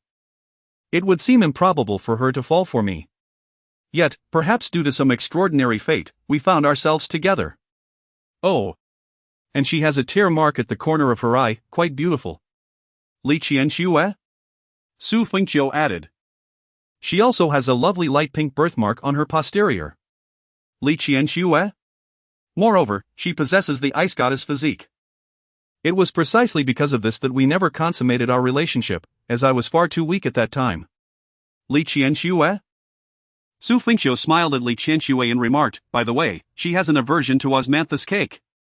However, when I first offered it to her, she still pretended to like it. Since there is osmanthus cake on your table, it is impossible for her to be the one. I apologize for my presumptuousness. Li Qianxue looked perplexed. Xu Fengqiu chuckled inwardly, recognizing the stark difference between Xu Chang'an's circumstances and his own. Just one lesson, learn well in your next life. Beneath her veil, Li Qianxue's expression subtly altered as her beautiful eyes flickered in Xu Fengqiu's direction. Why did everything he mentioned resonate with her? Could it be such coincidences exist in this world? It was utterly impossible. Yet, her memory seemed to indeed stem from that realm of the Eight Desolations. She was the nine-tailed celestial fox, endowed with the ice god physique, and bore a light pink birthmark on her posterior. Indeed, she had a distaste for osmanthus cake. So who was Xu Chang'an? Miss Qianxue? Xu Fengqiu inquired. Li Qianxue snapped back to reality. Xu Fengqiu, that name rings a bell, she said, gazing at him. I have, in recent times, eradicated 2 sects, perhaps my notoriety has increased somewhat, Xu Fengqiu replied. Slaying an 8th-tier being as a 1st-tier celestial emperor? With the Xiantian poisonous artifact? Xu Fengqiu nodded affirmatively. Indeed. It is I. It is somewhat embarrassing to admit, but the crafting methods for the Xiantian poisonous artifacts, such as the heavenly punishment needle, falling flower tears, and the puppet doll, were taught to me by her. Li Qianxue gasped in astonishment. It was she who knew precisely these few methods for crafting Xiantian poisonous artifacts. Then, why did you part ways? Xu Fengqiu sighed. She must return to the Eight Desolations, claiming there are important matters to attend to. She asked me to wait for her, and I shall. Li Qianxue turned away, her beautiful eyes shimmering slightly. But what if she no longer remembers you? She queried. Xu Fengqiu replied, if we loved once, then surely, if we meet again, we will love anew. With that, he added, I shall not intrude any longer, farewell. After speaking, Xu Fengqiu departed. Li Qianxue slowly turned around, watching his retreating figure. Meanwhile, Xu Chang'an hurriedly arrived, having received word from a maid that Xu Fengqiu was at his estate. This revelation startled him.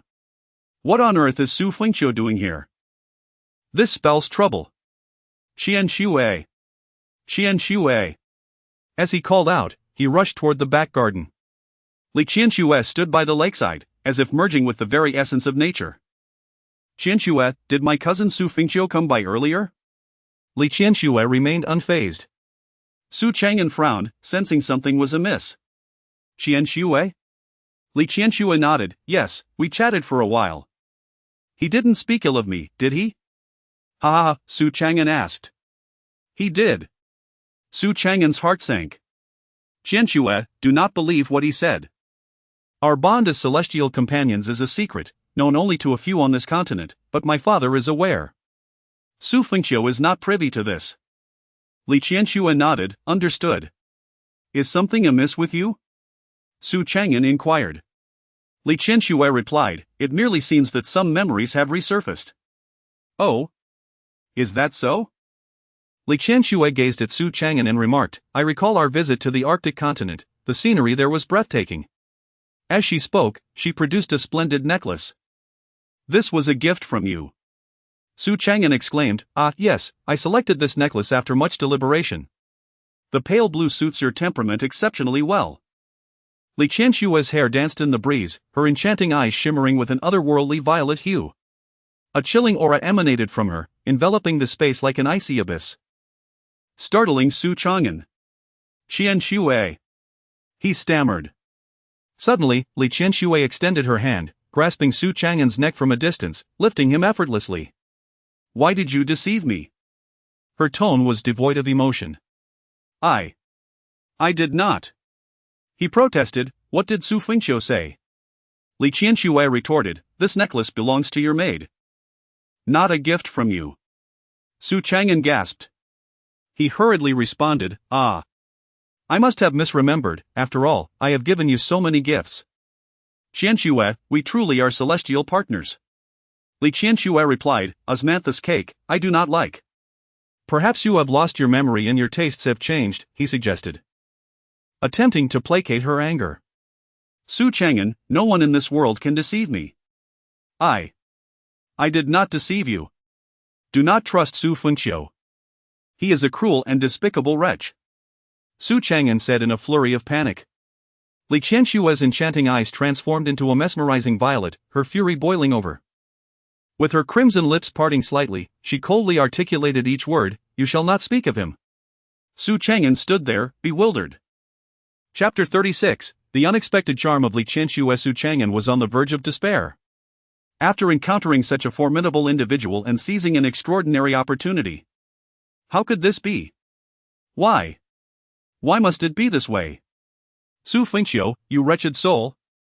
With a flick of her wrist, Li Qianxue hurled Xu Chang'an 100 meters away, crashing him into a cluster of houses. Considering your assistance to me these past few days, I shall spare your life, she declared before striding away. With a face smeared in dust and anger, Xu Chang'an scrambled up from the ruins, seething with resentment. Xu Fengqiu! Xu Fengqiu! His fists clenched tightly. I shall undoubtedly kill you. Tear you to shreds, to pieces. He howled in fury. Meanwhile, on the other side, Xu Fengqiu, accompanied by Xiao Li, was hurrying back to Xu's residence with an array of delectable treats. Ding! Li Qianxue's relationship with Xu Chang'an has soured. Xu Chang'an's fate value decreases by 1. 500,000. Your system value increases by 15 million. Ding! Li Qianxue's affection for you increases by 10, current affection, 10. Delightful. My system value has surged to an impressive 50 million. I wonder what the third system marketplace will offer next. In any case, the more system value I possess, the greater the benefits. From now on, I can leave Xu's residence at will without excessive concern, though I must remain vigilant about my safety. As I have undoubtedly made numerous enemies who may harbor ill intentions towards me, Xu Fengqiu advised Xiao Li. Xiao Li shook her head, asserting, as the young master's attendant, I must stay by his side to care for him, I will not leave easily. Xu Fengqiu smiled gently, ruffling her hair. Yet, Xiao Li seemed perplexed.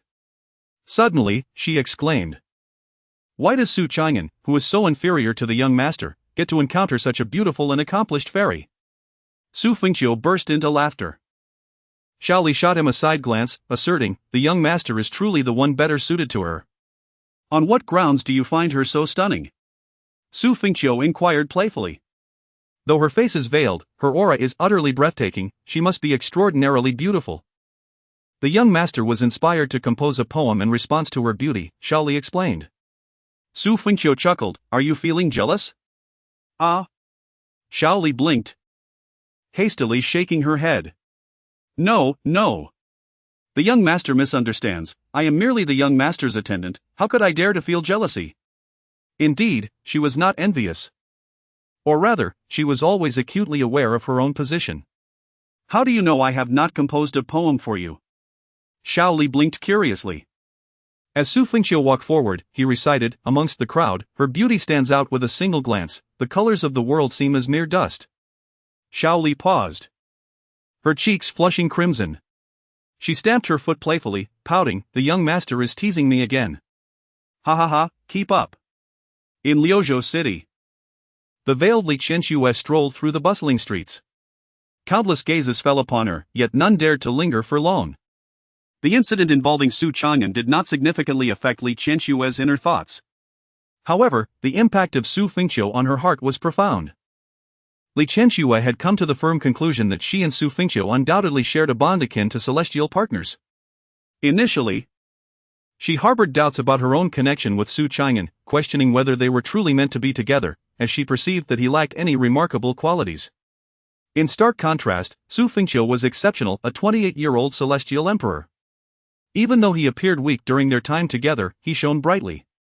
With his singular might, he vanquished two formidable royal sections. He was handsome and poised, exuding charm and talent. His gentleness was unparalleled, and in moments of decisiveness, he displayed utmost courage. Moreover, he was notably passionate. Li Qianxue could scarcely recall the essence of her own character. Yet, she pondered that a person like Xu Fengqiu, if fate were to align, combined with shared experiences and interactions, could indeed cultivate a love between them. Presently, Li Qianxue found herself torn, contemplating whether to seek out Xu Fengqiu. Her initial inclination was to refrain, yet his words, "I will wait for her," stirred the softest corner of her frozen heart. Perhaps this was one of the reasons she had once been drawn to Xu Fengqiu. "Sister, would you like to have some candied hawthorn?" A little girl, struggling to carry a bunch of candied hawthorn, timidly inquired while looking up. Li Qianxue paused, casting a glance at the girl before her eyes fell upon the enticing candied hawthorn. "Is it delicious?" she asked. "Sister, have you never had it before?" "Yeah, I can let you have a taste," the girl offered, extending one towards her. Li Qianxue accepted it, examining it thoughtfully, seemingly contemplating how to eat it. She gently lifted her veil and tentatively licked it with her delicate tongue. "So sweet. Sister, you need to take a bite." "Oh." Li Qianxue took a small nibble. "Is it good?" Yaha inquired eagerly. "Delicious," Li Qianxue affirmed. "Then do you want to buy some?" Li Qianxue nodded, "Yes." "Hee, would you like one?" "All of them," Yaha exclaimed. Li Qianxue produced a sprig of the rare purple celestial herb and asked, "But I have no money, will this suffice?" The nearby warriors erupted in astonishment. Heavenly mysterious purple tang. This is at least a millennium-old herb. Who is this woman? What? Trading a heavenly mysterious purple tang for some candied hawthorn? Yahya appeared somewhat flustered. Clearing his throat, an elderly man approached and said, "Esteemed guest, I would gladly accept the heavenly mysterious purple tang." Li Qianxue shook her head, "This is for her." The elder then turned to Yaya with a smile, "Little girl, how about I trade you 10,000 taels of silver for it?" Meanwhile, Li Qianxue walked away, cradling a large bundle of candied hawthorn. "Flower thief! At last! I have caught you!" A man shouted on the street as he delivered a fierce beating to the flower thief beneath him. "Well done! Well done!" A throng of townsfolk gathered around, their cheers resounding in the air. Meanwhile, Li Qianxue ambled through the crowd, her back burdened with a large bundle of candied hawthorn skewers. At her waist hung a pouch of savory pancakes, and in her hands, she cradled a sizable coconut, adorned with a straw-like implement. Delicately, she sipped from it, silently passing by the onlookers. One could not help but notice the charming contrast of this ethereal beauty, exuding an air of noble coldness. Upon reaching the outskirts of the city, Li Qianxue gave the coconut a gentle shake, only to discover it was empty. With a flick of her wrist, A new coconut materialized in her palm, and she resumed her refreshing drink. Just then, a man named Gu Changxing approached the city gates.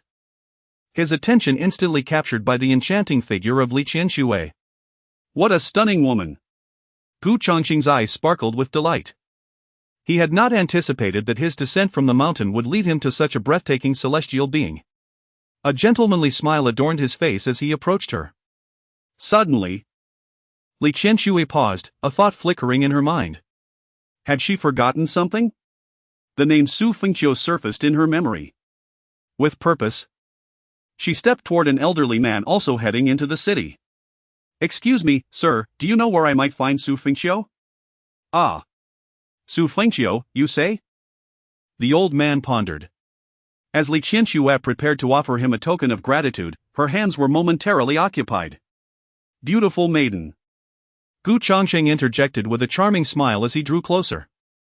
Hearing his voice, Li Qianxue instinctively handed him the coconut. Here. Ah. Gu Changxing was momentarily taken aback, yet instinctively accepted the coconut, his heart leaping with joy.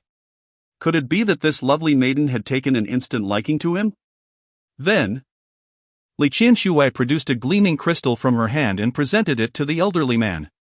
He accepted it gratefully, pointing in a particular direction. There, the Xu family. 50 miles hence, of the ancient imperial clan. Thank you, she replied. Gu Changxing stood nearby, momentarily entranced, pondering how he might engage her in conversation. Mississippi. He stammered, suddenly realizing the coconut in his hand had vanished. He quickly glanced around. There was Li Qianxue, effortlessly balancing the coconut as she strolled toward the Xu family.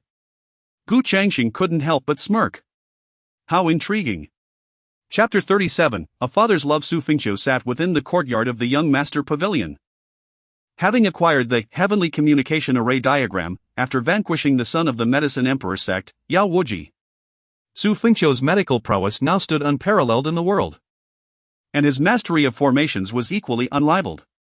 Thus, it was time to seek an opportunity to eliminate Xu Chang'an. The son of fortune, Xu Chang'an, was deemed easily disposable, requiring little effort on Xu Fengqiu's part, far simpler than dealing with Yi Feng. Meanwhile, outside the Xu family estate, Li Qianxue arrived. Cradling a coconut in her hands while gazing up at the magnificent ancestral home of the millennium-old Xu clan, she seemed increasingly convinced of her bond with Xu Fengqiu. Although he was not formidable during their courtship, his lineage was undeniably significant. The members of the Xu family noticed her presence, such an extraordinary fairy, burdened with numerous candied hawthorns and holding a coconut, appeared somewhat out of place. Miss, whom do you seek? Inquired a curious guard from the Xu family as he approached. Gulping down a sip of coconut water, Li Qianxue replied, I seek young master Xu Fengqiu. Ah, might I inquire about your relationship with our young master? With a slight flutter of her beautiful eyes and a moment's hesitation, Li Qianxue answered, friends. Please, come in. Thank you, she said, offering a candied hawthorn. The guard hesitated momentarily before accepting it and bowing, much appreciated. In the Xu family's grand reception hall, Li Qianxue took a seat as a maid served her tea and spirit fruits. Su Tianyi hurriedly approached upon hearing reports of a peculiar young woman seeking his son. Uncertain of the potential risks involved, he intended to assess the situation before Xu Fengqiu's arrival. Upon entering the hall, Su Tianyi spotted Li Qianxue. With just one glance, he recognized her extraordinary nature, even feeling a sense of trepidation as if he dared not breathe too heavily. Though a wooden stand beside her was adorned with an array of candied hawthorns, creating a somewhat incongruous atmosphere. Li Qianxue rose to her feet, and Su Tianyi gestured, please. Have a seat. I am the father of Qior. With a slight bow, Li Qianxue responded, head of the Xu family. Ha, no need for such formality. What brings you here? Su Tianyi remarked, casting a surprised glance at the candied hawthorns. Li Qianxue held out one, saying, a delightful treat. Ah, ha ha ha, wonderful. Su Tianyi chuckled, accepting it and taking a bite, exclaiming, indeed, quite delightful. Please, sit. As they settled down, Su Tianyi inquired. I hear you are a friend of my son? Li Qianxue pondered for a moment, I suppose that is accurate. Indeed, ha ha ha. I have already dispatched someone to summon him, Xu Tianyi replied. Li Qianxue nodded. Thank you, head of the Xu family. Please, wait a moment. She then extended her hand, revealing a rare spiritual herb nestled within her palm. Xu Tianyi was taken aback. Heavenly wonder mushroom. Li Qianxue said, I apologize for the sudden visit. And I hope you do not mind the intrusion, head of the Xu family. There is no need for such formalities, Miss Qianxue. As a friend of Qiu'er, you are a guest of the Xu family, and there is no need for such courtesy. Please accept this small token of appreciation. Xu Tianyi smiled. Very well. I shall not refuse. At that moment, Xu Tianyi recognized Li Qianxue at a glance. Although he was unaware of her relationship with Xu Fengqiu, the thought of her potentially becoming his daughter-in-law brought him joy even in his dreams. He felt compelled to assist the young man. What if it were to happen? How did you come to know my son? Xu Tianyi inquired. Li Qianxue hesitated for a moment, her red lips parting as she spoke the truth. We were once celestial companions. Xu Tianyi was taken aback. His son had managed to woo such a divine being? Wait. What did it mean to have once been celestial companions? Did that imply a separation due to some conflict? No. Even if Xu Tianyi was unaware of Li Qianxue's true identity, such an extraordinary woman must be helped to reconcile with his son. Moreover, she had actively sought out Xu Fengqiu, indicating there was hope for restoration. Only at that moment did realization dawn upon him. Li Qianxue gazed earnestly at Xu Tianyi. He remarked, previously, Qiu'er mentioned that he had encountered the woman he loves most in this world. It seems that must be you, Miss Qianxue. Li Qianxue felt a stir within her heart. Xu Tianyi continued, as for the specifics, I am not well informed. Miss Qianxue, while Qiu'er is away, I hope you can share your innermost thoughts. Xu Tianyi expressed, my son possesses many admirable qualities. He is gifted, decisive in action, and possesses a meticulous mind. As his father, I take great pride in having such an outstanding son. Qiu'er is also well versed in music, chess, calligraphy, and poetry, a true genius in his own right. Of course, Xu Tianyi was indulging in a bit of boasting. He had a vague understanding of this, especially since Xu Fengqiu had once spontaneously composed a poem. Xu Tianyi thought to himself, how did his son manage to win her over? What music, chess, calligraphy, and poetry? His son understood none of these, having never studied them. She even claimed to have a slight understanding? Xu Tianyi continued, however, there is one thing that concerns me greatly, this boy is far too sentimental. The emphasis on too was pronounced. Being sentimental is not inherently bad, but the more sentimentally attached one is, the more vulnerable they become. Li Qianxue nodded in agreement. To her, Xu Fengqiu was indeed exceedingly sentimental. That was precisely why, despite her loss of memory, she felt compelled to see him. She did not wish to cause him pain. Although Qiu'er could be decisively ruthless when necessary, it was all in the name of protecting his beloved.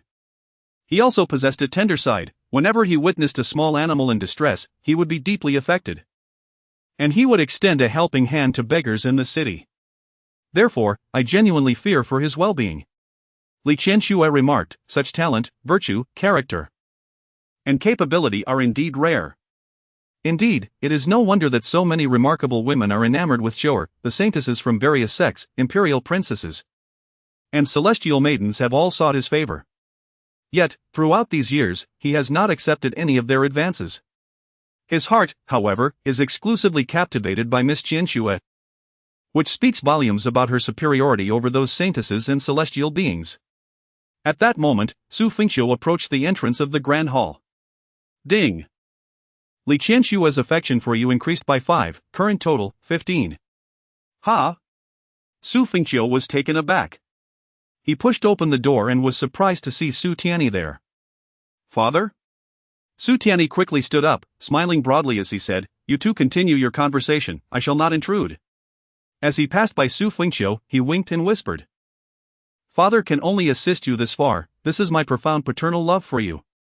Xu Fengqiu? Ha! Chapter 38, Am I a clown? Xu Fengqiu approached Li Qianxue, somewhat surprised by her presence. Miss Qianxue, he greeted with a fist salute. Li Qianxue slightly inclined her head. Young Master Xu. My father did not speak ill of me, did he? Xu Fengqiu chuckled. Of course not. She then offered him a candied hawthorn. It's quite delicious. Xu Fengqiu accepted it with a laugh. You truly resemble her. She also adored candied hawthorn during her first taste. Li Qianxue appeared touched. Young Master Xu. She gazed at him with her beautiful eyes. Please, Miss Qianxue, go on. Gradually, she removed her veil. Truth be told, Xu Fengqiu was momentarily entranced by her visage. He gazed intently at Li Qianxue. Qianxue. Her crimson lips parted softly. Perhaps I am the person you speak of, yet I recall nothing. Xu Fengqiu smiled gently. In Su Chang'an's residence, I had already sensed it was you. I merely feared being too presumptuous. Qianxue was no fool. She discerned that young Master Su's detailed recollections implied a shared experience. Xu Fengqiu smiled again and said, but it matters not, as I mentioned. If we can love once, we can do so again. Shall we start anew? Li Qianxue nodded. Thank you for your understanding, young Master Xu. Come. I shall introduce you to the Xu family. You shall stay here for the time being. Meanwhile, Su Chang'an returned to the Xu family, covered in dust and grime. Making his way to the residence of Xu Buhui. Young Master, what has happened to you? Several individuals, shocked by Su Chang'an's disheveled appearance, inquired. Given the current situation, who would dare to provoke a member of the Xu family, especially Su Chang'an? Silence. Su Chang'an snapped irritably before proceeding to where his father, Xu Buhui, was. Xu Buhui had been restless lately, unable to accept the sudden and exaggerated rise of Xu Fengqiu. He contemplated ways to eliminate Xu Fengqiu but was at a loss as to how to proceed. Father, Su Chang'an approached. Xu Buhui furrowed his brow. What is the meaning of this? What has transpired? Su Chang'an clenched his fists, his eyes filled with resentment. Father! I truly wish to kill Xu Fengqiu. He then recounted the entire sequence of events to Xu Buhui. Are you not afraid that the lady may regain her memory and, in a fit of rage, take your life? Su Chang'an replied, by then, the die will be cast. Even if she remembers, it would be too late. We have already formed a bond. Father! Discussing it now is futile. Xu Fengqiu has ruined my prospects.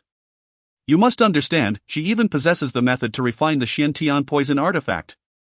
She can effortlessly summon divine treasures like the seven-colored holy lotus. What? What did you say? I speak not a word of falsehood. Xu Buhui frowned. Wait. Li Qianxue? He suddenly recollected something. Yes. Her name is Li Qianxue. Xu Buhui stood up, furrowing his brow, and remarked, not long ago, a woman named Li Qianxue seemed to have arrived. Ah? She came? To see me? No, she came to find Xu Fengqiu. Su Chang'an? What does she seek from Xu Fengqiu? It appears they are celestial companions. What? Su Chang'an was taken aback. Father, are you certain? Xu Buhui nodded affirmatively, absolutely. Su Chang'an burst into laughter. Ha ha ha. Xu Fengqiu, you and I are but two sides of the same coin. Seeing my methods yield results, you too have resorted to such tactics? Taking advantage of the situation, are you? He, you are finished. You are utterly doomed. With exhilaration, Su Chang'an departed. He, Su Chang'an, could never hope to ascend to the stature of the revered Li Qianxue. Neither could Xu Fengqiu.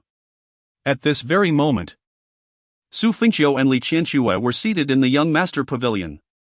Consider this place your home. Should any issues arise, do not hesitate to seek me or Shaoli. Xu Fengqiu said, gazing at her. Shaoli nodded vigorously. Li Qianxue gave a slight nod in response. At that moment, Su Chang'an approached.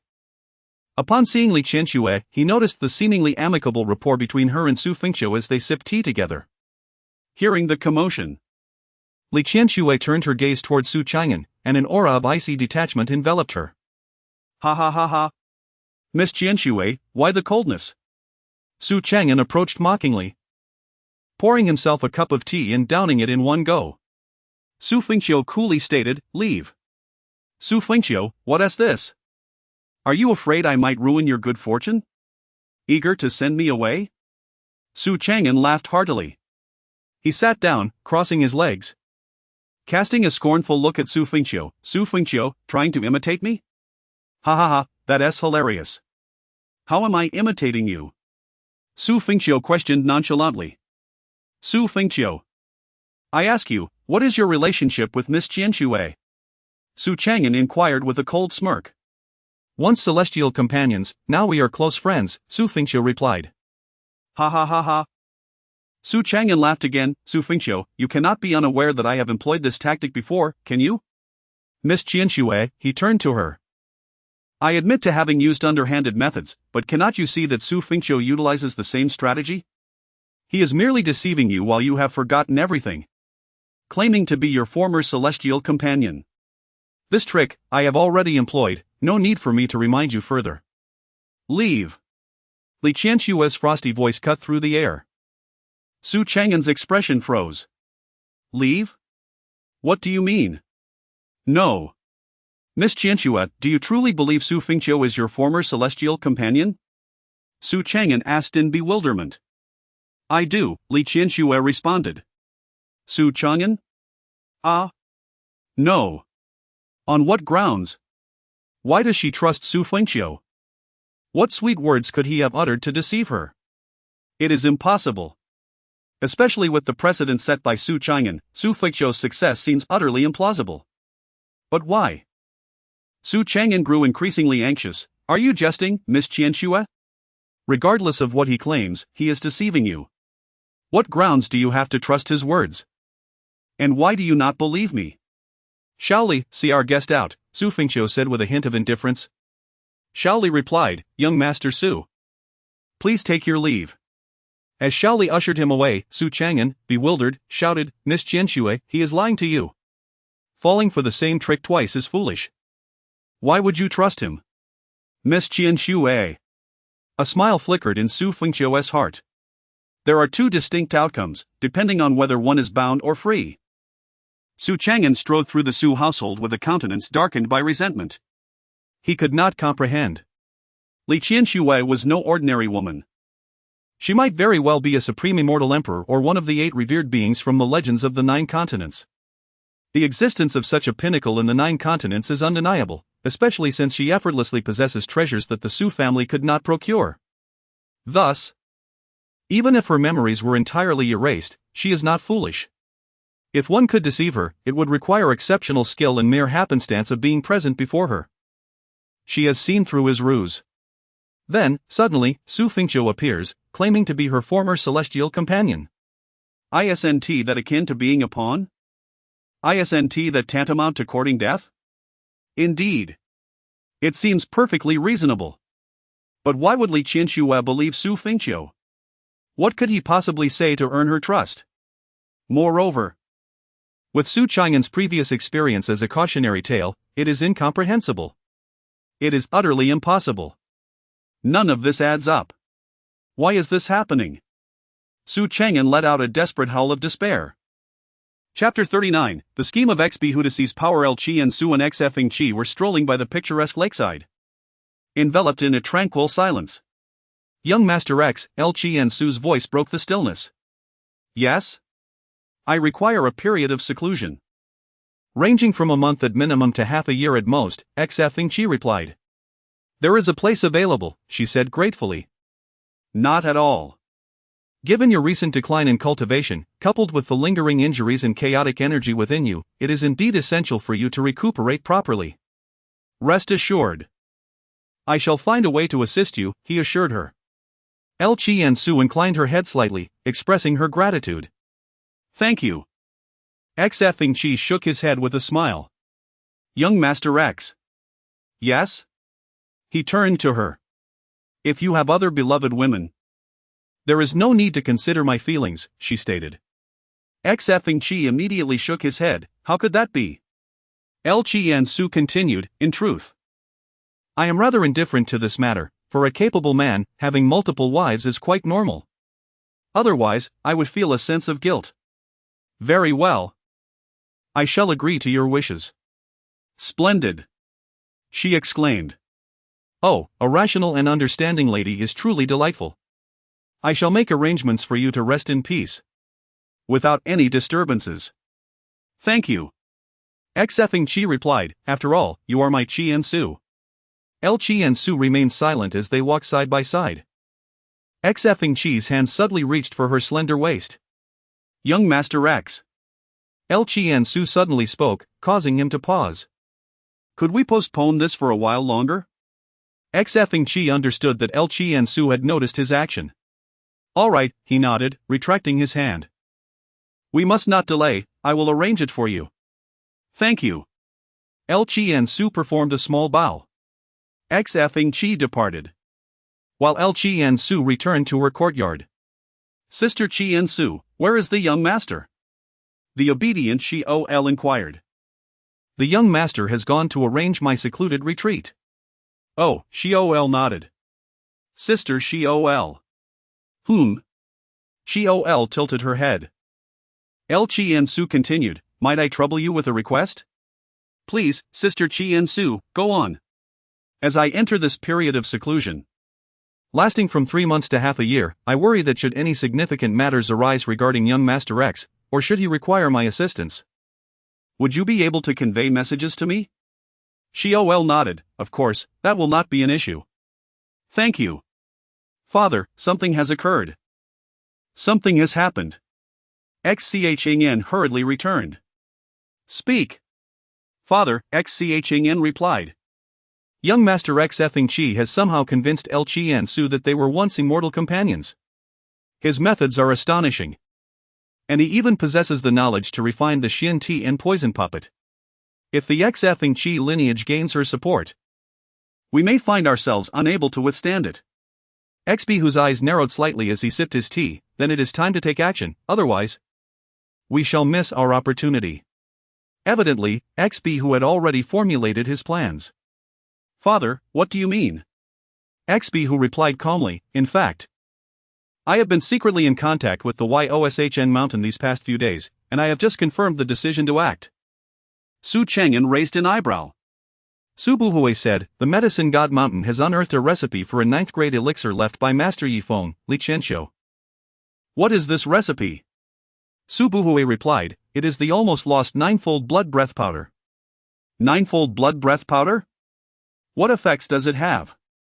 Su Buhui explained. It is akin to the broken heart and absolute spirit powder used by Xu Fengqiu against the Medicine Emperor sect, extremely difficult to detect. Once poisoned, one will swiftly lose combat capability. Even those below the 5th stage of the Immortal Emperor are unlikely to escape. Should an Immortal Emperor of the 8th stage be poisoned, the impact on their combat power in a short time will be considerable.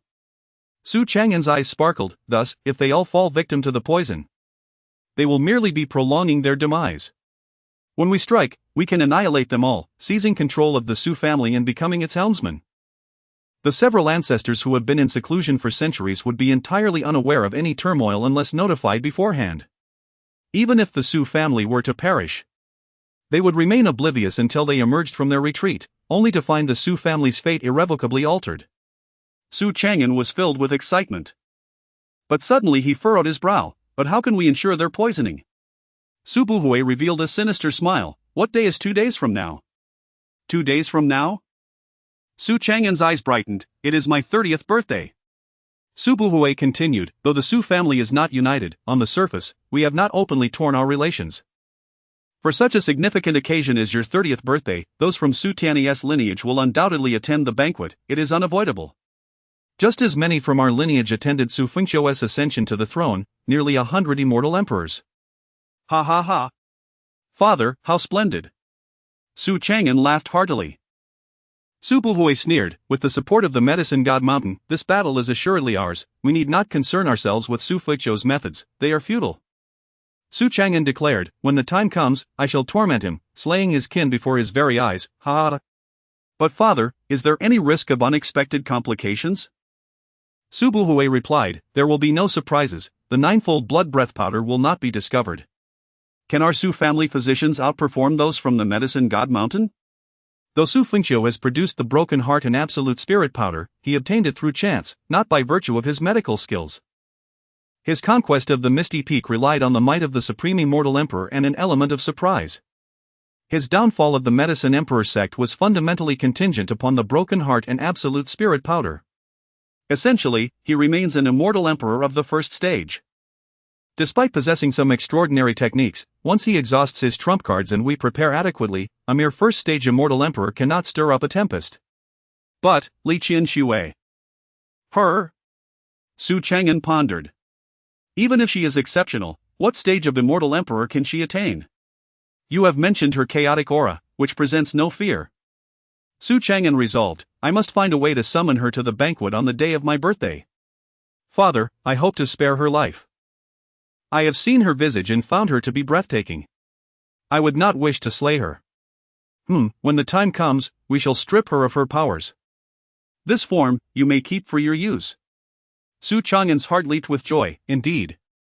Xu Fengqiu walked through the vast Xu family estate, preparing to gather medicinal herbs from the garden to concoct a pill for Li Qianxue.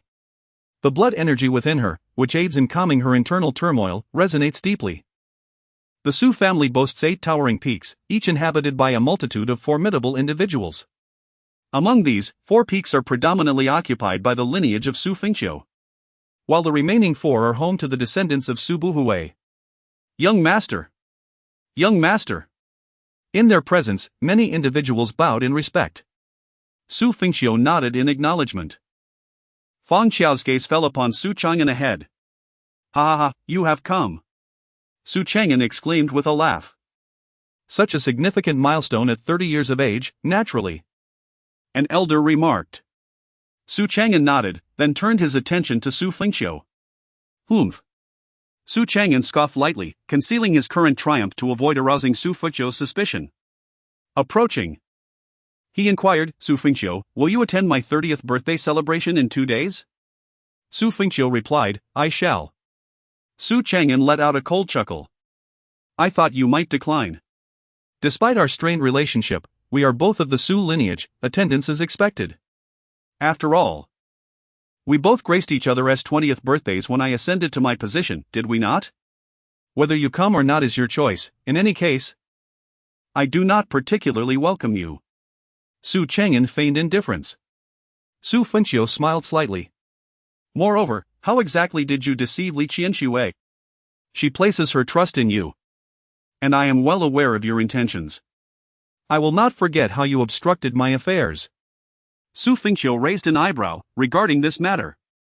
I have yet to hold you accountable. You nearly took advantage of my woman, is that not rather audacious? Nonsense. Xu Fengqiu retorted coolly, kneel and apologize. And I shall overlook your past transgressions. You. Xu Chang'an bristled, do not overstep your bounds. The might of Xu Fengqiu, the celestial emperor, erupted forth. With a thud, Xu Chang'an was forced to kneel under the weight of overwhelming power. Apologize within 3 breaths, or I shall ensure you are missing an arm by the time of the celebration. I keep my word. 3. You. Xu Fengqiu. 2. Xu Chang'an's face twisted in rage, teeth clenched, it is my fault. Xu Fengqiu let out a cold laugh before turning away. Xu Chang'an rose. His eyes filled with malice, Xu Fengqiu, I shall allow you to live 2 more days. All of this, I will make you repay 1,000-fold. Meanwhile, Xu Fengqiu's gaze sharpened slightly. As the fated child triggering this task, he could delve into Xu Chang'an's past, even hearing his innermost thoughts. With a cold smile, Xu Fengqiu mused, is it the 9-fold blood energy dispersion? Chapter 40, This woman, profound and elusive 2 days later. A multitude of individuals from the Xu family gathered at the summit of Xu Buhui's lineage. The expansive plaza was adorned with hundreds of tables. Xu Fengqiu, Xu Tianming, and others occupied the elevated seats, surrounded by the esteemed immortals of the Xu family. Collectively, both branches boasted nearly 200 immortals. Li Qianxue was also present, seated beside Xu Fengqiu, contributing to an atmosphere that appeared harmonious. However, beneath the surface, the Xu family's internal strife, akin to the conflicts of any formidable sect, ultimately boiled down to a battle of the strong. The outcome of such confrontations typically indicated which faction would prevail. Whispers circulated among some Xu family members, questioning the grand scale of Xu Chang'an's birthday celebration. Was it truly necessary for so many immortals to attend? A mere representation would suffice, after all. It was not a momentous ascension to the throne. Though logically sound, Xu Chang'an did not possess such significant standing. Yet, it was reasonable to surmise that the recent prominence of both the family head and the young master prompted Xu Buhui to elevate the festivities, thereby enhancing his own status and prestige. But why would so many immortals grant Xu Buhui such deference? Given that the Xu family currently faced widespread scrutiny and internal discord, it was apparent that the family had hoped to stabilize the situation through this display. Indeed, that makes sense. But who is that woman beside the young master? Many turned their attention to Li Qianxue. It was impossible to overlook her presence. All were powerful beings, including numerous top-tier immortals of the continent. Li Qianxue sat silently, her demeanor unassuming, yet an aura of distinction enveloped her. An elderly man furrowed his brow, remarking, "This woman is unfathomable." Although seated among the immortals, he felt she remained apart from the gathering, as if she existed within her own exquisite painting. Could she be a supreme immortal? Odd. For I have encountered supreme immortals before, yet none exude a presence as subtly profound as hers. How peculiar. Xu Buhui emerged, holding a goblet of wine. Esteemed guests. Ha ha ha. Today, I am filled with joy, as my son Chang'an celebrates his 30th birthday. This occasion could have been modestly observed. But given the recent acclaim of our Xu family, I thought, why not seize this opportunity for a grand gathering? I am immensely grateful for your esteemed presence today. The number of attendees from our various branches rivals that of Qiuer's ascension, ha ha. At that moment, a throng of maidens served wine to the guests.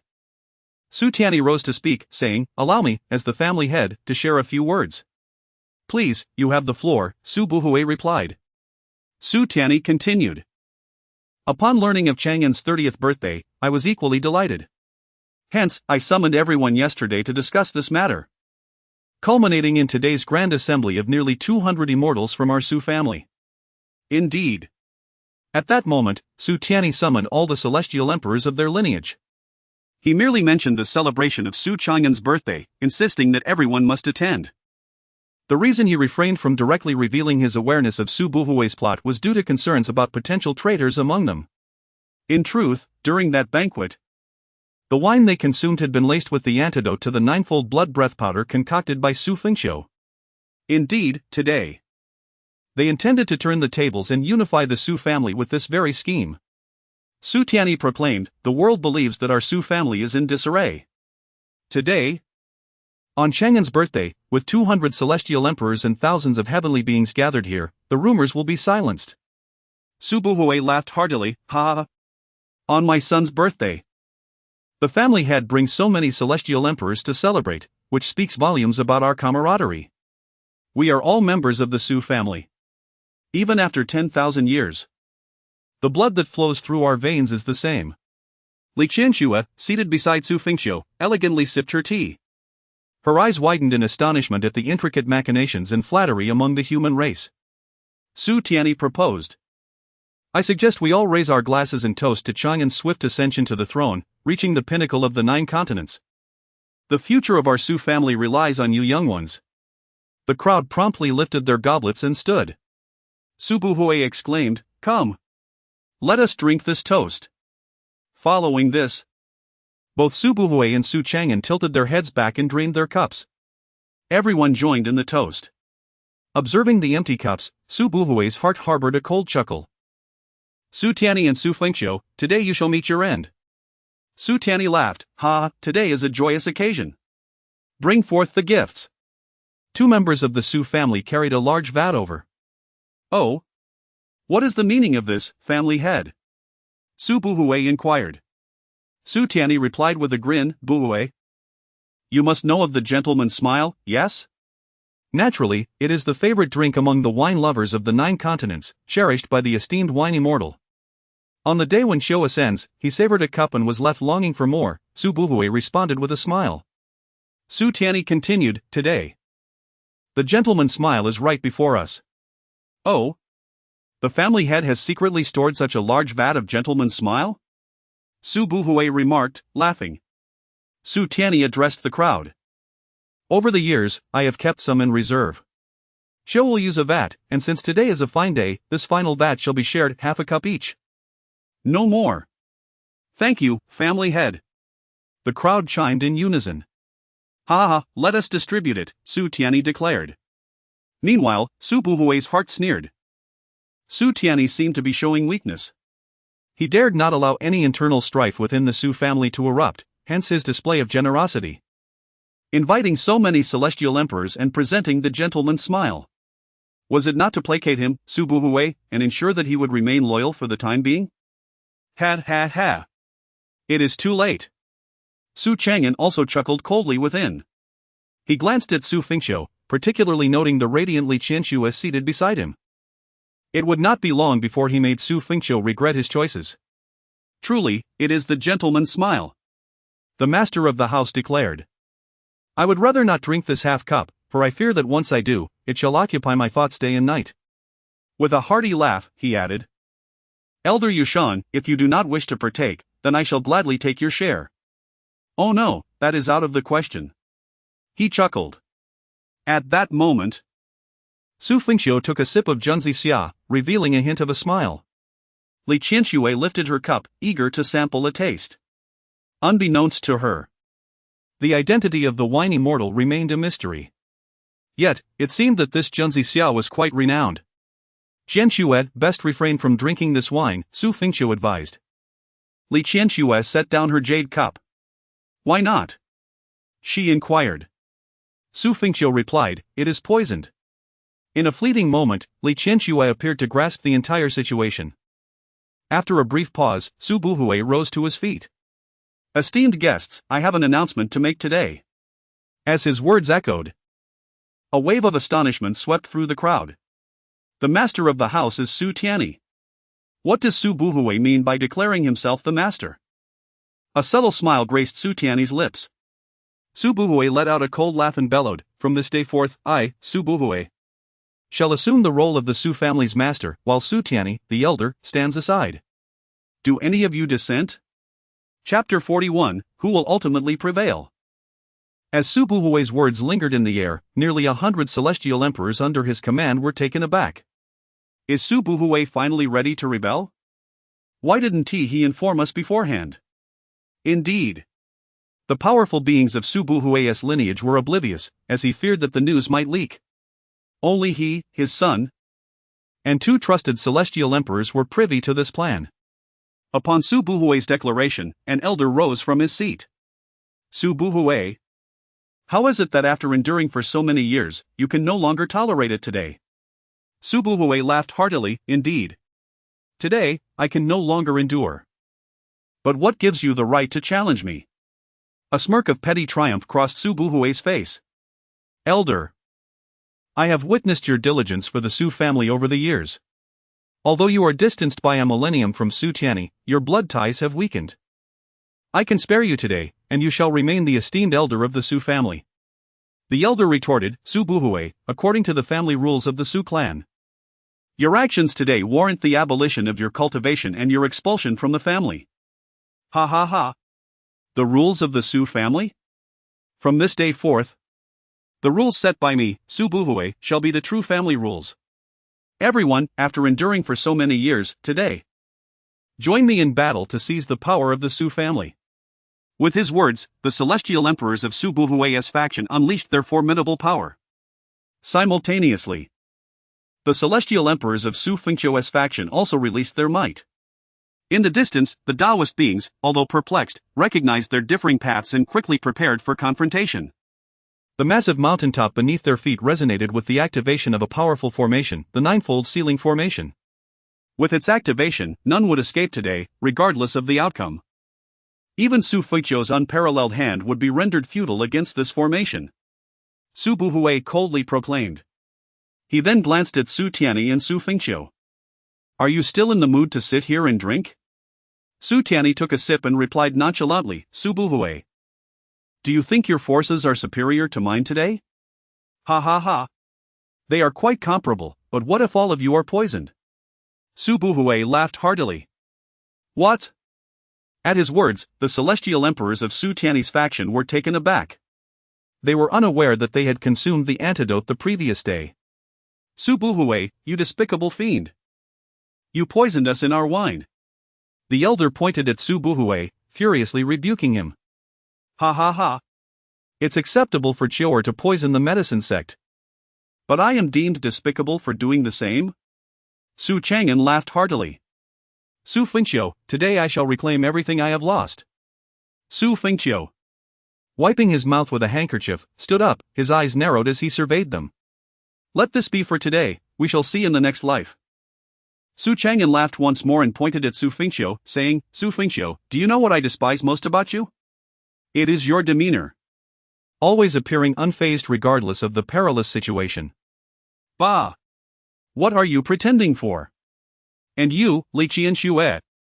Su Chang'an fixed his gaze on Li Qianxue's silhouette. Everyone rose to their feet. With her back turned to Su Chang'an, Li Qianxue sat there, savoring her tea. I have not denied you opportunities, although you are indeed remarkable. Your situation is clear to you. You are not at your peak, merely a fifth-tier Immortal Emperor. No matter how extraordinary, how can you hope to turn the tide? After today, your fate is no longer yours to command.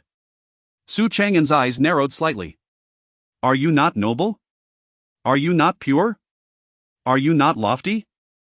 Then let me reduce you to a mere plaything. He laughed heartily. Enough, Chang'an. It is somewhat unbecoming to speak so openly, Su Buhui interjected, reveling in his small triumph. Li Qianxue offered no reply, calmly sipping her tea. Witnessing this, Su Chang'an seethed, it is truly vexing.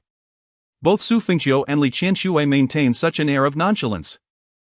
I shall see how long you can remain unperturbed. At that moment, Su Buhui addressed the assembly, I presume you all are beginning to feel the effects of the poison. I shall only eliminate the Su Tiany and his kin, those who wish to survive need not fear my wrath, after all, we are family. The powerful figures exchanged glances. Their brows furrowed. Poisoned? Surely not? It seems we feel no ill effects. Su Buhui's brow also knit in confusion. Something is amiss. They appear unaffected. Suddenly, a few Immortal Emperors beside Su Buhui spat out black blood, staggering backward. Su Buhui was taken aback. Su Baiming, Chang Tian Immortal Emperor, what is happening? Both men grimaced in agony. Poison. We are poisoned. What? Su Buhui was stunned. How could his own people be poisoned? They had consumed the antidote for the ninefold blood essence powder. Why were Su Buhui and his cohort unscathed? At that very moment, the warriors of Su Buhui's faction began to expel black blood one after another. You! Su Buhui stared in disbelief at the scene before him. Sighing, Su Tiany remarked. Su Buhui, you've borne only sons. I can only say that my son has inherited all the virtues of his excellent father, while your son has inherited solely your shortcomings. What a disparity between our offspring! Xu Fengqiu's lips twitched in disbelief at his father's audacity. Suddenly, Su Buhui coughed up a mouthful of black blood. Trembling as he pointed at Su Tiany. Su Tiany! You despicable fiend! Your gentlemanly smile conceals poison. You too have poisoned us. They had only consumed the antidote of the ninefold blood essence powder they had prepared. Yet they had not anticipated that Su Tiany had also laced his gentlemanly smile with poison. Su Tiany returned Su Buhui's accusation word for word, your poisoning is acceptable. Yet my actions are deemed despicable? Impossible, impossible. Su Chang'an's expression was one of disbelief. Why had their scheme faltered? Why had Xu Fengqiu and the others remained unpoisoned? Unless they had ingested the antidote beforehand. The premise of consuming the antidote lies in the necessity of understanding the forthcoming events. How could they possibly know? Moreover, several celestial emperors from the Su Tiany lineage are indeed their allies. Yet, no word has been conveyed regarding the consumption of the antidote. Nor have there been any reports of awareness concerning their plans. How could this be? Su Tiany spoke, esteemed guests, during yesterday's grand assembly. It was discussed that the wine served to you for Su Chang'an's birthday feast contained the antidote for today's ninefold blood essence powder. Enlightenment dawned upon the crowd. And they rejoiced together, exclaiming, "The head of the family is indeed wise. The head of the family is indeed wise." Su Tianyi continued, "It is not I, but Xiu'er who deserves the credit. The young master is indeed astute." Su Tianyi remarked, "I am aware that some among you have defected to Su Buhui's side. It is a natural occurrence, merely a misalignment of allegiance. However, you are still members of the Su family, and thus, I shall overlook past transgressions. Since Su Buhui's faction disregards familial bonds, I shall take this opportunity to eradicate these parasites from the Su family." Cough cough. An elder, afflicted by poison, stepped forward. "Head of the family, I have chosen the wrong side, I implore your forgiveness. From this day forth, let us unite under the Su banner and fight for the resurgence of our family." Head of the family, they echoed. "We shall battle for the rise of the Su family." They were all of the Su lineage, though the blood ties had grown distant over millennia. Generations had passed, spanning 100 generations. It is customary for close kin to marry after 3 generations, thus, the bloodline had long become tenuous, merely a matter of differing allegiances. Some believed that the Su family was ultimately dictated by Su Tianyi, while others were convinced that Su Buhui would inevitably seize control of the family. A confrontation was destined to occur. In the current situation, does it truly matter for whom they fight? They are all members of the Su family. Su Tianyi's gaze sharpened as he declared, "Within 3 generations of Su Buhui, all shall perish today, those from 3 to 10 generations shall be expelled from the Su family. To the rest, who harbor no ulterior motives, from this day forth, I, Su Tianyi, shall extend equal treatment to you all." Su Buhui, Su Chang'an, and the others felt their pupils constrict. Su Tianyi commanded, "All listen and obey, execute." Yes. The assembly of celestial emperors erupted with fierce energy, preparing to charge forth. Suddenly, feather-like snowflakes cascaded from the void above, swiftly encasing the ground in ice. The overwhelming force sent tremors of fear through the ranks of hundreds of celestial emperors, leaving even the 6-tiered celestial emperors awestruck and unable to contain their shock. Chapter 42, The Might of Li Qianxue. Is this the celestial sister? All eyes turned towards Li Qianxue, who had been seated all along. At this moment, her hair flowed gracefully in the air. Behind her, 9 colossal fox tails swirled, radiating a dazzling white light. This sight left the onlookers astounded. Such an overwhelming presence, such terrifying power. This aura seemed to belong only to a 5th-tier celestial emperor. Why did it impart a sensation that even a supreme celestial emperor could not possess? Who exactly is this woman? The 9 tails. Could she be from the legendary 9-tailed fox celestial clan? Is it possible that the 9-tailed fox clan still exists in this world? Wait. Is there a faint shadow of a 10th tail? Li Qianxue's presence caused nearly 200 celestial emperors to recoil in astonishment. Her single aura suppressed that of hundreds of celestial emperors. It was simply absurd.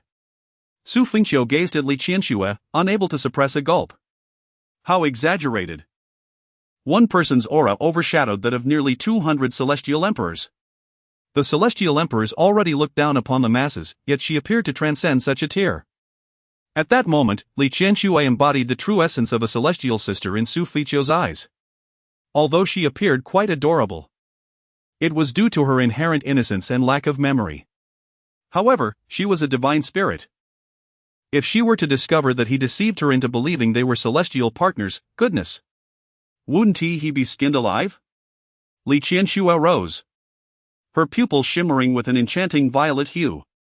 Noble, elegant, and chillingly otherworldly.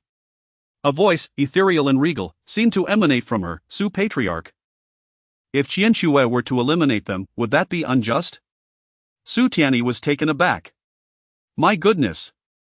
When did his son manage to court such a celestial sister? Is she truly within his reach? Su Tianyi had long sensed that Li Qianxue was extraordinary. He initially thought she might be a saintess from a powerful sect, or perhaps a peak master or elder. At the highest level, she could even be akin to someone like Lu Yunyan. Could it get any more impressive? Now it seemed. My heavens! Not only could she be his daughter-in-law, but this 9-tailed fox might even be older than his great-grandfather. This is the epitome of a celestial sister. His son is remarkable. And no injustice, Su Tianyi replied. Xu Fengqiu asked, are you ready to strike? Li Qianxue responded with a calm demeanor.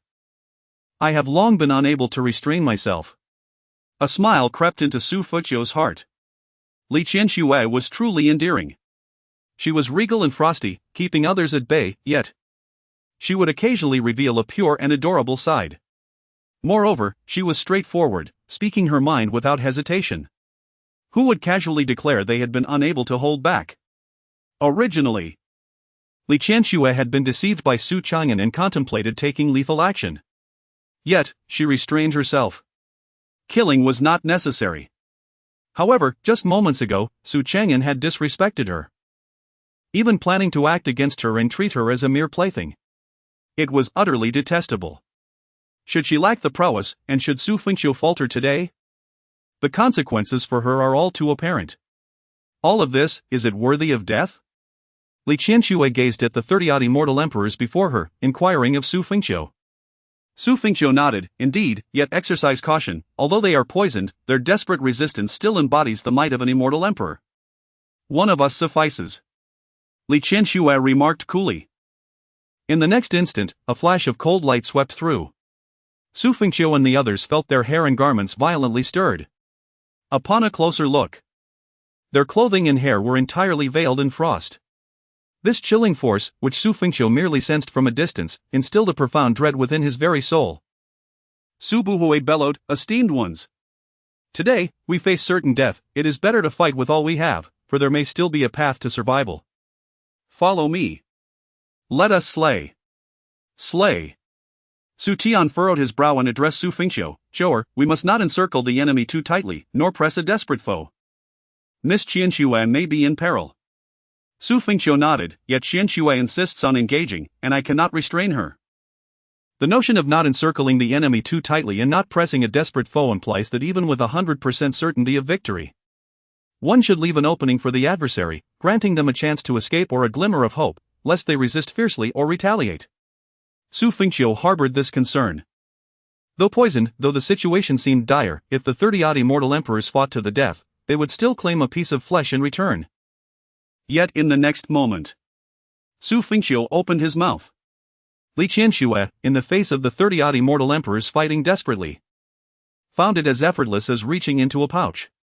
The formidable technique she had amassed was effortlessly countered with a mere gesture. The absolute spirit hand.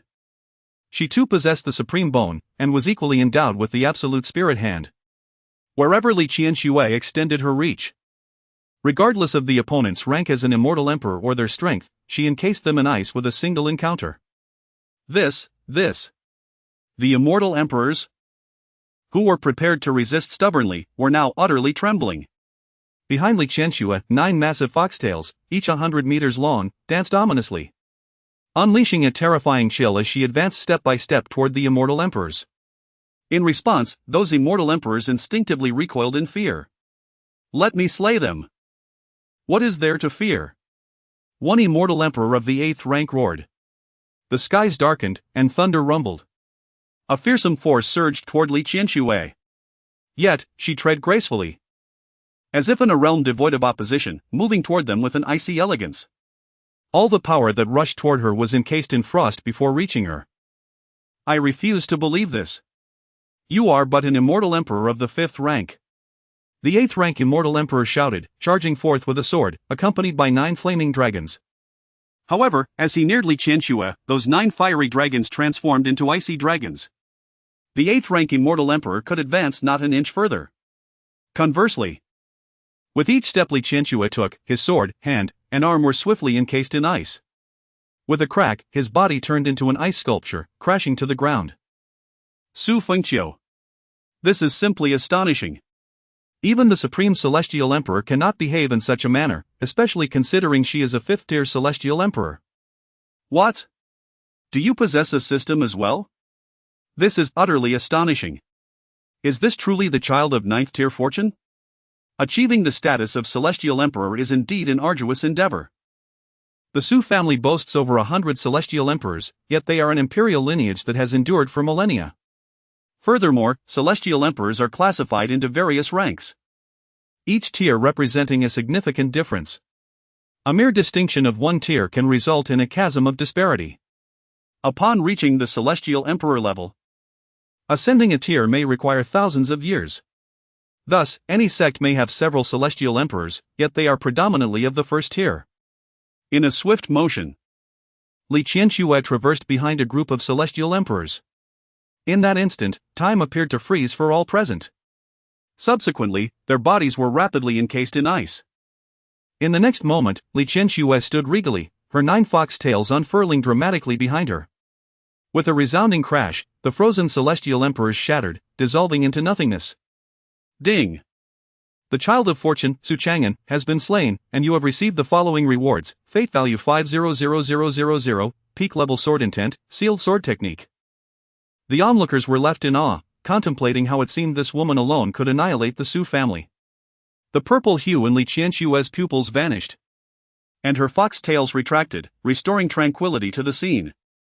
However, the hearts of the spectators remained tumultuous. At that moment, Li Qianxue staggered slightly. Whoosh! Xu Fengqiu rushed forward, swiftly supporting her. "Are you all right?" he inquired urgently. Li Qianxue weakly shook her head, fainting in Xu Fengqiu's embrace. "Father, I leave this to you," Xu Fengqiu stated. "Yes. No harm done, you must take care of Miss Qianxue," he replied. Xu Fengqiu cradled Li Qianxue and departed. Chapter 43, Treat the Acquired Bride Well. It will never be a mistake. Xu Fengqiu cradled the unconscious Li Qianxue and entered his secluded training realm. Her delicate form felt cool, soft, and fragrant. With a hint of reluctance, Xu Fengqiu placed Li Qianxue upon a bed of cold jade, gently removing her shoes. What exquisite jade-like feet they were! Unable to bear the sight, he quickly diverted his gaze. Though her body was flawless, Xu Fengqiu harbored no impure thoughts. He checked her pulse and furrowed his brow. Could her condition be so grave? He had always sensed that Li Qianxue's energy was chaotic and that she bore injuries within, yet it had not seemed particularly severe. For her complexion was not pale and the impact on her appeared minimal. However, upon closer inspection, it became evident that her plight was more complicated than mere injuries. He recalled her failed ascent to divinity, which had left her wounded by the tribulation of thunder, resulting in a regression of her cultivation and grave injuries. Although her wounds had healed, the myriad hidden ailments stemming from those injuries continued to afflict her. Her pulse was weak, and her vital energy surged restlessly. The recent exertion to alleviate her distress had caused her energy to boil over, leading to her fainting. The situation was not dire, she would awaken shortly. Yet she would frequently find herself in a state of considerable discomfort. Li Qianxue was undoubtedly aware of this, though she had never expressed it. In light of this, it seemed that at the very least, a Tianqin blood spirit pill would be required to effectively stabilize her turbulent energy. The Tianqin blood spirit pill, a 9th-tier elixir, was scarcely crafted by anyone throughout the 9 continents. Xu Fengqiu, however, possessed this skill, for he had been rewarded with the divine medical arts, making him a uniquely qualified healer. Yet, the materials required were extraordinarily rare. The other ingredients were manageable, such as the celestial-grade Bodhi spirit fruit, the sacred-grade Phoenix feather fire tangs, and the sacred-grade creation celestial ginseng, which were indeed challenging to procure. Xu Fengqiu pondered for a moment. 1st to 8th tier spiritual materials were relatively common, but those of the 9th and 10th tiers, as well as celestial and sacred grades, were nearly extinct or exceedingly rare. Perhaps the Phoenix feather fire tang could be found. After all, she was his future bride whom he had cunningly brought back. With determined focus, Xu Fengqiu began to concoct a pill that could temporarily help suppress her turbulent energy, utilizing the available spiritual materials. Before long, Li Qianxue regained consciousness, sitting up and gazing at Xu Fengqiu, who was engaged in alchemy not far away. 9 fiery dragons spiraled around the alchemical cauldron. The 9 dragons burning heaven alchemy technique. Li Qianxue frowned slightly. Although she could recall nothing, her amnesia was confined to her personal experiences. Was this also something I taught him? She mused. For according to Xu Fengqiu, his profound toxin tools were indeed lessons she had imparted. The 9 dragons burning heaven alchemy technique, the pinnacle of alchemical arts on the continent, was something she too possessed knowledge of, an aspiration fervently sought after by countless healers. The elixirs are categorized from the 1st to the 10th rank, with the 10th rank being the divine elixir.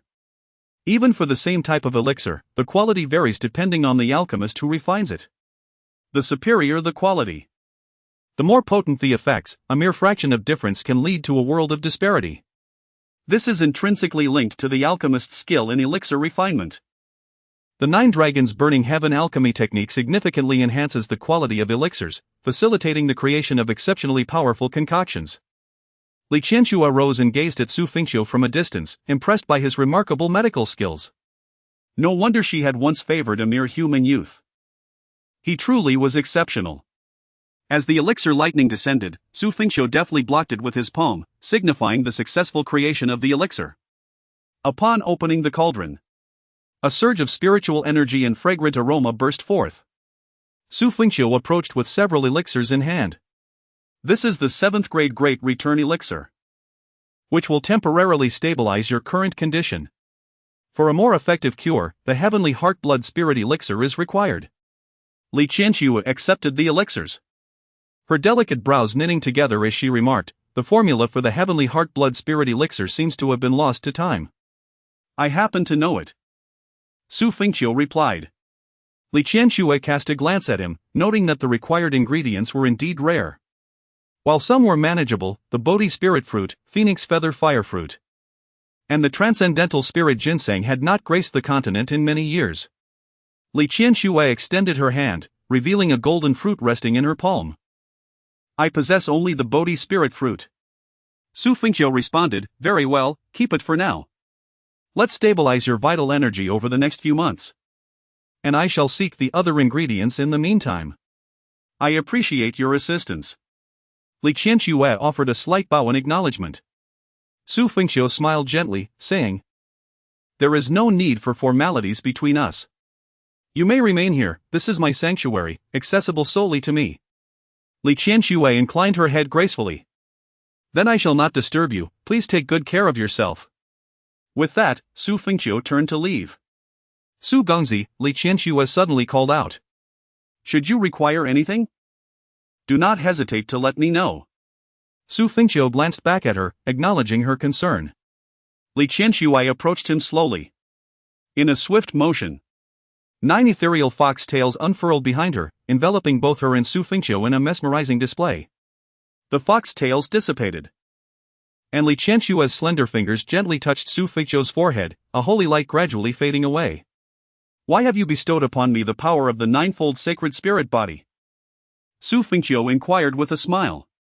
The ninefold sacred spirit body is one of Li Qianxue's innate qualities. Aside from various other effects, it is the purest body in existence, impervious to all forms of corruption. No malevolent force can harm the ninefold sacred spirit body, including spirit binding, mental manipulation, seductive arts, curses, and the like. Particularly, the dark arts and the strength of demonic entities created through such means are formidable, yet they dare not approach the ninefold sacred spirit body in the slightest. In essence, while evil forces in this world are undeniably powerful and difficult to guard against, they cannot inflict harm upon the ninefold sacred spirit body.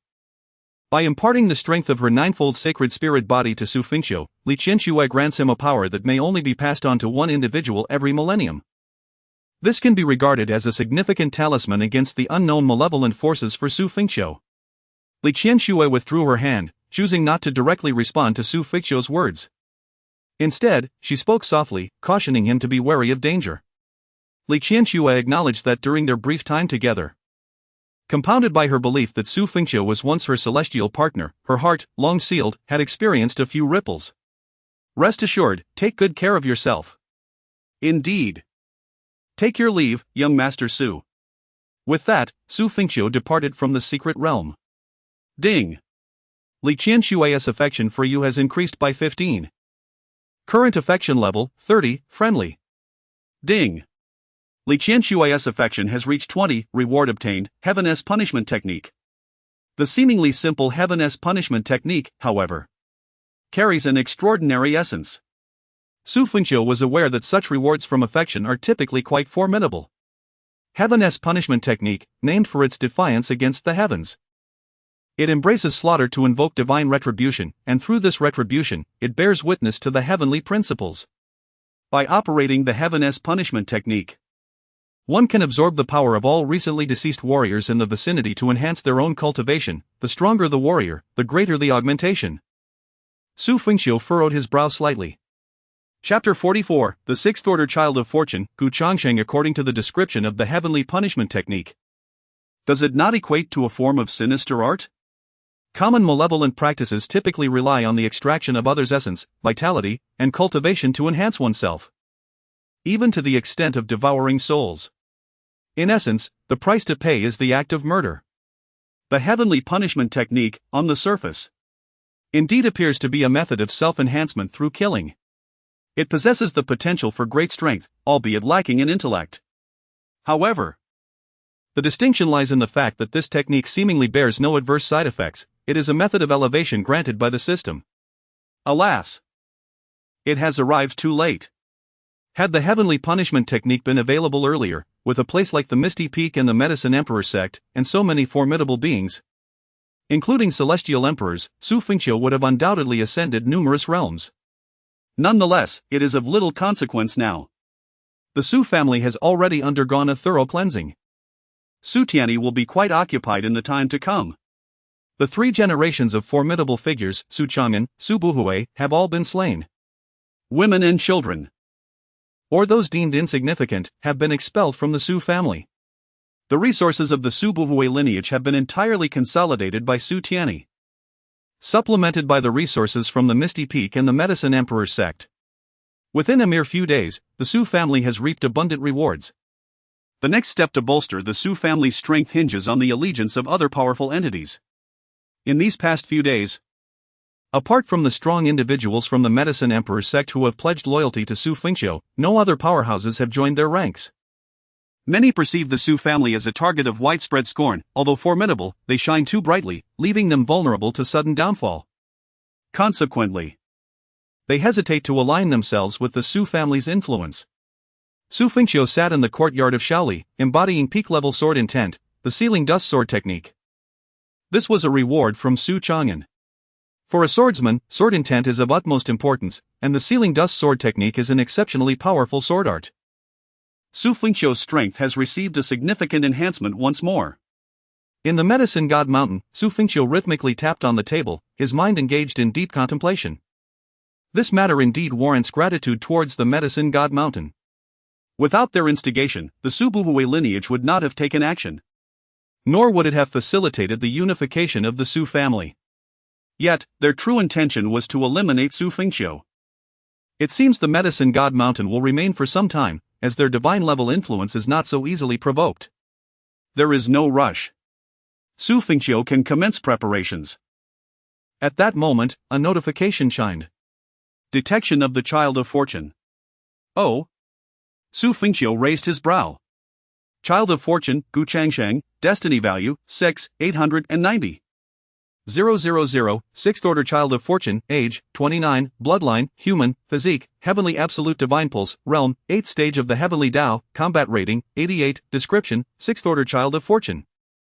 Heavenly Absolute Divine Pulse, the prodigal heir of the Gu family, an imperial lineage with a history spanning millennia, known for rapid cultivation.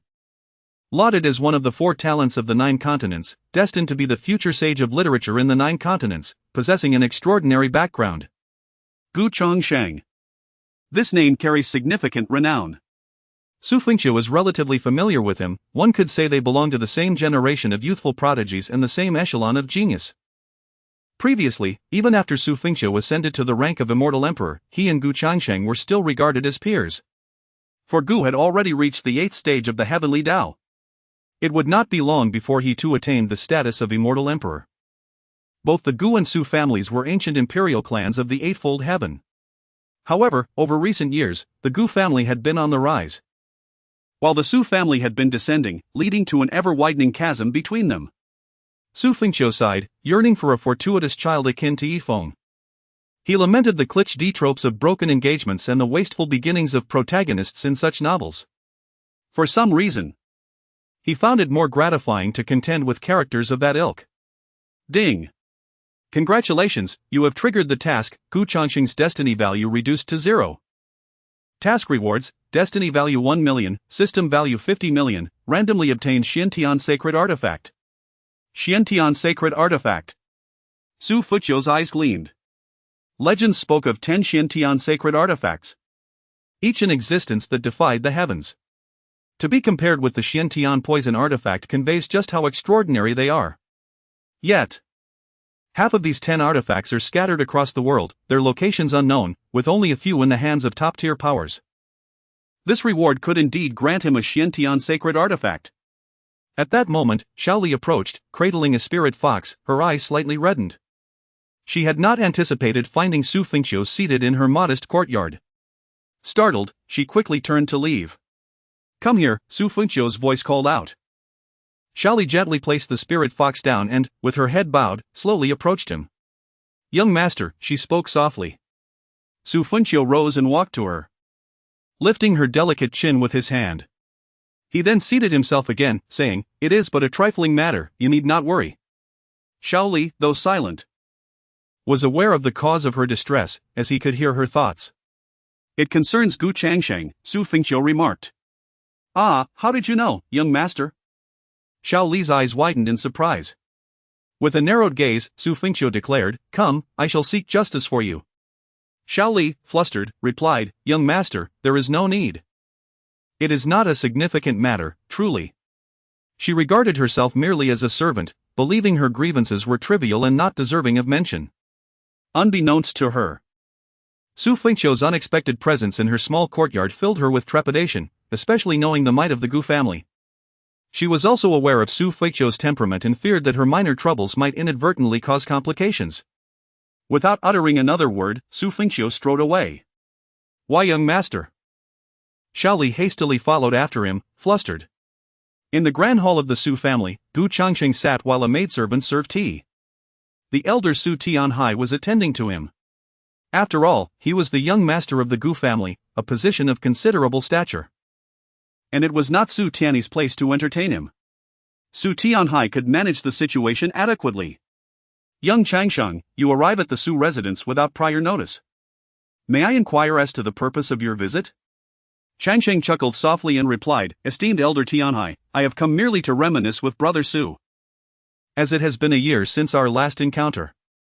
I recently heard of brother Xu's legendary exploits and wish to convey my admiration." "I see," the elder responded. "I am uncertain if the young master has the time to meet. Allow me to send someone to inquire." "There's no need for that," Changsheng interjected. "It is I who have made an unexpected visit, and I would not wish to disturb brother Xu. By the way, I have heard that a remarkable young lady recently entered the Xu household. Is there any truth to this?" Elder Tianhai grasped Changsheng's intention. "Are you acquainted with Miss Li?" he asked with a hearty laugh. "Just a passing acquaintance, merely inquiring," Changsheng replied breezily. "I do not possess much information. So it would be best for you to ask the young master directly." At that moment, Xu Fengqiu pushed open the doors of the grand hall and stepped inside. Upon seeing Xu Fengqiu, Changsheng stood and greeted him with a smile, clasping his fist in salute. "Brother Xu, it has been a long time."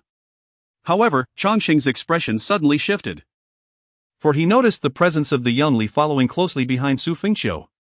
Chapter 45, You Are a Dragon. "You must submit to this emperor outside the city of Liuzhou." Gu Changsheng encountered the ethereal Li Qianxue, a woman whose beauty resembled that of a celestial being. Even though her face was partially veiled by a delicate gauze, Gu Changsheng sensed her extraordinary nature. The mere hint of her refined aura stirred something deep within him. In due course, he witnessed Li Qianxue's arrival at the Xu family residence. He had lingered outside for 2 or 3 days, yet she never emerged. During this time, he seemed to perceive a formidable clash of power erupting within the Xu household. Today, unable to contain his curiosity any longer, he resolved to visit the Xu family and ascertain the identity of this enchanting woman. As fate would have it, he soon laid eyes upon a young maiden. Dressed in simple attire, he was taken aback by her astonishing beauty as he drew closer. Despite her youth and lack of opulent garments, her visage was nothing short of breathtaking. With a touch of adornment, one could easily mistake her for a top contender among celestial beings. Gu Changsheng approached her, only to discover that she was a mere servant of the Xu family, which left him astounded. Realizing her humble status, he revealed his true intentions, candidly expressing his desire to request her service as his attendant. Boldly, he even reached out to caress her cheek. Startled, the girl hastened away towards the Xu residence. Seeing her timid demeanor brought a sense of delight to Gu Changsheng. With a lewd tone, he remarked, "You have no choice in this matter, a mere maid. Once I speak to the Xu family, they will hardly object. I shall take you back as my cherished servant, to pamper you as you deserve." After all, she was just a servant, and he felt no compunction in revealing his intentions. No one would pay heed to a maid, nor would they heed her words. A lowly servant certainly held no power. Feeling humiliated, the young maid, named Shaoli, was overwhelmed with a mix of indignation and fear. Her natural fragility led her to fight back tears, which did not go unnoticed by Xu Fengqiu. To Gu Changxing's surprise, Xu Fengqiu appeared with her. Could it be that she was his maid? Gu Changsheng's frown softened, yet, what did it matter? She was merely a servant.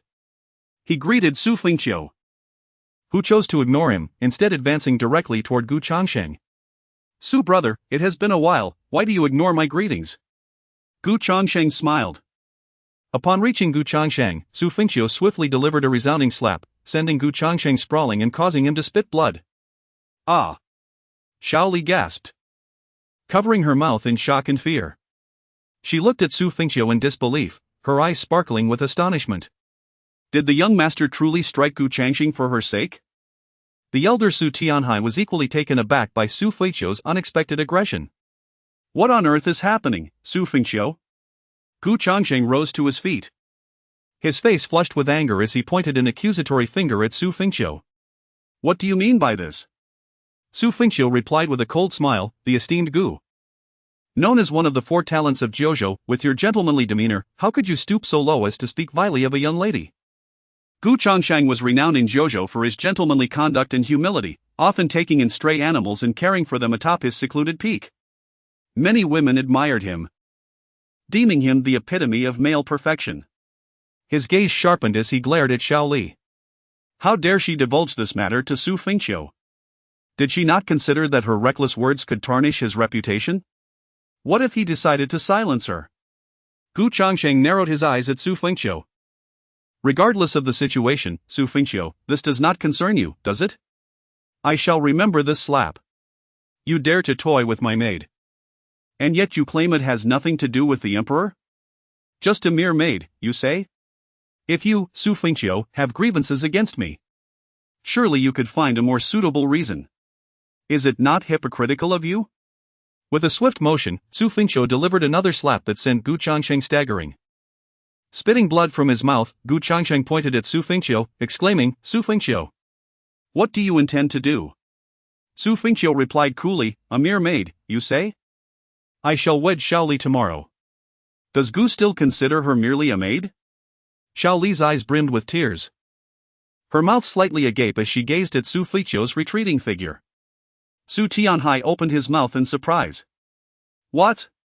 Gu Changsheng's pupils dilated in disbelief. Is she truly Xu Fengqiu's woman? No, no. Does this mean Xu Fengqiu intends to marry my maid? Wait. That is not the crux of the matter. The significant point is that Shaoli would then be Xu Fengqiu's celestial companion. Even if merely a concubine, she would still hold that esteemed position. If this news were to spread, I, Gu Changsheng, would be the subject of scorn throughout Jiuzhou. Xu Fengqiu stated, "You have insulted my celestial companion, Gu Changsheng. Do you still have any objections to these 2 slaps?" Gu Changsheng's face darkened as he retorted, "Xu, are you unafraid of the world's ridicule for marrying a maid?" Xu Fengqiu chuckled softly, "Would you like to test that?" Understanding Xu Fengqiu's implication, Gu Changsheng gritted his teeth, suppressing his rage, and offered a fist of acknowledgement, "Xu, I deserved those 2 slaps." Has Gu finally recognized the impropriety? Gu Changsheng clenched his teeth, "Indeed. I humbly ask for your understanding, for I was unaware. And I apologize for my offense. I shall take my leave." With that, he turned to depart. Xu Fengqiu stood with his hands clasped behind his back. "Did I permit you to leave, Gu?" Gu Changsheng halted, frowning. "Does Xu have further matters to discuss?" Xu Fengqiu replied, "I have yet to feel satisfied by those 2 slaps. Now, will you strike back, or shall I? You! Gu Changsheng pointed at Xu Fengqiu, his teeth clenched in anger. Xu Fengqiu, one should leave a thread of mercy for future encounters. Xu Fengqiu's lips curled slightly as he waved his hand, inserting an incense stick into the wall. His gaze fixed intently on Gu Changsheng. If my anger is not assuaged within the time it takes for this incense to burn, I shall have no choice but to summon the Gu family to collect your remains. The elder Su Tianhai gasped in astonishment. Gu Changsheng. Initially prepared to utter a retort questioning Su's worth, pondering whether the Su family could ever rival the Gu family, and daring to threaten his life. Suddenly recalled Xu Fengqiu's recent actions. Fear gripped him, rendering him silent, for he genuinely feared that Xu Fengqiu might resort to violence. Very well, Gu Changsheng clenched his fists. I shall handle this myself. Xu Fengqiu smiled, please. With a resounding slap, Gu Changsheng struck himself, the force sufficient to draw blood. He continued to slap himself relentlessly. Xu Fengqiu sat calmly, sipping his tea, remarking lightly, Brother Gu, without releasing your spiritual energy, I must question the sincerity of your apology. With a determined grip, Gu Changsheng released his spiritual energy. The next slap nearly knocked him unconscious. He glanced at Xu Fengqiu, who remained indifferent, casually blowing on his tea. Another slap followed, causing several teeth to fall. Brother Xu, is that satisfactory? Gu Changsheng inquired. Xu Fengqiu did not respond but glanced at the incense. Gritting his teeth, Gu Changsheng slapped himself again, the force propelling him backward. Shaoli stood quietly, head bowed, unwilling to look on. Coughing up blood, Gu Changsheng struggled to rise, eyeing Xu Fengqiu, who remained unperturbed. Clenching his fists tighter, he increased the force of his next slap, spinning several times before crashing against the temple wall. Bloodied and battered, he staggered to his feet, squinting at Xu Fengqiu, who still showed no reaction. He glanced at the burning incense once more. With a swift motion, Xu Fengqiu tossed him a sword. You! Gu Changsheng gritted his teeth, trembling as he grasped the weapon. Resolutely, he plunged the sword into his thigh. A scream escaped his lips as he looked at Xu Fengqiu, who remained unmoved. Xu Fengqiu! Gu Changsheng clenched his fists in anger. He then took the sword once more, aiming it at his abdomen. The blade pierced through his lower belly, and he spat out blood, staggering backward. He knew he would not die, he could always strike a non-lethal spot. Shaoli, I ask you, is that a vital area? Xu Fengqiu inquired calmly. Ah. No. It's not, Shaoli shook his head. Xu Fengqiu nodded, and Gu Changsheng understood his implication. Did he intend for him to stab a vital spot? Though he could ensure his survival, the consequences would be dire. With shaking hands, Gu Changsheng tightened his grip on the sword, his right hand trembling slightly. With a sudden thrust towards the visceral region, Xu Fengqiu chuckled softly before rising to approach. Brother Gu, your sincerity has not gone unnoticed by me, please, rise. Xu Fengqiu extended his hand towards him. Gu Changsheng feebly lifted his hand, but as Xu Fengqiu pulled him up, he unexpectedly released his grip. Thud! Gu Changsheng fell to the ground, a cry of anguish echoing once more. I apologize, my hand slipped, Xu Fengqiu remarked. Gu Changsheng struggled to regain his footing. Swallowing a medicinal pill, his bloodied form staggering as he made his way outside. His head had swelled to a grotesque size, resembling that of a pig. Take care. Brother Gu, Xu Fengqiu said with a hint of amusement. Chapter 46, Shaoli's hidden affections. The Grand Elder, Su Tianhai, dared not utter a word. Ordinarily, his authority and status within the Xu family would surpass that of Xu Fengqiu. However, due to Xu Fengqiu's recent assertiveness, the Grand Elder instinctively refrained from intervening. Although he deemed Xu Fengqiu's actions earlier as excessively reckless, he found himself hesitant to object. Ahem, sure, the Grand Elder began. Xu Fengqiu clenched his fist. I shall say no more, for I trust you to make the right decisions. Should anything arise, consult our family head. Xu Fengqiu nodded. Rest assured, Grand Elder. Su Tianhai cast a glance at Shaoli before departing the Great Hall. Xu Fengqiu affectionately ruffled Shaoli's hair. It's all right now. Should anyone bully you in the future, remember to inform me. If you can handle it yourself, then do so, you have my support behind you. Shaoli. Her voice quivering softly, replied, "Thank you, young master." With that, they left. Shaoli dutifully followed Xu Fengqiu, utterly astonished that he would go to such lengths to reprimand Gu Changxing on her behalf. Gu Changxing was no insignificant figure. Xu Fengqiu's actions left Shaoli both flattered and deeply moved, especially when he mentioned their impending marriage, causing her heart to flutter with a mix of shyness and anxiety. Ding! Shaoli's affection for you has reached 50 hidden affections. As the level of affection rises, it becomes increasingly challenging to enhance it further. Xu Fengqiu's kindness towards Shaoli was not merely a means to garner favor, it stemmed from genuine feelings. Xu Fengqiu. In a secluded cave, Gu Changxing, bloodied and filled with resentment, opened his eyes. He and Xu Fengqiu were equals in status, yet his family's background, the Gu family, was far superior to that of the Xu family. Nevertheless, he found himself treated like an insect by Xu Fengqiu. This was a treatment Gu Changxing believed he should never have to endure. His life hung precariously in the balance due to the Xu family. Yet, he could not voice his grievances nor seek revenge against Xu Fengqiu, as his vulnerabilities lay firmly in Xu Fengqiu's grasp. To the world, Gu Changxing was perceived as the epitome of a gentleman.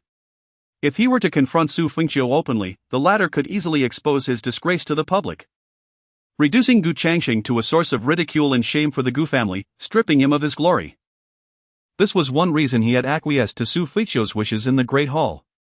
Crack, crack, crack, Gu Changxing clenched his fists tightly. Just you wait. I shall find a way to repay today's humiliation 1,000-fold. However, he realized he was gravely injured. He needed to return to the Gu family, otherwise, he might not survive. In the illustrious Gu family, a throng of powerful figures gathered at the young master peak. Gu Changxing's father, Gu Fengqiu, the head of the Gu family, hurriedly arrived. Head of the family, the crowd greeted respectfully. How is Changxing's condition? Gu Fengqiu inquired urgently. An elderly man shook his head. Your life is not in danger, but what? The elder continued. The injuries sustained by the young master suggest he has been subjected to prolonged torment. The assailant does not intend to take his life but rather to inflict suffering upon him. It appears to be the work of someone who harbors deep animosity towards either the young master or the Gu family. A glint of murderous intent flickered in Gu Fengqiu's eyes as he hurried into the room. Changxing. Father. Gu Changxing's pallid face conveyed his weakness as he uttered a single phrase. Who did this? Gu Changxing inquired. He wanted to say it was Xu Fengqiu, but he dared not. His wings, his reputation, he held them too dear. Gu Changxing suddenly shook his head. I do not recognize him. You are a man of integrity, one who champions the weak, possessing a kind heart, and you never make enemies. It is inconceivable that you have provoked someone to such an extent, Gu Fengqiu mused thoughtfully. To torment him in such a manner, yet not seek his death. What could their purpose be? Perhaps to threaten the Gu family, to instill fear. Or perhaps to intimidate someone within our ranks, such as myself. What are the characteristics of this individual? Gu Fengqiu further inquired. Gu Changxing fabricated a response, clad in a black robe and wearing a mask. I truly cannot say. To conceal one's true visage suggests familiarity with us. Rest well. Gu Fengqiu concluded before exiting. Gu Changxing clenched his fists. Even if his father expended effort to investigate, it would not matter. He would seek his own opportunity for vengeance. After Gu Fengqiu departed, his face was a mask of fury. By the order of the family head, gather the Gu clan and annihilate the Shi family. The Shi family, a long-standing adversary of the Gu clan, bore deep-seated grudges, conflicts over resources and worldly grievances. Additionally, the head of the Shi family had once pursued the same woman as Gu Fengqiu, leading to enmity. Ultimately, that woman had chosen Gu Fengqiu, giving birth to Gu Changxing. However, in the ensuing years, for the sake of development, they had chosen not to confront one another directly. Just a few days prior, at an auction, Gu Fengqiu had engaged in fierce bidding against Shi Sandao for a prized artifact, ultimately acquiring it. After the auction, Gu Fengqiu had humiliated Shi Sandao, taunting him about their past rivalry over a woman, and how he had failed to compete for her, especially now that a child had been born from that union. In the ensuing conflict, both families clashed, resulting in a brawl among several formidable warriors. Following the confrontation, Xu Fengqiu, humiliated and enraged, vowed to retaliate. Now, reflecting on the situation, Xu Fengqiu realized that Xu Fengqiu was indeed seeking vengeance. He refrained from killing Gu Changsheng, fearing that Xu Fengqiu would retaliate with reckless abandon. However, Xu Fengqiu was determined to demonstrate to Xu Fengqiu that he had chosen the wrong adversary. At the Xu residence. Head of the family. We are in dire straits, the Gu family has gone mad. Xu Fengqiu is approaching with over 1,000 warriors and more than 100 celestial emperors. Even the ancestors of the Gu family have emerged, headed straight for us. What? Xu Fengqiu leaped to his feet. Is Xu Fengqiu insane? Although our families are enemies, we both understand that conflict benefits neither side. What has transpired? Xu Fengqiu furrowed his brow. Why has the Gu family suddenly turned against the Xu family? Are they not afraid of mutual destruction? What on earth is happening? Who is aware of the situation? Xu Fengqiu, accompanied by over 100 celestial emperors from the Gu family, arrived with an imposing presence, causing tremors across the continent. Xu Fengqiu had just stirred the eightfold heavens into chaos, and now the Gu and Xu families are on the brink of conflict once more. Xu Fengqiu, step forward! Xu Fengqiu roared. The Xu family's protective formation had already been activated. Xu Fengqiu, accompanied by a host of formidable warriors, looked down upon them with disdain. Xu Fengqiu, have you lost your senses? Xu Fengqiu retorted angrily. Xu Fengqiu, a fitting name for one who wields treachery. Do you still have any shame left? You nearly beat my son, Changsheng, to death. Do you think that by sparing his life, I would refrain from taking action against your Xu family?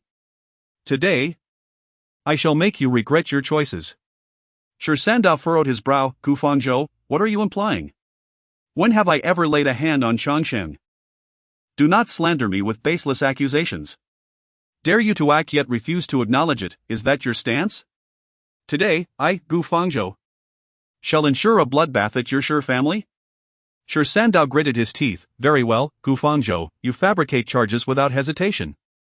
If you wish to attack my Xu family, at the very least, find a plausible pretext. Regarding the auction incident, you mocked me in front of everyone, and I have yet to be appeased. Now you dare to come for my Xu family again. Do you truly believe I am easy to bully? Upon hearing this, Xu Fengqiu's fury ignited. Indeed, it is about the auction. I knew it. Attack. Kill. Chapter 47, for this is most precious in the eightfold heaven. The conflict between the Xu family and the Xu family raged fiercely, shrouding the heavens and the earth in chaos, accompanied by extraordinary phenomena that persisted unceasingly. The battle endured for 2 days and nights, culminating in severe casualties on both sides. The Xu family suffered greater losses. Yet the Xu family did not succeed in conquering them. Despite the Xu family's superior strength, the Xu family was fortified by the ancient protective formation that had endured for millennia. Engaging in direct combat through conventional means, it was indeed challenging to breach their defenses. As the attacking party, the Xu family had managed to inflict heavier losses on the Xu family, thus emerging victorious in this regard. Ultimately, due to the intervention of the celestial feather saint from the eightfold heaven and the overwhelming losses incurred, both factions reached a state of calm. This grand duel between the two clans concluded abruptly, reaffirming a critical realization for all: in battles of such magnitude, determining a victor without extraordinary means is exceedingly difficult. The Immortal Emperors are, without a doubt, formidable and rarely fall. Concurrently, it underscored the extraordinary nature of Xu Fengqiu's single-handed annihilation of a royal-level sect. Ding!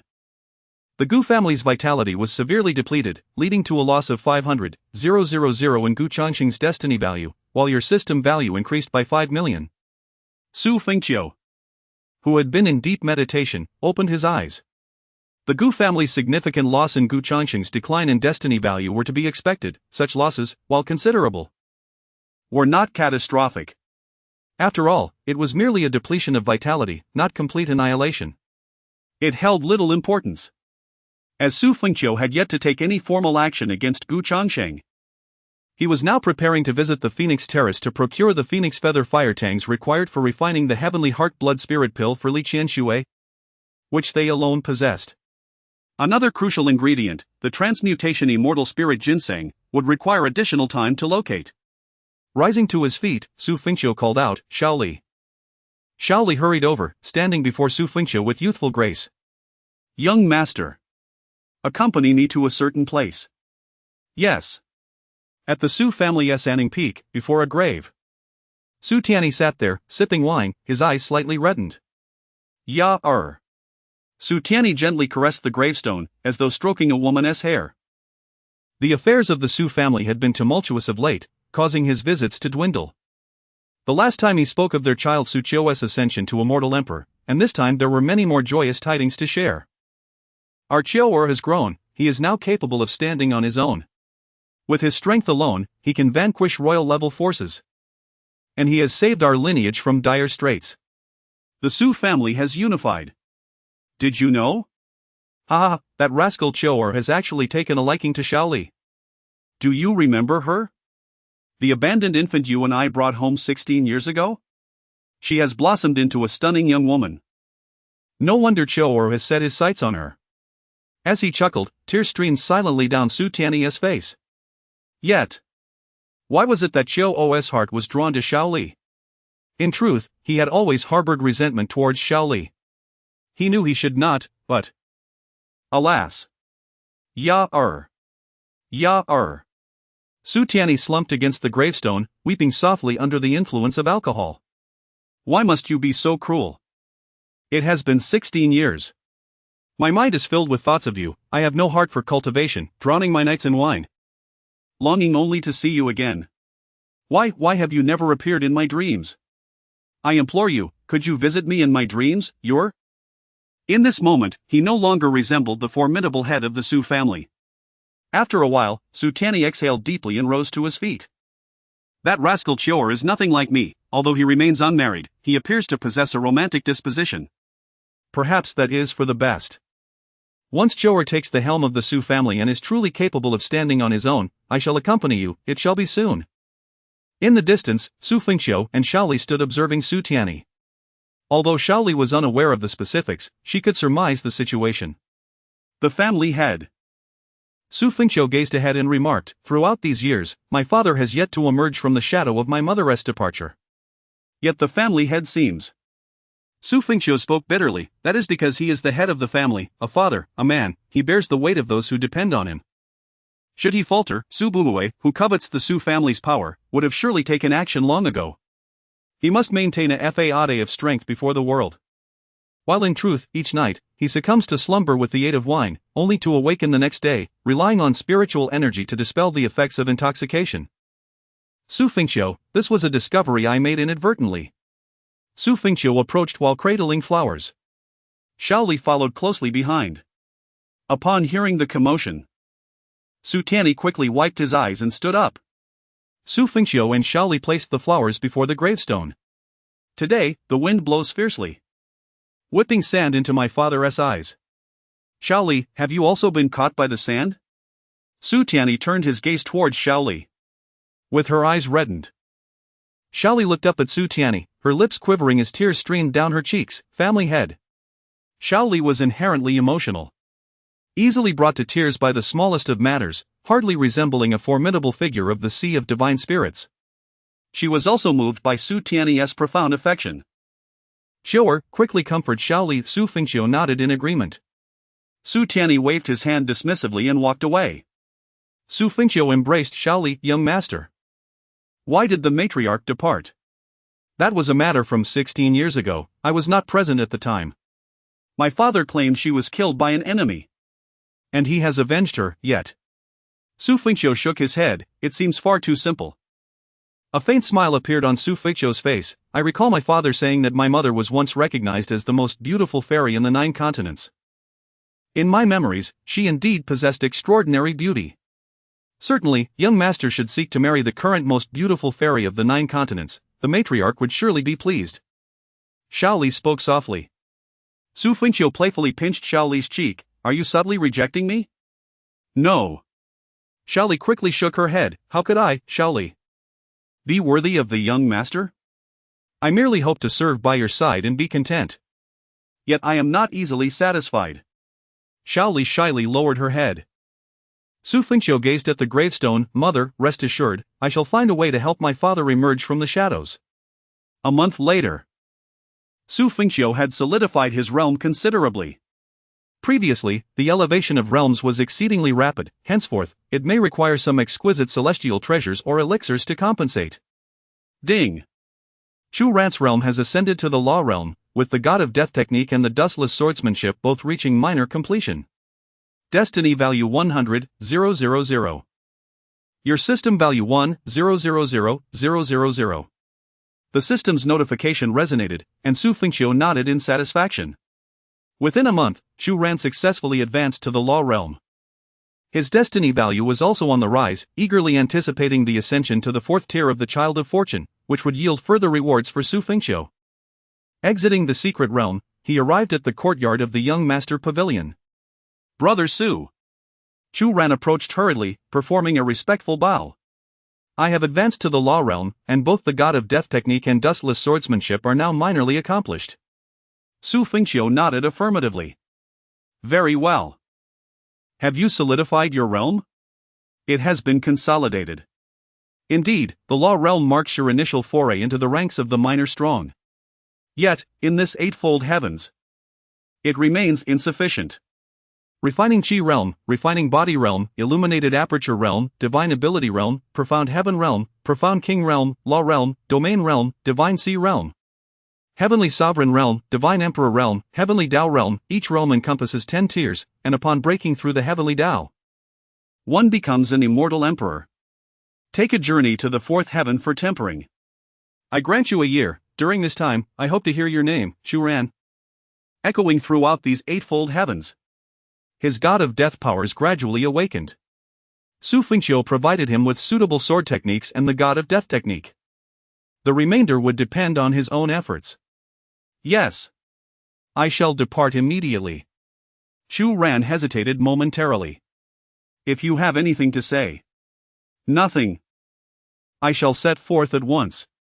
Xu Fengqiu nodded. Outside the Xu residence, Xu Ran turned back for one last lingering glance. This journey was to last a year, and he was uncertain whether he would return alive. Before departing, he still had not seen Miss Xiaoli. Perhaps this final meeting would never come to pass.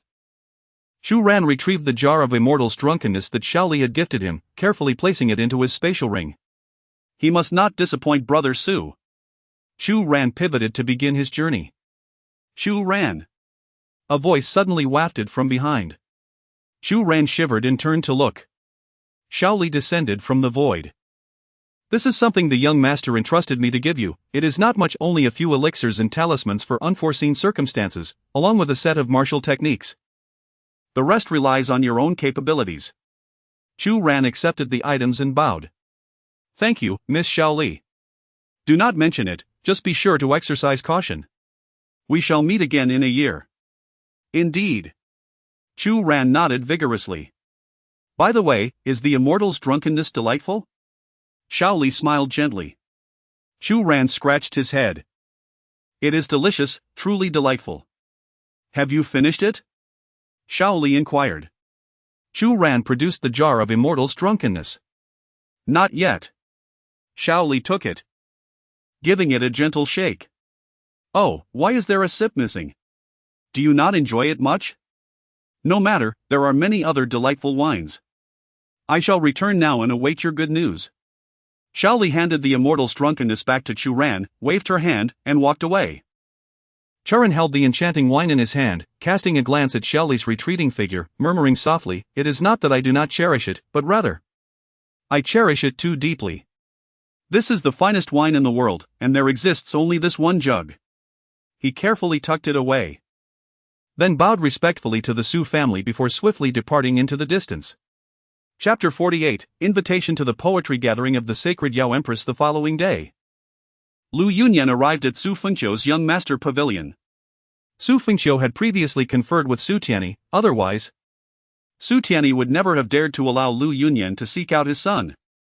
This peculiar situation had long perplexed the entire Xu family and the 9 continents. Lu Yunyan's disciple, Yi Feng, had been slain by Xu Fengqiu, yet Lu Yunyan, known for her fierce protectiveness, had remained utterly silent, a most curious development. Even more astonishing to the Xu family was Lu Yunyan's visit. In fact, this marked her second visit within the month. During her first visit, Xu Fengqiu had been in seclusion, and now she had returned. Veiled in delicate silk, Lu Yunyan approached gracefully. Despite Xu Fengqiu having beheld the ethereal beauty of Li Qianshui, he could not help but be captivated by Lu Yunyan's presence. "Senior Yunyan, please take a seat," Xu Fengqiu greeted as he poured tea, reclining slightly. The address of Senior Yunyan caused Lu Yunyan's brows to furrow ever so slightly. After all, Xu Fengqiu was merely the age of her disciple. Yet he referred to her as senior. Why did it seem that he was reluctant to acknowledge their relative ages? Nevertheless, she chose not to voice her thoughts. Seated before Xu Fengqiu, she accepted the tea and remarked, "I trust the young master is aware of the purpose of my visit." Naturally. Having previously discussed matters with Senior Yunyan, how could I possibly go back on my word? "How fares the cold, ethereal spirit?" Xu Fengqiu inquired. Lu Yunyan replied, "Within the heart-nourishing jade, its condition is dire. Were it not for the jade, it would have long since succumbed. Therefore, what method does the young master propose?" Xu Fengqiu extended a finger, gathering myriad symbols of heaven and earth at its tip. The symbols coalesced into a talisman. Might Senior Yunyan have heard of the spirit-gathering array? Lu Yunyan nodded slightly. "Indeed, but if the method you propose is the spirit-gathering array, I can only conclude that I have been deceived. It cannot be so simple. If we employ the spirit-gathering array alongside the Nine Heavens Soul Retrieval Array, complemented by the sacred artifact, the Heavenly Soul Lamp, what then? The Nine Heavens Soul Retrieval Array has been lost for millennia." A subtle smile graced Xu Fengqiu's lips as he pushed the talisman towards her. "This is the diagram for the Nine Heavens Soul Retrieval Array." Lu Yunyan's brow furrowed deeply. "The Heavenly Soul Lamp is in the possession of my Xu family." After glancing at the array diagram, she rose. "Thank you." Turning to leave, she suddenly recalled something and called back, "I can offer assistance when the Xu family contends with the Gu family." With that, she vanished from Xu Fengqiu's sight. Indeed, intelligent individuals can be quite formidable. She had discerned that the conflict between the Gu family and the Shi family was connected to Xu Fengqiu. It stood to reason that Lu Yunyan would inevitably trigger the task of the fated child. Xu Fengqiu, however, was unaware of why he had not yet triggered it himself. Perhaps it was for the best, he had little time to spare at present. At that moment, Shaoli approached, holding an invitation. "Young master." Xu Fengqiu glanced at the invitation in her hands and inquired, "What is that?" Shaoli replied, "When I returned to the Xu family, I encountered someone from the sacred Yao Empress's entourage. This is an invitation from Her Majesty the Empress." Xu Fengqiu accepted the invitation and opened it. A poetry gathering. How delightful. Has the Empress invited the young master to attend the poetry gathering? Shaoli inquired, her eyes sparkling with excitement. Indeed. This gathering is not an ordinary poetry event, otherwise, it would not have extended an invitation to Xu Fengqiu. Although Xu Fengqiu, at the age of 28, is a young talent, he is ultimately an immortal emperor. What need would an immortal emperor have to attend a commonplace poetry gathering? This event occurs once every 4 years and is arguably the most anticipated poetry gathering across the 9 continents, primarily because the sage of poetry will be in attendance. Years ago, the sage achieved enlightenment through poetry, truly embodying a formidable power. When he recites poetry, extraordinary phenomena accompany his verses, revealing profound mysteries as he traverses the realms of existence. It is rumored that his cultivation may have reached the realm of the Supreme Immortal Emperor, which corresponds to the 10th tier of immortal emperors. Even if he has not attained that level, he is certainly among the rare immortal emperors of the 9th tier. What does it mean to be an immortal emperor of the 9th tier? Within the entirety of the 8 heavens, the number of immortal emperors of this caliber among all sects and the 5 great imperial families is likely no more than a handful. Even in the 9th heaven, esteemed as the Phoenix Terrace, there may be only 2 or 3 such immortal emperors. As for the supreme immortal emperors, there are only 8 recognized publicly across the 9 continents, and the total number should not exceed 20. Thus, being an immortal emperor of the 9th tier essentially represents the pinnacle of achievement. The distinction between tiers within the immortal emperor realm is profound. A mere tier difference can signify an insurmountable chasm, particularly beyond the 5th tier. The Xu family boasts 2 immortal emperors of the 8th tier, but even among immortal emperors, there exists a hierarchy. Some can combat opponents of higher tiers, while others can only contend with those of lower tiers. Genius comes in varying degrees as well. Some are dubbed geniuses yet never transcend the immortal emperor realm in their lifetimes. Others may take millennia to attain the status of an immortal emperor, while some achieve it within mere decades or even years. The disparity between a decades-old immortal emperor of the 1st tier and one who has existed for millennia is indeed profound.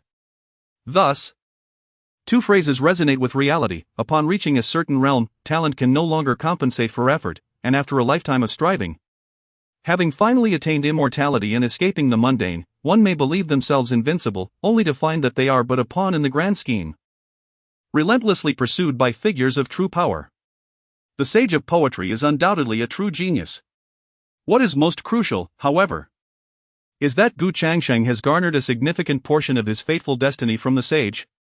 For years prior, at the poetry gathering, Xu Fengqiu rose to prominence, even prompting the sage to consider taking him as a disciple and visiting the Xu family. This intention directly propelled the Xu family to unprecedented heights over the past 4 years. The sage boldly declared that if Xu Fengqiu were to astonish him once more at the next gathering, he would accept him as a disciple. Consequently, it is widely anticipated that the sage will indeed take Xu Fengqiu under his wing at this gathering. Thus, Xu Fengqiu's attendance is assured. His injuries should have healed by now. I find myself rather intrigued, Xu Fengqiu remarked with a hint of a smile. The young master is quite talented as well, Shaoli said with a touch of admiration. Xu Fengqiu playfully pinched her cheek, asking, "Would you like to accompany me?"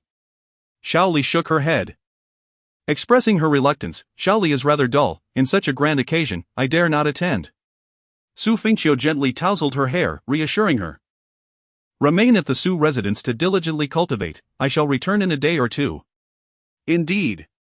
The poetry gathering is tomorrow evening, held within the Fengqiu imperial city, specifically in the palace of the Fengqiu Empress. It appears the Fengqiu Empress is keen to draw me closer, Xu Fengqiu pondered. He had never been known for his fondness for poetry and literary pursuits, thus, this gathering was hardly a venue suited to him. Nevertheless, he had been invited, which could only imply that the Fengqiu Empress wishes to become acquainted with him, or perhaps has matters to discuss. This occasion serves merely as a stepping stone. In the Gu residence, at the Shaozhu Peak, the courtyard was alive with small creatures, spirit foxes, spirit cats, and puppies, all nurtured by Xu Fengqiu. Holding the invitation in his hands, Xu Fengqiu felt an exhilarating rush of emotions. Chapter 49, The Sacred Yao Tian City.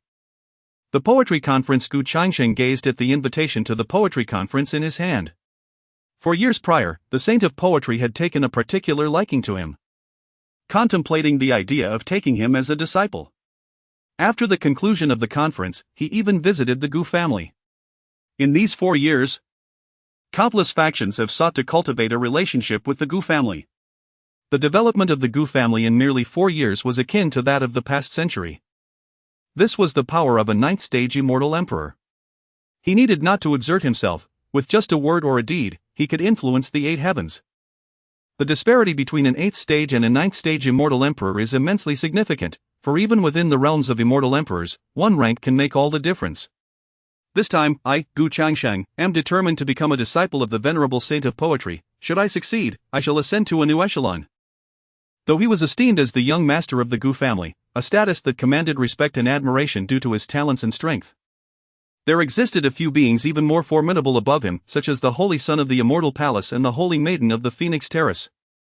Should he become a disciple of the saint of poetry, he would find himself drawing closer to their ranks.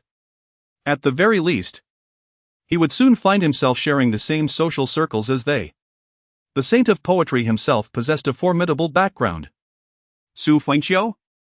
What a mere trifle. Even an immortal emperor pales in comparison. Xu Fengqiu would soon attain the path of the immortal emperor. In terms of true strength, Xu Fengqiu could not rival him. Furthermore, the legacy of the saint of poetry would elevate his status beyond that of Xu Fengqiu. Xu Fengqiu. The mere thought of him caused Gu Changsheng's expression to twist into a grimace. He instinctively embraced a nearby spiritual fox, gently caressing its soft fur. Yet, the fox exhibited no signs of submission. Instead, its eyes brimmed with fear, rendering it immobile in Gu Changsheng's grasp. Gu Changsheng was adored by the young women of the continent, renowned for his benevolent heart. He was the only top-tier genius known to adopt stray animals, setting him apart from others. A true gentleman, distinguished in appearance and kindness.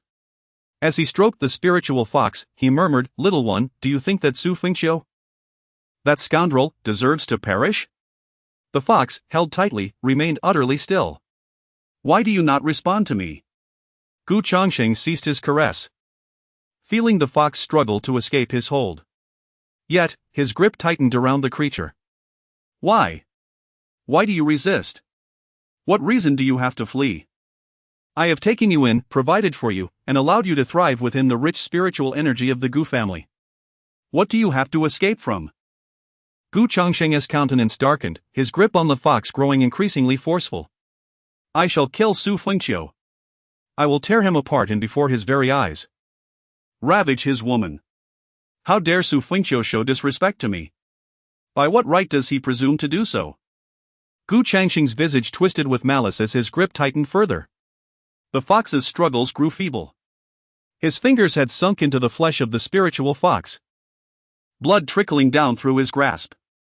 Gu Changsheng appeared utterly oblivious, gritting his teeth. "Xu Fengqiu, the humiliation you have inflicted upon me shall be repaid 1,000-fold." The lifeless body of the spirit fox lay twisted beneath his hands, its blood staining his garments crimson. The scent of iron brought Gu Changsheng back to his senses. He cast a glance at the mangled remains of the spirit fox, gently caressing the bloodied form. "In the next life, be more obedient." Subsequently, flames erupted, and the spirit fox's body was reduced to ashes. The following day, as the sun dipped below the horizon, Xu Fengqiu arrived discreetly at the Holy Yao Empyrean city, the heart of the eightfold heaven Holy Yao Empire. This city was immense and bustling with prosperity, home to countless formidable warriors and martial clans.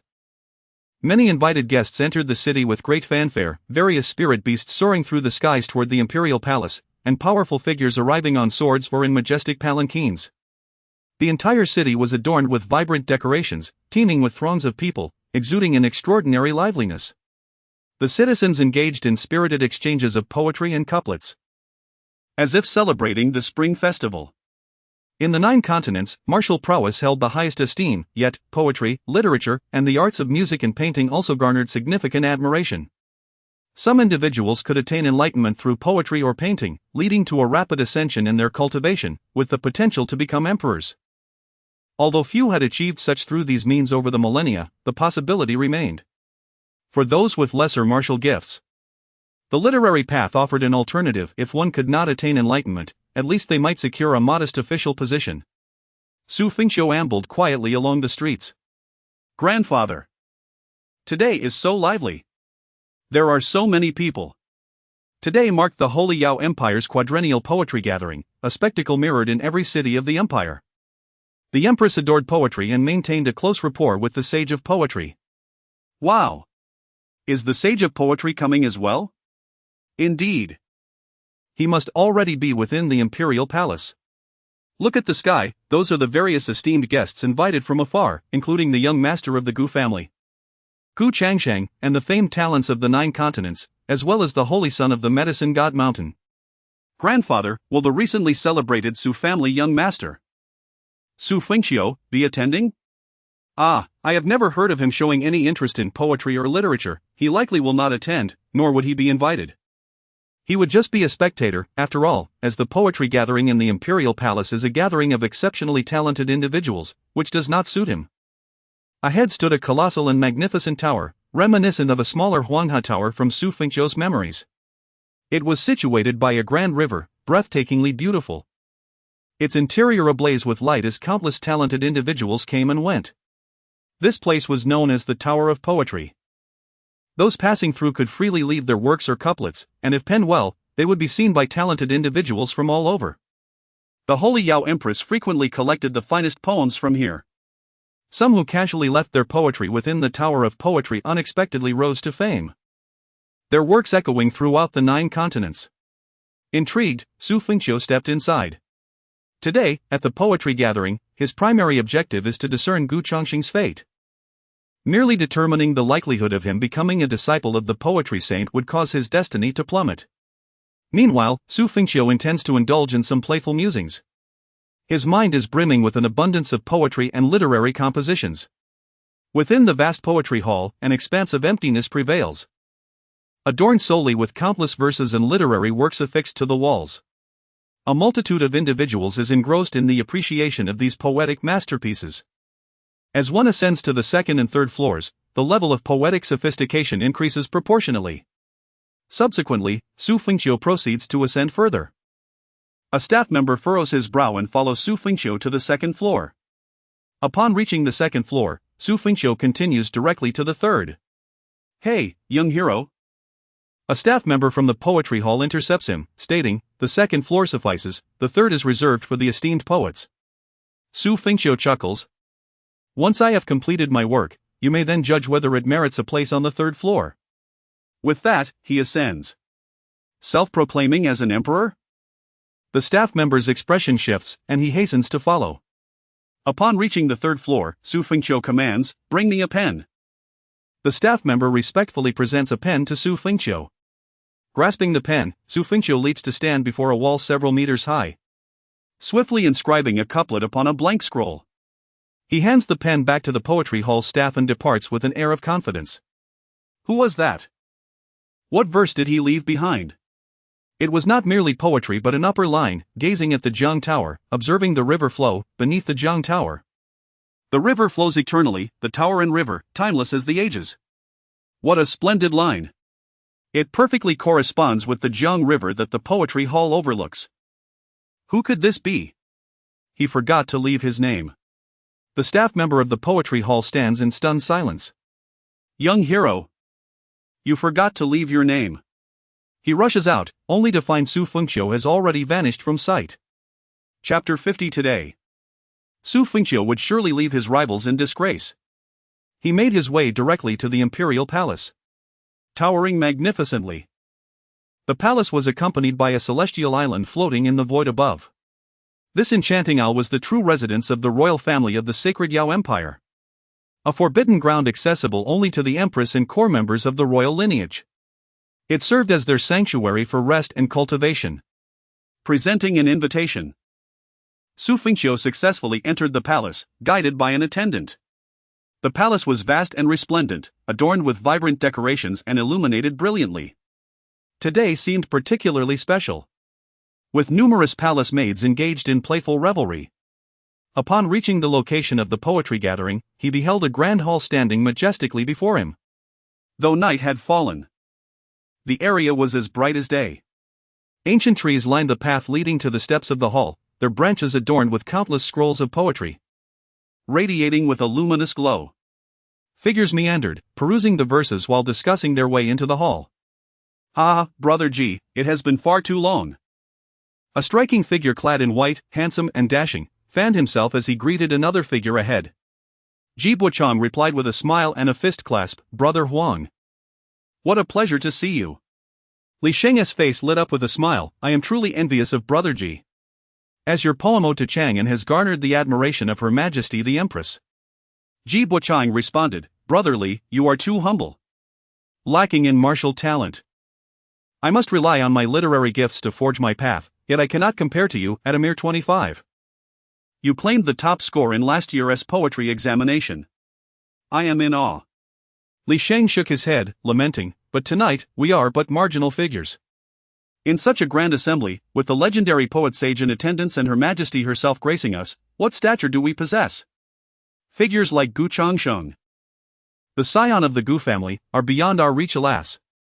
Ji Buchang countered, "No, though they are indeed beyond our grasp. This poetry gathering is a celebration of camaraderie through literature, a platform for literary exchange. Everyone is equal here, regardless of their illustrious status, as long as our poetry shines. We can still stand proud among them. I seek not grandeur, only the appreciation of Her Majesty and others, hoping to forge a path to success." Li Shang nodded in agreement. Xu Fengqiu passed by them, eliciting curiosity from Li Shang. "This brother is quite unfamiliar, may I ask your name?" Xu Fengqiu clasped his fist in greeting. "Xu family, Xu Fengqiu." A gasp escaped the two men, their hearts racing. My goodness! The Immortal Emperor Xu Fengqiu? Such a legendary figure was entering the hall alongside them? They promptly bowed in reverence. "Immortal Emperor Xu." "Please, no need for formality," Xu Fengqiu replied, stepping into the hall, leaving the two in a cold sweat. They realized they were not of the same caliber, neither in strength nor in background. Though tonight's gathering claimed equality among all, the disparity remained palpable. Li Shang sighed deeply. Ji Buchan's face betrayed his displeasure. Why must we bow and scrape upon encountering him? Such subservience feels utterly unjust. This world is inherently unfair. A voice resonated from behind. The two turned to see young Master Gu. They immediately bowed in respect. Gu Changxing's gaze fixated on the figure of Xu Fengqiu entering the grand hall. Xu Fengqiu had arrived while meandering through the city in hopes of encountering a beautiful maiden. He had inadvertently spotted Xu Fengqiu and followed him discreetly. Though Gu Changxing gritted his teeth in loathing at the sight of Xu Fengqiu, he was acutely aware of the occasion. This was a poetry gathering, a venue of high elegance. Xu Fengqiu, of all people, was utterly devoid of any understanding of poetry and literature. Ha ha ha. Today, Gu Changxing was determined to strip Xu Fengqiu of his dignity. "Ah! I have heard of both of you and have had the pleasure of reading your works, Ode to Chang'an and the River and the Moon, correct?" Ji Buchan clasped his fist in greeting. It has long been rumored that young Master Gu possesses a celestial demeanor, refined and unrestrained. Today, seeing you in person confirms this. As you engage with mere mortals like us. Gu Changxing smiled faintly. All beings are equal, though there exists a distinction between the strong and the weak. Yet none are inherently inferior. Today's poetry gathering, graced by the presence of the Sage of Poetry and Her Majesty the Empress, alongside talented individuals like yourselves, illustrates their intentions beautifully. Indeed, Her Majesty the Empress has proclaimed that today, regardless of status, we all gather as equals to forge friendships through poetry. Ha ha ha, indeed. Gu Changxing chuckled lightly, then continued, "There is a matter I wish to discuss with you both." "Please, young Master Gu, go ahead." Gu Changxing sighed. "My disposition is overly gentle, yet Xu Fengqiu bears a heavy burden of sins, utterly ignorant of poetry and literature, which is quite contrary to the spirit of this esteemed gathering." The two dared not respond. Gu Changxing pressed on. "Xu Fengqiu's character is vile, arrogant, and overbearing. I harbor a grudge against him." The two remained silent, daunted by the implications. What status did Xu Fengqiu hold? Were it not for this poetry gathering, they might never have had the chance to meet him in their lifetimes, and the same went for Gu Changxing. Hence, they dared not utter a word. Xu Fengqiu had audaciously taken away the woman Gu Changxing cherished, employing despicable means to strip her of her purity, leading to her disgrace and subsequent suicide. The two gasped in shock. Gu Changxing declared, "I seek vengeance, yet find myself constrained and powerless. Now that Xu Fengqiu has graced us with his presence, I would like to request that you both make things difficult for him, thereby shaming him thoroughly. In doing so, I shall feel I have avenged her." The two were taken aback. With a thud, Ji Buchang, overwhelmed with fear, knelt down. "Young Master Gu, we are merely ordinary warriors in our 20s. With cultivation barely reaching the Xiantian realm, possessing no significant background. How could we dare to trouble young Master Xu? Were it not for today's poetry gathering? Encountering Xu Fengqiu would be a privilege beyond our lifetimes. Forcing us to confront him is tantamount to signing our own death warrants."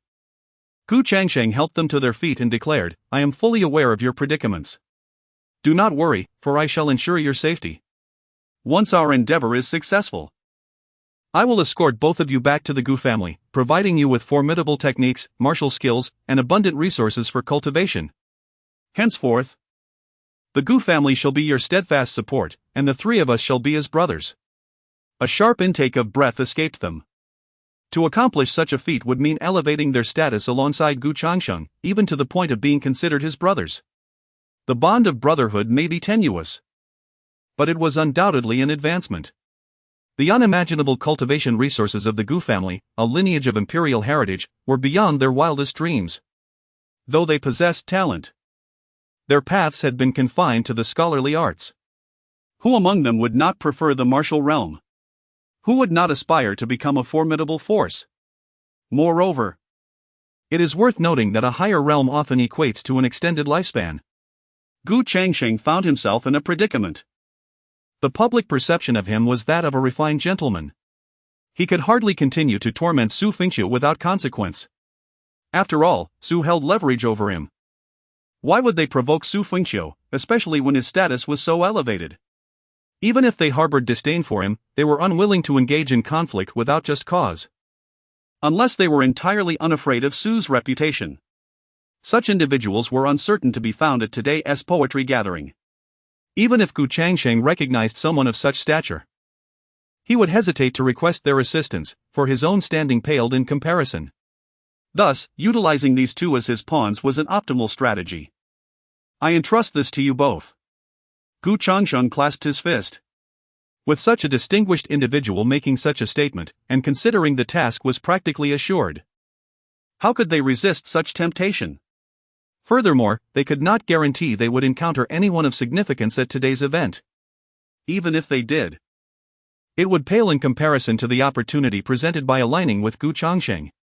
After a prolonged moment of hesitation, Ji Buchan gritted his teeth and clasped his fist, exclaiming, Xu Fengqiu is utterly despicable. Young Master Gu, this favor is one I cannot refuse. Li Shang added, rest assured, young Master Gu. I shall ensure that Xu Fengqiu is humiliated today, avenging you in the process. Thank you, thank you. Gu Changsheng responded with a smile. Xu Fengqiu, prepare to be the subject of ridicule tonight. Chapter 51, the daughter of fortune Lin Qingzhu and Xu Fengqiu stepped into the grand hall of the imperial palace. Within these walls, the space had transformed beyond recognition. Numerous tables were meticulously arranged, each adorned with ink, brushes, paper, and inkstones, resembling an expansive academic sanctuary brimming with scholarly spirit.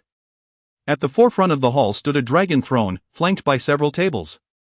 Naturally, the empress would occupy the throne, while the accompanying tables were reserved for distinguished guests of the poetry gathering. The walls were embellished with famous poems, and the hall teemed with an assembly of 200 to 300 people. Talented scholars donned long robes, while accomplished women displayed their grace.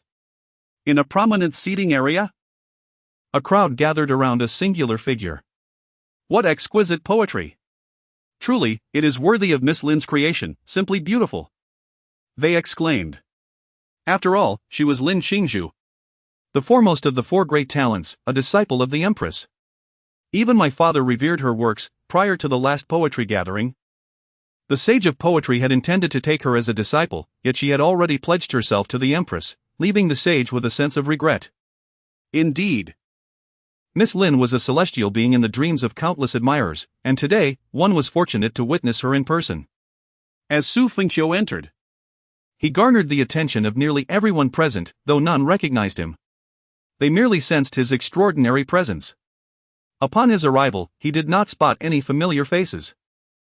Most attendees were accomplished scholars and women of noble birth, primarily from esteemed martial families, a realm far removed from his own.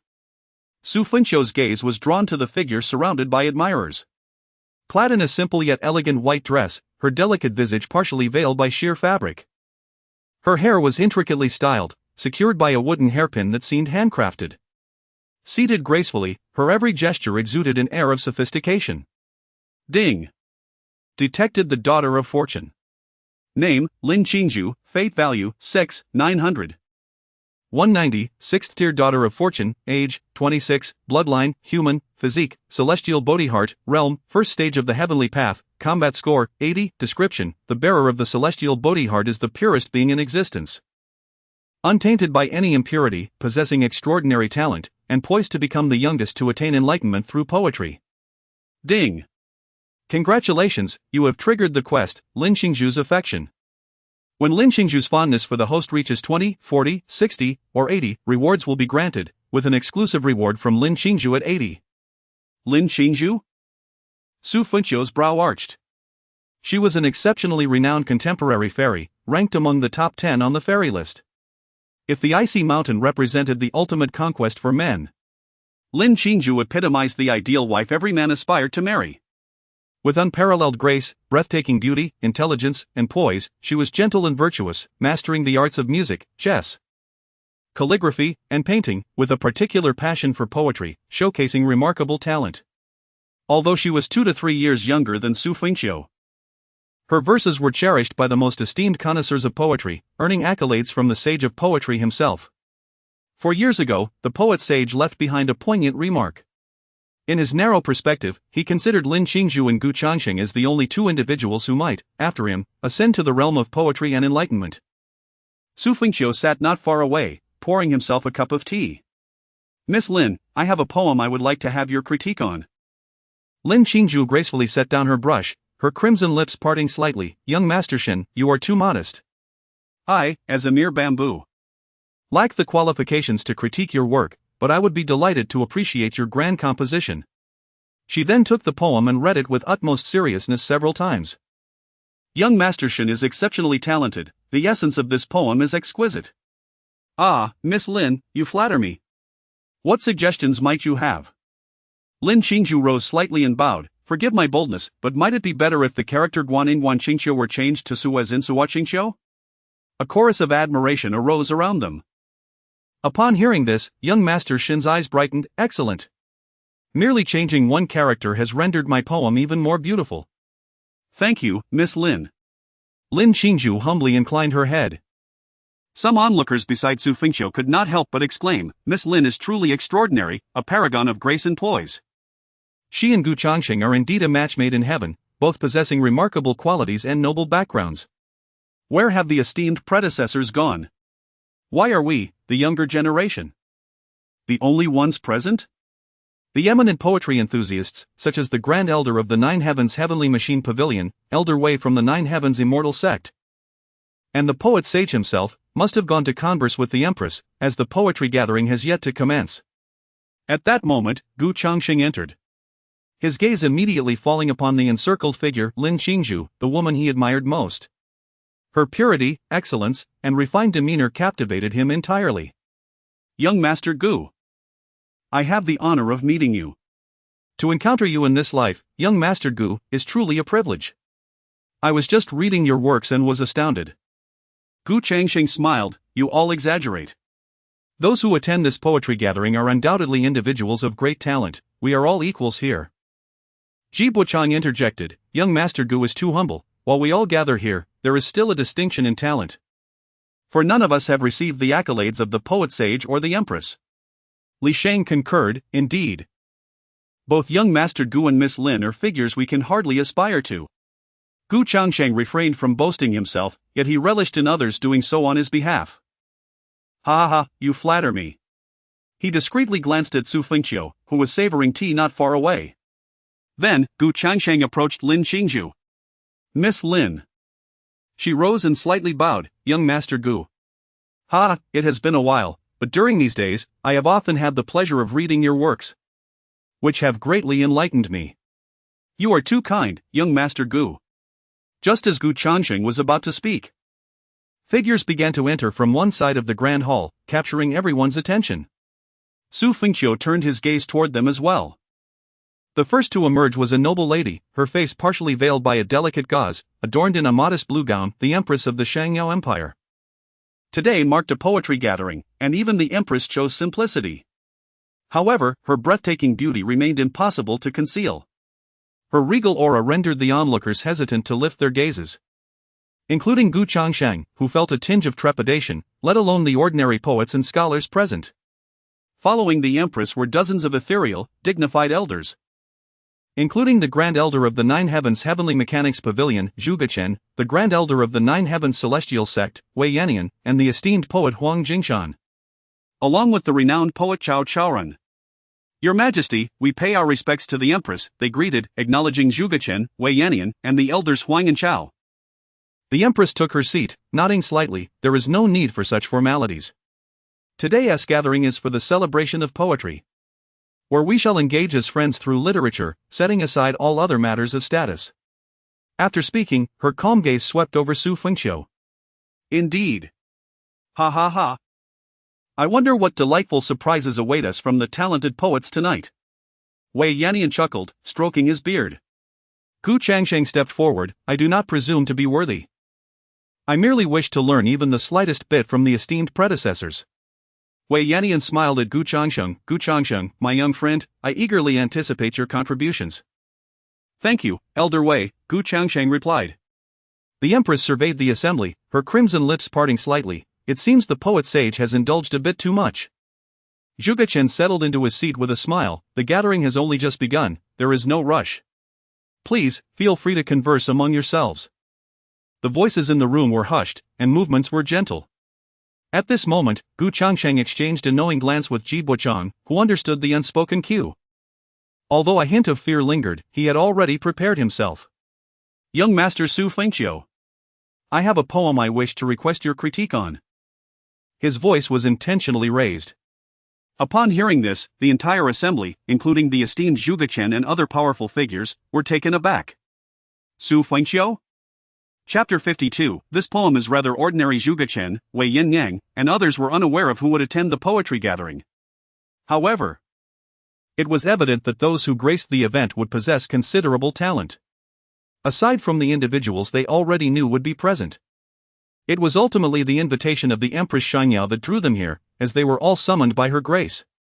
Yet, Xu Fengqiu? What? The young master of the Xu family, Xu Fengqiu? He has come to the poetry gathering as well? I have never heard of this esteemed young master engaging in the study of poetry and literature. Rather, I have been led to believe he has little interest in such pursuits. Individuals of his standing, at this age, typically devote all their energy to martial arts. Apart from a select few, like young Master Gu, Miss Lin, and the Phoenix Saints, how many would have the inclination to delve into poetry and literature? Even if there were some, the number of those with the talent to participate in this gathering would be exceedingly rare. Could it be that he has come with ill intentions? His notorious reputation has been the talk of the town lately. Why, then, would he grace such a refined occasion with his presence? A hushed murmur rippled through the crowd. Gu Changsheng inwardly smirked. This was precisely the effect he desired. Xu Fengqiu was undoubtedly unfamiliar with poetry and literature. His purpose for attending might very well be related to Her Majesty the Empress, Senior Zhuge, and Senior Wei. However, in this setting, Gu Changsheng was determined to seize the opportunity to humiliate him. Miss Xiao, is that the young Master Xu Fengqiu? Lin Qingzhu inquired softly of a talented woman beside her. Indeed, it is him. Lin Qingzhu regarded Xu Fengqiu with curiosity. As a disciple of the Empress Xiangyao and the daughter of General Lin from a prestigious family with a legacy spanning a millennium, her status was far from ordinary. The Lin family had played a pivotal role in assisting the Xiangyao Empire in its conquests. One could assert that the Empress's ascension to the throne was significantly owed to the Lin family's generations of contributions. Furthermore, the Lin family was renowned for producing prodigies, with their lineage predominantly bearing the blood of warriors, possessing an extraordinary combat prowess. Thus, Lin Qingzhu was highly cherished by her family, especially by her brothers, who regarded her as a treasure. Among her generation, she stood out as an exceptional talent, having encountered various top-tier prodigies from the 8 and 9 heavens.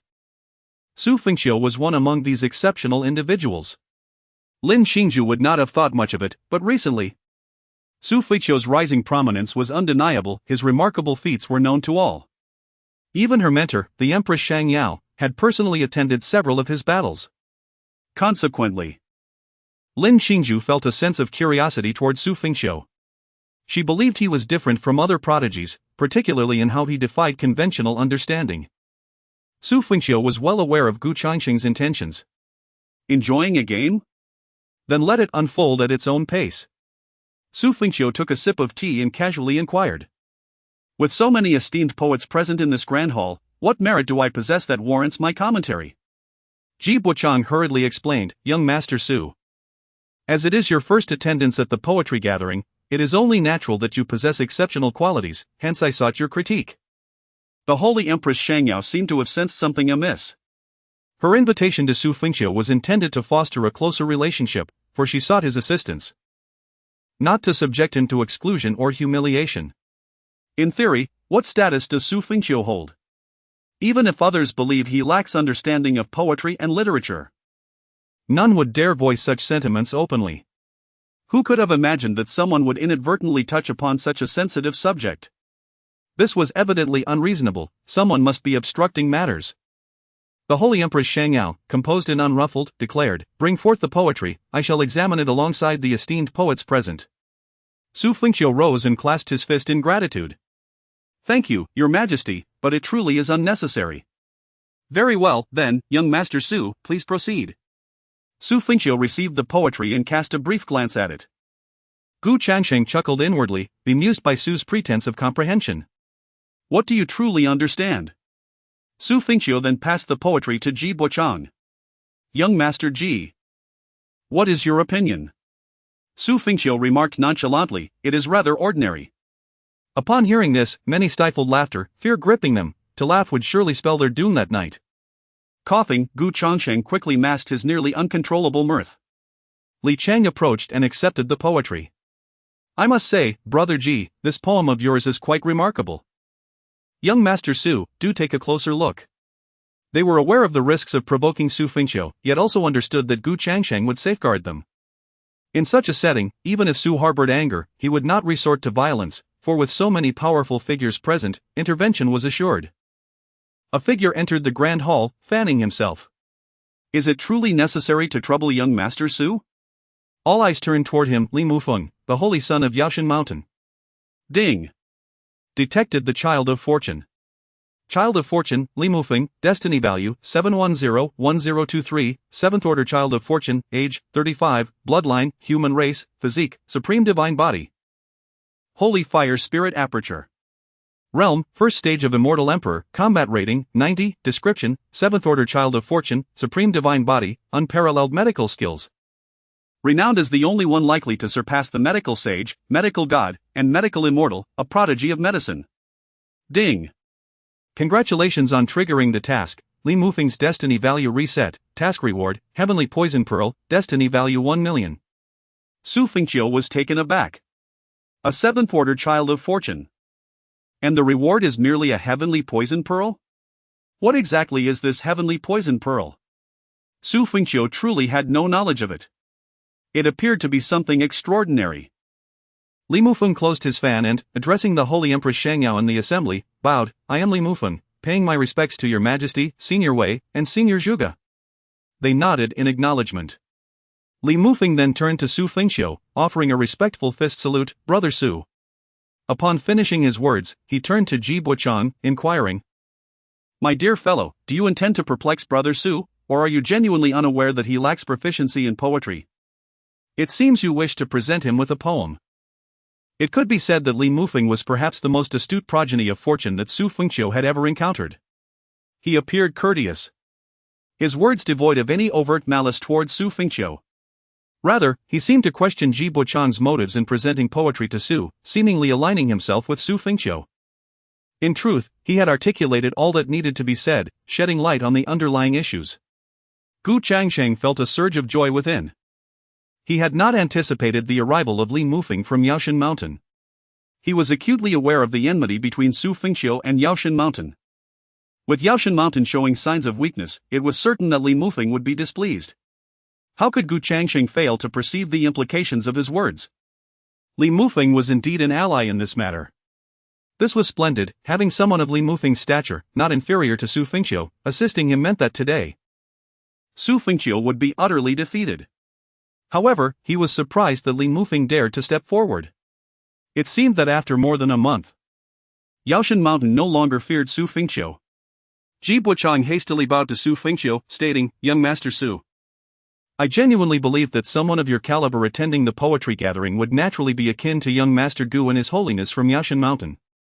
I was truly unaware of your lack of poetic understanding, please forgive me." Li Mufeng then addressed Xu Fengqiu, "Brother Xu, his remarks appear to be quite reasonable. There is no need for anger." The Empress Xiangyao frowned slightly. Recently, Yaoshan Mountain had shown deference to the Xu family, and theoretically, they should now avoid confrontation with Xu Fengqiu. She had not anticipated that Li Mufeng would so brazenly seek to humiliate him. Xu Fengqiu chuckled, "Why should I be angry? Those who attend today's poetry gathering are all individuals well versed in poetry, are they not? I have merely offered my commentary, surely. Brother Li does not believe I am feigning understanding? Gu Changsheng and Li Mufeng exchanged disdainful glances. Whether one feigns understanding or not is something one knows in their heart. Very well. Let us see how you continue to play this charade. Li Mufeng laughed, indeed not. It seems Brother Xu has diligently studied poetry and prose lately. I am most impressed. Afterward, he glanced at Ji Buchang's poem. This poem possesses certain merits, does it not, Brother Xu? He then raised an eyebrow and smiled. Of course, it is also possible that Brother Xu is so extraordinarily talented that he finds this poem rather commonplace. Many in attendance felt a silent awe. The poetry gathering, while appearing calm, was fraught with undercurrents. Today, Xu Fengqiu would likely suffer great embarrassment. Ji Buchang nodded in agreement. It must be so. Might I inquire if you have produced any remarkable works of late, Brother Xu? I, too, wish to witness your prowess. Li Mufeng smiled at Xu Fengqiu as he spoke. Just then, a figure strode in from the outer hall. My sincerest apologies for my tardiness, the voice echoed. All eyes turned toward the entrance. The sage of poetry has arrived. Chapter 53, The Eternal Jiang Tower. The moon's shadow for millennia. The poet sage appears to be an elderly gentleman of around 60. Clad in an ill-fitting, oversized white robe. He carries a wine gourd in his hand, his steps somewhat unsteady. His gaze is slightly dazed. Enveloped in a heady aroma of alcohol, suggesting he has indulged a bit too much. For many formidable figures, the desire to remain sober ensures they never truly succumb to inebriation, yet, they revel in the sensation of drunkenness. Even when appearing intoxicated, they possess the ability to regain clarity in an instant. Nonetheless, there remains an air of transcendence about him, an enigmatic depth that captivates those around. Esteemed poet sage. The crowd greets respectfully. With a wave of his hand, he dismisses their formalities. No need for such courtesy. Today, I am merely a spectator here to appreciate poetry. Ha ha ha. The poet sage chuckles with nonchalance, tilting his head back to indulge in several hearty gulps of fine wine. Ah, my young friend Gu Changshan. What a pleasure. Care for a drink? The poet sage sways slightly as he approaches Gu Changshan, his eyes twinkling with mirth yet slightly unfocused. Gu Changsheng bows respectfully. I shall refrain from drinking, esteemed sage. Ha ha ha. Where is the charming Lin Qingzhu? Lin Qingzhu steps forward, esteemed poet sage. Ha ha ha, splendid, splendid. With a swift leap, he bounds to the front where Empress Shang Yao and the others await. Your Majesty, old Wei, old Zhuge, a pleasure to meet you. Zhuge Chen inquires, what delightful event has brought you here, poet sage? Ha ha ha. I shall not conceal it from you. While passing by the Tianxia Poetry Tower, I ascended to take a glance and was struck by an exquisite couplet. I spent some time composing several corresponding lines, which is why I arrived a bit late. Empress Shang Yao raises an eyebrow. Pray tell, what is this couplet, poet sage? Rising to his feet, the poet sage lifts his hand. His eyes sharpening from their haze to a profound clarity. He gestures into the air, and a cascade of ethereal, beautiful characters materializes through his spiritual energy. Looking at the Jiang Tower, gazing at the Jiang flow, beneath the Jiang Tower, the Jiang flows eternally, the Jiang Tower is timeless. The Jiang flows through the ages. Xu Fengqiu remarks. Upon hearing this couplet, the crowd furrows their brows. Exquisite. A remarkable talent. Is this couplet inscribed at the Tianxia Poetry Tower? Truly magnificent. It seems this tower resides upon the very river itself. One can perceive that this couplet must have been inspired by the sight of the Tianxia Poetry Tower. A spontaneous creation of such brilliance is indeed admirable. What a splendid couplet! Utterly beautiful, Zhuge Chen muses as he strokes his beard in admiration.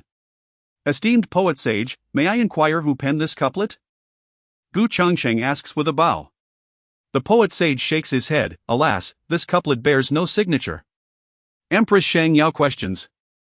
To craft a corresponding line for this couplet in such a short time would be a formidable challenge. Might I ask what your response is, poet sage? Ha ha ha. The poet sage laughs heartily, swiftly inscribing his response beneath the original lines. Competing on the poetry platform, showcasing poetic talent. On the poetry platform, talent shines. A realm of unparalleled poetry, a talent of unmatched brilliance. Excellent! What a magnificent display of poetic talent! Truly deserving of the title, Poet Sage. I am in awe. Wei Yanni stands, his face alight with excitement and admiration.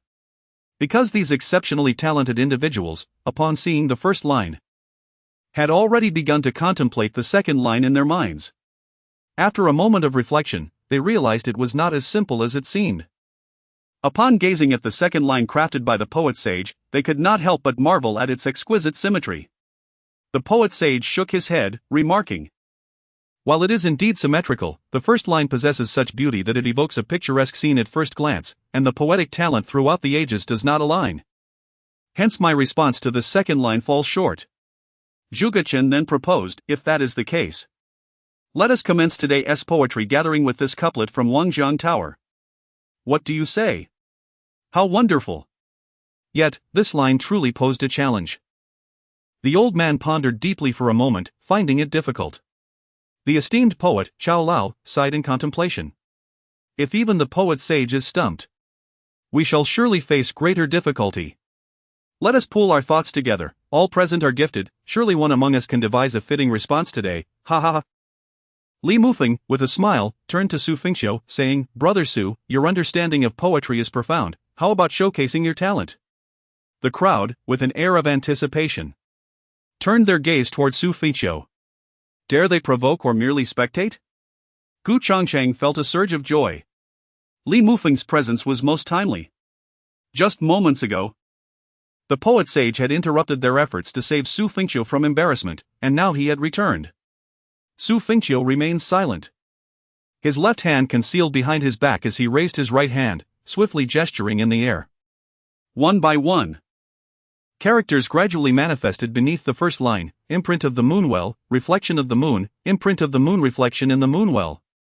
Moonwell for 10,000 years, moon reflection for 10,000 years. The crowd had initially approached Xu Fengqiu's second line with a sense of mockery. However, in the next moment, their expressions shifted to one of gravity. The poet sage took a deep breath, squinting as he scrutinized Xu Fengqiu's response. His previously dazed gaze turned serious once more. He froze, unable to suppress his utterance. Imprint of the moonwell, reflection of the moon. Imprint of the moon, reflection in the moonwell, moonwell for 10,000 years, moon reflection for 10,000 years. In that instant, a spark of brilliance ignited in his eyes. This second line is exquisite. A gasp echoed among the crowd as they widened their eyes in astonishment. Zhuge Chen rose, unable to contain his admiration. This second line is truly remarkable. The river tower and the moon well align perfectly, embodying both antiquity and eternity. This is precisely what the poet sage referred to as a scene that resonates at first glance. What?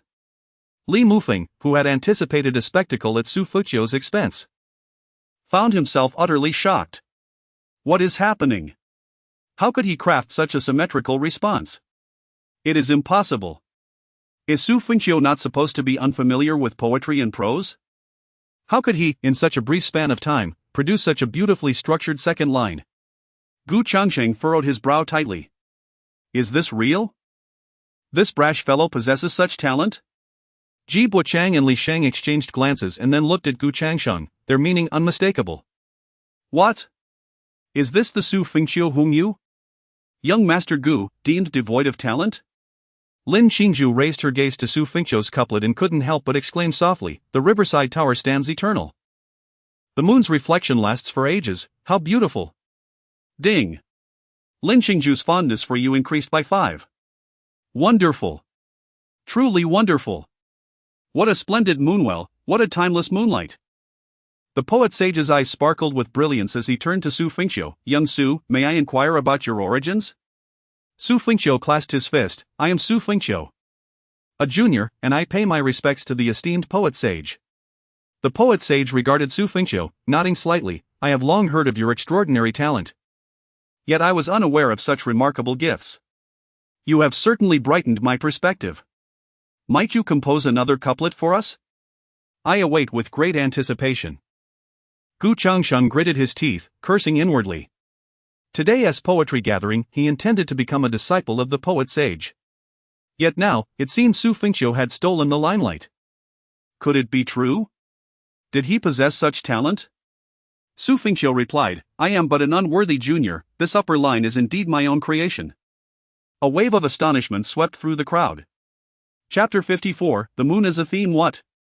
The exquisite couplet, which has captivated the poet sage, was composed by Xu Fengqiu.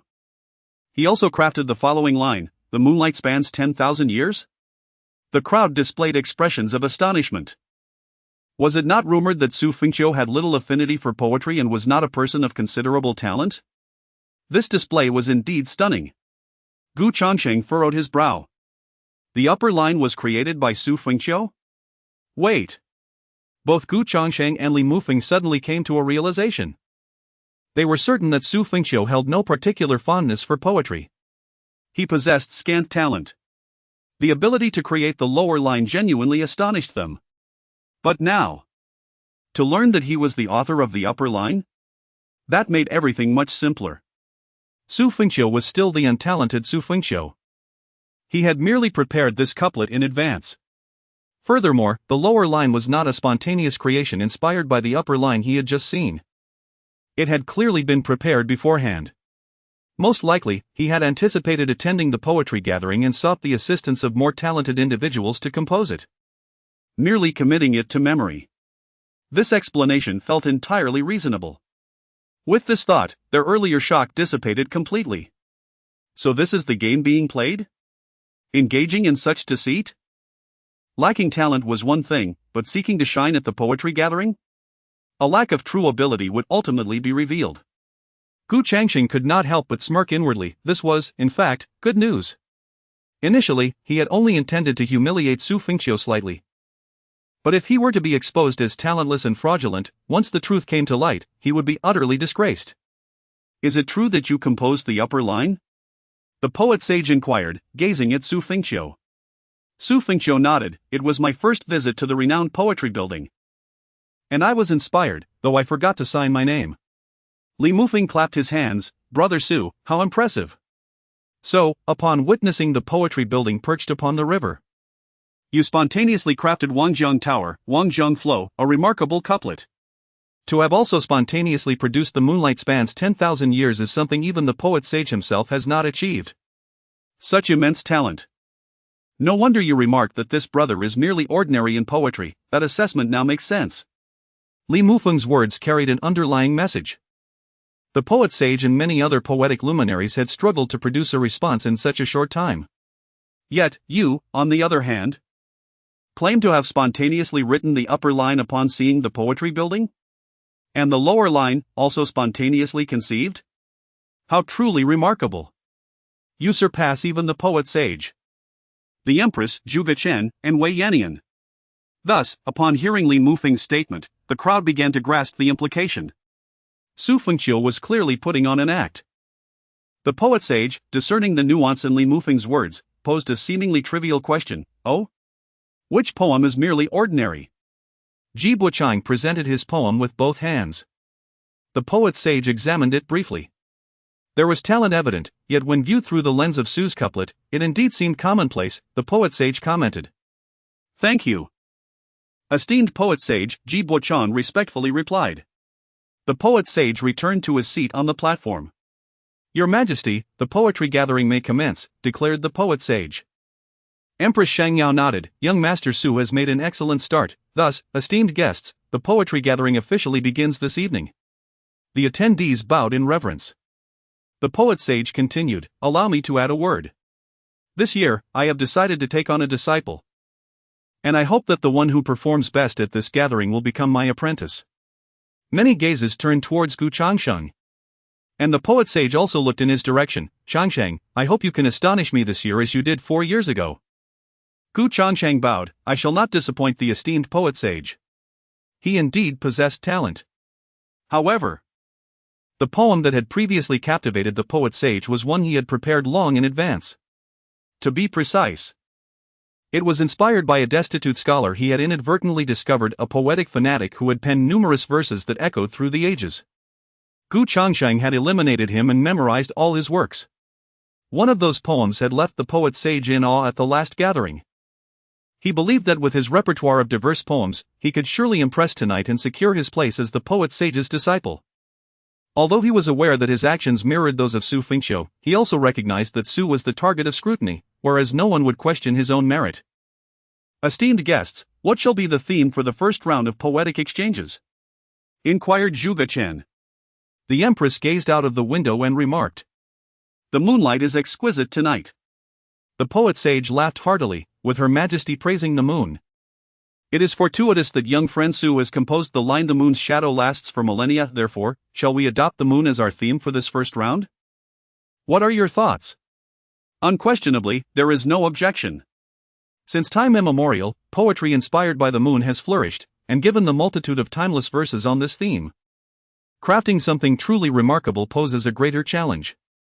Therefore, let us strive diligently. Esteemed poets, you have the duration of an incense stick, and your verses are unrestricted. Some attendees took their seats directly, wielding their brushes in contemplation. Others strolled to the side of the grand hall, gazing at the scenery and the full moon, lost in thought. A few engaged in hushed discussions. "Brother Xu, I had not anticipated your remarkable talent. I am truly impressed," Li Mufeng said with a smile. "Your words are too kind, Brother Li. Please convey my regards to the sect leader of Medicine God Mountain," Xu Fengqiu replied. Li Mufeng understood the implication behind Xu Fengqiu's words. "Brother Xu, must our matters elevate to a sectarian dispute?" he inquired. "Is it merely a greeting?" "Why do you say such things, Brother Li?" Xu Fengqiu replied with a slight smile. "Ha ha ha." Li Mufeng chuckled, then his gaze sharpened. "Brother Xu, Medicine God Mountain eagerly awaits your arrival." Li Mufeng was the child of fortune who had triggered Xu Fengqiu's quest.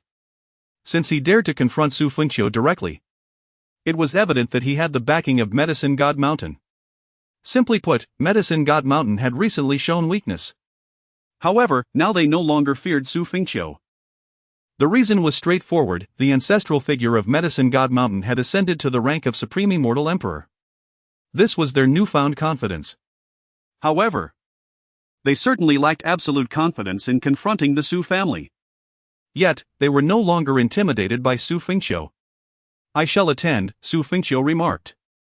"Awaiting, dear Xu." Li Mufeng smirked slightly, a gentle reminder: tonight's poetry gathering features esteemed poets from the mainland, including Her Majesty the Empress and the revered poet sage. A momentary display of cleverness could easily be unveiled. With that, he departed, shedding any pretense and confronting Xu Fengqiu directly. Xu Fengqiu chuckled inwardly, then took a seat and began to write. Not far away, Gu Changsheng observed this scene with a disdainful smile. Is this truly how one begins to write? I wonder what bizarre concoction will emerge. Subsequently, Gu Changsheng too put pen to paper. Moonlight verses. This composition, I am determined, will captivate the entire audience at tonight's poetry gathering, and I shall earn my place under the illustrious poet sage, an outcome I am resolutely destined to achieve. Gu Changsheng brimmed with confidence. Chapter 55, May we all live long, sharing the moonlight across 1,000 miles underneath. The gathering of talented scholars and poetesses commenced their creative endeavors. The esteemed poet sage, with a hint of drunkenness, wiped the corner of his mouth and murmured, Please, speak. Old Chow. As for Xu Fengqiu, I am well acquainted with him. He has never shown a penchant for the arts of music, chess, calligraphy, or painting, nor for poetry and prose. At 28, this immortal emperor dedicates all his energy to cultivation. Implicitly, one might question the origin of the talent he displayed in crafting those couplets. The poet sage merely responded vaguely, showing little concern. I believe such behavior tarnishes the grandeur of this hall, yet I dare not voice my discontent. Alas! Old Chow sighed, harboring a deep disdain for such conduct.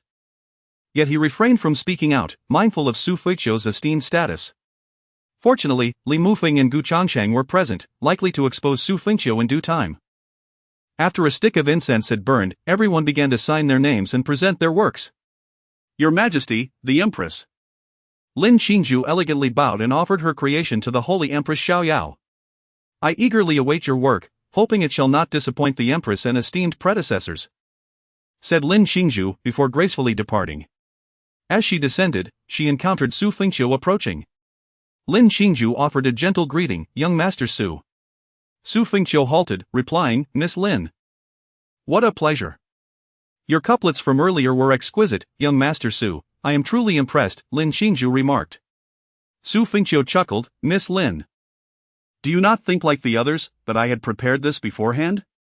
Her inquiry left Lin Qingzhu momentarily speechless. She candidly replied. I have heard that you are not particularly fond of poetry and prose, yet a truly gifted individual can create marvels in a fleeting moment. Perhaps you are one such talent? I look forward to your esteemed work, young Master Xu. Thank you, he replied. Ascending to present his poetry to the Holy Empress Xiaoyao before descending once more. Gu Changsheng, casting a glance at Xu Fengqiu, handed his own poem to the poet sage. The assembly settled into their seats. The Holy Empress Xiaoyao announced, Very well. Let us each select a few pieces we deem of higher merit and present them one by one. Indeed, the crowd responded with a bow. Ah! Young friend Li Mufeng's The Moon Across the World is written with such boldness, what a magnificent poem! Elder Huang exclaimed, marveling. Li Mufeng smirked and returned a fist salute. Elder Huang rose, saying, I shall recite this piece for all. As Elder Huang completed the recitation, applause erupted throughout the hall. Excellent! Excellent! The poet sage took a sip of wine, praising. This poem could be deemed today's rare gem. Li Mufeng humbly replied, Your praise is undeserved, poet sage. And now, for the second piece, the poet sage declared. Unsteadily rising with paper in hand, imbued with a touch of inebriation, he began to read, Moon Verses, by Gu Changsheng.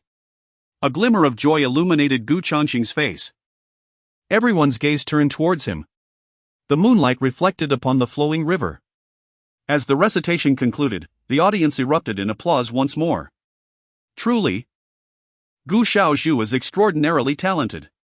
What a beautiful piece, Moon Verses, it deserves admiration. This composition seems to surpass that of the Saint Sun Li Mufeng by several degrees. It appears that today, the disciple of the poetry sage is none other than Gu Xiaozhu. Excellent! Excellent! Gu Changsheng, you have indeed not disappointed me. Remarked the poetry sage with admiration towards Gu Changsheng. Gu Changsheng replied, To gain recognition from esteemed predecessors is a fulfillment for me. However, I believe the poetry of talented individuals such as Lin Xianzi will not pale in comparison to my own. A sense of joy filled his heart. Although the poetry gathering had only just commenced, his position as the disciple of the poetry sage was virtually secured. Young Master Gu possesses great talent, I dare not compare, said Lin Qingzhu modestly. Beneath her veil, the Empress Shangyao revealed a faint smile. Qingzhu's composition can indeed rival that of Gu Changsheng. Oh! Ha ha ha! I implore your majesty to showcase it, the poetry sage said, laughing heartily as he took a couple of hearty gulps from his drink. Empress Shangyao gestured gracefully. And a poem materialized in the air. Gu Changsheng looked over and immediately furrowed his brow. Lin Qingzhu's talent was remarkably impressive. It was no wonder the poetry sage was so eager to take her as a disciple, even proclaiming her as the one most likely to transcend into the Tao through poetry. Gu Changsheng felt himself lacking in comparison. Thankfully, Lin Qingzhu had already become a disciple of Empress Shangyao and had no intention of wandering with the poetry sage. Your Majesty, Your Majesty! The poetry sage gazed intently at the poem, exclaiming, I truly envy you. How I wish to take Qingzhu as my disciple. This poem, I fear I would need to invest considerable effort to compose something of similar caliber. Lin Qingzhu humbly replied, Your praise is unwarranted, esteemed poetry sage. I have always regarded you as my role model, and your influence is ever present in my work. No, you are uniquely you, this poem is the finest of today. The poetry sage lamented. Indeed, there are many excellent poems this year. Let us see if there are any other pieces that might captivate our attention. Empress Shangyao produced the next piece. When she noticed it was composed by Xu Fengqiu, her attention was particularly piqued. The circumstances for Xu Fengqiu at this poetry gathering were not favorable. However, upon reading the contents of his poem, she could not help but be taken aback beneath her veil. Esteemed poetry sage, please take a look, Empress Shangyao offered the poem. The poetry sage, holding a wine gourd in one hand, accepted it with the other. After a casual glance, his expression suddenly shifted to one of intense focus. After a moment, the poetry sage stood, his gaze burning with intensity as he looked at Xu Fengqiu. the crowd was momentarily stunned. What kind of poem could elicit such a reaction from the poetry sage? Gu Changsheng furrowed his brow and followed the sage's gaze towards Xu Fengqiu, then smiled inwardly. Surely, his poem was not so poor as to provoke the poetry sage's ire. Li Mufeng fanned himself, eagerly anticipating the unfolding spectacle. Beside him, Zhuge Qin curiously picked up the poem from the table, glanced at it, and recited, "When will the bright moon appear? I raise my cup to ask the azure sky." The initial lines left him momentarily stunned, yet he could not resist continuing. "I know not what year it is in the celestial palaces tonight." He cast a glance at Xu Fengqiu, then turned his gaze back to the verses, his tone taking on a grave seriousness. "I long to ride the winds and return. Yet fear the jade towers and crystal halls, for the heights are intolerably cold. I wish to dance and play with the moonlight, how unlike the realm of mortals." A collective gasp escaped the crowd, their astonishment directed at Xu Fengqiu. "What?" Gu Changsheng looked at Xu Fengqiu in disbelief. How could this be? Zhuge Chen was equally taken aback, glancing again at Xu Fengqiu. Nearby, the esteemed elder Wei Yannyang of the Immortal One sect took the poem from his hands. The vermilion pavilion turns, the low intricately carved window shines upon the sleepless. There should be no hatred, why does the moon always appear full at parting? He furrowed his brow. Humans experience joys and sorrows, separations and reunions, just as the moon waxes and wanes. This has been difficult to achieve since ancient times. May we wish for longevity to share the beauty of the moon across 1,000 miles. Chapter 56 Su Xiaoyu. Would you like to offer an explanation? A wave of astonishment swept through the crowd. The assembled were all individuals of considerable talent, with a profound appreciation for poetry and literature. Even those of lesser skill at the poetry gathering were undoubtedly gifted in the grand scheme of the 9 provinces. They possessed a keen understanding of poetry, and after a single recitation, they grasped the caliber of this piece. If one were to claim that this poem was penned by the sage of poetry, it would be readily believed. Yet, it emerged from the hand of Xu Fengqiu? How could this be? This was an impromptu creation from the young master? Such a work is destined to endure through the ages. When will the bright moon appear? I raise my glass to inquire of the azure sky.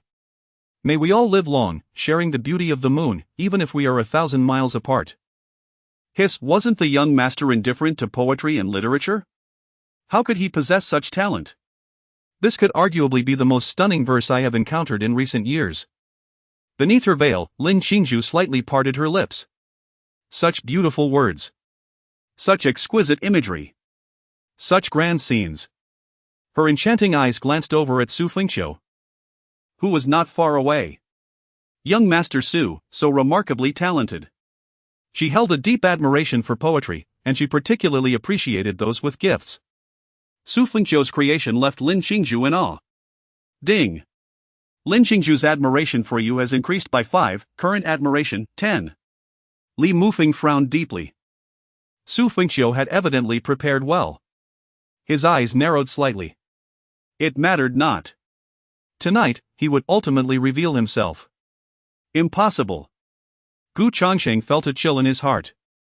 Xu Fengqiu was fundamentally a person devoid of any understanding of poetry and literature. He could never produce such a masterpiece. This was undoubtedly plagiarism. How pretentious. By what means could he plagiarize to such an exceptional standard? Damn it, he wouldn't dare to seize the title of disciple of the sage of poetry through theft. Would he? That could not be. He must witness Xu Fengqiu's humiliation. Something must be done. This verse Wei Yannyang stood up, gazing at Xu Fengqiu in shock. The beauty of this poem's meaning and its exceptional quality was beyond his expectations. To encounter such a timeless piece at a poetry gathering was simply unbelievable. Even more astonishing was that it was an impromptu creation. This poem could easily find its place in books, to be read and cherished by countless scholars for generations to come. Meanwhile, the silent Xiao Lao wore a displeased expression. He harbored no fondness for Xu Fengqiu. Firstly, he believed Xu Fengqiu to be utterly devoid of talent. All of this was merely plagiarized, disguised under his own name. Secondly, the Yao family, whom Xu Fengqiu had slain, had countless ties to him. He had refrained from speaking out simply out of fear of confronting Xu Fengqiu. However, he found it increasingly difficult to restrain himself. Xu Xiaoyu. To witness such a composition at the poetry gathering surpasses this old man's expectations. Your talent may rival that of Qingzhu. Lin Qingzhu softly replied, with this poem alone. Qingzhu is well aware of the disparity between young Master Xu and herself. Delightful. How exhilarating. Ha ha ha. The sage of poetry laughed heartily. It is undoubtedly the product of plagiarism or premeditated preparation. This is the consensus among the onlookers. To compose such verses within the span of a mere incense stick, surely only a few, like the revered sage of poetry, could achieve such a feat? However, no one dares to voice this suspicion. Gu Changsheng hastily exchanged glances with Ji Buochang and Li Sheng beside him. Both Ji Buochang and Li Sheng shuddered. They had thought their concerns were nearly resolved, especially with Li Mufeng's previous harassment of Xu Fengqiu. To their astonishment, Gu Xiaozhu still summoned him. Frankly, they were filled with trepidation. Without this poetry gathering, Xu Fengqiu was a figure they could only dream of, someone they would never even have the privilege to meet. Now, they were tasked with challenging Xu Fengqiu. A sharp intake of breath, despite Gu Changsheng's assurances, it felt daunting. This was an innate fear and insecurity that resonated deep within their souls. Earlier, when they had compelled Xu Fengqiu to read Ji Buochang's poem, he had gritted his teeth and forced himself. Yet, having come this far, what choice did they have? They could only persist stubbornly. Otherwise, all their efforts would be in vain. Li Sheng, resolved to take action, stepped forward. Ladies and gentlemen, I have something to say. All eyes turned to him. Li Sheng continued, there are certain thoughts I have harbored for a long time, yet I have been too timid to express them. Elder Chao interjected, speak freely. Indeed. It is also because I recall Her Majesty the Empress stating that today, regardless of our standings, we are all equal, merely here to appreciate poetry and exchange talents. As someone who considers himself somewhat righteous, I felt compelled to speak, albeit with my reservations. Elder Chao urged, go on. Li Sheng stated. The quality of Xu Xiaozhu's verses is astonishing, breathtaking in its beauty and profound in its meaning.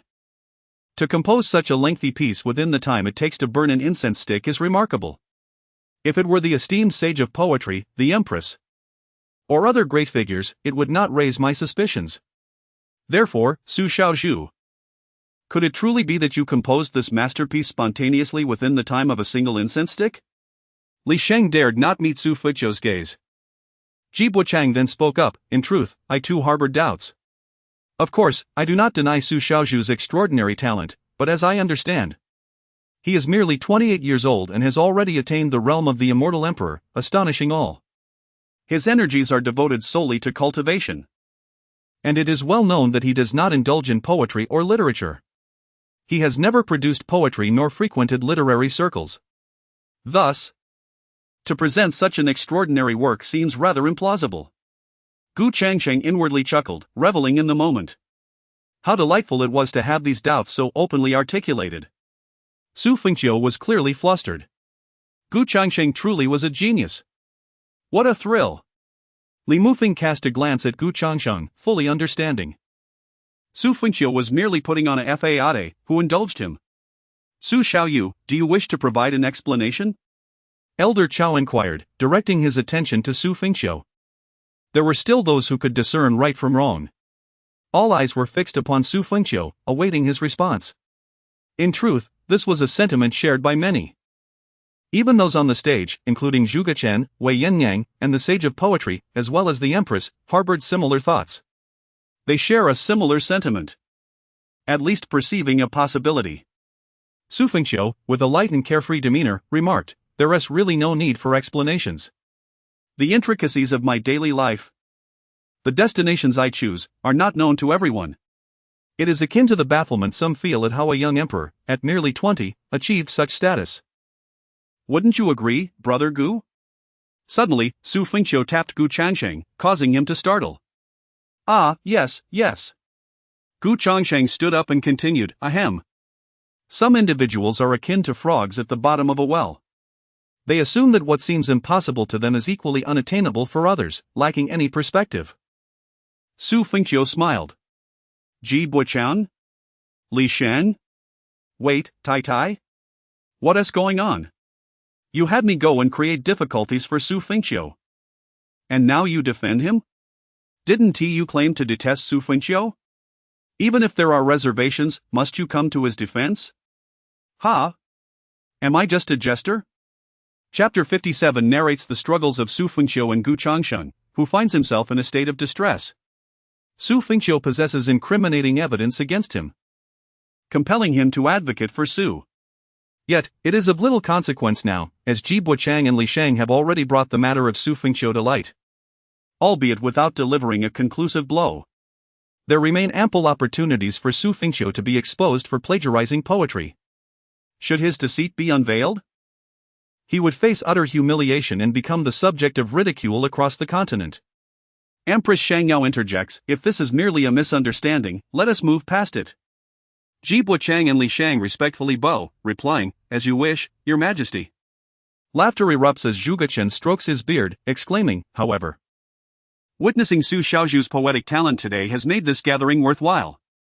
Wei Yinyang chuckles in agreement, we have only just begun, who knows what further surprises await. Indeed, indeed. Poet Sage, what shall be the theme for the second round? The poet sage reluctantly shifts his gaze from Xu Fengqiu's poem. Speak freely, everyone. Chao Lao regains his composure and declares, I have an ingenious idea. Empress Shangyao responds with intrigue, oh? Please, share, Chao Lao. Chao Lao continues, here. We are surrounded by young talents, both male and female, most of whom are yet unwed or without celestial partners, I presume? The assembly nods in agreement. Thus, your expressions of love and affection are likely filled with yearning yet seldom explored. Poems depicting the opposite gender must be quite rare. I propose that this round's theme be the captivating beauty of women and the extraordinary presence of men. Elder Huang chuckles, Chao Lao speaks wisely. I vividly recall the time when poet sage, inebriated, penned the tale of beauty for a fair maiden, how exuberant and audacious he was. Zhuge Chen concurs, indeed. It is a splendid theme. In this poetry gathering, men shall write of beautiful women, while ladies shall compose verses about handsome men, expressing admiration and affection. How delightful! The poet sage bursts into hearty laughter, declaring, let us take it a step further and draw inspiration from the very individuals present at this gathering. How splendid, how splendid! He raises his cup in a grand toast, wiping his mouth with fervor, ah, refreshing. Chao Lao responds, this is marvelous. Today's poetry assembly boasts an abundance of youthful brilliance. The men include the renowned saint of Yao Mountain and the young master of the Gu family, while the women consist of Qing Zhu, Miss Zhao, and even Her Majesty the Empress. Men shall write of the women present, and women shall write of the men. Wonderful indeed. As he concludes, a cold smile creeps across Chao Lao's face. He muses that these young individuals are likely ill-equipped to articulate the nuances of love and the opposite sex. While this theme is not obscure, it is certainly unconventional for such a grand and solemn poetry gathering. Xu Fengqiu, who resorts to plagiarizing or perhaps pre-arranging for someone else to compose verses that he claims as his own, could never anticipate that such a theme would arise today. Surely, he is unprepared for this challenge. Humph. Let him await the revelation of his true self.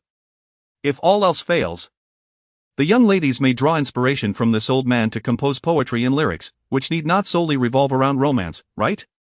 Ha ha ha. Should they choose to base their romantic verses on my musings, that would not be altogether unwelcome either, ha. The poet sage laughed heartily. Ahem, esteemed poet sage. You seem to have indulged a bit too much, remarked the Empress Saint Yao. I have lost my composure, the poet sage chuckled as he took his seat. Such is the poet sage, unrestrained and candid, a true embodiment of carefree joy, sighed Zhuge Chen. Then, Elder Chao added, once the poetry is completed, I ask that each of you include the name of the subject in your signatures. Indeed. Xu Fengqiu glanced around the gathering. Undoubtedly. The finest inspiration lay with two individuals, Lin Qingzhu and Empress Saint Yao. Lin Qingzhu, in turn, surveyed the men present. Many a fine gentleman could wield the pen. She could indeed pen verses on the poet sage, capturing that spirit of freedom and grandeur that transcends mere romance. Yet inexplicably, her gaze fell upon Xu Fengqiu. And she suddenly sensed that he possessed something within her that she yearned to express in verse. At the same moment, Xu Fengqiu also looked towards Lin Qingzhu. Their eyes met. Beneath her veil, Lin Qingzhu's cheeks flushed slightly. From a distance, she offered Xu Fengqiu a polite nod. Gu Changsheng felt a surge of joy. This theme is splendid, it is perfect for writing about Miss Lin. His heart was already captivated by Lin Qingzhu. Ranked 6th on the Immortals list. He still pondered how to convey his affections to her. This poem would serve as a means of expression. As for Xu Fengqiu, he chuckled softly. No need to concern oneself with him. This theme, especially one that requires improvisation based on a certain individual present, would likely reveal Xu Fengqiu's true capabilities. In his prior preparations, he certainly had not crafted verses depicting women. Who could have anticipated that this poetry gathering would demand themes centered around both men and women? Thus, the poem he would produce about a woman would undoubtedly expose his genuine level of skill. The previous piece, timeless in its quality, was one he claimed to have improvised. This next one, should it lack distinction, would firmly establish him as a plagiarist. Gu Changsheng, however, believed that Xu Fengqiu would struggle to compose even a mediocre poem. He simply lacked the understanding. The room fell silent as everyone fixed their gaze upon a certain individual, contemplating how to begin their writing. Is it time to put pen to paper? Gu Changsheng stole a glance at Xu Fengqiu, a smile creeping upon his lips. Such absurdity! He certainly possesses a flair for pretense. Before long, the incense stick had burned down. Everyone had completed their compositions and subsequently presented their poems to Empress Saint Yao and the others. Wei Yani flipped through the papers and said, Indeed. Your descriptive skills appear somewhat lacking, however, fear not, for poetry that emerges from such sentiments shall shine even brighter, no? Young friend Xu, your poem is quite commendable. Focusing on the girl Qingzhu, Lin Qingzhu offered a courteous bow to Gu Changsheng. Gu Changsheng clasped his hands together in a gesture of respect. If Miss Lin finds it lacking, I beg your forgiveness. In truth, he harbored the belief that Lin Qingzhu was most likely writing about him, Gu Changsheng, or perhaps the poet sage. However, for a younger generation to compose verses about their elders, even if it is a manifestation of reverence, is rather inappropriate. What a modest statement, young Master Gu, Lin Qingzhu remarked softly. Subsequently, old Chao recited Gu Changsheng's poetry. What splendid verses! Such exquisite poetry! Even without knowing whom the young master wrote about, one can discern that these lines were inspired by Miss Lin. They are so vivid, the young master's poetry is brimming with admiration for Miss Lin. What fine poetry! Young Master Gu is truly talented. The poet sage nodded in satisfaction. It appears that my disciple may indeed be destined for greatness, ha ha ha. Gu Changsheng was overjoyed. Lin Qingzhu offered a slight bow. Thank you, young Master Gu. It was nothing at all. I look forward to Miss Lin's poetry. Gu Changsheng replied with a gentlemanly smile. The Empress Xiangyao cast a glance, revealing a subtly intriguing smile beneath her veil. Qingzhu's poetry is quite commendable, the poet sage remarked. Oh, let me see if these two share a kindred spirit. It is indeed a pity that there seems to be a lack of such a connection. Gu Changsheng furrowed his brow.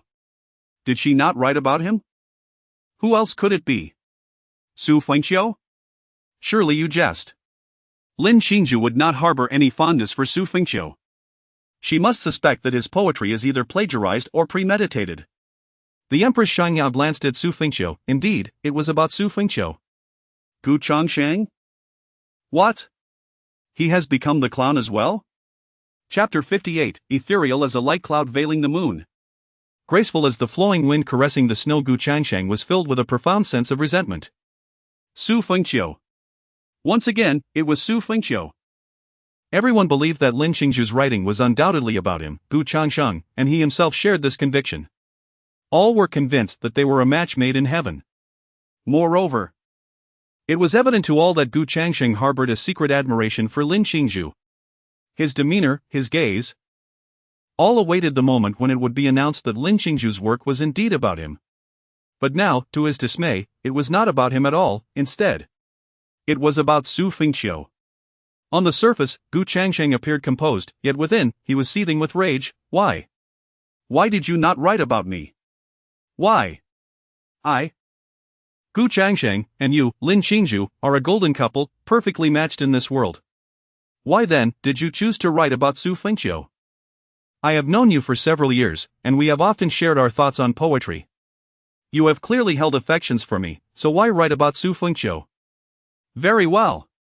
Is this how you repay my feelings? Everyone is aware of our connection, yet you have cast my sincere affection to the dogs, leaving me humiliated before all. Xu Fengqiu, whom you have only just met, and yet you have turned your affections elsewhere. Lin Qingzhu, you are nothing but a wanton woman. Just wait. Gu Changsheng's heart roared with indignation. Xu Fengqiu cast a glance at Lin Qingzhu, who bowed slightly, saying, I do not know much of young Master Xu.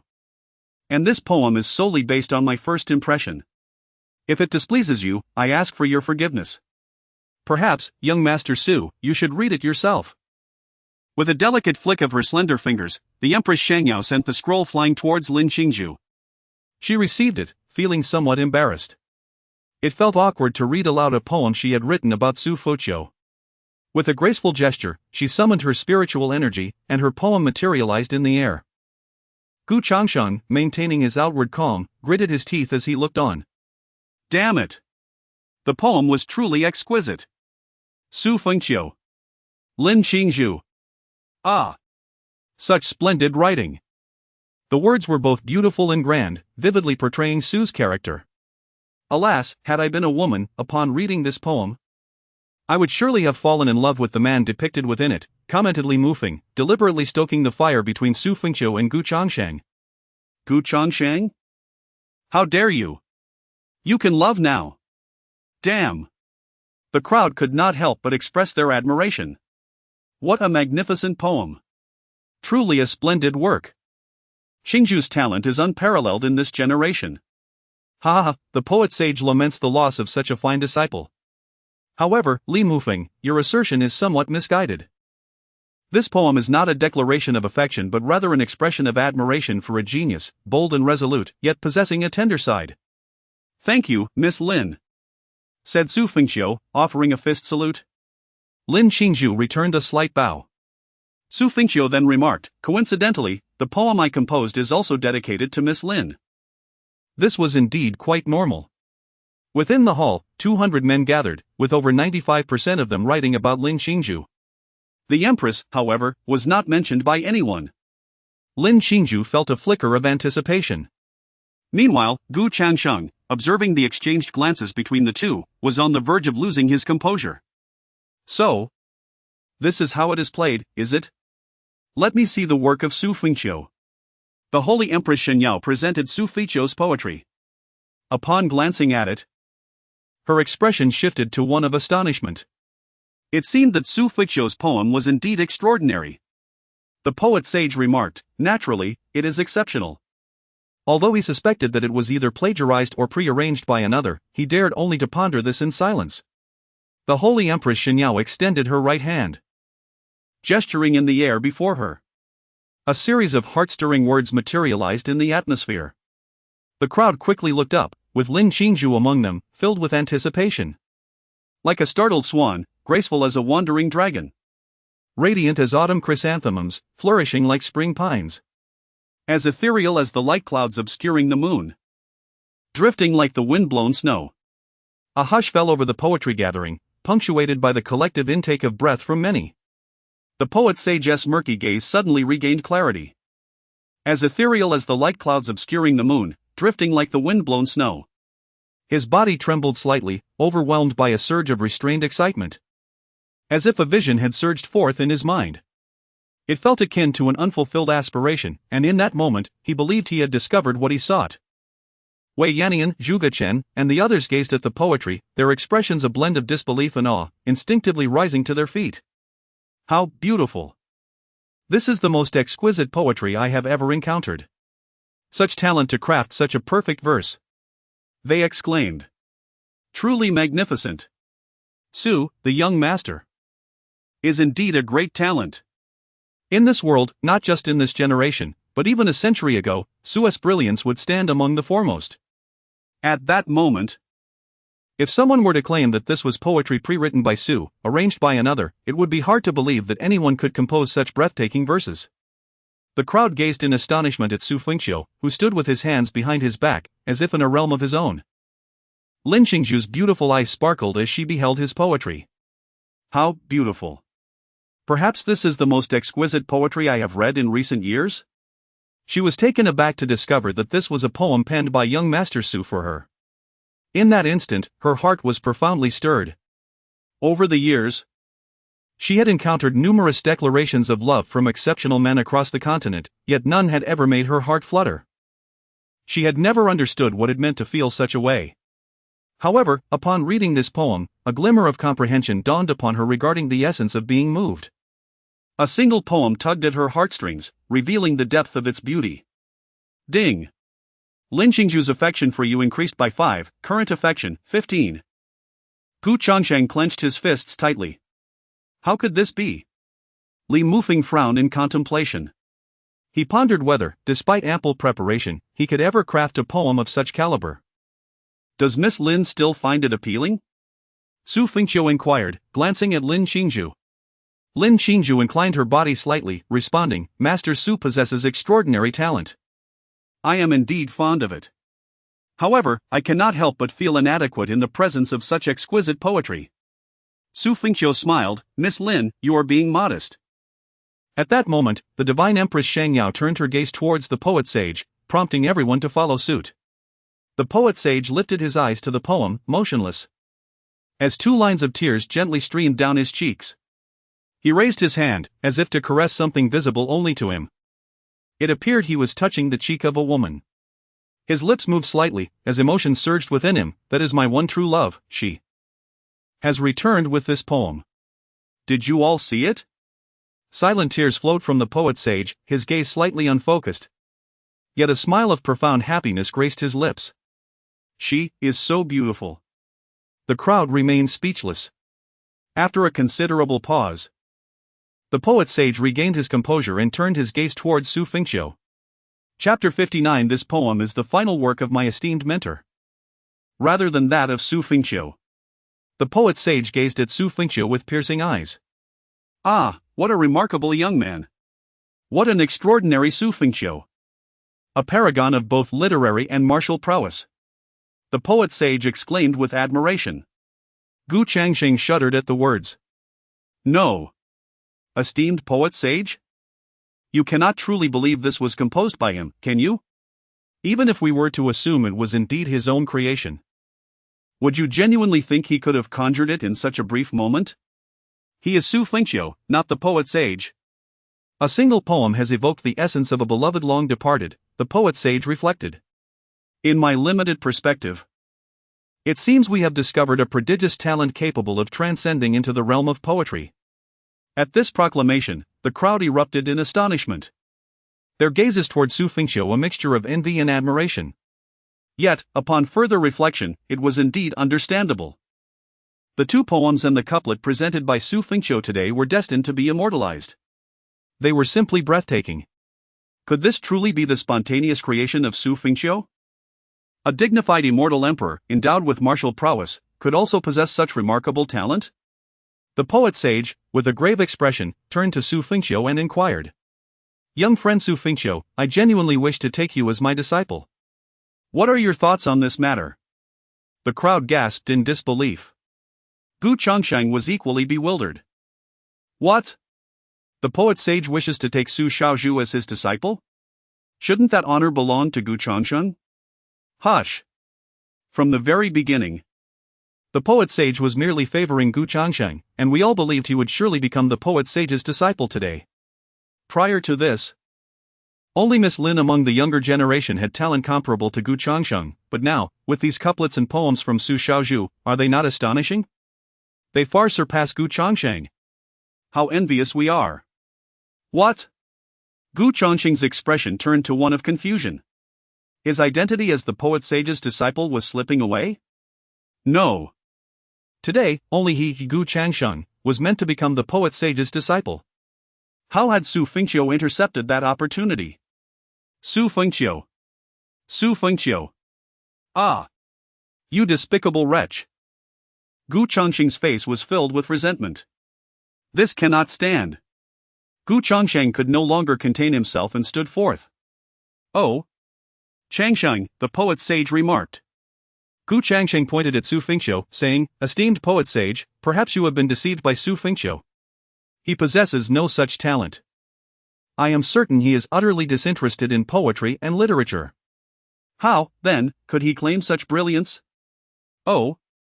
Are you quite familiar with His Majesty? Xu Fengqiu smirked. Familiarity is irrelevant, what matters is that Xu Fengqiu lacks this talent.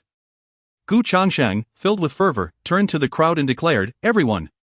The couplets of Xu Fengqiu were merely premeditated, devoid of any persuasive merit.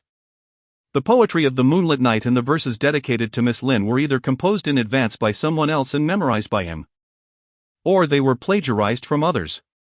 Surely, you all understand this clearly, do you not? Gu Chongqing's gaze was fixed intently on Xu Fengqiu. "Xu Fengqiu, cease your pretense. You possess no true talent. This is evident to everyone, yet they refrain from speaking out due to their status. However, I am not afraid of you. After enduring for so long, I can no longer remain silent while you parade others' works as your own, deceiving the esteemed poet sage. I must expose you. This poetry gathering, such an elegant affair, is not a place for someone like you. Do not forget the heinous deeds you have committed, which have aroused the ire of both gods and men.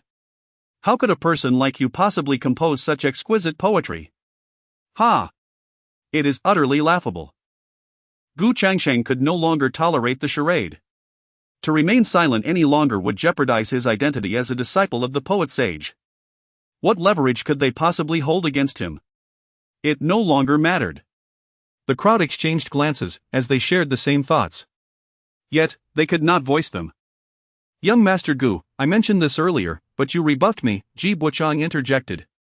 Gu Changsheng replied, "That was because I have known Xu Fengqiu for quite some time. I did not wish to make this explicit and allow him to save face, but seeing his audacity grow bolder, my conscience as a lover of poetry compels me to no longer turn a blind eye." Li Mufeng stepped forward. "Indeed, I concur with Brother Gu. I have never heard of Brother Su's passion for poetry. Every time I hear of him, it is during his seclusion for cultivation and training. I have not even heard of him engaging in a game of chess with anyone.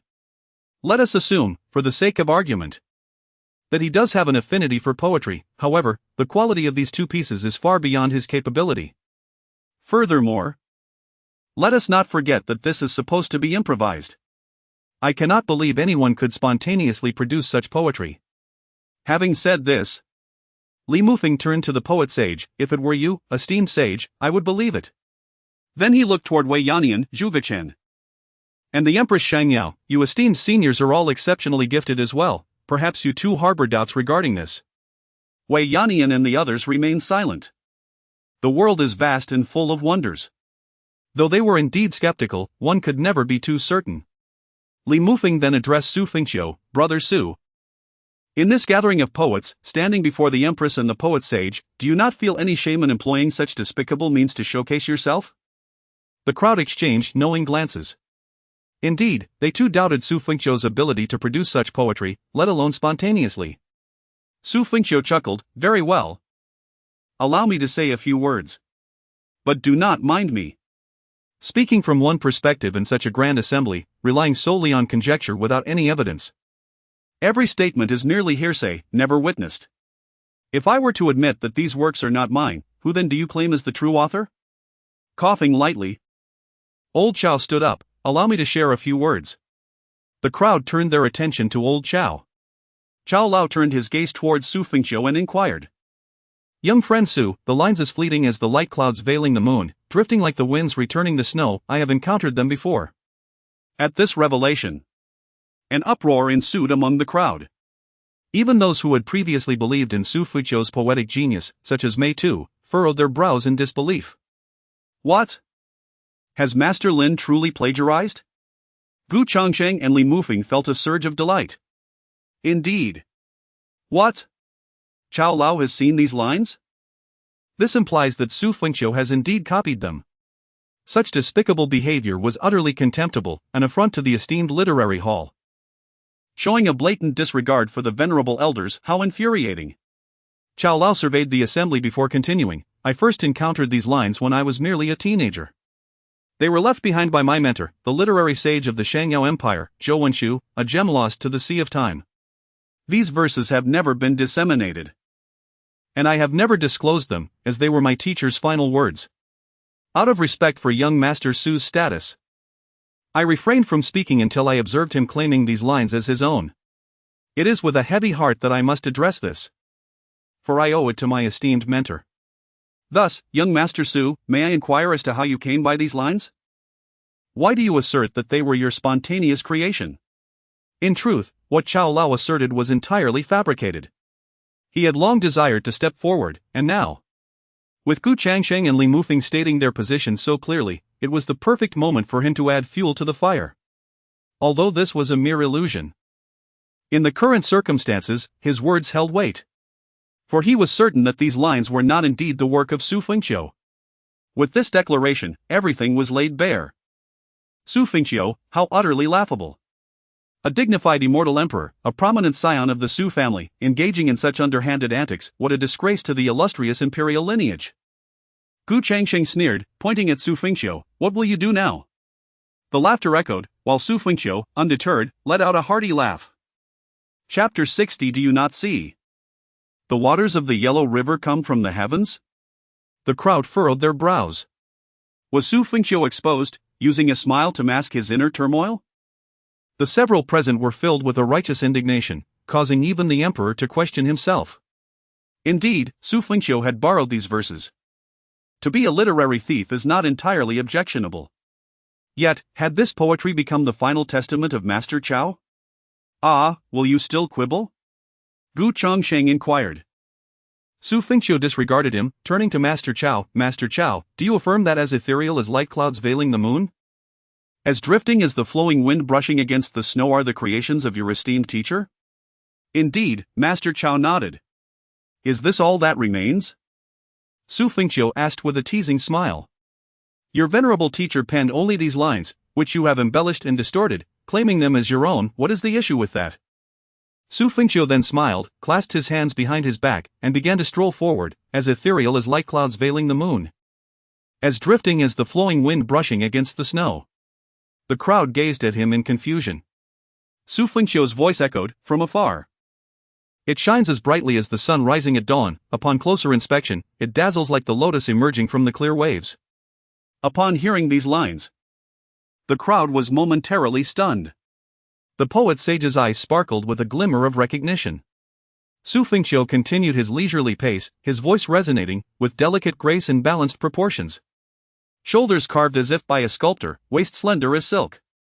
With an elongated neck and exquisite complexion, her beauty unadorned, untouched by artifice. A sharp intake of breath escaped Master Chao as his expression changed slightly. Xu Fengqiu approached Lin Qingzhu, gazing at her, with tender charm and grace. Captivating in her every word. He then resumed his stroll, draped in resplendent robes, adorned with jade and exquisite jewels. The crowd's expression shifted to astonishment. Master Chao's face grew even grimmer. The Saint-Yao Empress, veiled, was equally taken aback. Xu Fengqiu continued, with the subtle fragrance of orchids. With the rich aroma of pepper, her steps leaving a trail of perfume. Her form swift as a flying swan, ethereal as a deity. With delicate steps upon the waves, her silken stockings stirring the dust. The crowd stood speechless, enraptured. The poet sage's eyes shimmered with awe. What a swift form like a flying swan, ethereal as a deity, with delicate steps upon the waves, stirring the dust.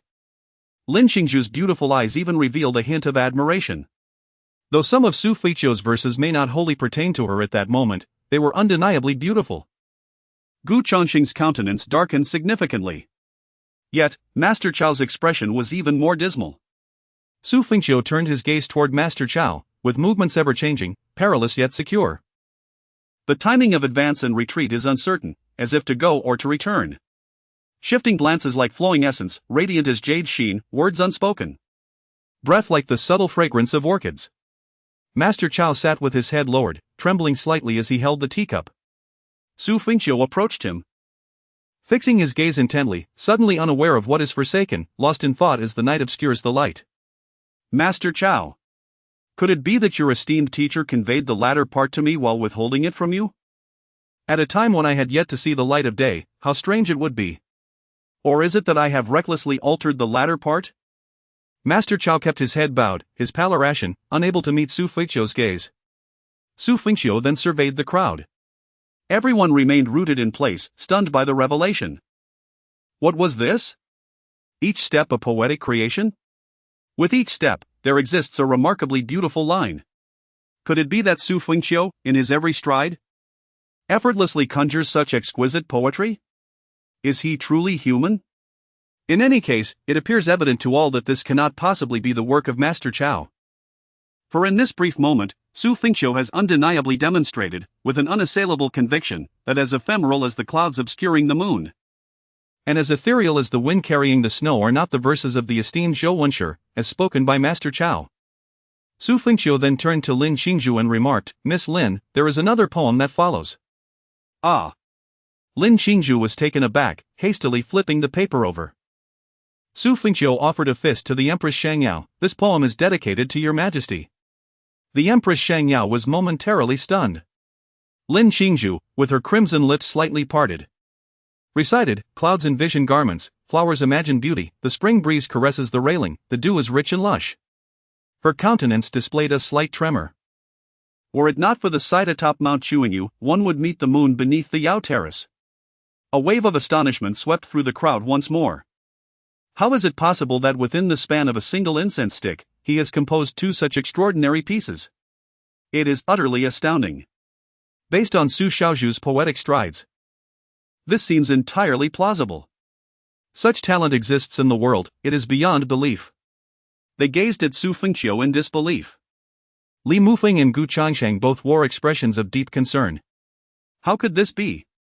The Empress Shangyao appeared to still be immersed in the essence of the previous poem. Regaining her composure, she turned to Xu Fengqiu. "Young Master Xu, your extraordinary talent has opened my eyes. This poem is, for me, one of the most cherished in recent years. What a splendid line! Clouds envision garments, flowers imagine beauty, the spring breeze caresses the railing, the dew is rich and lush. What a magnificent couplet! Were it not for the sight atop Mount Chuanyu, one would meet the moon beneath the Yao Terrace." I am in awe. The poet sage trembled slightly, his eyes sparkling as he regarded Xu Fengqiu. This young man is truly remarkable.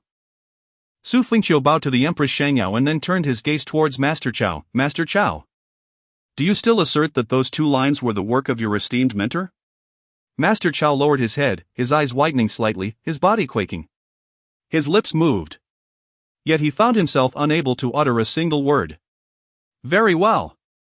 Xu Fengqiu extended his hand towards an unopened wine jug on the stage, which flew into his grasp.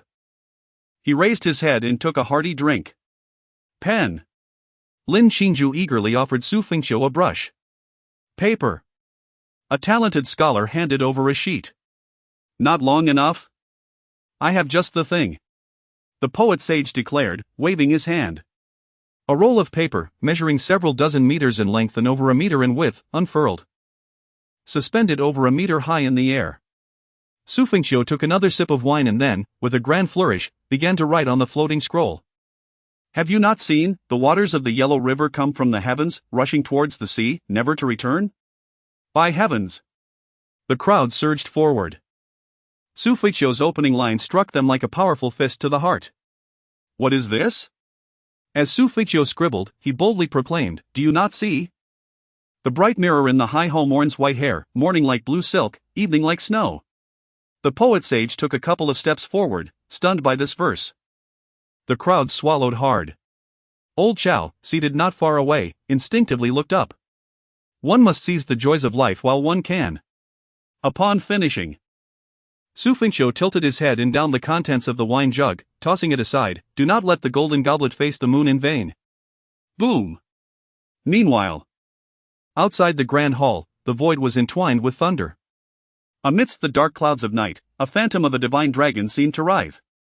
Xu Fengqiu's hair and garments danced wildly. Immortal card, reciting poetry summons celestial phenomena, painting embodies tangible reality, imparting wisdom deeply resonates within the heart.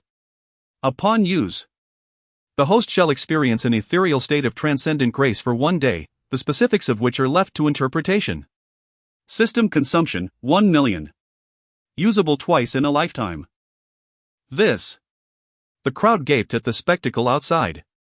Celestial phenomena, the dragon and phoenix in auspicious harmony. Could this be the path to enlightenment through poetry? This. Gulp. To witness such a breathtaking scene in my lifetime, could it possibly be false? This undoubtedly affirms that all is genuine. Outside, celestial phenomena unfolded. The dragon and phoenix writhed within the clouds, shaking the entire Shenjiashan city. Night enveloped the city in lights, while the dark void shimmered with the golden and crimson glow of the dragon and phoenix. All the citizens looked up in awe at this stunning scene. Wow! Grandpa! What is happening? Could it be that the poet sage has attained the ultimate celestial emperor's path? This is a celestial phenomenon, a harmonious dragon and phoenix. How magnificent, how astonishing! From the ethereal void, Xu Fengqiu's voice resonated. Heaven bestowed my talents for a purpose, even if I disperse wealth, it shall return. The entirety of Shenjiashan city was enveloped in shock upon hearing Xu Fengqiu's poetry. This was not merely the voice of the poet sage. Slaughter sheep and butcher cattle for joy, one must drink 300 cups. At the poetry gathering, the poet sage gazed at Xu Fengqiu in astonishment. Gu Changshan, Li Mufeng. And others swallowed hard. Xu Fengqiu discarded his brush and tossed a jug of wine to the poet sage. Esteemed poet sage, Your Majesty the Empress, Senior Zhuge, Senior Wei. Xinzhu. One by one, he threw wine to them, a smile gracing his lips as he laughed heartily. Friends, let us raise our cups and not cease our revelry. The poet sage caught the jug, exclaiming, Ha ha ha. A splendid call to raise our cups and never stop. Xu Fengqiu opened a jug of wine and drank deeply. Let us sing a song together, I beseech you to lend me your ear. As celestial phenomena manifested, the harmonious dragon and phoenix soared above Shenjiashan city, reverberating with Xu Fengqiu's voice. Countless individuals reflexively raised their wine cups. The feast of drums and jade is not to be valued. I only wish to remain intoxicated and never awaken. Throughout history, sages have been solitary. Only the drinkers leave their names. Each line resonated deeply within the hearts of all present. Xu Fengqiu, why do you speak of lacking money, when one must simply procure fine wine to share with you? Xu Fengqiu drained the last drop of his drink, then shattered the wine jug in a display of fervor. His gaze intensifying as it fell upon Old Chow. Their eyes met briefly, causing Old Chow to tremble visibly. As Xu Fengqiu approached, he recited, 5-flower steed. 1,000 gold fur, call my son forth to exchange for exquisite wine. With a decisive thud, Xu Fengqiu placed his hands firmly on the table before Old Chow. Fixing his gaze upon him, articulating deliberately, together we shall dispel myriad ancient sorrows.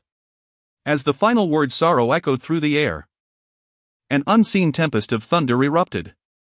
With a jolt, Old Chow fell from his stool, crashing to the ground. Ha ha ha! Xu Fengqiu burst into laughter.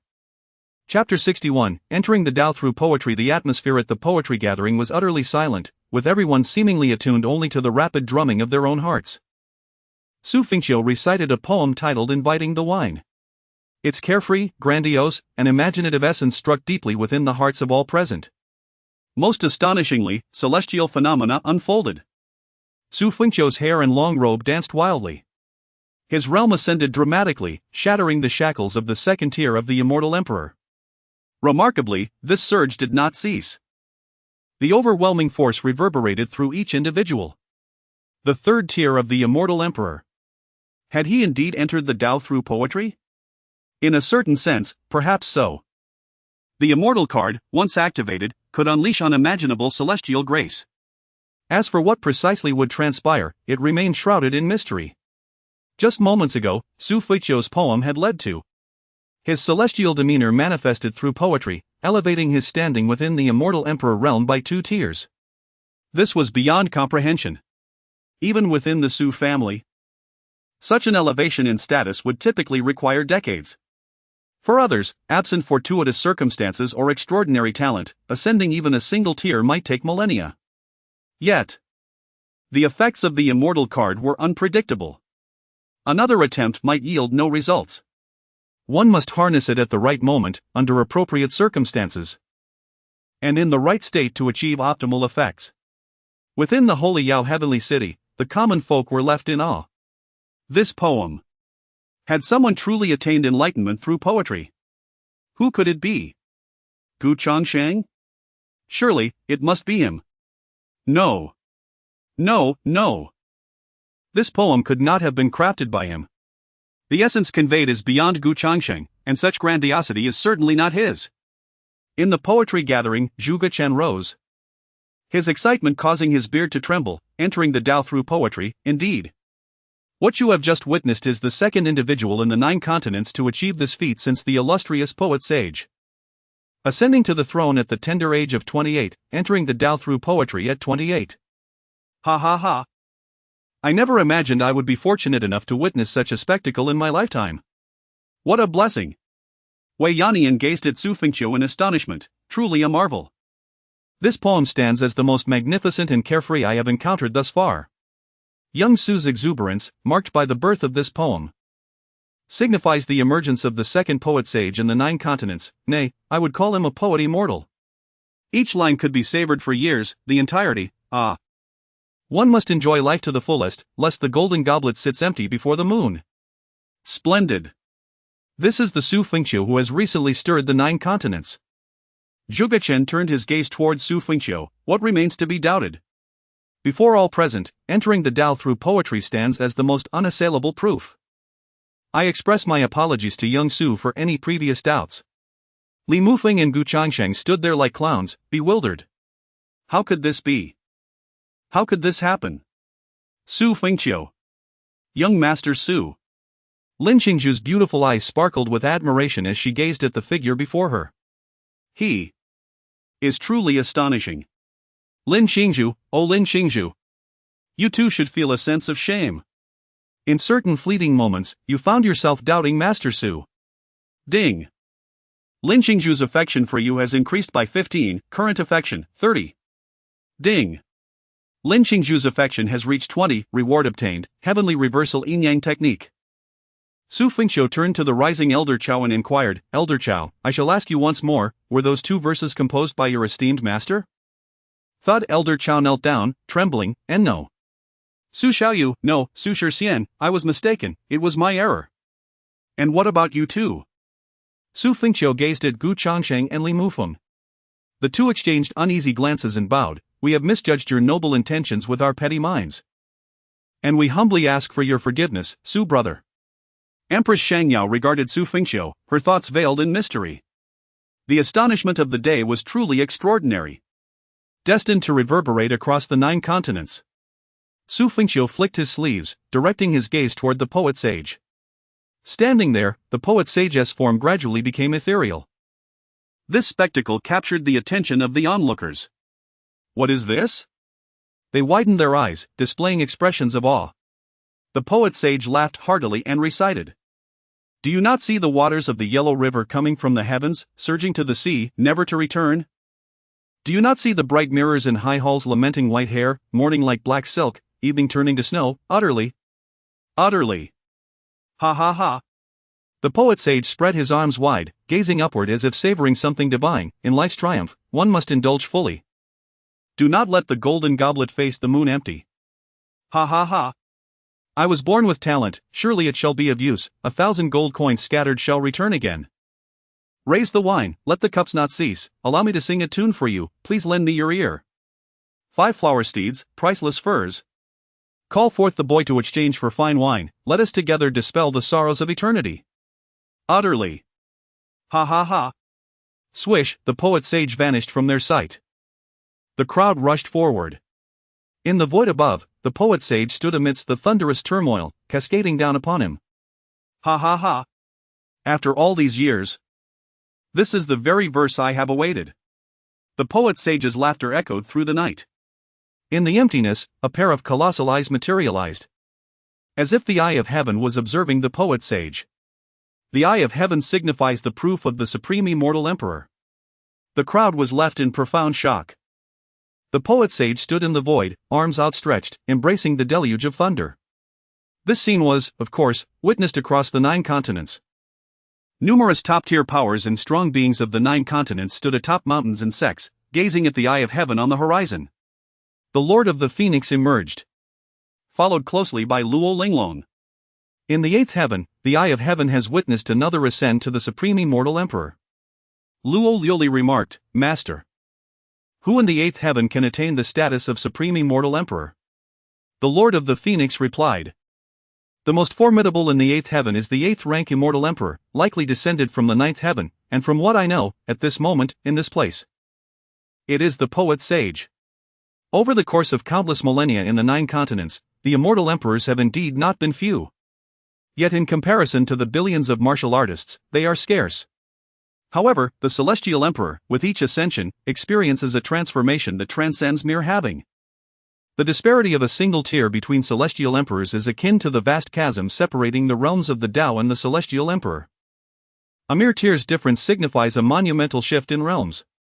Upon reaching the 5th tier of celestial emperor, there are scarcely any left within the 8 heavens. The 8th tier of celestial emperor stands as the pinnacle among all the paramount forces of the 8 heavens. This pattern holds true in the 9th heaven as well. The 9th tier of celestial emperor is exceedingly rare, akin to a phoenix feather or a unicorn's horn.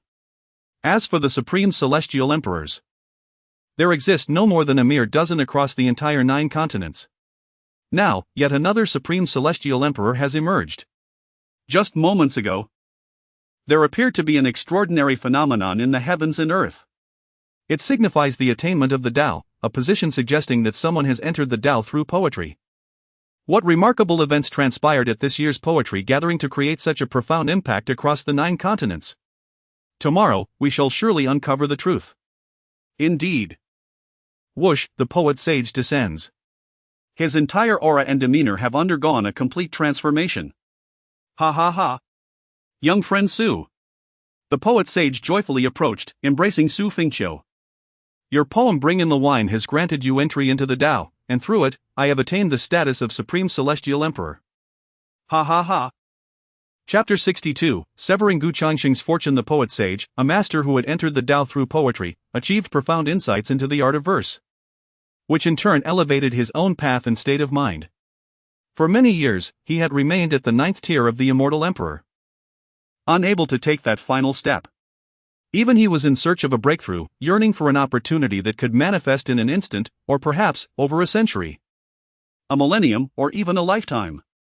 Yet he never anticipated that amidst a poetry gathering with like-minded, talented individuals who shared his passion for literary expression, a contemporary young prodigy would recite Bring in the Wine, which would assist him in transcending to the Supreme Immortal Emperor. The essence of that poem, its carefree spirit, its grandeur, and its profound meaning, encapsulated what he had long sought to articulate. The poet sage realized that through this very poem, he could attain the status of the Supreme Immortal Emperor. Xu Fengqiu, entering the Tao through poetry, was indeed no surprise.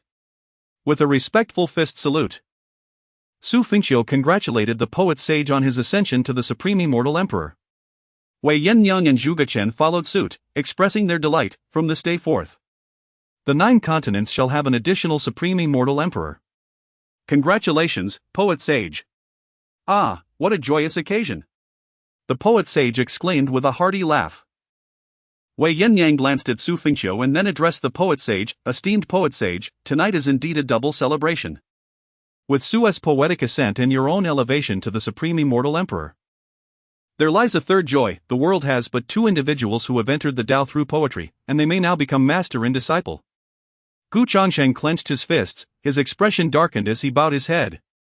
Ahem, the poet sage coughed, unable to contain himself. Now, Wei. Such words should not be spoken. Oh? Wei Yannyang raised an eyebrow. The poet sage turned to Xu Fengqiu. It was with your assistance that I attained the status of Supreme Immortal Emperor. How could I possibly take you as my disciple? I had considered it, but now, what qualification do I possess to accept you as my student? At this, Gu Changsheng felt a flicker of hope. Could it be? Despite having failed to humiliate Xu Fengqiu and becoming a source of ridicule himself, the prospect of the poet sage accepting him as a disciple was still somewhat bearable. The poet sage patted Xu Fengqiu's shoulder. At merely 28 years of age, you have achieved the Immortal Emperor status through your poetic endeavors. Your future accomplishments shall undoubtedly surpass mine. In fact, upon entering the Tao today, the profound truths of the universe have elevated you 2 tiers. making you a third-tier Immortal Emperor at just 28. Li Mufeng seethed with resentment. He, too, was a first-tier Immortal Emperor at 35. Yet, despite his remarkable talent, he knew that advancing to the second tier could take him another decade, and 30 years for the third tier. Though 10 years may seem fleeting, Xu Fengqiu had become a third-tier Immortal Emperor at the age of 28. Why? The poet sage continued, in terms of talent, I dare say I may not even surpass Xu. Thus, you need not fear that accepting him as my disciple would tarnish my reputation. Then, does this third joy not exist after all? Zhuge Chen inquired. Gu Changxing's heart roared with fervor. There is. There is indeed. That would be the poet sage accepting me. Gu Changxing, as his disciple. Empress Shangyao remarked, this third joy is witnessing such stunning masterpieces tonight. Her words resonated with reason. Gu Changxing clenched his fists. What of the poet sage's decision to accept disciples this evening? Wei Yannyang inquired. The poet sage shook his head, I shall not take any disciples. Having witnessed the talent of the young lady Qingzhu, my desire to accept students was ignited, yet I find myself powerless. Furthermore, I encountered young friend Xu, who approaches poetry as a path. Given the brilliance of these two, do you believe I still harbor the intention to take on disciples? A heavy silence fell upon Gu Changxing's heart. They were all ancient foxes, seasoned in the ways of the world. If the poet sage had spoken thus, it was evident that he no longer wished to accept Gu Changxing as a disciple, regardless of the reasons behind it. Despite Gu Changxing's own considerable talent, no one dared to broach the subject. Ding! The connection between Gu Changxing and the poet sage as master and disciple has been severed, resulting in a decrease of 1 million in destiny value, while your system value increases by 10 million. He had not even established a master-disciple relationship with the poet sage. Merely cutting off this potential had already diminished his destiny value by 1 million. How much would it have decreased had he truly been a disciple? Splendid! With a reduction of 1 million from 6,890,000 destiny value, he was downgraded from a 6th-tier son of fortune to a 5th-tier one. Patience is key. This is merely the beginning. There is also Li Mufeng to consider. Everyone, return to the Grand Hall, the poetry gathering shall continue, declared Empress Shangyao. Inside the Grand Hall, the lifeless body of Elder Chao lay sprawled across the table. It was evident he had taken his own life. The reasons were twofold. As a man of letters, he had tarnished his mentor's reputation by falsely accusing Xu Fengqiu, thus ruining his own name. Should this scandal emerge, he would be left with no refuge. Secondly, his slander against Xu Fengqiu necessitated a proactive act of atonement through death, lest his family suffer the consequences. Upon witnessing this scene, the young scholars were taken aback, their expressions revealing shock. Meanwhile, others maintained a calm demeanor, as if this outcome were anticipated. Bring him in, commanded Empress Shangyao. A warrior entered the Grand Hall, Your Majesty. Take him away. Understood. Gulp. Li Shang and Ji Bochang exchanged fearful glances, swallowing hard at the sight. If one as esteemed as Elder Chao could end his life within the Grand Hall, what fate awaited them? They had aided young Master Gu, yet ultimately, they had failed. Instead, Gu Changxing had lost face. Could he still uphold his promises? Would he silence them to eliminate witnesses? Yet, Gu Changxing was a gentleman. Surely he would not resort to such measures? No. Regardless of his gentlemanly demeanor, he would not value their lives. What to do? The two exchanged desperate glances. Xu Fengqiu was now surrounded by nearly all the talented scholars. Gu Changxing's gaze darkened. This was disastrous. Failing to become a disciple of the poet sage, he had instead made an enemy of Xu Fengqiu out of embarrassment, tarnishing his impression in the poet sage's eyes. Xu Fengqiu had not been humiliated, and their rift was irreparable. His own vulnerabilities would soon be exposed. Li Mufeng approached, saying, This Xu Fengqiu has marred your prospects of becoming a disciple of the poet sage. It seems that Miss Lin has taken a liking to him. Can you truly let this matter rest? Gu Changxing clenched his fists and replied, What else can I do? In this vast world, what remedy is unavailable? It merely depends on one's resolve. With that, the incendiary master Li Mufeng departed. How could Gu Changsheng be unaware of Li Mufeng's provocations?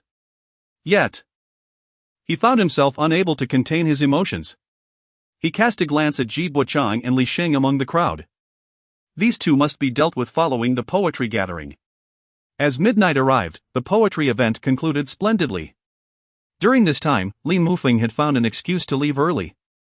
Gu Changsheng, determined to eliminate Ji and Li, endured and remained until the very end. Empress Shangyao addressed the assembly. I have arranged accommodations for all of you in the imperial palace. We are most grateful, Your Majesty, came the chorus of voices in response. The poet sage, draping an arm around Xu Fengqiu's shoulder, declared, I shall engage in a delightful discourse on life with young Xu and shall take my leave. Until we meet again. Empress Shangyao smiled and added, Your Excellency, the esteemed Qingzhu is quite eager to converse with Xu Fengqiu as well. Lin Qingzhu was momentarily taken aback. While this was true, it was not necessary to interrupt the camaraderie between Xu and the poet sage. She understood that the Empress was subtly orchestrating an opportunity for Xu and herself to have an important discussion. Lin Qingzhu offered a slight bow. The poet sage, discerning the Empress's underlying intention, responded, Very well, young Xu. In a few days, I shall visit your home for a prolonged conversation. Xu Fengqiu clasped his hands in respect, replying, I shall await your esteemed presence. Excellent. Ha ha ha. The poet sage laughed heartily and exited the grand hall. Xu Fengqiu turned to Lin Qingzhu, saying, Miss Qingzhu, I shall take my rest for the night and we can converse further on the morrow. Thank you, young Master Xu. Please, allow me to lead you to your resting quarters. Indeed. Chapter 63, What? The reversal of heavenly principles? Ji Buchang and Li Shang, reluctant to depart from the imperial palace, accompanied the others to the residence arranged for them by Her Majesty, the Empress. Dawn was approaching, and the two sat in the courtyard, their faces etched with despair. Gu Changsheng had just visited them, indicating that at first light, he would escort them back to their home. Although their endeavors had not borne fruit, they had nonetheless exerted themselves to the best of their abilities. Gu Changsheng would undoubtedly make his promises. They feigned agreement, yet deep down, they understood that with the break of dawn, their demise was highly likely. Escape? It was impossible. What was Gu Changsheng? Despite their modest prowess, they were akin to mere blades of grass in the eighth heaven. Attempting to flee now would only hasten their end. Brotherly, it seems we are doomed. Gu Changsheng has failed, losing face, and we are aware of his nefarious methods. He will surely silence us. Xu Fengqiu would not allow us to live either, Ji Buchang said bitterly. No. There is a way. Li Sheng replied. What? Speak quickly. Li Sheng turned to Ji Buchang. We should ally with young Master Xu. What? After assisting Gu Changsheng in making things difficult for him, if he does not kill us, that would be a fortunate outcome. To ally with him would be akin to courting death. I would rather believe that young Master Gu is indeed a man of his word. Li Sheng shook his head. Gu Changsheng's insistence on having us trouble Xu Fengqiu, does that resemble the conduct of a gentleman? Thus, following him means certain death. It is better to take a gamble. A gamble? How so? Ji Buchang inquired. Li Sheng replied, We shall reveal Gu Changsheng's actions to the public, thus demonstrating our sincerity to young Master Xu. This. Ji Buchang furrowed his brow. Li Sheng continued, In any case, death is inevitable, we might as well take the risk. With a determined bite of his teeth, Ji Buchang declared, Very well. Let us gamble. With dawn breaking, Li Sheng and Ji Buchang exited the palace and arrived at the main thoroughfare. The streets were bustling with people, common folk striving for a living, warriors traversing the land seeking experience, and disciples from various sects descending the mountains to hone their skills. The two engaged in mental preparation. At this moment, within the imperial palace, Gu Changsheng was in a state of disarray. Where are they? Did I not instruct them to wait for me? Sensing that something was amiss, he hurriedly left the palace. As he walked through the streets, he noticed a large crowd gathered ahead. Frowning, he quickened his pace. Before he could see what was happening, he heard voices. Everyone! Ji Buchang shouted. I am Ji Buchang. And this is my brother Li Shang. I trust many of you have heard of us. The crowd murmured with curiosity. Ji Buchang continued, last night, the poetry gathering in the palace was a resounding success. We were fortunate to meet Her Majesty, the Empress, the esteemed poet sage, and young Master Xu Fengqiu. We also had the privilege of witnessing the poet sage attain the pinnacle of the celestial emperor. And young Master Xu's poem Bring in the Wine Grand and Unrestrained entered the Tao through poetry, earning him the title of Poet Immortal. A wave of astonishment swept through the crowd. What? The celestial phenomenon last night was indeed young Master Xu entering the Tao through poetry? It is rumored that Xu Ji's young master, Xu Fengqiu, is exceptionally gifted. Having achieved the status of Immortal Emperor by the age of 28, yet it appears he possesses talents beyond martial arts, he has entered the realm of poetry. This morning, the poem Just Raise the Wine that has circulated is said to have originated from Xu Fengqiu himself. Heaven! I had thought it was composed by the poet sage last night, thereby affirming his path to becoming the supreme immortal emperor. Ji Buchang exclaimed, indeed. It was the poet sage who, upon experiencing the profound essence of Xu Fengqiu's Just Raise the Wine, attained the status of supreme immortal emperor. The crowd was once again left in astonishment. What do you wish to convey? Inquired a wandering warrior. Ji Buchang replied, although last night's poetry gathering was splendid, it was not without its share of unpleasantness, particularly for the two of us, who were misled by rumors and subjected to numerous doubts and challenges regarding young Master Xu. Gu Changsheng remarked, what is the situation with these two? Have you both turned against the heavens?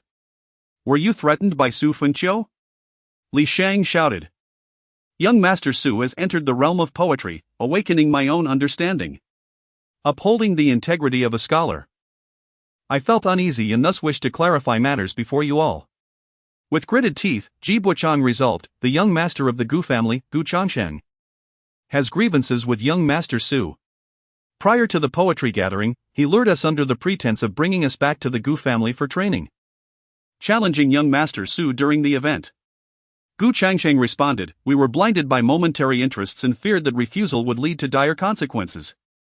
Hence we subjected young Master Xu to unwarranted difficulties, regretting our actions. What? Gu Changsheng, the young master of the Gu family? Is he not known as a gentleman? Even caring for stray animals, possessing such a kind heart? How could he engage in such dark deeds? Although Xu Fengqiu's notorious reputation spreads across the 9 continents for being ruthless, his actions are always above board, and yet, such schemes behind the scenes had never been heard of. Such matters are indeed commonplace, but if they pertain to Gu Changsheng, it reveals him to be a hypocritical charlatan. Is this truly the case? Gu Changsheng is such a person? Knowing a face but not the heart. Yes, his illustrious reputation is too flawless, while this behavior is common. His actions suggest this is not the first time. It appears that in this world, perfection is but an illusion. Ha! Upon reflection, while Xu Fengqiu's fearsome reputation is well established, at least he is not a petty individual. I have always deemed Gu Changsheng a hypocrite. He presents himself too perfectly, to the point of seeming contrived. Especially in his care for stray animals, it feels particularly affected. Hearing the discussions around him, Gu Changsheng's expression turned exceedingly grim. Ji Buchang declared, what you all say is correct. This perspective reveals that young Master Gu is far from the gentleman he appears to be. Without any identity or background, how dare you slander young Master Gu? Do you not fear for your lives? Ji Buchang spoke with righteous indignation, though I, Ji Buchang, may lack background and talent, I possess the pride of a scholar. What is death to me? In this realm where the strong prevail, I, Ji Buchang, may very well meet my demise by tomorrow. However, it is imperative to declare that should either of us go missing or meet with foul play, it would undoubtedly be at the behest of young Master Gu. Gu Changsheng gritted his teeth. Very well, so this is the game you wish to play, a threat directed towards him, is it? Chow. It appears that killing him might not be an option after all. Otherwise, many would suspect him to be the perpetrator. Why could it not be Xu Fengqiu? After all, you have wronged him, and he is known to seek vengeance, even to the extent of taking lives in the lower realms. Gu Changsheng silently nodded in agreement. Indeed. Why could it not be Xu Fengqiu? Ji Buchang remarked. Though young Master Su was one to retaliate, he transcended through poetry into the Tao last night, exhibiting unparalleled grandeur. I believe he would refrain from such actions. Li Cheng added, even if he were to slay us both, we would harbor no grievances, as we were the ones who disrespected him first. Moreover, I trust that if he were to take our lives, it would be done openly and with acknowledgement. Thus, should we perish, our deaths would be explicitly attributed to young Master Su, while any ambiguity would inevitably point to Gu Changshan. Here, I sincerely extend my apologies to young Master Su, hoping for his magnanimity. Xu Fengqiu and Lin Qingzhu happened to pass by. Their gazes filled with anticipation as they looked towards Xu Fengqiu, yearning for him to offer a word of solace, a means to safeguard them.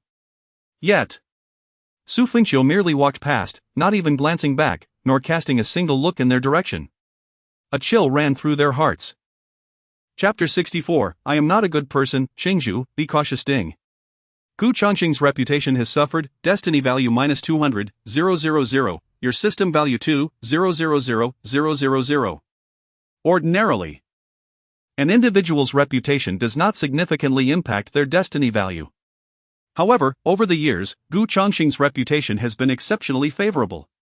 Many individuals, including certain factions, have been amicable towards him and the Gu family, primarily due to Gu Changxing's graceful demeanor.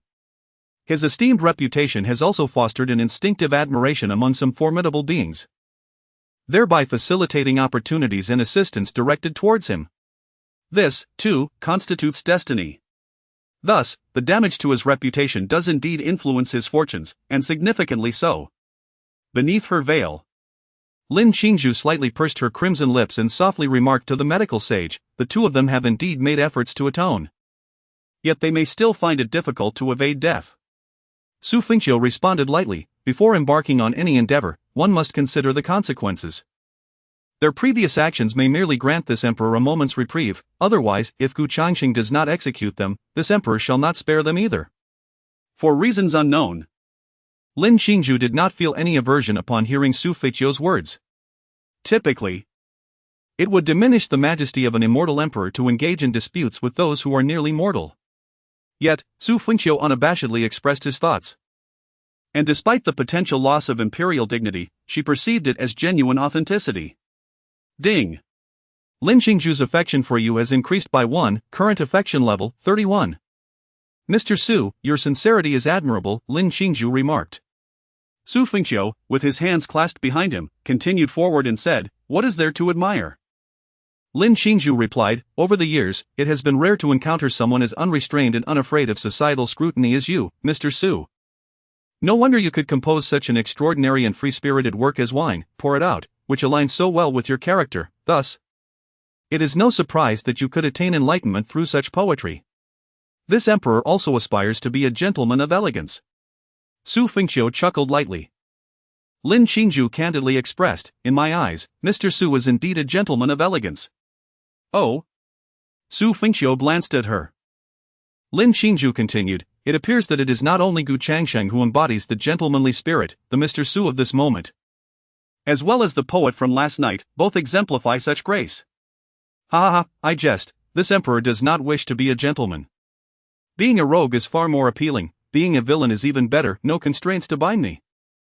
I may slay those I find displeasing and openly declare my affections without concern for reputation. Lin Qingzhu mused, I had not anticipated that Gu Changxing could be such. Yet upon reflection, how many saints are there in this world? Do you think Gu Changsheng will kill the two of them? Xu Fengqiu inquired. Lin Qingzhu took a measured step, pondering briefly, if he is indeed a true gentleman, he ought not to kill them. If he is a false gentleman, well, he should also refrain from killing them, at least in the short term, and wait until the storm passes before acting. Xu Fengqiu smiled. Curiously, Lin Qingzhu glanced at Xu Fengqiu, what makes you smile, Mr. Su? Suddenly, a cacophony erupted from behind. Lin Qingzhu turned to see Gu Changxing entering the crowd, brutally executing the two men in the street. Scoundrel! The young lord declared, I am but a stranger to you both. And to accuse me of such despicable acts is an affront that warrants death. Gu Changxing's voice trembled with anger. He then surveyed his surroundings, proclaiming, These two have slandered my name, and heaven and earth bear witness. I suspect they are merely pawns acting under orders to defame my reputation. Humph. Their demise would be no great loss. Gu Changsheng found himself in a predicament. He could only use their slander as justification to eliminate them openly. In fact, this was the more prudent course, otherwise, should they perish later, the blame might unjustly fall upon him. By taking action now, his motives appeared both reasonable and justifiable. Lin Qingju paused momentarily before following Xu Fengqiu's lead. How did young Master Xu know that young Master Gu would take their lives at this moment? Xu Fengqiu chuckled softly. One must think as others do and ponder their thoughts. I am no virtuous man myself, thus I can anticipate his intentions. Be cautious, Miss Qingju. Lin Qingju, however, showed no fear. That is good then, ha ha ha. She guided Xu Fengqiu to the Imperial Hall atop the Imperial Palace, the residence of the Holy Yao Empress, where the royal elite convened. Below, the palace served as a venue for the Empress and her ministers to address the myriad affairs of the Holy Yao Empire. The scenery was exquisite, imbued with potent spiritual energy, yet the area was sparsely populated. Through Xu Fengqiu's divine gaze, the seemingly ordinary maidens revealed themselves to be formidable cultivators at the Divine Emperor and Heavenly Tao realms. This place is reserved for those who have become disciples of Her Majesty the Empress. I usually practice here. Please, young Master Xu, Lin Qingju invited, leading him to a lakeside. Maidens arrived, presenting fruits and brewing tea. Xu Fengqiu took a sip and inquired, "What business does Her Majesty have with me?"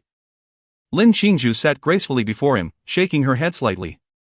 I do not know, but I wish to engage in poetic discourse with you, young Master Xu. I would like to request your insights on some verses I composed recently. Xu Fengqiu replied, I am not skilled in poetry appraisal. His gaze turned to Lin Qingju, who appeared momentarily taken aback. However, I am proficient in copying poetry, he added with a smile. Lin Qingju responded softly, You jest, young Master Xu. Last night, I did have fleeting doubts about you, but...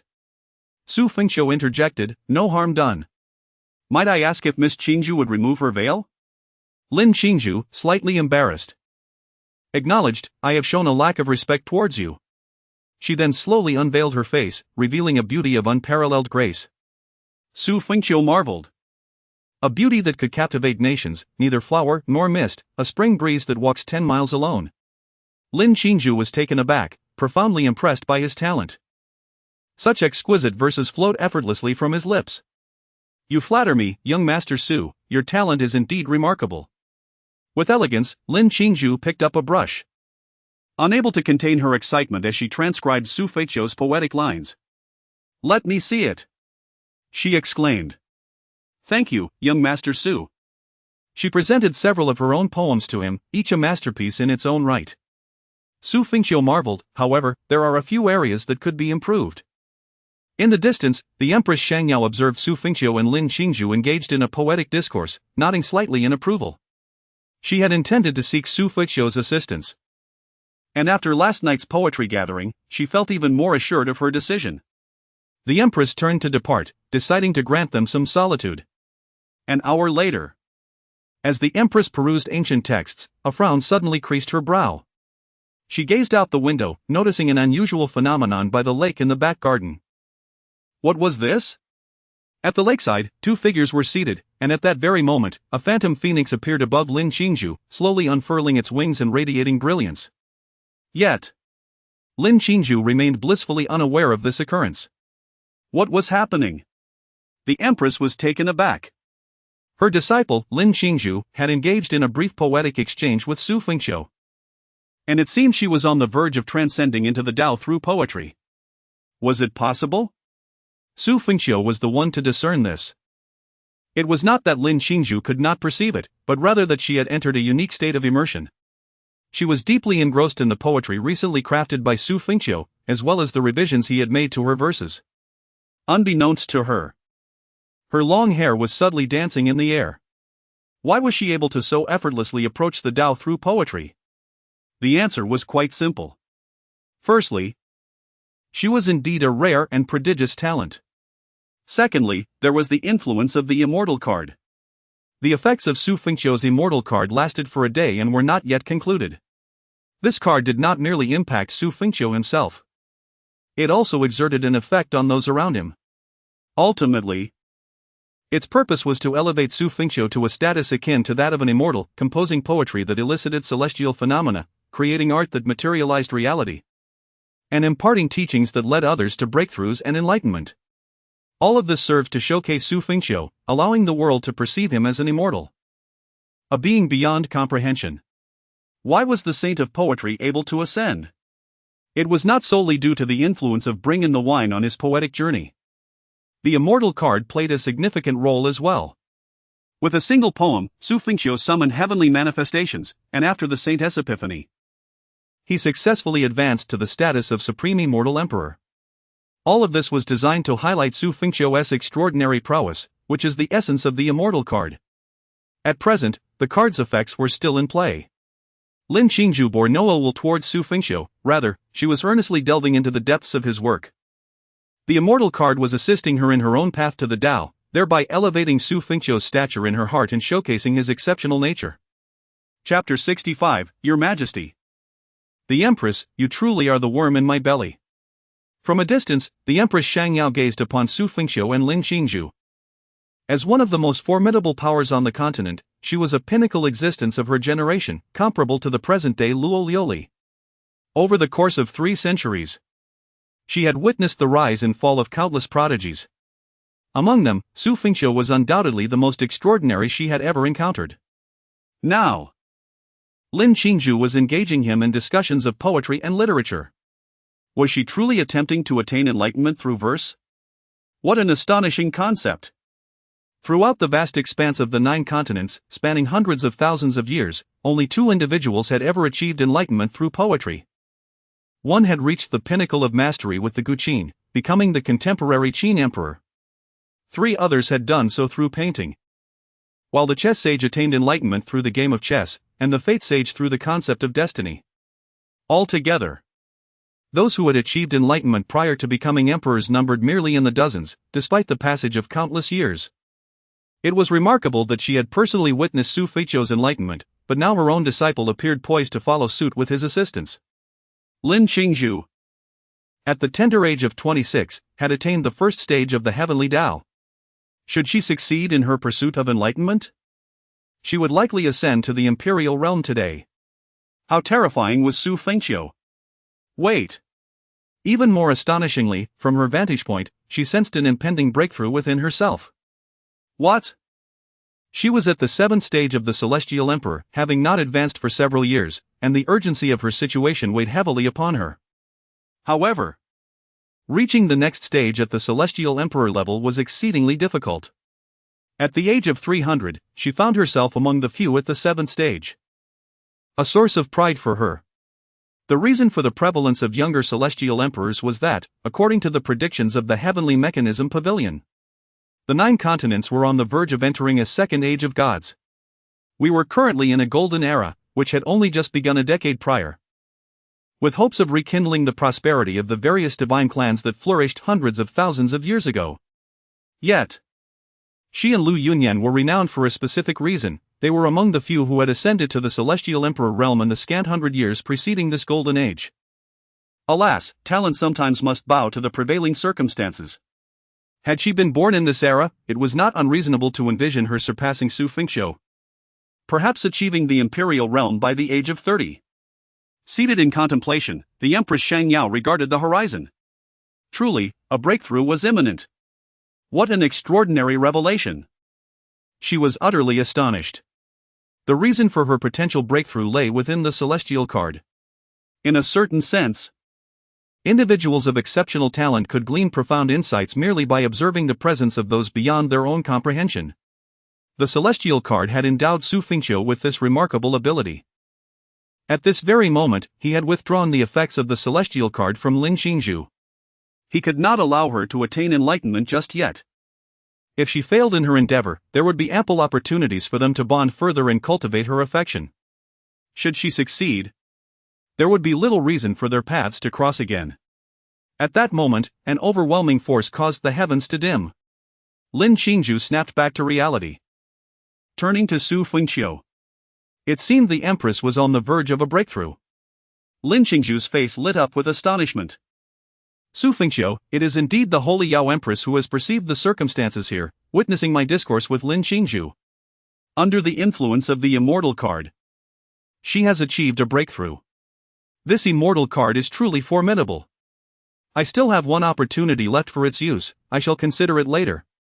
On this journey, I have advanced from the first to the third tier of the Immortal Emperor, reaping substantial rewards. After a considerable time, the celestial phenomena subsided, and the overwhelming aura dissipated. The Holy Yao Empress exhaled deeply, she has ascended. She merely observed for a moment Xu Fengqiu and Lin Qingzhu in their discussion. Ascended? What does this imply? Is Xu Fengqiu a legendary being? Otherwise, why would the Empress achieve a breakthrough merely by witnessing him and Lin Qingzhu on the brink of enlightenment? A jolt of astonishment surged through the Holy Yao Empress's heart. If that is the case, what status does Xu Fengqiu hold? A reincarnation of a divine figure, perhaps? The Holy Yao Empress furrowed her delicate brows. How long has it been since her ascension? Why is there no movement from Qingzhu? Has Qingzhu successfully entered the Tao? The Holy Yao Empress approached. No, there was no significant change in her, aside from a slight enhancement in her innate talent. Congratulations on your successful ascension, Your Majesty. Lin Qingzhu stated with a bow. Xu Fengqiu also clasped his fist in respect. The Holy Yao Empress nodded, her hands clasped behind her back, remarking, "It seems Qingzhu, you have failed to enter the Tao." What? Lin Qingzhu was taken aback, gazing quizzically at the Holy Yao Empress. Enter the Tao? Qingzhu, are you not aware? The Holy Yao Empress inquired. Lin Qingzhu cast a puzzled glance at Xu Fengqiu. He nodded, affirming, "Just now, you indeed entered a state of enlightenment." The Holy Yao Empress took a seat, also nodding. "Yes, this Empress witnessed the celestial phenomena about to unfold, but during my breakthrough, I could not observe further." Lin Qingzhu suddenly comprehended. "It appears that I almost entered the Tao through poetry just now?" She was astounded, her beautiful eyes sparkling as she looked at Xu Fengqiu. "I merely discussed poetry with young Master Xu and glanced at his recent works, and nearly succeeded in entering the Tao? What? Is it truly possible to enter the Tao so effortlessly through the 3,000 methods? Young Master Xu, this poetic genius, is simply astonishing. Who would believe such a tale if spoken?" The Holy Yao Empress cast a glance at the poetry on the table, her heart filled with immense shock. Was this indeed the new poem crafted by Xu Fengqiu moments ago? The falling dusk and solitary wild geese fly together. The autumn waters blend with the vast sky in a single hue.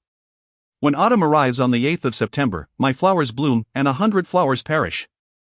The hall is intoxicated with 3,000 guests, a sort of frost chills 14 states. Wishing to buy osmanthus and share wine, it is never akin to the youth's revelry. The Holy Yao Empress was utterly astonished. How could he compose such audacious verses?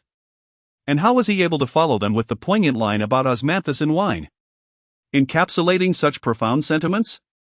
He is truly the immortal poet, deserving of his title, achieving enlightenment through poetry at the mere age of 28. And nearly guiding Qingzhu to the Tao. Even in this fleeting moment, the 300-year-old Empress Shangyao felt an inexplicable tremor within her heart. Could he truly be a youthful prodigy of merely 28? Xu Fengqiu mused to himself, "It is not that my elder brother is unwilling to assist you, rather. The time has yet to arrive." Ding! Lin Qingzhu's affection for you has increased by 4 points, current affection level, 35. One cannot help but understand why one should approach the art of courtship by delving into the interests and hobbies of others. Lin Qingzhu has exemplified this principle to perfection. The elevation of affection is indeed swift, primarily because Lin Qingzhu holds Xu Fengqiu in such high regard, nay, she even admires him, surpassing the bounds of her understanding and adorning him with a filter of adoration. Lin Qingzhu gazed at Xu Fengqiu, her beautiful eyes glimmering with admiration. "It is indeed my own inadequacy." The Empress Shangyao took a sip of her tea and spoke, "I have had a sudden inspiration. Though I am unsure if young Master Xu would be amenable." "Please, Your Majesty, do go on," Xu Fengqiu replied. The Empress cast a glance at Lin Qingzhu before addressing Xu Fengqiu, since Qingzhu nearly embarked on her path due to young Master Xu. Might it be possible for her to accompany you back to the Xu family? I believe that this way, her enlightenment may be imminent. Xu Fengqiu. You truly are like a worm in my belly. Are you deliberately pushing your beloved disciple into the tiger's den? How splendid! Chapter 66, The Emperor's Maid. Who must warm the bed? The thoughts of the holy Yao Empress were quite straightforward. First, her disciple Lin Qingzhu had almost attained enlightenment just moments ago. By returning with Xu Fengqiu and fostering more interaction, there was indeed a possibility for her to reach enlightenment in a short span of time. Secondly, it would be beneficial for Lin Qingzhu to cultivate a good relationship with Xu Fengqiu. It was evident that her disciple harbored some affection for him. Although it may not be much, they certainly had the potential to nurture their bond. Xu Fengqiu feigned contemplation. This seems rather inappropriate, does it not? The holy Yao Empress nodded. It is somewhat abrupt, considering that young Master Xu has numerous matters to attend to. However, even in his leisure, it would be acceptable. Lin Qingzhu glanced at Xu Fengqiu with a hint of anticipation in her beautiful eyes. Did she wish to go? Of course. Firstly, the Empress had given her consent. Secondly, she greatly admired Xu Fengqiu and cherished his poetry. Thirdly, should she attain enlightenment, her growth would be immense. Yet, Xu Fengqiu, being a contemporary genius and the heir of an ancient imperial clan, was currently occupied with numerous affairs. It indeed seemed a tad intrusive. He stroked his chin, feigning deep thought. Sensing his contemplation, Lin Qingzhu gently remarked, "Young Master Xu need not worry. Qingzhu will not be a bother in the future. I shall seek your guidance at an opportune time." Well, let us discuss this again when the opportunity arises. Xu Fengqiu initiated a strategy of feigned indifference. It would not do to overly indulge the young lady. Very well, Lin Qingzhu nodded slightly. The holy Yao Empress suggested, in fact, Qingzhu could serve as young Master Xu's maid for a while. Xu Fengqiu exclaimed, "No, no, no." The effect of feigned indifference was indeed in play. The holy Yao Empress continued, this way, she could refine her mindset, and it would also provide an opportunity to learn poetry. Furthermore, if she were a maid, her status would be different, allowing young Master Xu to attend to his matters without the need for elaborate hospitality. When busy, he could simply set Qingzhu aside. Upon finishing her words, the holy Yao Empress turned to Lin Qingzhu and asked, "Qingzhu, would you feel wronged by this arrangement?" Lin Qingzhu shook her head. For Qingzhu to converse with young Master Xu is a fortune. I fear he may find me bothersome. Xu Fengqiu took a sip of tea and said, "Since both your Majesty and Qingzhu are so sincere, it would be impolite for me to refuse. Coincidentally, I also have a maid named Shaoli. During my leisure, Qingzhu could assist in guiding her." Lin Qingzhu expressed her willingness to listen to young Master Xu. Ding! Lin Qingzhu's affection for you has increased by 1, current affection level, 36. The holy Yao Empress nodded in satisfaction. If the two of you are free from other matters, you may set off now. Qingzhu, I shall send someone to inform your family. Thank you, Your Majesty, Lin Qingzhu replied gratefully. Xu Fengqiu also clasped his fist. Your Majesty, I take my leave. Travel safely. Qingzhu, I must trouble you with young Master Xu, she said. Not at all, he replied.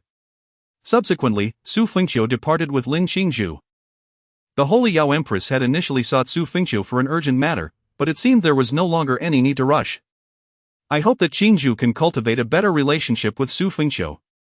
If their bond strengthens, it would create an additional link between her, the holy Empress Shangyao, and Xu Fengqiu. Xu Fengqiu and Lin Qingzhu are on their way to the Xu residence. Xu Gongzi, will Qingzhu be a burden to you? Lin Qingzhu inquired softly, her heart heavy with unease. It was apparent that Xu Fengqiu was reluctant to have her accompany him to the Xu family. Given his status as the young master of the Xu family, it was only natural for him to be preoccupied with numerous affairs. Nevertheless, she chose to accompany him, reassured by the notion that having an additional maidservant should not pose significant trouble. Lin Qingzhu spoke gracefully, though I am not well versed in the duties of a maidservant. I will strive to perform my responsibilities to the best of my ability. Indeed, it shouldn't be too difficult, however, my maidservant must be adept at warming the bed. Xu Fengqiu jested with intention. Ah! Lin Qingzhu exclaimed in a fluster. This explained why Xu Gongzi was so exceptionally kind to the young lady Shaoli. At first glance, her tone remained unchanged, yet Xu Fengqiu discerned a hint of her alarm. He paused, directing his gaze toward her. Is that truly so surprising? He inquired. Lin Qingzhu murmured softly, it is somewhat unexpected.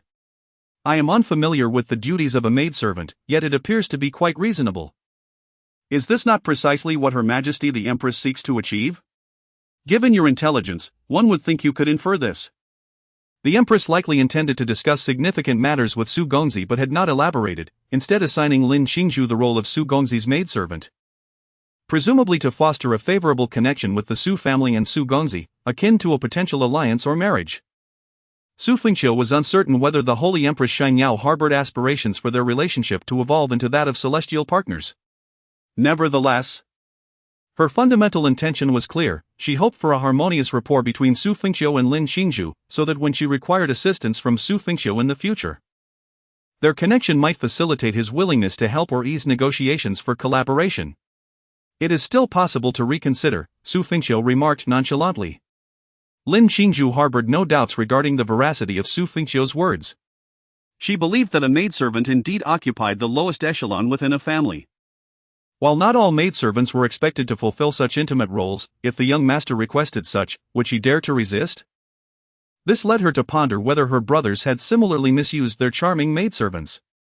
Lin Qingzhu found herself in a quandary. Su Gongzi had displayed remarkable sincerity and candor. She had never anticipated the necessity of such a role. She had assumed her duties would merely involve attending to daily needs and brewing tea. Thus, reconsidering now seemed plausible. Did it not? Yet, she had already pledged her loyalty to the Holy Empress and to Xu Fengqiu. Lin Qingzhu was not one to engage in acts of betrayal. Her conscience would not allow it. However, this matter concerned her virtue, and she could not treat it so frivolously. Although she held deep admiration and respect for Xu Fengqiu, that sentiment was distinctly separate from the gravity of the situation, which had not yet reached a level warranting such intimacy. The purity of a girl should undoubtedly be reserved for her future husband. Xu Fengqiu, observing her inner turmoil, sensed her genuine regret. Frankly, such feelings are entirely normal. This is not the modern era. Here, the young ladies are exceedingly conservative. Moreover, Lin Qingzhu is not of lowly status, ranked 6th on the fairy list. A disciple of the Empress, and the daughter of General Lin of the Holy Yao Empire. She is extraordinarily gifted, pure as ice and jade. Xu Fengqiu remarked. Let us jest and move along. Lin Qingzhu fell into step beside him. Young Master Su, she called out, halting his progress. Whom? Xu Fengqiu paused to look at her. Lin Qingzhu slightly inclined her body, saying, I apologize for intruding, I had not considered this aspect beforehand. It is my oversight. She continued. Whether it be my personal desires or the desire to establish a connection between the Empress and the Su family, I fear I may impose upon you, young Master Su. If I have erred in any way, I hope you will not hesitate to express your displeasure. As for the matter of sharing a bed, she bit her crimson lip. I assure you, I am not one to act in bad faith, however, it is indeed challenging to fulfill. I ask for your understanding. Not a problem, let us proceed, he replied. Young Master Su, Lin Qingzhu called out once more. Qingzhu will strive to do her utmost, but I cannot guarantee success. A smile flickered in Xu Fengqiu's heart. Understood. With that, he continued on his way. Yet, due to Lin Qingzhu's nature, she would take this matter seriously and with diligence, though whether she could fulfill her intentions remained uncertain. She could only communicate her thoughts to Xu Fengqiu in advance. Chapter 67, The Beastly Heart Beneath a Human Face. Meanwhile, Gu Changsheng, having conducted his investigations, arrived in a quaint little town. His heart seethed with resentment and fury. Merely dispatching Ji Buchan was insufficient to quench his thirst for vengeance. What manner of being was Gu Changsheng, to be threatened by such a lowly insect? Even Xu Fengqiu had yet to act, yet his reputation was already sullied by this insignificant creature. Gu Changsheng entered a courtyard within the town, where a woman of striking beauty, appearing to be in her 40s, was drying corn in preparation for lunch. The sounds of children playing echoed from within the house. Upon noticing Gu Changsheng's entrance, the woman wiped her hands and inquired, Young master, whom do you seek? Gu Changsheng's gaze sharpened as he asked, Are you Ji Buchan's mother? Indeed, she replied. Chang'er has gone to a poetry gathering and is not here. A glint of sinister intent flickered in Gu Changxing's eyes. To his surprise, Ji Buchan's mother possessed a certain alluring charm, exuding an undeniable grace. Upon hearing his words, the woman displayed a look of terror, instinctively retreating towards the house. With a swift motion, Gu Changxing grasped her, and despite her desperate struggles, she could not escape his grip. He dragged her into the house. Inside, a girl of about 14 and a toddler were playing merrily. The sudden sight before them rendered the girl speechless in shock. "Mother! Mother!" the child, innocent of the unfolding horror, called out in a soft voice. "Oh, and you have a little sister as well?" Gu Changxing remarked with a chilling smile, extending his hand towards the toddler. In an instant, the child was reduced to nothingness. "Quiet!" Gu Changxing commanded coldly. "No! Power!" the woman wailed in anguish. With a swift motion, Gu Changxing struck her, sending her crashing to the ground, immobilized by an unseen force.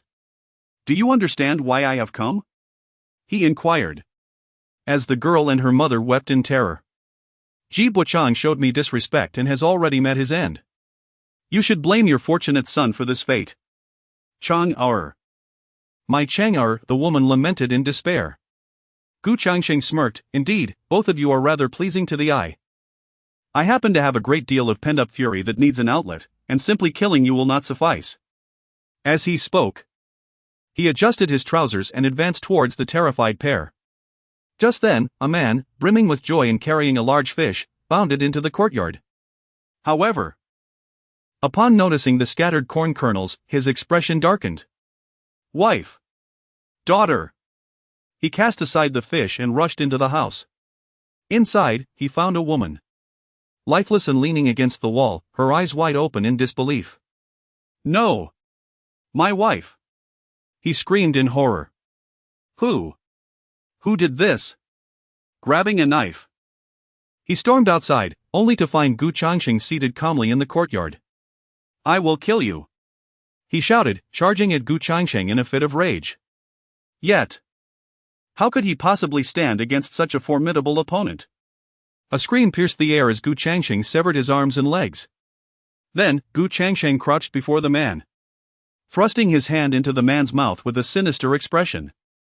This was the consequence of provoking him. He then yanked the man's tongue down, eliciting pitiful whimpers of pain. With a flick of his wrist, the man's severed limbs began to heal. "Your wife and daughter are rather delightful," Gu Changxing remarked. "The more they struggle, the more I relish it." He licked his lips, while the man wept in despair. "Your daughter has already had her tongue severed and sent to a brothel. She shall never escape from there in this lifetime." The man crawled before Gu Changxing, incessantly bowing his head, blood streaming from his mouth. "As for you, from this day forth, you shall only survive by begging near the brothel, daily witnessing countless men entering and exiting." Gu Changxing rose to his feet. "I shall have someone watch over you in secret. Should you find it unbearable and seek an end to your life, your daughter shall not survive either. Do you like this? Your son, Ji Buchang, has striven for you." A cruel smile crept across Gu Changxing's face as he exited. Once outside, he melded into the crowd. "Xu Fengqiu." Gu Changxing's eyes glinted with malice. "I will not let you go unpunished. Not ever." As he moved forward, Gu Changxing spotted a woman veiled in light silk. Recognizing her by the jade pendant at her waist, he identified her. "Miss Luo, what a surprise to encounter you in this remote town." Gu Changxing adopted the demeanor of a refined gentleman, offering a fist salute. "Young Master Gu, what a pleasure. I merely passed through this place. What brings you here?" Luo Lioli inquired. Gu Changxing smiled slightly. "I have just attended an auction and am merely passing through." "Very well, farewell, Miss Luo." Gu Changxing called out to her. "Does young Master Gu have further matters to discuss?" Gu Changxing asked. Might Miss Luo have heard of the poetry gathering? Indeed, the poet sage has attained enlightenment. And young Master Su has astounded the world with his poetic prowess. Alas, I have become a mere jester in comparison, Gu Changxing sighed. Luo Lioli, of course, had heard of it. You are an astute individual, Miss Luo, there is no need for me to elaborate further. Gu Changxing's meaning was clear. Even if they were given 1,000 more chances, Ji Buchang and Li Shang would not dare to slander him. Behind it all, Xu Fengqiu was the puppet master. Truth will reveal itself in time, Luo Liuli asserted. Indeed, Gu Changsheng replied with a smile. At that moment, in the courtyard, Ji Buchang's father, missing arms and legs, crawled out, bloodied and drawing the attention of many onlookers. Luo Liuli also glanced over.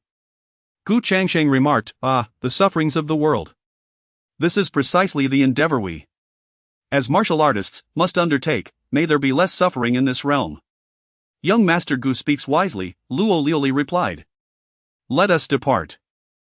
Qingfeng town is known for its natural Baijian tea. I wish to procure some to take back. You may return first, young Master Gu. Very well. Then I shall take my leave, Gu Changsheng said. Take care on your journey. Gu Changsheng then departed, while Luo Liuli continued on her way. As she passed by, she produced a pill and handed it to Ji Buchang's father before departing. Upon her return, she fortuitously encountered that figure near a brothel. How unfortunate! It was unclear whom he had offended. Old Ji, a man of unwavering dedication, had raised such an exceptional son only to meet a tragic end. Alas! One might wonder about old Ji's circumstances, but Xu, be cautious, words can lead to misfortune. It is uncertain, difficult to ascertain. Let us simply pretend we do not know him. Luo Liuli's brows knitted slightly. Ji Buchang? She seemed to recall that it was Ji Buchang who had made things difficult for Xu Fengqiu at the poetry gathering. She had also heard that Ji Buchang acted under the orders of Gu Changsheng. While she was unclear about the entire situation, he was indeed the father of Ji Buchang. Curiously, Gu Changsheng had recently arrived in Qingfeng town. Could it be that he was behind all of this? Chapter 68. A good woman is not to be wasted. A bad woman is not to be spared. The sinister Gu Changsheng's actions are of no concern to Xu Fengqiu, nor does he care. All he requires is a single encounter, for he comprehends every facet of Gu Changsheng's being. Xu family. Xu Fengqiu has settled Lin Xingzhu in his esteemed residence, the young master's pavilion. Numerous tasks await his attention. Gu Changsheng must be confronted, his destiny value must be seized, and he must be vanquished. Additionally, there lies the formidable Li Mufeng. Through the system, Xu Fengqiu has learned of the existence of a supreme immortal emperor at Yaoshan Mountain, making his current position rather precarious. I must retreat for a period of seclusion. Xingzhu, take some time to acclimate to your surroundings. Lin Xingzhu nodded in acknowledgement. Xu Fengqiu then proceeded to his retreat, elevating his realm to the third stage of Immortal Emperor. Such a two-tier advancement necessitates consolidation. His foundation remains unstable, requiring methods to fortify it. This urgency is palpable. Ah! Xu Fengqiu nearly forgot. With Lin Xingzhu's favor reaching 20, he has acquired the Heavenly Reversal Yin-Yang technique, though its nature remains unknown to him. Heavenly Reversal Yin-Yang technique, an unparalleled dual cultivation method, allowing mutual cultivation between male and female, promoting rapid enhancement for both. Xu Fengqiu, what? Such a technique exists? It is indeed a remarkable treasure. In these times, dual cultivation methods abound, yet those that are potent without adverse side effects are exceedingly rare. The system's reward is undoubtedly reliable. However, a dilemma presents itself: whom to choose? This technique requires reciprocity. Seeking out ordinary women would yield little benefit for Xu Fengqiu. The more exceptional and talented the woman, the greater the effect. Luo Liuli, Lin Xingzhu, Li Qianxue, Xiao Li. If all else fails, how about Lu Yuyan? Or perhaps the revered Saint Empress? Oh heavens, how utterly awkward. Clearly, the distinguished women Xu Fengqiu knows are not yet suitable. Only Xiao Li remains a possibility. Albeit her current cultivation is limited, and dual cultivating with her would not significantly bolster Xu Fengqiu's own prowess. Is it truly so? The illustrious young master of the Xu family, an immortal emperor of the third stage, suddenly realizes he lacks a confidant with whom to share his success? Xu Fengqiu raked his fingers through his hair in exasperation. This is indeed a dismal predicament. Had he known, he would have kept Jiang Qingxue by his side. Jiang Qingxue? The confidant of Yi Feng, the body of celestial ice, yet he had rendered her incapable. A grave miscalculation on his part. He should have adhered to the principle that a good woman is not to be wasted, and a bad woman is not to be spared. How delightful it would be now! No, no. Xu Fengqiu strolled slowly within the secret realm, pondering a solution. Having traversed this world for such a length of time, he has yet to encounter a suitable companion. Li Qianxue, still not appropriate. Luo Liuli, even less so. Lin Qingzhu is on the right track. Yet it seems impractical in the short term. As for Xiao Li, it is feasible, though the effect would be minimal. Particularly given her calamity body and blood fiend physique. A favor level of 42 simply isn't sufficient.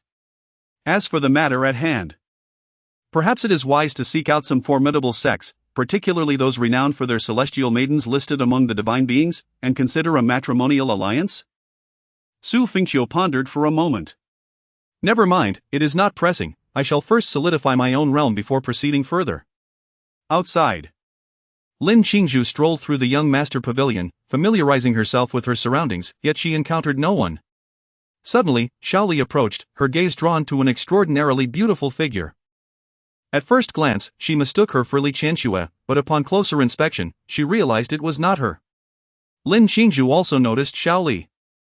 And it became clear why young Master Su held such regard for her. She was indeed stunning. Her youthful visage suggested that she would only grow more enchanting with the passing years. "Are you Miss Xiao Li?" Lin Qingzhu inquired with a slight bow. "Ah, yes. May I ask who this sister is?" Xiao Li responded, captivated by Lin Qingzhu's beauty. She exuded a gentle and soothing aura, bringing comfort to all who beheld her. Although they were strangers, the mere sight of her was profoundly reassuring. "Lin Qingzhu," she replied. "Wow! Are you truly the Lin Fairy? You are breathtaking!" Xiao Li exclaimed in awe. Lin Qingzhu smiled gracefully. "You are beautiful as well, it is no wonder young Master Su is so enamored with you." "Oh." Xiao Li's cheeks flushed with a rosy hue. Where is the proof of that?" Lin Qingzhu took Xiao Li's hand gently. "Truly. One can sense young Master Su's concern for you. He specifically instructed me to look after you." Xiao Li felt a wave of joy within her heart. If she were young Master Su, she too would surely treat Miss Xiao Li with kindness, for she was indeed lovely. "Only you are beautiful, Sister Qingzhu. You have come here to see the young master, I presume?" "He has gone to the poetry gathering, but should be returning shortly," Xiao Li noted. Lin Qingzhu nodded. "Indeed. I returned alongside him." "And what brings Sister Qingzhu here?" Xiao Li inquired with curiosity. "Similar to you, I shall require your guidance in the time to come," Lin Qingzhu replied. "Ah?" Xiao Li was momentarily taken aback. I am but the young master's maid." "Yes, I too have come to serve young Master Su," Lin Qingzhu affirmed. Xiao Li's mouth fell slightly agape in astonishment. The illustrious Lin Fairy, so celebrated and formidable, had come to be a maid for the young master? Yet, upon reflection, it made sense. It was said that the young master had attained enlightenment through poetry, and esteemed predecessors had ascended to the rank of Supreme Immortal Emperor due to his influence. The entire 9 continents were currently abuzz with this development. Thus, Lin Fairy must harbor affections for the young master. Yet perhaps the young master does not feel quite the same?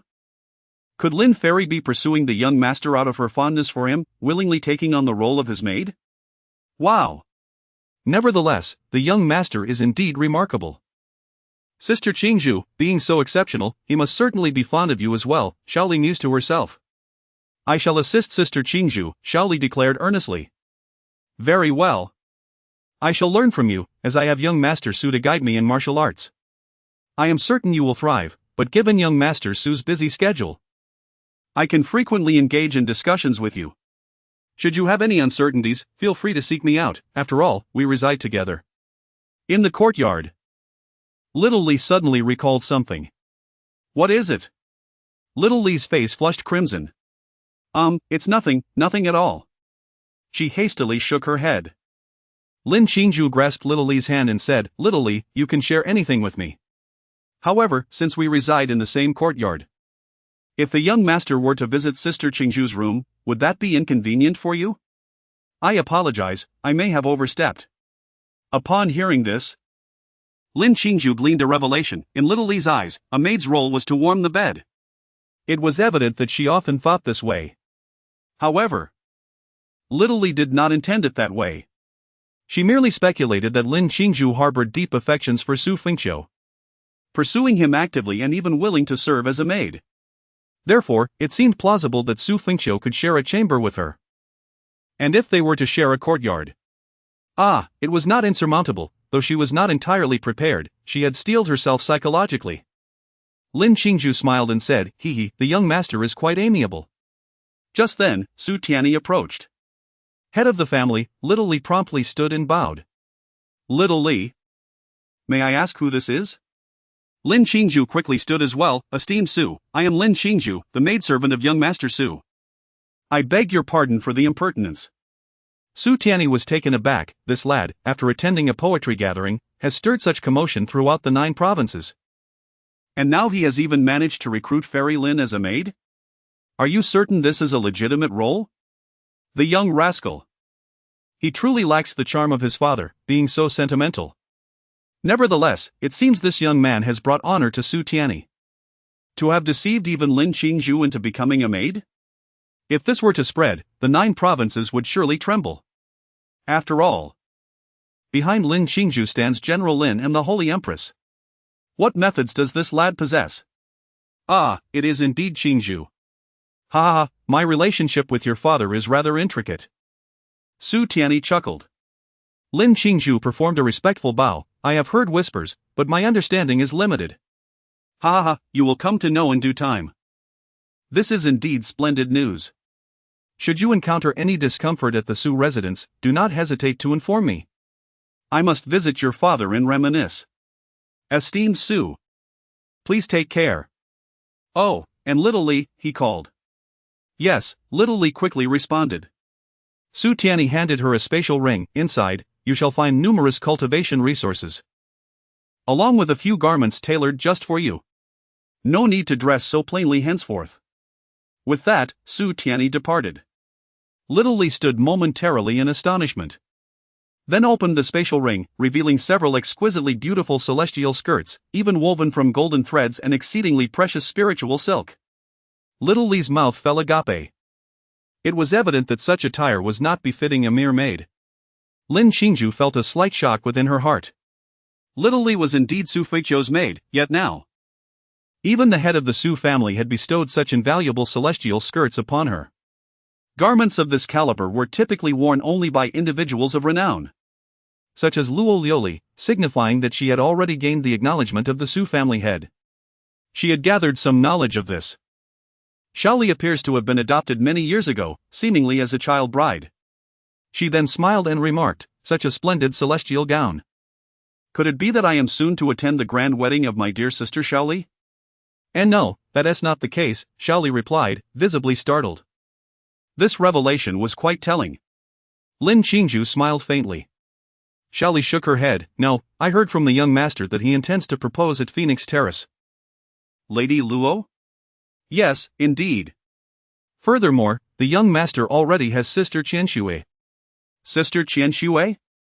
Lin Qingju was taken aback.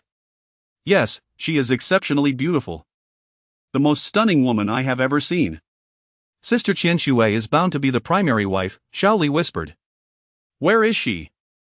The Xu family is currently in seclusion. Lin Qingju nodded, surprised yet not entirely taken aback. It was only natural. A man as extraordinary as young Master Xu would surely not lack for beautiful confidants. What should be done? If the primary wife is indeed Sister Qianxue, then should he still wish to marry Luo Liuli? It seems she would have to strive not to be overshadowed by Luo Liuli. Lin Qingju, what are you pondering? Chapter 69, 4 words. A beauty is a source of trouble. The news of Xu Fengqiu's poetry gathering, where he entered the path of poetry and even assisted the poet sage in ascending to the supreme Immortal Emperor, reverberated throughout the 9 continents. Furthermore, the Holy Yao Empress boldly declared that Lin Qingju would temporarily serve as Xu Fengqiu's maid, with an indeterminate duration. These revelations detonated like a bomb in the 9 continents. Astonishing. Unbelievable. The most straightforward message conveyed was that Xu Fengqiu's future was boundless. Behind Xu Fengqiu, there possibly lurked a supreme immortal emperor as a formidable ally. Simultaneously, the relationship between the Holy Yao Empire's royal family, the Lin family of Holy Yao Heavenly City, and Xu Fengqiu was intricately woven. When all these threads were pulled together, it became evident that the Xu family was no longer ordinary. They were on the verge of reclaiming their former dominance as the rulers of the eight heavens. Gu Chongsheng, upon hearing the news from his maid, widened his eyes in disbelief. Lin Qingzhu, his beloved, had actually lowered herself to become Xu Fengqiu's maid? He gestured for the maid to leave immediately. With a crash, he overturned the table. What was the Holy Yao Empress and the Lin family plotting? Gu Chongsheng ground his teeth in frustration. Lin Qingzhu, although not of the noble status of Luo Liuli, was still undeniably exceptional. She was a treasured daughter of the war god lineage, the sole disciple of the Holy Yao Empress. In fact, she could very well be the next empress of the Holy Yao Empire. Why else would the Holy Yao Empress take her as a disciple? The empress had no relatives. She was a solitary figure. Her intention was to cultivate Lin Qingzhu as her successor. How could someone of Lin Qingzhu's stature serve as Xu Fengqiu's maid? Did they not fear the world's ridicule? Wait. Gu Changsheng furrowed his brows and thought, the Holy Yao Empress must have ulterior motives. Indeed, a voice interjected. Father. Gu Fengqiu nodded, glancing at the overturned table. I understand that you have endured tremendous humiliation due to this poetry gathering. Gu Changsheng clenched his fists. The hope of becoming the poet sage's disciple has been dashed, my reputation tarnished, and my beloved has become another's maid. I know you are not the petty person the rumors suggest.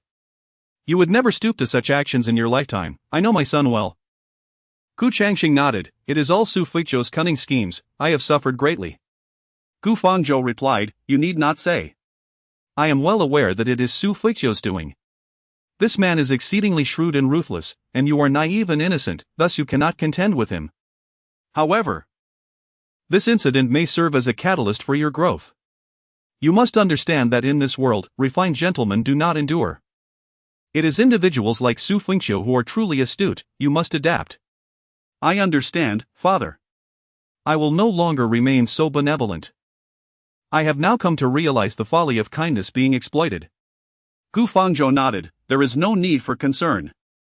Although the Gu family and the Shi family have suffered great losses in their conflict, we are still standing strong. The Xu family does not intimidate us. And our ancestors have also ascended to the 9th tier of Immortal Emperor. But Xu Fengqiu has the poet sage behind him. The poet sage? He has wandered the world throughout his life, in due time, he may be thousands of miles away. There is no need to dwell on him. Nor on the Holy Yao Empress. Why? Gu Chongsheng inquired with curiosity. Gu Fengqiu replied. Do you know why the Holy Yao Empress wishes for Lin Qingzhu to serve as Xu Fengqiu's attendant? It must be to establish a collaboration with Xu Fengqiu. Indeed. Given the precarious situation of the Holy Yao Empress herself. Gu Fengqiu clasped his hands behind his back, continuing, in recent years, the Holy Yao Empire has been embroiled in incessant conflict with the Baiming Empire. What remains hidden from the public eye is that half of the formidable members of the Holy Yao royal family have been courted by the Baiming royalty. Is that so? Gu Changsheng expressed his surprise. Gu Fengqiu nodded, the Holy Yao Empress is indeed a remarkable figure, yet she is ultimately just a 300-year-old youth, a mere woman. She cannot hold on to the throne for long. Thus, she is betting on Xu Fengqiu to save the Holy Yao Empire? How absurd! Gu Fengqiu chuckled, indeed, it is laughable. Changshan, we shall reclaim what we have lost, piece by piece. As for Xu Fengqiu and the Xu family, they harbor no fear. But how shall we reclaim it? Gu Fengqiu spread his hands, revealing an exquisite scroll in his palm. What is this? Gu Chongsheng inquired. A marriage contract, Gu Fengqiu replied. Gu Chongsheng was taken aback. A marriage contract? Is it for the child? Yes, it pertains to you and Lin Qingzhu. Gu Chongsheng was astounded. Such a thing exists? Gu Fengqiu said nonchalantly, when Qingzhu was but a child, General Lin and I arranged a betrothal for you both. This matter has remained unspoken for many years. As a father, I had hoped that if you two were to find mutual affection, it would be for the best. I and Xingju are indeed well matched. We had delightful conversations before, and the child can sense it, only to be hindered by that Xu Fengqiu. Xu Fengqiu remarked, "It no longer matters. The marriage contract is unequivocal, you are to wed by the age of 25. You are now 29, and Xingju is 26. Since you have yet to solidify your bond with her, you must reclaim her from Xu Fengqiu. It is absolutely unacceptable for Xu Fengqiu to ruin your prospects." Gu Chongqing's eyes lit up. "Thank you, father. But why do we possess this marriage contract?" Gu Fengqiu explained, "We must mention General Lin, Xingju's father. He has enmity with Xu Tianyi, and our Gu family has long-standing discord with the Xu family. In my youth, I shared a cordial relationship with General Lin. Having participated in the same martial competition in the 9 provinces, where I narrowly lost to him. Though our interactions have dwindled over the years, the bond remains.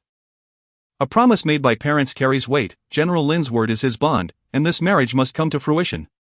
Gu Changqing nodded, "This is wonderful, father. What enmity exists between Xu Tianyi and General Lin?"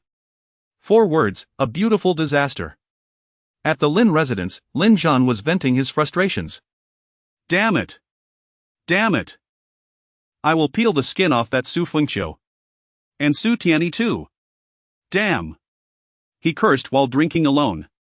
My precious daughter, serving as an attendant to that Xu Fengqiu? What the hell? Ugh, my head hurts. Lin Zhan clutched his forehead. Just then, a handsome young man entered. "Father. Get lost, get lost. Don't bother me." Lin Zhan grumbled, visibly displeased. "Father, Xu Tianyi has arrived." "What?" Lin Zhan sprang to his feet, waving his hand urgently, "I don't want to see him." "Let him go. How dare he come to see me? Ha ha ha. My dear Lin brother, are you so unwelcoming? Is it not simply that this girl, Xingju, has become my son's maid? How shameful." A hearty laugh echoed as Xu Tianyi appeared in the courtyard. "Get the hell out of here, all of you. No one come near. I will kill him." Lin Zhan's aura as an immortal emperor erupted. Without a moment's hesitation, he charged directly at Xu Tianyi. Xu Tianyi's own imposing presence flared up in response. And he met Lin Zhan head-on. The members of the Lin family quickly scattered, including Lin Zhan's 2 sons, who hastily retreated. After a considerable time, the elder son, Lin Shu, inquired softly, "Brother, why is there no sound coming from inside? Could something have happened?" The elder brother shook his head, "It should be fine. They know what they are doing." But what if? Lin Jian, the younger son, continued, "Father and Xu Tianyi have never gotten along. And now our little sister has been summoned by Her Majesty to serve as Xu Fengqiu's maid. I cannot fathom why Her Majesty would ignore the strained relationship between our families and send her." Lin Shu replied, "There is nothing we can do. You and I are subjects, and our father is also a subject, bound to obey. Her Majesty has her own reasons." Yet, the prolonged silence within troubled Lin Jian. "I truly fear." Lin Shu furrowed his brow, "Let us go in and check." The two quietly made their way inside. The sight before them rendered them speechless. Lin Zhan and Xu Tianyi were both thoroughly intoxicated, sitting on the ground, weeping uncontrollably and embracing each other like 2 aggrieved children. Lin Zhan, amidst his tears, pounded Xu Tianyi's shoulder, "You truly are a beast. If Yar had followed me back then, nothing would have happened." "Ah. Xu Tianyi." Tears and snot streaming down his face, lamented as he struck his chest, "I regret it, brother. I have spent these years drowning my sorrows in drink. Each day, every single day, I wish to join Yar." Lin Zhan kicked Xu Tianyi. "I truly look down upon you." Xu Tianyi, sobbing, waved his hand, stop talking. Let us drink." Lin Shu and Lin Jian exchanged bewildered glances. Ha! Chapter 70, the conflict between the Xu and Lin families. Lin Shu and Lin Jian quietly withdrew. Lin Zhan and Xu Tianyi gradually finished venting their frustrations. The two sat in silence. To be honest, my brother Lin, Xingju following my daughter Qiu'er must be a good match. Get lost. I would rather die than let Xingju marry your son. Both of you are worthless. If it weren't for Her Majesty the Empress, I assure you, your son would never have the opportunity to interact with Qingzhou in this lifetime. He is simply unworthy. Indeed, Su Tianyi replied, taking a sip of wine. A 28-year-old third-tier Immortal Emperor unworthy, capable of single-handedly annihilating the Misty Peak unworthy, vanquishing the Medicine Emperor sect unworthy, achieving poetic enlightenment unworthy, and aiding the poet sage in ascending to the supreme Immortal Emperor unworthy, is it? Lin Zhan spat in disdain. I couldn't care less. Why haven't you made any progress in your cultivation over these past years? Su Tianyi let out a bitter laugh. Lin Zhan furrowed his brow. If what you said while drunk holds truth, then I hold you in even lower regard. Su Tianyi forced a self-deprecating smile and looked at Lin Zhan. What? Are you worried about me? What a joke. I would relish the chance to eliminate you. And do not harbor any notions regarding Qingzhou, that girl is already betrothed. In a couple of days, I will seek an audience with Her Majesty the Empress and request her to remove her from your son's side. She is already betrothed? To whom? Su Tianyi inquired. Gu Changsheng from the Gu family, Lin Zhan replied. Su Tianyi's brows knitted in concern. Is Gu Changsheng half as good as Jior? Lin Zhan tilted his head back, taking a deep swig of wine, then fixed his gaze on Su Tianyi. Su Tianyi, I must ask you, what truly led to your demise? After all these years, you ought to tell me. Su Tianyi lowered his head, remaining silent. If she were slain by a formidable foe, then we ought to risk everything to retaliate. We should at least take a piece of him in return. For years, your inaction has led me to believe you are fearful, a coward. I have long held you in contempt. Now, tell me, what is the reason? Su Tianyi continued to remain silent. Lin Zhan, agitated, exclaimed, Su Tianyi, do you know how you are perceived outside? A coward. As the head of a millennium-old imperial clan. Your beloved woman perished, and you have not uttered a single word of explanation. You don't even dare to speak of who did it. If you lack the courage, should I take it upon myself? Su Tianyi sighed deeply. I cherished her, yet I also wish you well. To take a step back. I have been a close friend of Yar for many years. How have you conducted yourself? The Lin family does not regard you favorably. Lin Zhan shouted, pointing outside. Su Tianyi rose to his feet. Take care. Lin Zhan overturned the table. In those days, Lin Qingzhou and Gu Changsheng were still young. Lin Zhan and Gu Fengqiu, after a night of drinking, arranged a betrothal between them. The intention was quite simple. He wanted to thwart Su Tianyi. He aimed to oppose Su Tianyi at every turn. Gu Changsheng was exceptionally talented, and the Gu family was far more prestigious than the Su family. The Gu family also had a strained relationship with the Su family, which would only serve to amplify Lin Zhan's disdain for Su Tianyi. By aligning with the Gu family, he believed it would surely benefit him. Marrying his daughter into the Gu family could not possibly result in anything unfavorable. As time passed, with Xu Fengqiu ascending to great heights, Lin Zhan felt an inner joy. After all, Xu Fengqiu was his child. The discord between Lin Zhan and Su Tianyi stemmed from a woman. Yet it was merely a disagreement that never escalated into physical conflict. Although he felt sorrow, he also extended his blessings. His hatred was rooted in the belief that Su Tianyi had failed to care for her, leading to her untimely demise. Furthermore, his loathing intensified as he perceived Su Tianyi as heartless, indifferent to her death. Why? For so many years, her passing remained an enigma. Su Tianyi had never offered any explanation regarding her death. If she had been murdered, wouldn't one risk everything for vengeance? He had assumed that Su Tianyi would act accordingly. However, today, as he opened his heart to Su Tianyi, he began to grasp the profound suffering that Su had endured over the years. This man was certainly not one of weakness. Lin Zhan took a sip of his drink and gazed skyward. Throughout history, beautiful women often meet with tragic fates. But you bore a fine son. 5 years ago, I secretly observed him once. He resembles you so closely. Father, the head of the Gu family has arrived. Lin Shu announced as he entered. Lin Zhan frowned slightly and said, Please, come in. Gu Fengqiu entered with a hearty laugh. Ha ha ha, Lin brother. Are you drinking alone?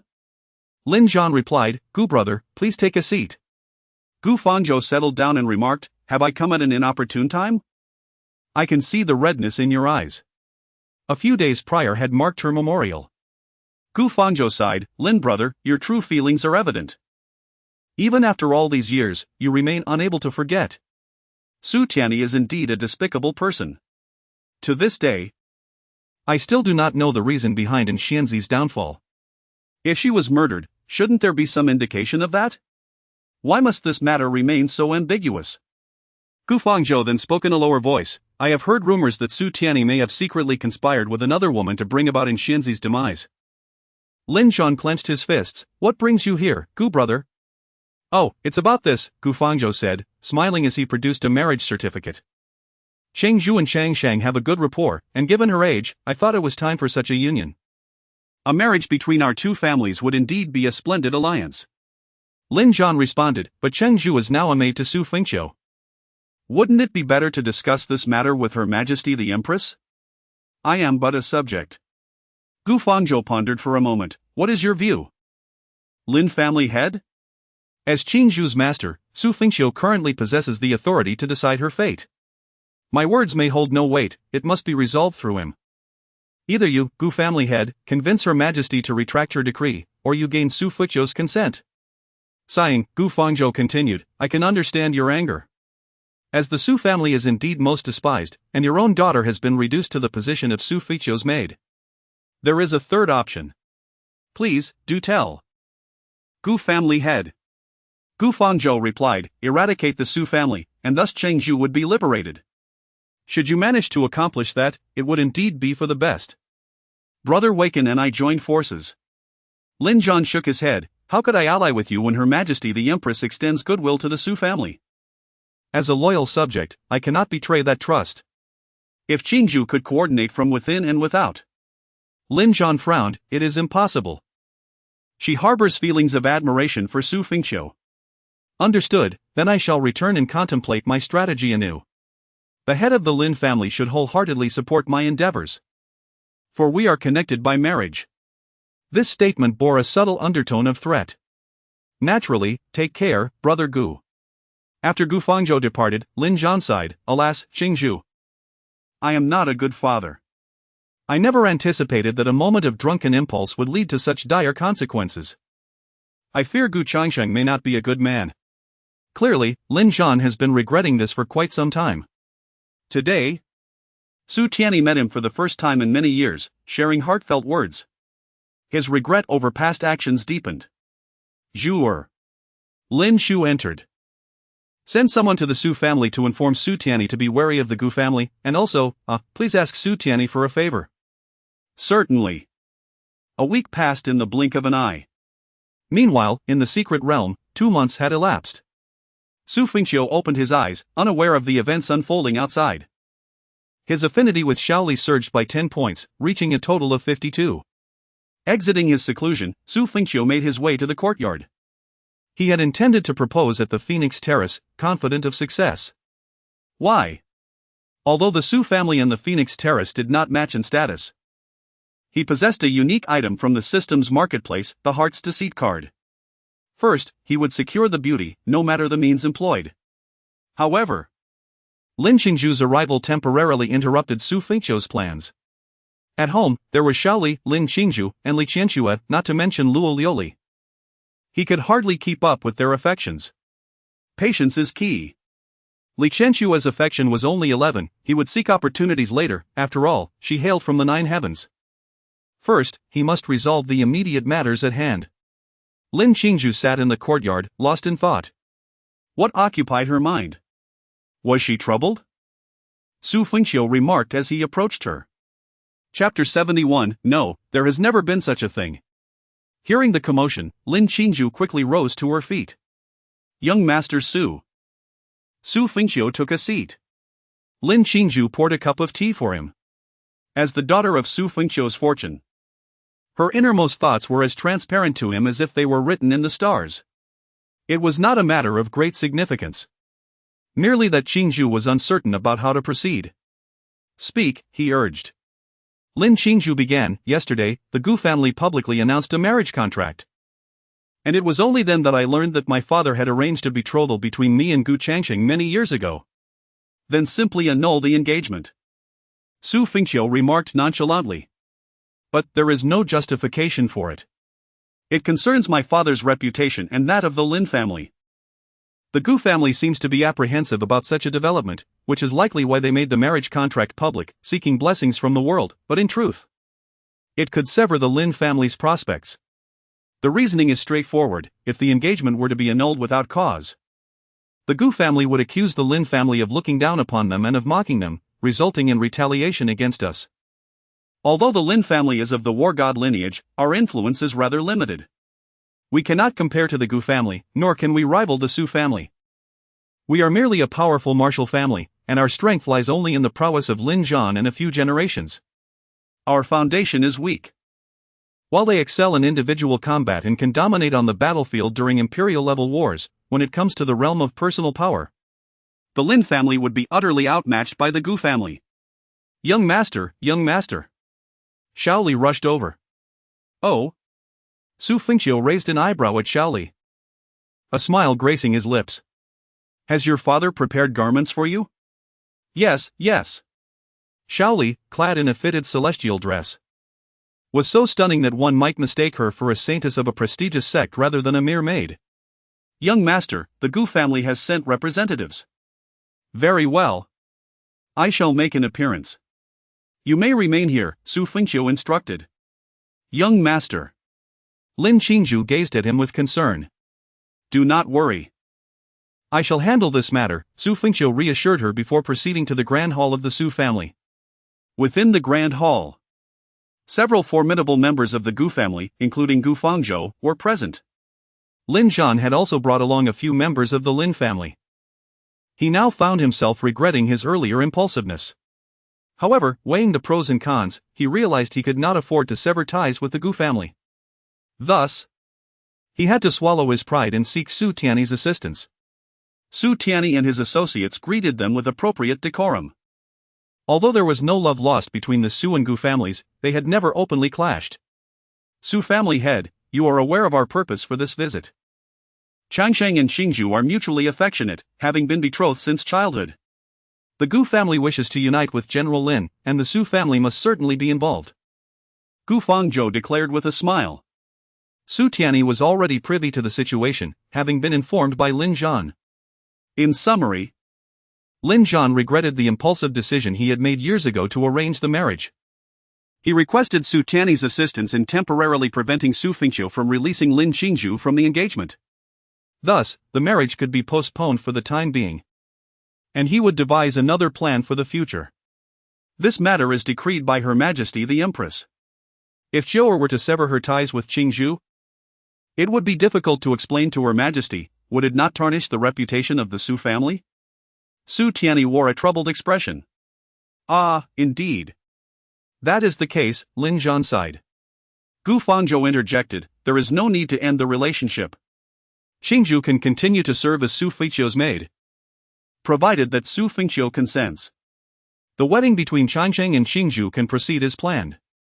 In this way, our three families would be united as one, ha ha ha. Lin Zhan replied, that is also a valid point. Su Patriarch, will Chior agree?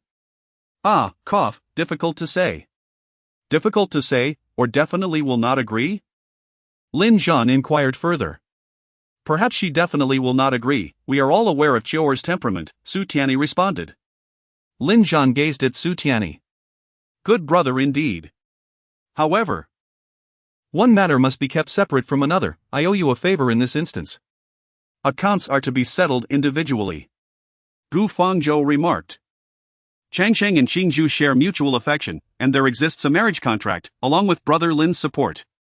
This matter cannot solely hinge on Xu Fengqiu's words, that would be unreasonable. An elder from the Xu family added, indeed, this matter has been publicly announced, with the wedding set to occur in 7 days at the Xu family.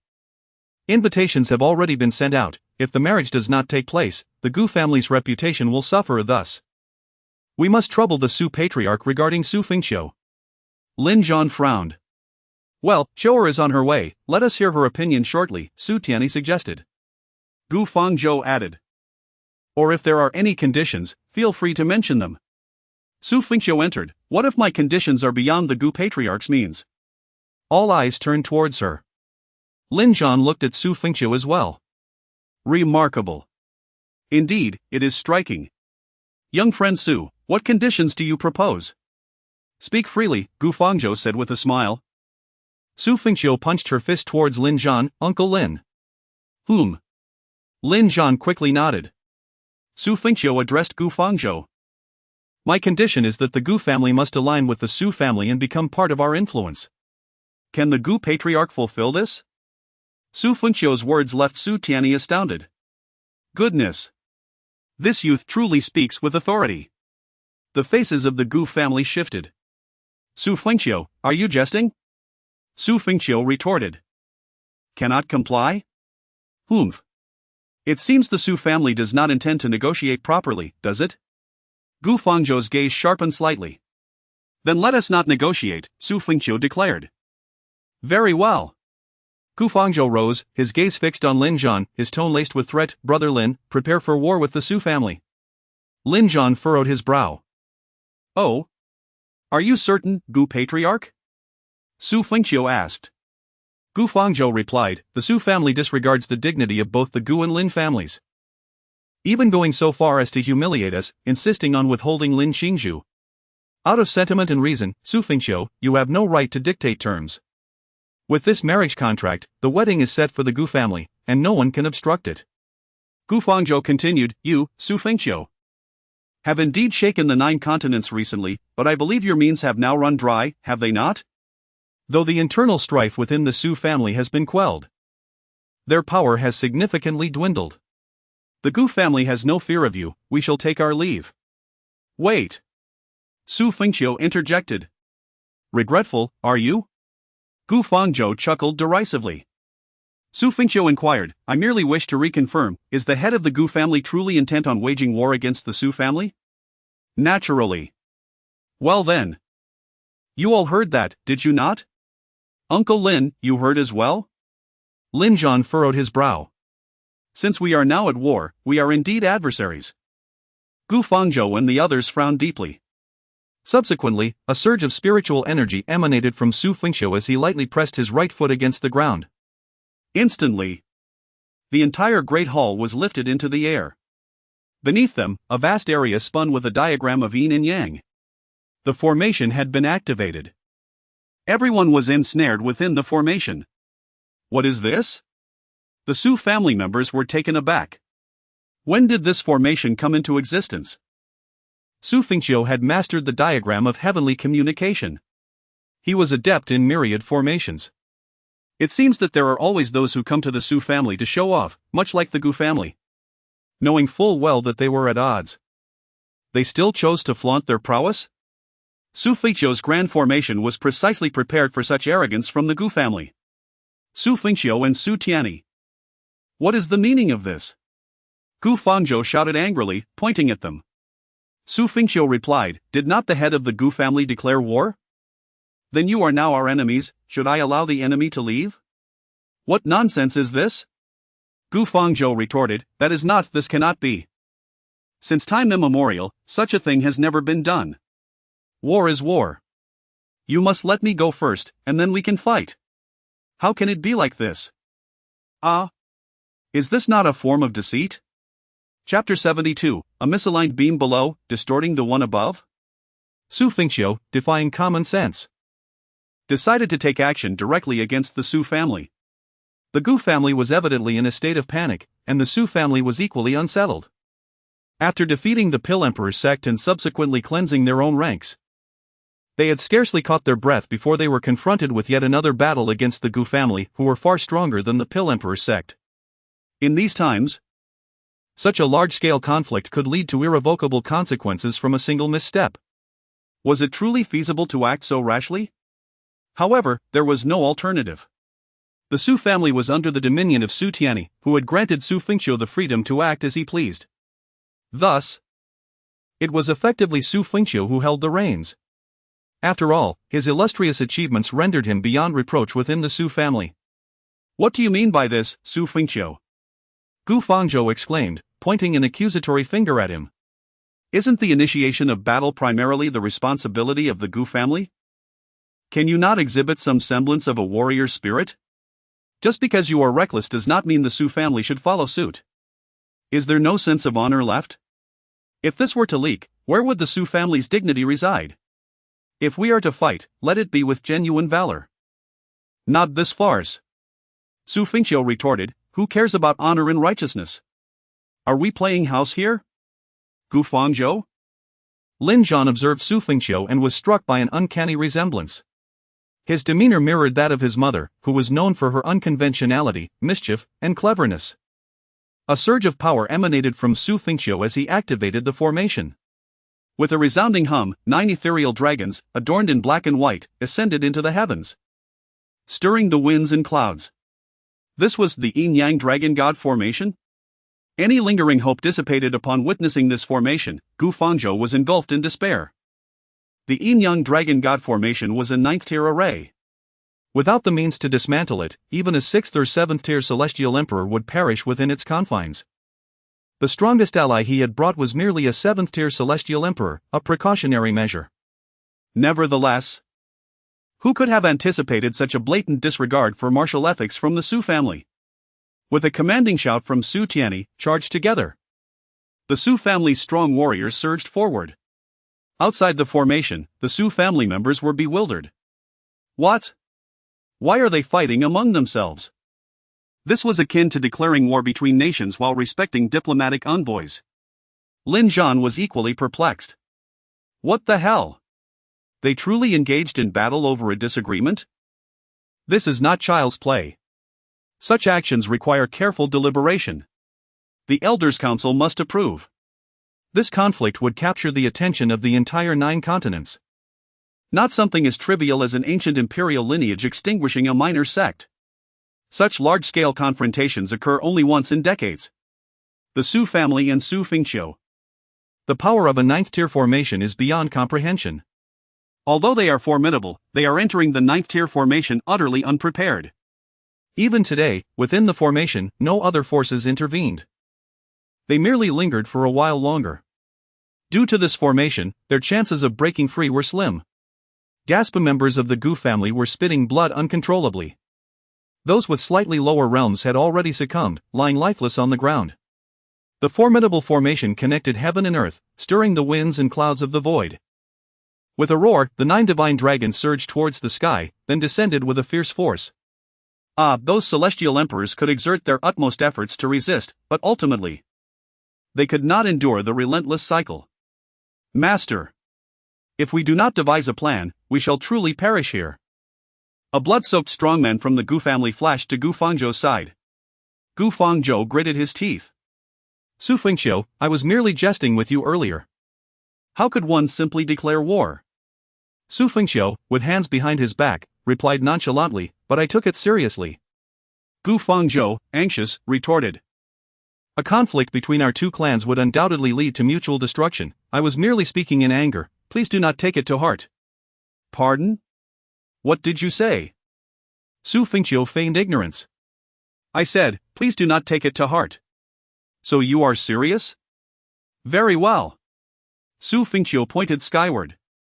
With a roar, the illusory 9 divine dragons descended sharply at his command. Xu Fengqiu's pupils constricted. Young master, what is happening with the Xu family? Lin Qingju gazed at the otherworldly phenomena in the distance, the swirling black and white dragons, her delicate brows furrowed. Did not the Xu family arrive? Why is the Xu family engaging in battle? Even if negotiations failed, they should not resort to violence here. If conflict arises, it should occur after returning home. Moreover, if the 2 families go to war, one misstep could lead to utter ruin. This is precisely why, over the years, even powerful factions seldom engage in conflict despite enmity. The battles Xu Fengqiu had fought recently were unprecedented in a decade. Lin Qingju and Shaoli hurried towards the scene. Upon arrival, Lin Qingju was dumbfounded. It was indeed a clash between the Xu and Xu families. It was estimated that several celestial emperors had already fallen. The head of the Xu family seemed to be in dire straits as well. Lin Qingju's mouth fell slightly agape. How could this be? Even if disagreements arose, even if tensions escalated, they should not fight here. Such rashness was unfathomable. Xu Fengqiu, Xu Fengqiu pointed at Xu Fengqiu, blood spilling from his lips. Have you lost your mind? Xu Fengqiu pointed towards the heavens. Xu Fengqiu's pupils contracted as he sensed the looming threat of death. Xu, my young friend. I was wrong, please act as if I never came here. Xu Fengqiu shouted in terror. Then what of the marriage? Xu Fengqiu inquired. No marriage, no marriage. Is there even a question of marriage in such a situation? Xu Fengqiu's arm fell. Xu Fengqiu? The 9 divine dragons surged downwards, enveloping Xu Fengqiu. Ah! Xu Fengqiu, Xu family, you lack martial virtue. You have no sense of righteousness, you disgrace your esteemed lineage, resorting to villainous acts. You shall incur divine retribution. Ah! Lin Qingzhu? As the dust settled, Xu Fengqiu is transformed into a lifeless corpse. His soul ascended, only to be swiftly obliterated by Su Tianyi. He has perished. Simultaneously, several beams of crimson light surged toward Xu Fengqiu, who absorbed them. The system bestowed the heavenly punishment technique as a reward. Those who perished in his vicinity would be assimilated by Xu Fengqiu, thus enhancing his cultivation level. The demise of these several celestial emperors likely granted Xu Fengqiu approximately 30 years' worth of cultivation. As for the years of cultivation required for Xu Fengqiu to ascend from the 3rd to the 4th tier of celestial emperor, he was uncertain. However, theoretically, it was an arduous task. Yet, with the heavenly punishment technique, the process appeared significantly simplified. Ding! Xu Fengqiu has fallen, Xu Changxing's destiny value decreases by 500,000, while your system value increases by 5 million. Ding! 8 celestial emperors of the Xu family, 4 of whom belong to the Tao of Heaven, have perished. Resulting in a decline in the Xu family's strength, Xu Changxing's destiny value decreases by 100,000, and your system value increases by 1 million. Xu Changxing is left with 130,000 destiny points. With just another 100,000, he would be reduced to the status of a 4th-tier child of fortune. Su Tianyi then declared, send the corpse back to the Xu family, the Xu family must enter a state of readiness. Prepared to engage in battle with the Xu family at any moment. Understood. The members of the Xu family left in a daze. Lin Zhan opened his mouth. This was not. His intention was to collaborate with Su Tianyi to stage a performance, delaying the matter of the marriage contract. How did it escalate to this? This lad, truly is a madman. Has Su Tianyi bestowed all the indulgence owed to Yar upon Xu Fengqiu? No. Su Tianyi. Lin Zhan approached Su Tianyi and inquired, what shall we do? What do you mean, what shall we do? The Lin and Su families must join forces against the Xu family, what else do you expect? Lin Zhan. Su Tianyi, my son is willing to risk the entire Xu family going to war with the Xu family for your daughter, and you still ask me what to do? Lin Zhan. Ah, well. I shall return to gather the Lin family. Lin Zhan hurriedly departed with the members of the Lin family. Something felt amiss. Is it really about to escalate into a conflict? Good heavens! The Xu family is a band of rogues. While others may mislead from above, the Xu family has led the upper echelon astray. Chapter 73. In these times, even the leaders of demonic sects would not resort to such measures. Although Lin Qingzhu was unaware of the complete story, she had a general understanding of what transpired. The Xu family approached the Xu family, seeking Xu Fengqiu's consent for his maid to wed Xu Changsheng. Xu Fengqiu refused, leading to a severe falling out. Consequently, Xu Fengqiu took the lives of the Xu family head and others. However, theoretically, a dispute should not escalate to the point of bloodshed within the Xu family. Such actions, if revealed, would invite disdain from the 9 provinces. This incident marked the commencement of a monumental conflict between the Xu and Xu families, shaking the very foundations of the 9 provinces. At the core of it all was her, Xu Fengqiu was willing to battle the Xu family for her sake. This realization filled Lin Qingzhu with trepidation. She believed herself unworthy of such devotion. The Xu and Xu families were both ancient imperial lineages. She could not fathom what methods Xu Fengqiu possessed. Typically, any force would strive to avoid conflict with a rival of equal standing. No one desired mutual destruction. What should she do? Lin Qingzhu gazed at Xu Fengqiu, questioning why he would go to such lengths for her. Did he truly care for her so deeply? The young master must cherish Sister Qingju dearly, Xiaoli whispered. Lin Qingju shot a glance at Xiaoli. This seemed beyond mere affection, the stakes were too high, igniting a sense of panic within her. Yet, she looked towards Xu Fengqiu's retreating figure. He was undeniably unique. What girl wouldn't appreciate the feeling of being protected? Even to the extent of opposing the world? What girl could remain unmoved? This matter profoundly resonated within Lin Qingju. Ding! Lin Qingju's fondness for you increased by 10. Ding!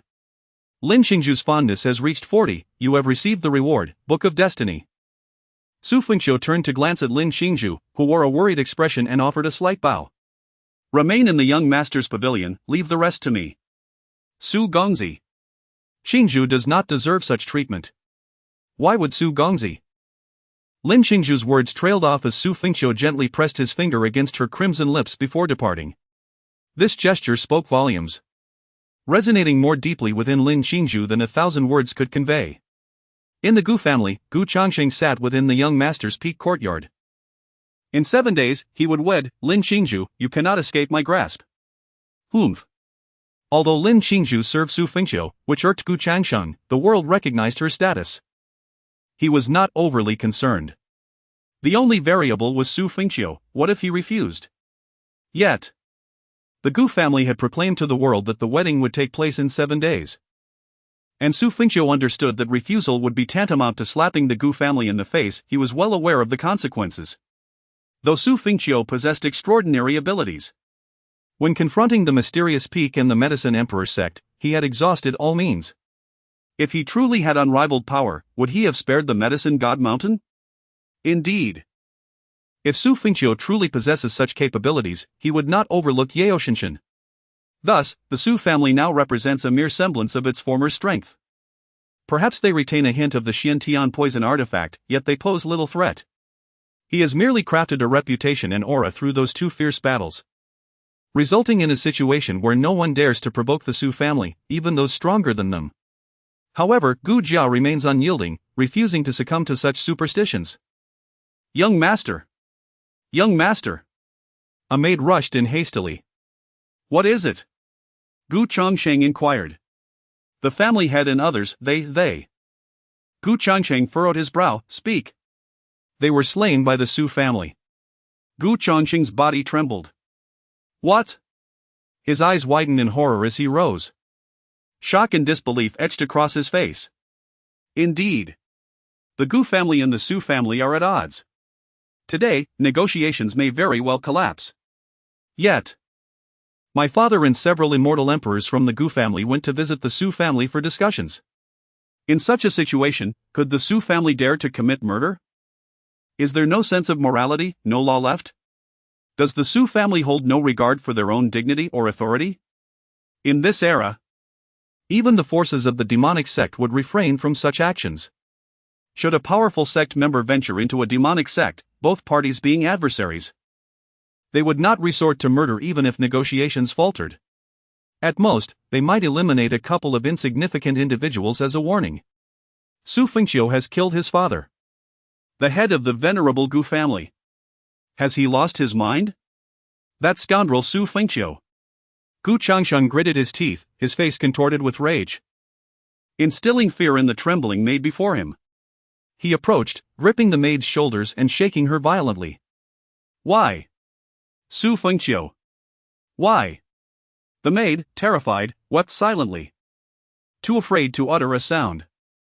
Gu Changsheng tightened his grip around her neck, squeezing until life departed from her body. He then cast her aside, brutally trampling her as if she were Xu Fengqiu himself. Xu Fengqiu. Xu Fengqiu. Gu Changsheng vented his wrath, envisioning the maid as the lifeless body of his adversary, releasing his pent-up fury for what felt like an eternity. With blood-red eyes, he took a deep breath, waved his hand to cleanse the scene, and hurriedly departed from the young master's pavilion. This news reverberated once more across the 9 continents. Have you heard? Gu Fengqiu, the head of the Gu family, along with several immortal emperors, went to the Xu family to discuss the grand wedding, only to be entirely slaughtered on the spot. It was indeed shocking. Xu Fengqiu had simply lost his sanity. Did he not consider the repercussions? For so many years, even renowned righteous sects have not faced such atrocities from demonic sections. It is utterly appalling. Does the Xu family truly disregard their reputation? The Xu family allows Xu Fengqiu to act recklessly. Now, the conflict between the venerable Gu family and the Xu family has erupted. Can the Xu family truly contend? On paper, the Xu family is certainly no match for the Gu family, yet the variable lies with Xu Fengqiu. If the Xu family dares to act in such a manner, it must be with confidence. Indeed, the precedent set by Piamiao Peak and Yaowang sect serves as a cautionary tale. It remains to be seen what astonishing measures Xu Fengqiu will unveil this time. Yao Shinshin. Master, Xu Fengqiu has truly lost his mind. Not only does he lack the dignity of an immortal emperor, but his family, the Xu clan, is also acting recklessly. A representative from the Gu family went to negotiate with them, only to be killed. Master Li Baishan nodded. Indeed, he is nothing short of a troublemaker in the 9 continents. Such a person possesses no vision and lacks the grace of a true powerhouse. How could he possibly have attained enlightenment through poetry? Master, should our medicine god Mountain intervene in this matter concerning the Gu family? Li Baishan shook his head. There is no need. The Gu family is formidable as well, let them experience Xu Fengqiu's methods. I am curious to see what means Xu Fengqiu has left to contend with the Gu family. The actions of Xu Fengqiu are exceedingly defiant. However, such audacious acts are rare. How can one individual repeatedly commit such transgressions in a short span of time? Xu Fengqiu's recent endeavors have muddled the public's perception of the immortal emperors and the ancient imperial clans, as well as the royal sections. How can it be that a force of the immortal emperor's caliber can so easily annihilate an entity of comparable strength? It is as if an ancient imperial clan were to effortlessly strike down an ordinary martial arts family. This was not the case in the past. In the Grand Hall of the Gu family. Chapter 74. The pressure of the Gu family is immense in the Grand Hall of the Gu family. The absence of the family head, Gu Fengqiu, was palpable. At this moment, the esteemed elder, Gu Jinhe, presided over the proceedings. The atmosphere was heavy as those present gazed upon the lifeless bodies, their expressions filled with sorrow and indignation. Gu Changsheng knelt, tears streaming down his face. Elder, let us declare war. The Xu family has become utterly lawless. We, the Gu family, sought to negotiate the marriage of Changsheng and Lin Xingzhu, but when discussions faltered, they resorted to murder. This affront must not go unpunished. The Xu family must pay dearly, igniting the wrath of the 9 provinces. Their actions are more abhorrent than those of the demonic sects, as they openly scorn all of 9 provinces and particularly belittle our Gu family. We must annihilate the Xu family to uphold our honor and avenge our head and kin. Declare war. Yet, within the hall, while many faces were marked by anger, the notion of war instilled a flicker of trepidation in their eyes. Indeed, the Gu family was stronger than the Xu family. In theory, should a conflict arise, although the Gu family would incur significant losses, the Xu family would inevitably face destruction. However, the crux of the matter lay with Xu Fengqiu. In recent days, his prowess had transcended their understanding. Even the divine sect, Yaoshan Mountain, had been intimidated by him. What if he possessed some unfathomable power? Such a capability could easily be wielded against the Gu family. Their allies remained silent, equally apprehensive of Xu Fengqiu. While they spoke boldly, their hearts were laden with doubt. Xu Fengqiu had repeatedly achieved what others deemed impossible, leaving many, including the fated children like Feng, in awe. They had defied the odds, instilling fear in even the mightiest of forces. Yet, Xu Fengqiu's feats were even more extraordinary. Furthermore, he did not adhere to conventional strategies. No one could predict his thoughts. Importantly, no one had ever displayed such reckless audacity as he did. Now, having slain members of the Gu family, did he not comprehend the repercussions? His willingness to act suggested a profound fearlessness. Thus, many within the Gu family harbored an underlying dread, sensing impending doom. Moreover, the Gu family and Xu family were not so different. Both were ancient royal clans, yet many generations had passed since their bloodlines intertwined. Consequently, some bore little emotional connection to Gu Fengqiu's demise. It was more a matter of face than of feeling. With fury igniting in his eyes, The elder clenched his teeth, declaring, at any cost, let every member of the Xu family sacrifice their lives to appease the souls of our head and kin. Convey my orders, the Gu family shall assemble and summon our ancestors from their resting places. Additionally, activate the protective formation of the Gu family to ensure that even if he possesses the deadly discontinuity powder, he cannot infiltrate our domain. Understood. Once gathered, we shall launch a night assault on the Xu family. Coughing lightly, an elder rose. I believe we are too hasty in our decision to attack tonight. Such a monumental confrontation requires prudence. We must prepare adequately, at the very least, for tomorrow. Indeed, preparation is never a disadvantage. We must not allow our anger to cloud our judgment. It is evident that they are quite flustered. Xu Fengqiu has indeed instilled fear in them. It seems that without proper preparation, we would truly be at a disadvantage. Many have stepped forward to advocate for a modicum of preparation. The esteemed elder Gu Jinhao nodded. Yes, let us prepare tonight, and at dawn tomorrow, we shall assault the Xu family. Indeed. Xu family. Xiu'er, in the future. Let us refrain from being too impulsive. Your rashness has frightened the members of the Xu family, Su Tianyi remarked with a hint of resignation. Father, isn't it better this way? If our own people can be intimidated, how much more so the other factions? With the presence of Piomio Peak, the Medicine Emperor sect, and the Gu family, I believe that even if the Xu family is not yet powerful, in the 8th heaven, few would dare to provoke us lightly. The rest, we can develop swiftly. Su Tianyi continued, regarding this matter, I shall indulge you, my only source of confidence is you. It is indeed somewhat absurd. One can only surmise that my son has encountered tremendous fortune. Yet, he remained oblivious to the specifics and did not inquire further. Do not worry, father. I would not engage in battles without assurance. And what is the source of your confidence? Is it truly as others speculate, that you possess some extraordinary means? Su Tianyi questioned. Xu Fengqiu chuckled and shook his head. There are no such extraordinary means, if I can vanquish Piomio Peak and the Medicine Emperor sect. Is that not extraordinary enough? What more could there be? Su Tianyi found himself momentarily at a loss for words. Although my son may lack numerous means, he possesses sufficient confidence, especially with Lu Yunyan by his side. You and Lu Yunyan have reached such a level of closeness? Is she truly willing to fight for the Xu family? Xu Fengqiu produced a token. A black token inscribed with the character for kill. Su Tianyi was taken aback. The Kill Tower Masteress kill order, she bestowed this upon you? Indeed, with this token, one can summon the Kill Tower across the land. Though she has severed ties with the Kill Tower, this token remains unused and is still valid.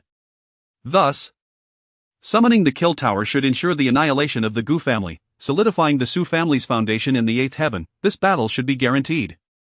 Su Tianyi nodded. However, Xu Fengqiu's eyes glimmered with a hint of brilliance. I have another idea. Speak. Is it possible to compel our enemies to yield without engaging in battle? Su Tianyi chuckled. How do you intend to accomplish that? He could hardly believe that such a crafty child could emerge from him. Did he truly inherit such remarkable genes from Su Tianyi? Let me attempt it. I will gamble on this, and the Xu family need not prepare for war. Everything shall proceed as usual. Very well. I shall take my leave. Xu Fengqiu then departed from the Xu family. Later that night, Xu Fengqiu arrived near the Gu family. Has the protective grand formation been activated? A cold smile crept across Xu Fengqiu's face. They are afraid. Indeed. Fear is the appropriate response. You carry a heavy burden, he mused, the corners of his mouth curling upward. Subsequently, several identical clones of Xu Fengqiu appeared beside him, while he himself stealthily concealed his presence. At the Gu family, at this very moment, the ancestors and others had already assembled. At the break of dawn tomorrow, they would launch an assault on the Xu family. Within the great hall, the expressions of the esteemed elder Gu Jinhao and others were grave. An urgent report came in. The Xu family appears to be utterly still, as if nothing has transpired. The crowd furrowed their brows in concern. Misdirection, investigate further, commanded Gu Jinhao. Just then, another figure hurriedly rushed in, announcing, a report. It has been observed that suspicious individuals are concealed amidst the western clouds outside the Gu family. suspected to be Xu Fengqiu. A murmur of unrest rippled through the assembly. Silence. Gu Jinhao gestured, conjuring an image in the void before them. Is that Xu Fengqiu? Ha! It seems he possesses the soul-severing poison, attempting to employ the drug emperor's sex tricks against my Gu family once more? Fear not, with the protective array in place. The poison shall not infiltrate. At that moment, a tremendous commotion of battle erupted from outside. What has transpired? The assembly surged out of the hall, only to find that the protective array had vanished. Esteemed elder, Xu Fengqiu is charged in, and the celestial emperors stationed outside the Gu family could not stop him. He has shattered the defenses of the protective array. The crowd's pupils dilated in shock. Gu Jinhao waved his hand, and the image of Xu Fengqiu vanished. Quickly! Everyone! Retreat to the secret realm to evade the soul-severing poison. Esteemed elder, retreating to the secret realm may be futile, we must eventually emerge, and once we do, we will surely succumb to the poison. Gu Jinhao's brow furrowed deeply. Hasten to depart eastward from the Gu family. At dawn, we shall regroup in Sangyun City. Understood. The assembly swiftly dashed eastward, only to find Xu Fengqiu standing in the void ahead. Their pupils constricted. Xu Fengqiu flicked his hand towards the air. Beware the soul-severing poison. Eliminate him, Xu Fengqiu. Some sought to evade while others charged to attack, only to realize this was merely a projection of Xu Fengqiu. Change direction. Head south. The group hastened southward, only to discover yet another projection of Xu Fengqiu releasing the soul-severing poison in their path. Retreat to the north. And similarly, chaos ensued in the north as well. Do not fear. Unleash your power to disperse the soul-severing poison in the air. A terrifying force surged forward. Fall back. Chapter 75, A glance at a person bitten by a snake, and one becomes fearful of the well rope for 10 years. The formidable members of the Gu family scattered in disarray. There was no alternative. They had witnessed the tragic fate of the Medicine Emperor sect and were filled with trepidation. They were afraid. Although they had never encountered the Duanshan Zhu Lingsan, they were well aware of its ominous reputation. What if, by chance, it was not merely the Duanshan Zhu Lingsan, but something even more perilous? They had no desire to become entangled with such a fate. A group hastened to a considerable distance. Phew! Elder, there should be no issue, right? We can regroup tomorrow, a powerful figure inquired, casting a glance at Gu Jinha. There should be no problems. After all, we expelled the Duanshan Zhu Lingsan with our spiritual energy, as long as it does not settle upon us. There is nothing to worry about. The elder nodded in agreement, his fist clenched in rage. Xu Fengqiu must die. His choice to unleash poison recklessly signifies his desperation. This elder, Gu Pingshan, was the father of Gu Fangzhou and the grandfather of Gu Changsheng. Naturally, he was the most incensed by the murder of his son. Indeed. Not just Xu Fengqiu, the Xu family must not be spared, their audacity is intolerable. Elder Gu Jinha's eyes narrowed slightly. He turned to Gu Pingxing and said, please summon the strong members who have departed from the Gu family. All right. I shall take my leave, Gu Pingxing responded swiftly. Gu Jinha's expression grew solemn. Was there truly no poison? He was uncertain. Yet, he understood that a single imperceptible grain of Duanshan Zhu Lingsan could ensnare an entire area in invisible peril. Otherwise, the once mighty Medicine Emperor sect would not have met its demise. Xu Fengqiu had dispatched 4 avatars to release the poison from 4 directions. He was alarmingly close to 3 of Xu Fengqiu's avatars. He had barely managed to expel the powder with his spiritual energy at the last moment. Was it genuinely safe? A sense of foreboding lingered. He feared he might have already fallen victim. What to do? He was the elder, possessing the cultivation of an 8th-tier Immortal Emperor, with hopes of ascending to the Supreme Immortal Emperor in this lifetime. What if he had inadvertently succumbed? Would that not seal his fate? Unable to harness his spiritual energy, rendered weak and powerless, he would be unable to escape even in a fight. This gamble was too perilous. Gu Jinha furrowed his brow. Although he was a member of the Gu family, he was also a remnant from a millennium ago. His primary concern was the family's honor. Gu Fangzhou was someone he had scarcely encountered, most of his time was devoted to cultivation, and thus he felt little emotional connection. Perhaps it was best to retreat. Not daring to take a risk, he resolved to preserve his life, waiting until he could strive for the supreme Immortal Emperor, and then with his own strength seek vengeance upon the Xu family. Yes. The Gu family remained unaware of his true circumstances. They would not mistakenly label him as a cowardly deserter. Moreover, Elder Yan and the others were still present. The Gu family possessed a total of 4 8th-tier Immortal Emperors, one of whom had ascended to the 9th tier. The absence of one 8th-tier Immortal Emperor would not pose a significant issue. Should they annihilate the Xu family? He could always injure himself and deceive them into believing he had been ambushed by the Xu family that night, narrowly escaping with his life. Thus, there are no issues remaining. Indeed. Let it be so. Gu Chongqing's grandfather, Gu Pingsheng, searched far and wide. What on earth? Where are the formidable members of the Gu family? Why has he not found a few? Where could they have gone? Never mind, after all, at dawn tomorrow we shall gather at Sangyun City, and nothing unexpected shall occur, Gu Pingsheng mused. Xu Fengqiu, having slain my grandson, Gu Fengqiu, the head of the Gu family. Your scheme has now faltered. I wonder what you shall do next. A glint of malice flickered in Gu Pingsheng's eyes. He then produced a sound transmission talisman and sent it forth. Grandfather, came Gu Chongqing's voice. Gu Pingsheng inquired, Changsheng, are you at the Gu residence? Gu Changsheng replied, I am, but it feels strange, grandfather. Where have all the Gu family's strong ones gone? I have not seen them. Gu Pingsheng explained. Xu Fengqiu harbors delusions of employing his old tricks, attempting to unleash the Duanshan Zhuling San upon our Gu family. Fortunately, it was discovered in time. To avoid poisoning, we have temporarily vacated the Gu residence. At dawn tomorrow, we shall gather to assault the Xu family. Gu Changsheng, gritting his teeth, questioned. Why not attack now? Gu Pingsheng responded, firstly, such a grand conflict requires time for preparation. Secondly, unforeseen circumstances have arisen. Currently, the Gu family's strong members are scattered nearby. And orders have already been issued to assemble at Sangyun City at dawn. There is no cause for concern. Understood.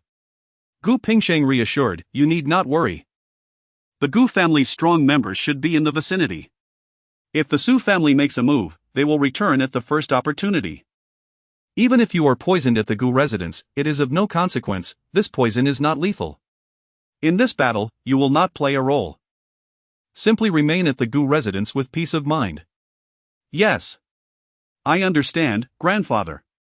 At the Gu residence, Gu Changsheng lingered on the Shaozhu peak, feeling an unsettling sense of unease. It felt unsafe to remain at the Gu family estate, with nearly all the celestial emperors having departed. This left him feeling quite vulnerable. He thought it prudent to leave the Gu residence for safety's sake. Gu Changsheng subsequently departed from Shaozhu Peak. Ha! The Grand Elder? Gu Changsheng spotted a figure returning to the Gu residence in the darkness. Young master, the Grand Elder smiled. Did we not agree that everyone would temporarily leave the Gu residence? What brings you back? The Grand Elder stroked his beard and replied. It is necessary for someone to remain at the Gu residence to safeguard it, just in case. But if the Gu residence is now permeated with Duanshan Zhuling San, would you not be poisoned? How can you fight then? Ah, no matter. Do not forget that I am an 8th-tier physician. While I may not be able to help others with the antidote, my own constitution has become quite resilient over the years. Gu Changsheng nodded in understanding. Changsheng, where are you headed? The Grand Elder asked. Gu Changsheng replied, I am just taking a stroll. No need to worry, the Gu family members are all around, and we have dispatched people to keep watch on the Xu family. Should they make any moves, we will be able to respond immediately. Indeed. The Grand Elder then took his leave. He had no desire to return home just yet, however. He had some precious items still left at the Gu residence. If he were to be poisoned, he might as well take the opportunity to retrieve his belongings and make a swift exit. He certainly did not intend to fight tomorrow. If he were to be poisoned now, he would be doomed come dawn. The absence of a single celestial emperor is inconsequential. Once the Gu family secures victory, He will feign injury, creating the illusion that he was ambushed by the Xu family, thus justifying his inability to engage in battle. The Gu family would harbor no suspicions. He cannot afford to take risks, as he feels as though he has already been poisoned. It is prudent to retreat for the time being. The following day, at dawn, numerous formidable individuals from various factions gathered, eager to witness the impending clash between the Gu and Xu families. Outside Sangyun City, Gu Pingsheng awaited, surrounded by several figures. However, something felt amiss. Although many had arrived, they represented nearly a fraction, about 1/10, of the Gu family's strength. Where were the others? As the 9th-tier celestial emperor from the Gu family descended from the void, he surveyed the scene, bewildered to find only 20 or 30 celestial emperors present. Most of whom were closely related to Xu Fengqiu, his elder brother, second brother, grandfather, and great-grandfather. But where was the esteemed elder Gu Jinhe? Was he not supposed to oversee the battle? The 9th-tier celestial emperor furrowed his brow, while the others exchanged glances of confusion. It was already dawn. Surely no one had misremembered the time? Where were the rest? They would surely be overwhelmed by the Xu family if this continued, let alone mount an offensive against them. I shall inquire, Gu Changsheng's grandfather, Gu Pingsheng, declared, casting a communication talisman. Grandfather, Gu Changsheng called out. Changsheng, have you encountered the esteemed elder or the grand elder of the Gu family? Gu Pingsheng inquired. Currently, Gu Changsheng was not at the Gu family estate and could only respond. I did see the Grand Elder and a few celestial emperors from the sect returning home last night. Understood, Gu Pingsheng replied, as the communication talisman dissipated. Why would they return to the sect? Are they not concerned about being poisoned? Surely hundreds of celestial emperors did not all retreat, the 9th-tier celestial emperor mused. His brow deeply furrowed. Let us investigate further, he concluded. Chapter 76, The Ancestor of the Gu Family, What? Am I not human? Meanwhile, the esteemed elder Gu Jin had already fled a considerable distance, roughly 300 kilometers from the Gu residence, finding himself along the riverbank. To his surprise, he spotted a familiar figure fishing by the water's edge. It was Elder Yen. Gu Jin paused, taken aback. Elder Yen, a formidable 8th-tier Immortal Emperor and one of the esteemed elders of the Gu family, turned to regard Gu Jin, and both men instantly donned expressions of awkwardness. Elder Jin, should you not be overseeing the affairs of the Gu family? Elder Yen inquired. Feeling a twinge of guilt, Gu Jin responded, yes, well, cough, cough. He hastily cleared his throat and continued, Xu Fengqiu's methods are utterly extraordinary. After we parted last night, we were to regroup at Xiangyan City at dawn, but Xu Fengqiu led his men to ambush me. I was gravely injured and fled here, barely managing to escape them, cough.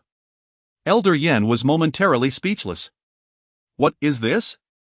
Gu Jin asked. Cough, cough. Elder Yen immediately began to cough as well. So, it seems I am not the only one who has faced such calamity, you too, Elder Jin? Indeed. Gu Jin replied. So, you too were pursued by Xu Fengqiu's men? Yes, I barely managed to escape here, injured, and found myself fishing. I was not truly fishing, merely seeking a moment of respite in solitude, Elder Yen admitted, feeling rather bemused. He was concerned about the potential for being poisoned. It would be prudent to withdraw. After all, even with one less 8th-tier Immortal Emperor, the Gu family could still vanquish the X-clan. Should the Gu family emerge victorious? They could explain that they had been pursued by Xu Fengqiu and were gravely wounded. If they were to lose, he could not be held accountable. After all, a single 8th-tier Immortal Emperor could not alter the outcome of the battle, could he? Indeed, this was the case. He, an 8th-tier Immortal Emperor, must not perish.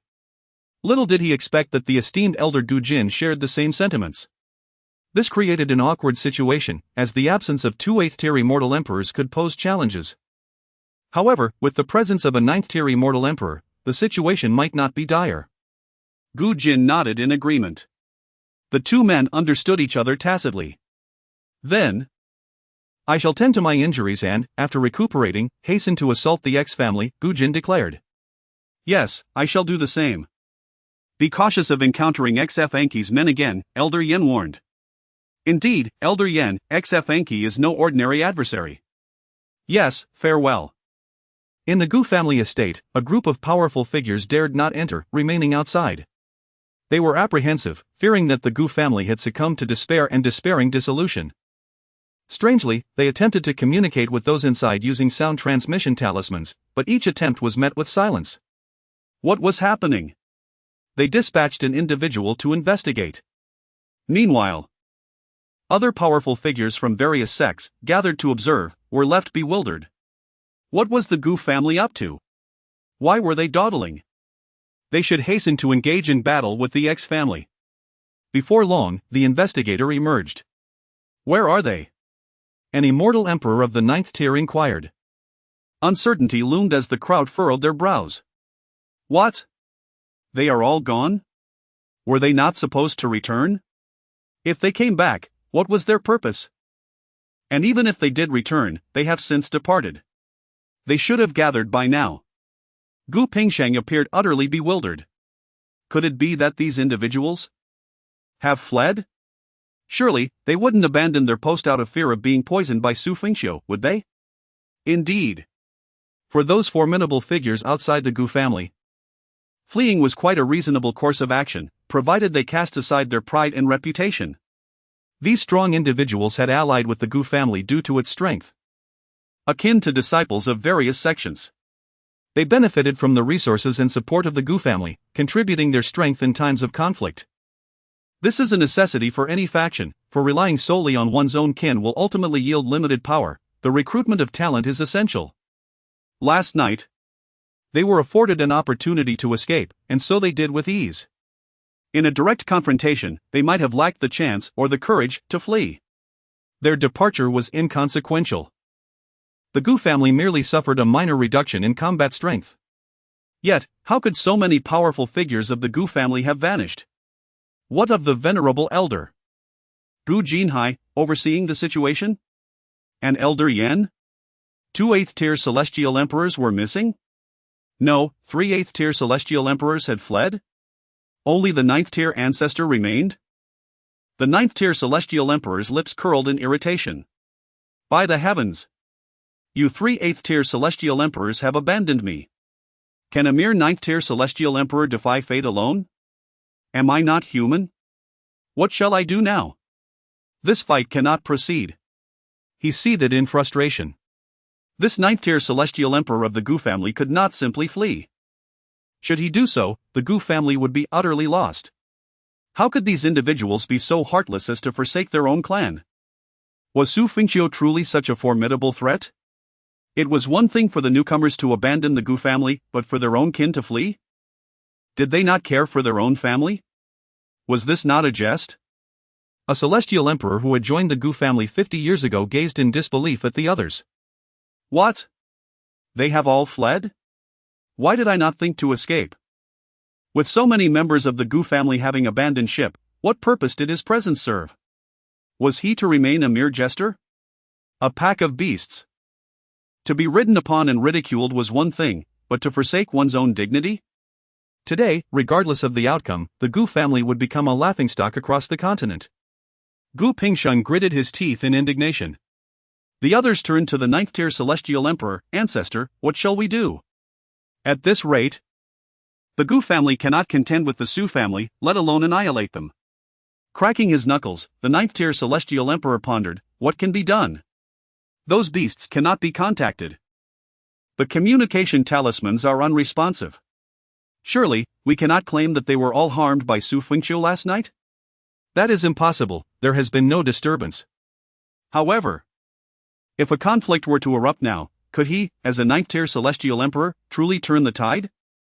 It seems the Xu family lacks a 9th-tier celestial emperor. Yet, there is Xu Fengqiu. Chow. He is also quite anxious, isn't he? Otherwise, he wouldn't have fled with the Gu family last night. What to do? Perhaps we should fight to the death. We must avenge our patriarch and uphold the dignity and honor of the Gu family. Gu Pingsheng clenched his fists and declared in anger. Ahem, I must say, as long as we preserve the Green Mountains, we need not worry about firewood. Knowing full well that death awaits, there is no need to martyr ourselves for a cause. If we perish, will not those cowards rejoice? There is wisdom in that. We truly cannot engage in battle. Once we do, our demise is certain. Ancestor, we require your guidance in this matter. The ninth-tier celestial emperor gritted his teeth and commanded, "Dispatch my orders, gather the resources of the Gu family with utmost haste. And those affiliated with the Gu family must depart immediately.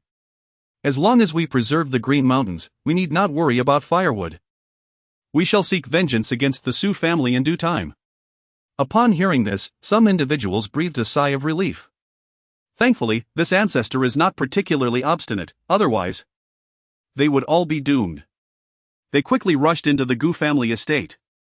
The powerful individuals were all quite bewildered. What is happening? Weren't we supposed to confront the Xu family? Where are they? Gather together and attack the Xu family. Why the delay? These individuals surely are unaware of the current predicament of the Gu family. They still believe that many other powerful members of the Gu family are within the estate. Incoming. Everyone turned their gazes toward the horizon. A surge of power from a grand formation was unleashed. A group of figures appeared outside the Gu family estate. Xu Fengqiu. The Xu family has arrived. Another grand formation ignited.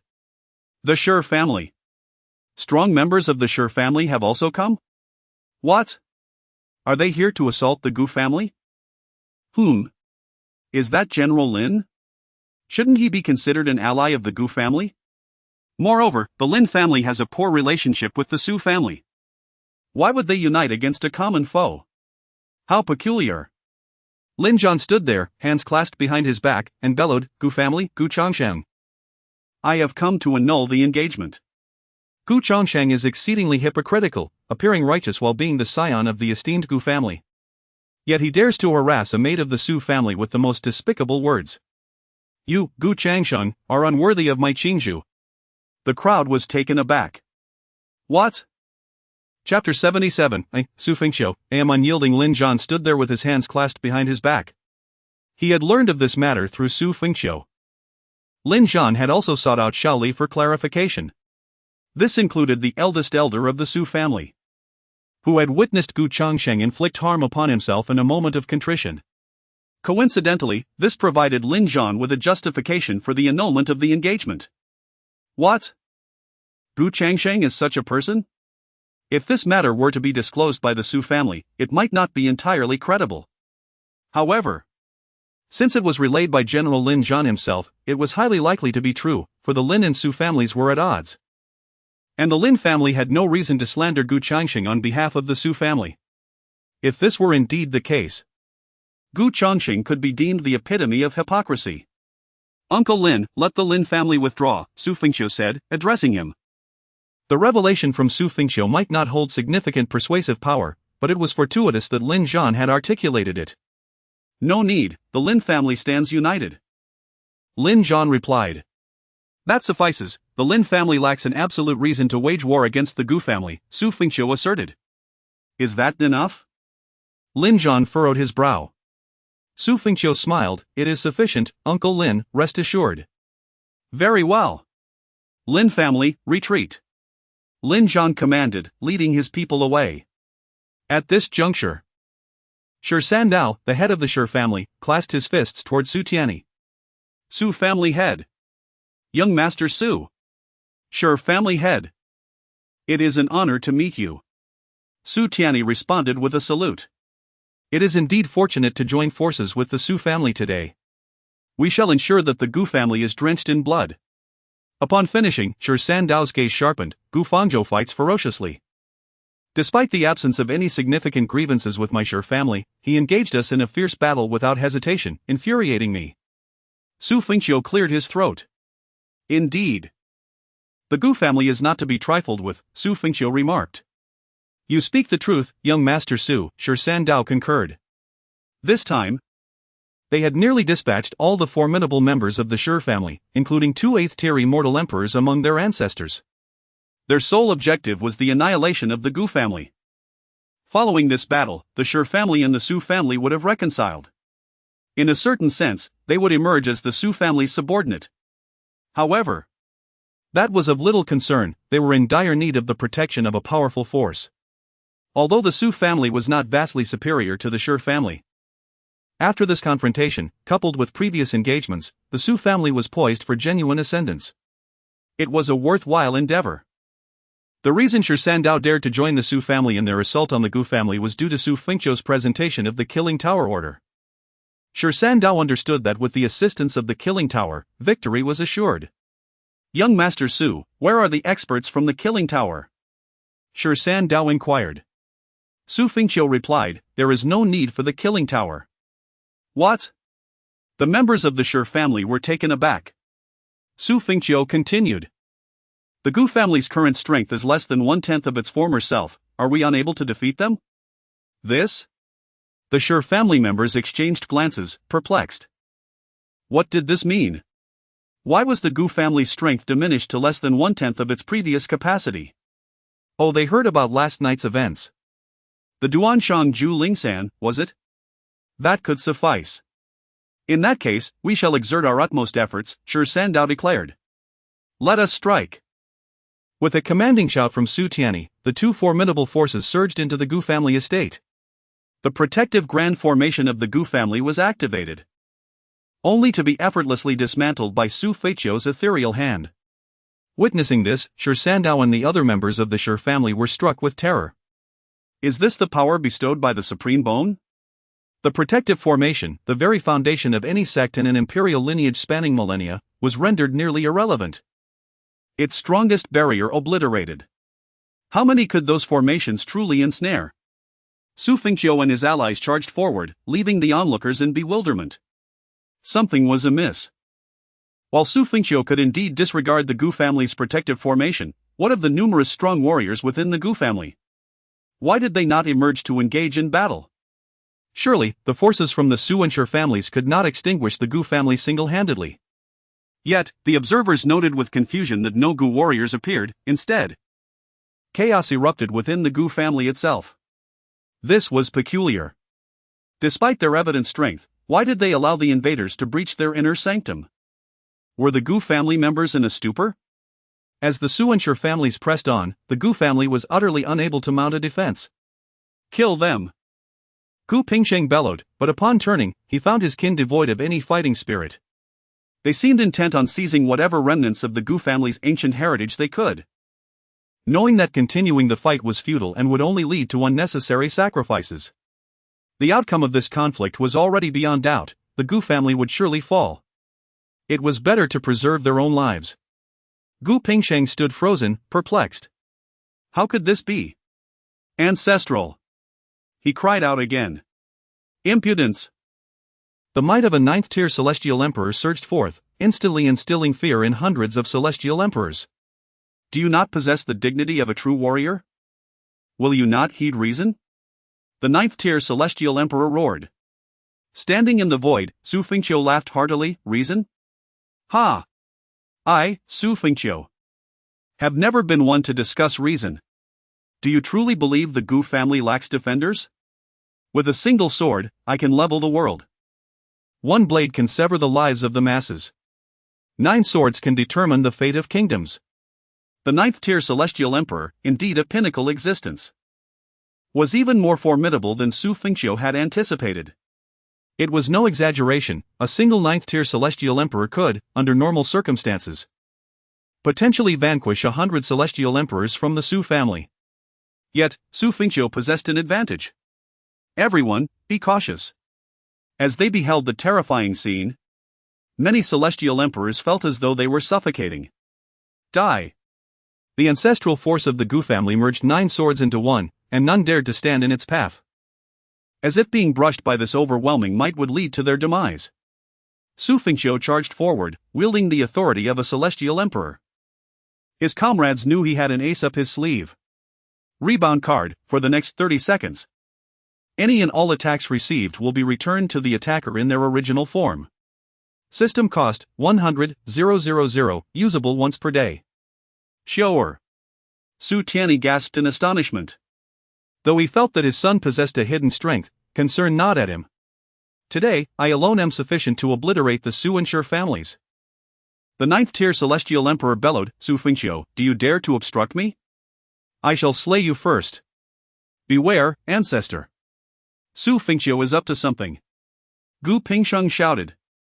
He suddenly recalled that previously, the formidable warriors of the Medicine Emperor sect in the Misty Peak had attacked Xu Fengqiu yet sustained injuries themselves. Now, knowing the imminent danger, Xu Fengqiu audaciously charged forward. Wasn't this peculiar? However, the Gu family's ancestor had already committed to the strike, with no room for retreat. The terrifying sword shadows engulfed Xu Fengqiu in an instant. Yet, to everyone's astonishment, the ninth-level Immortal Emperor spat out blood and was sent flying. What was happening?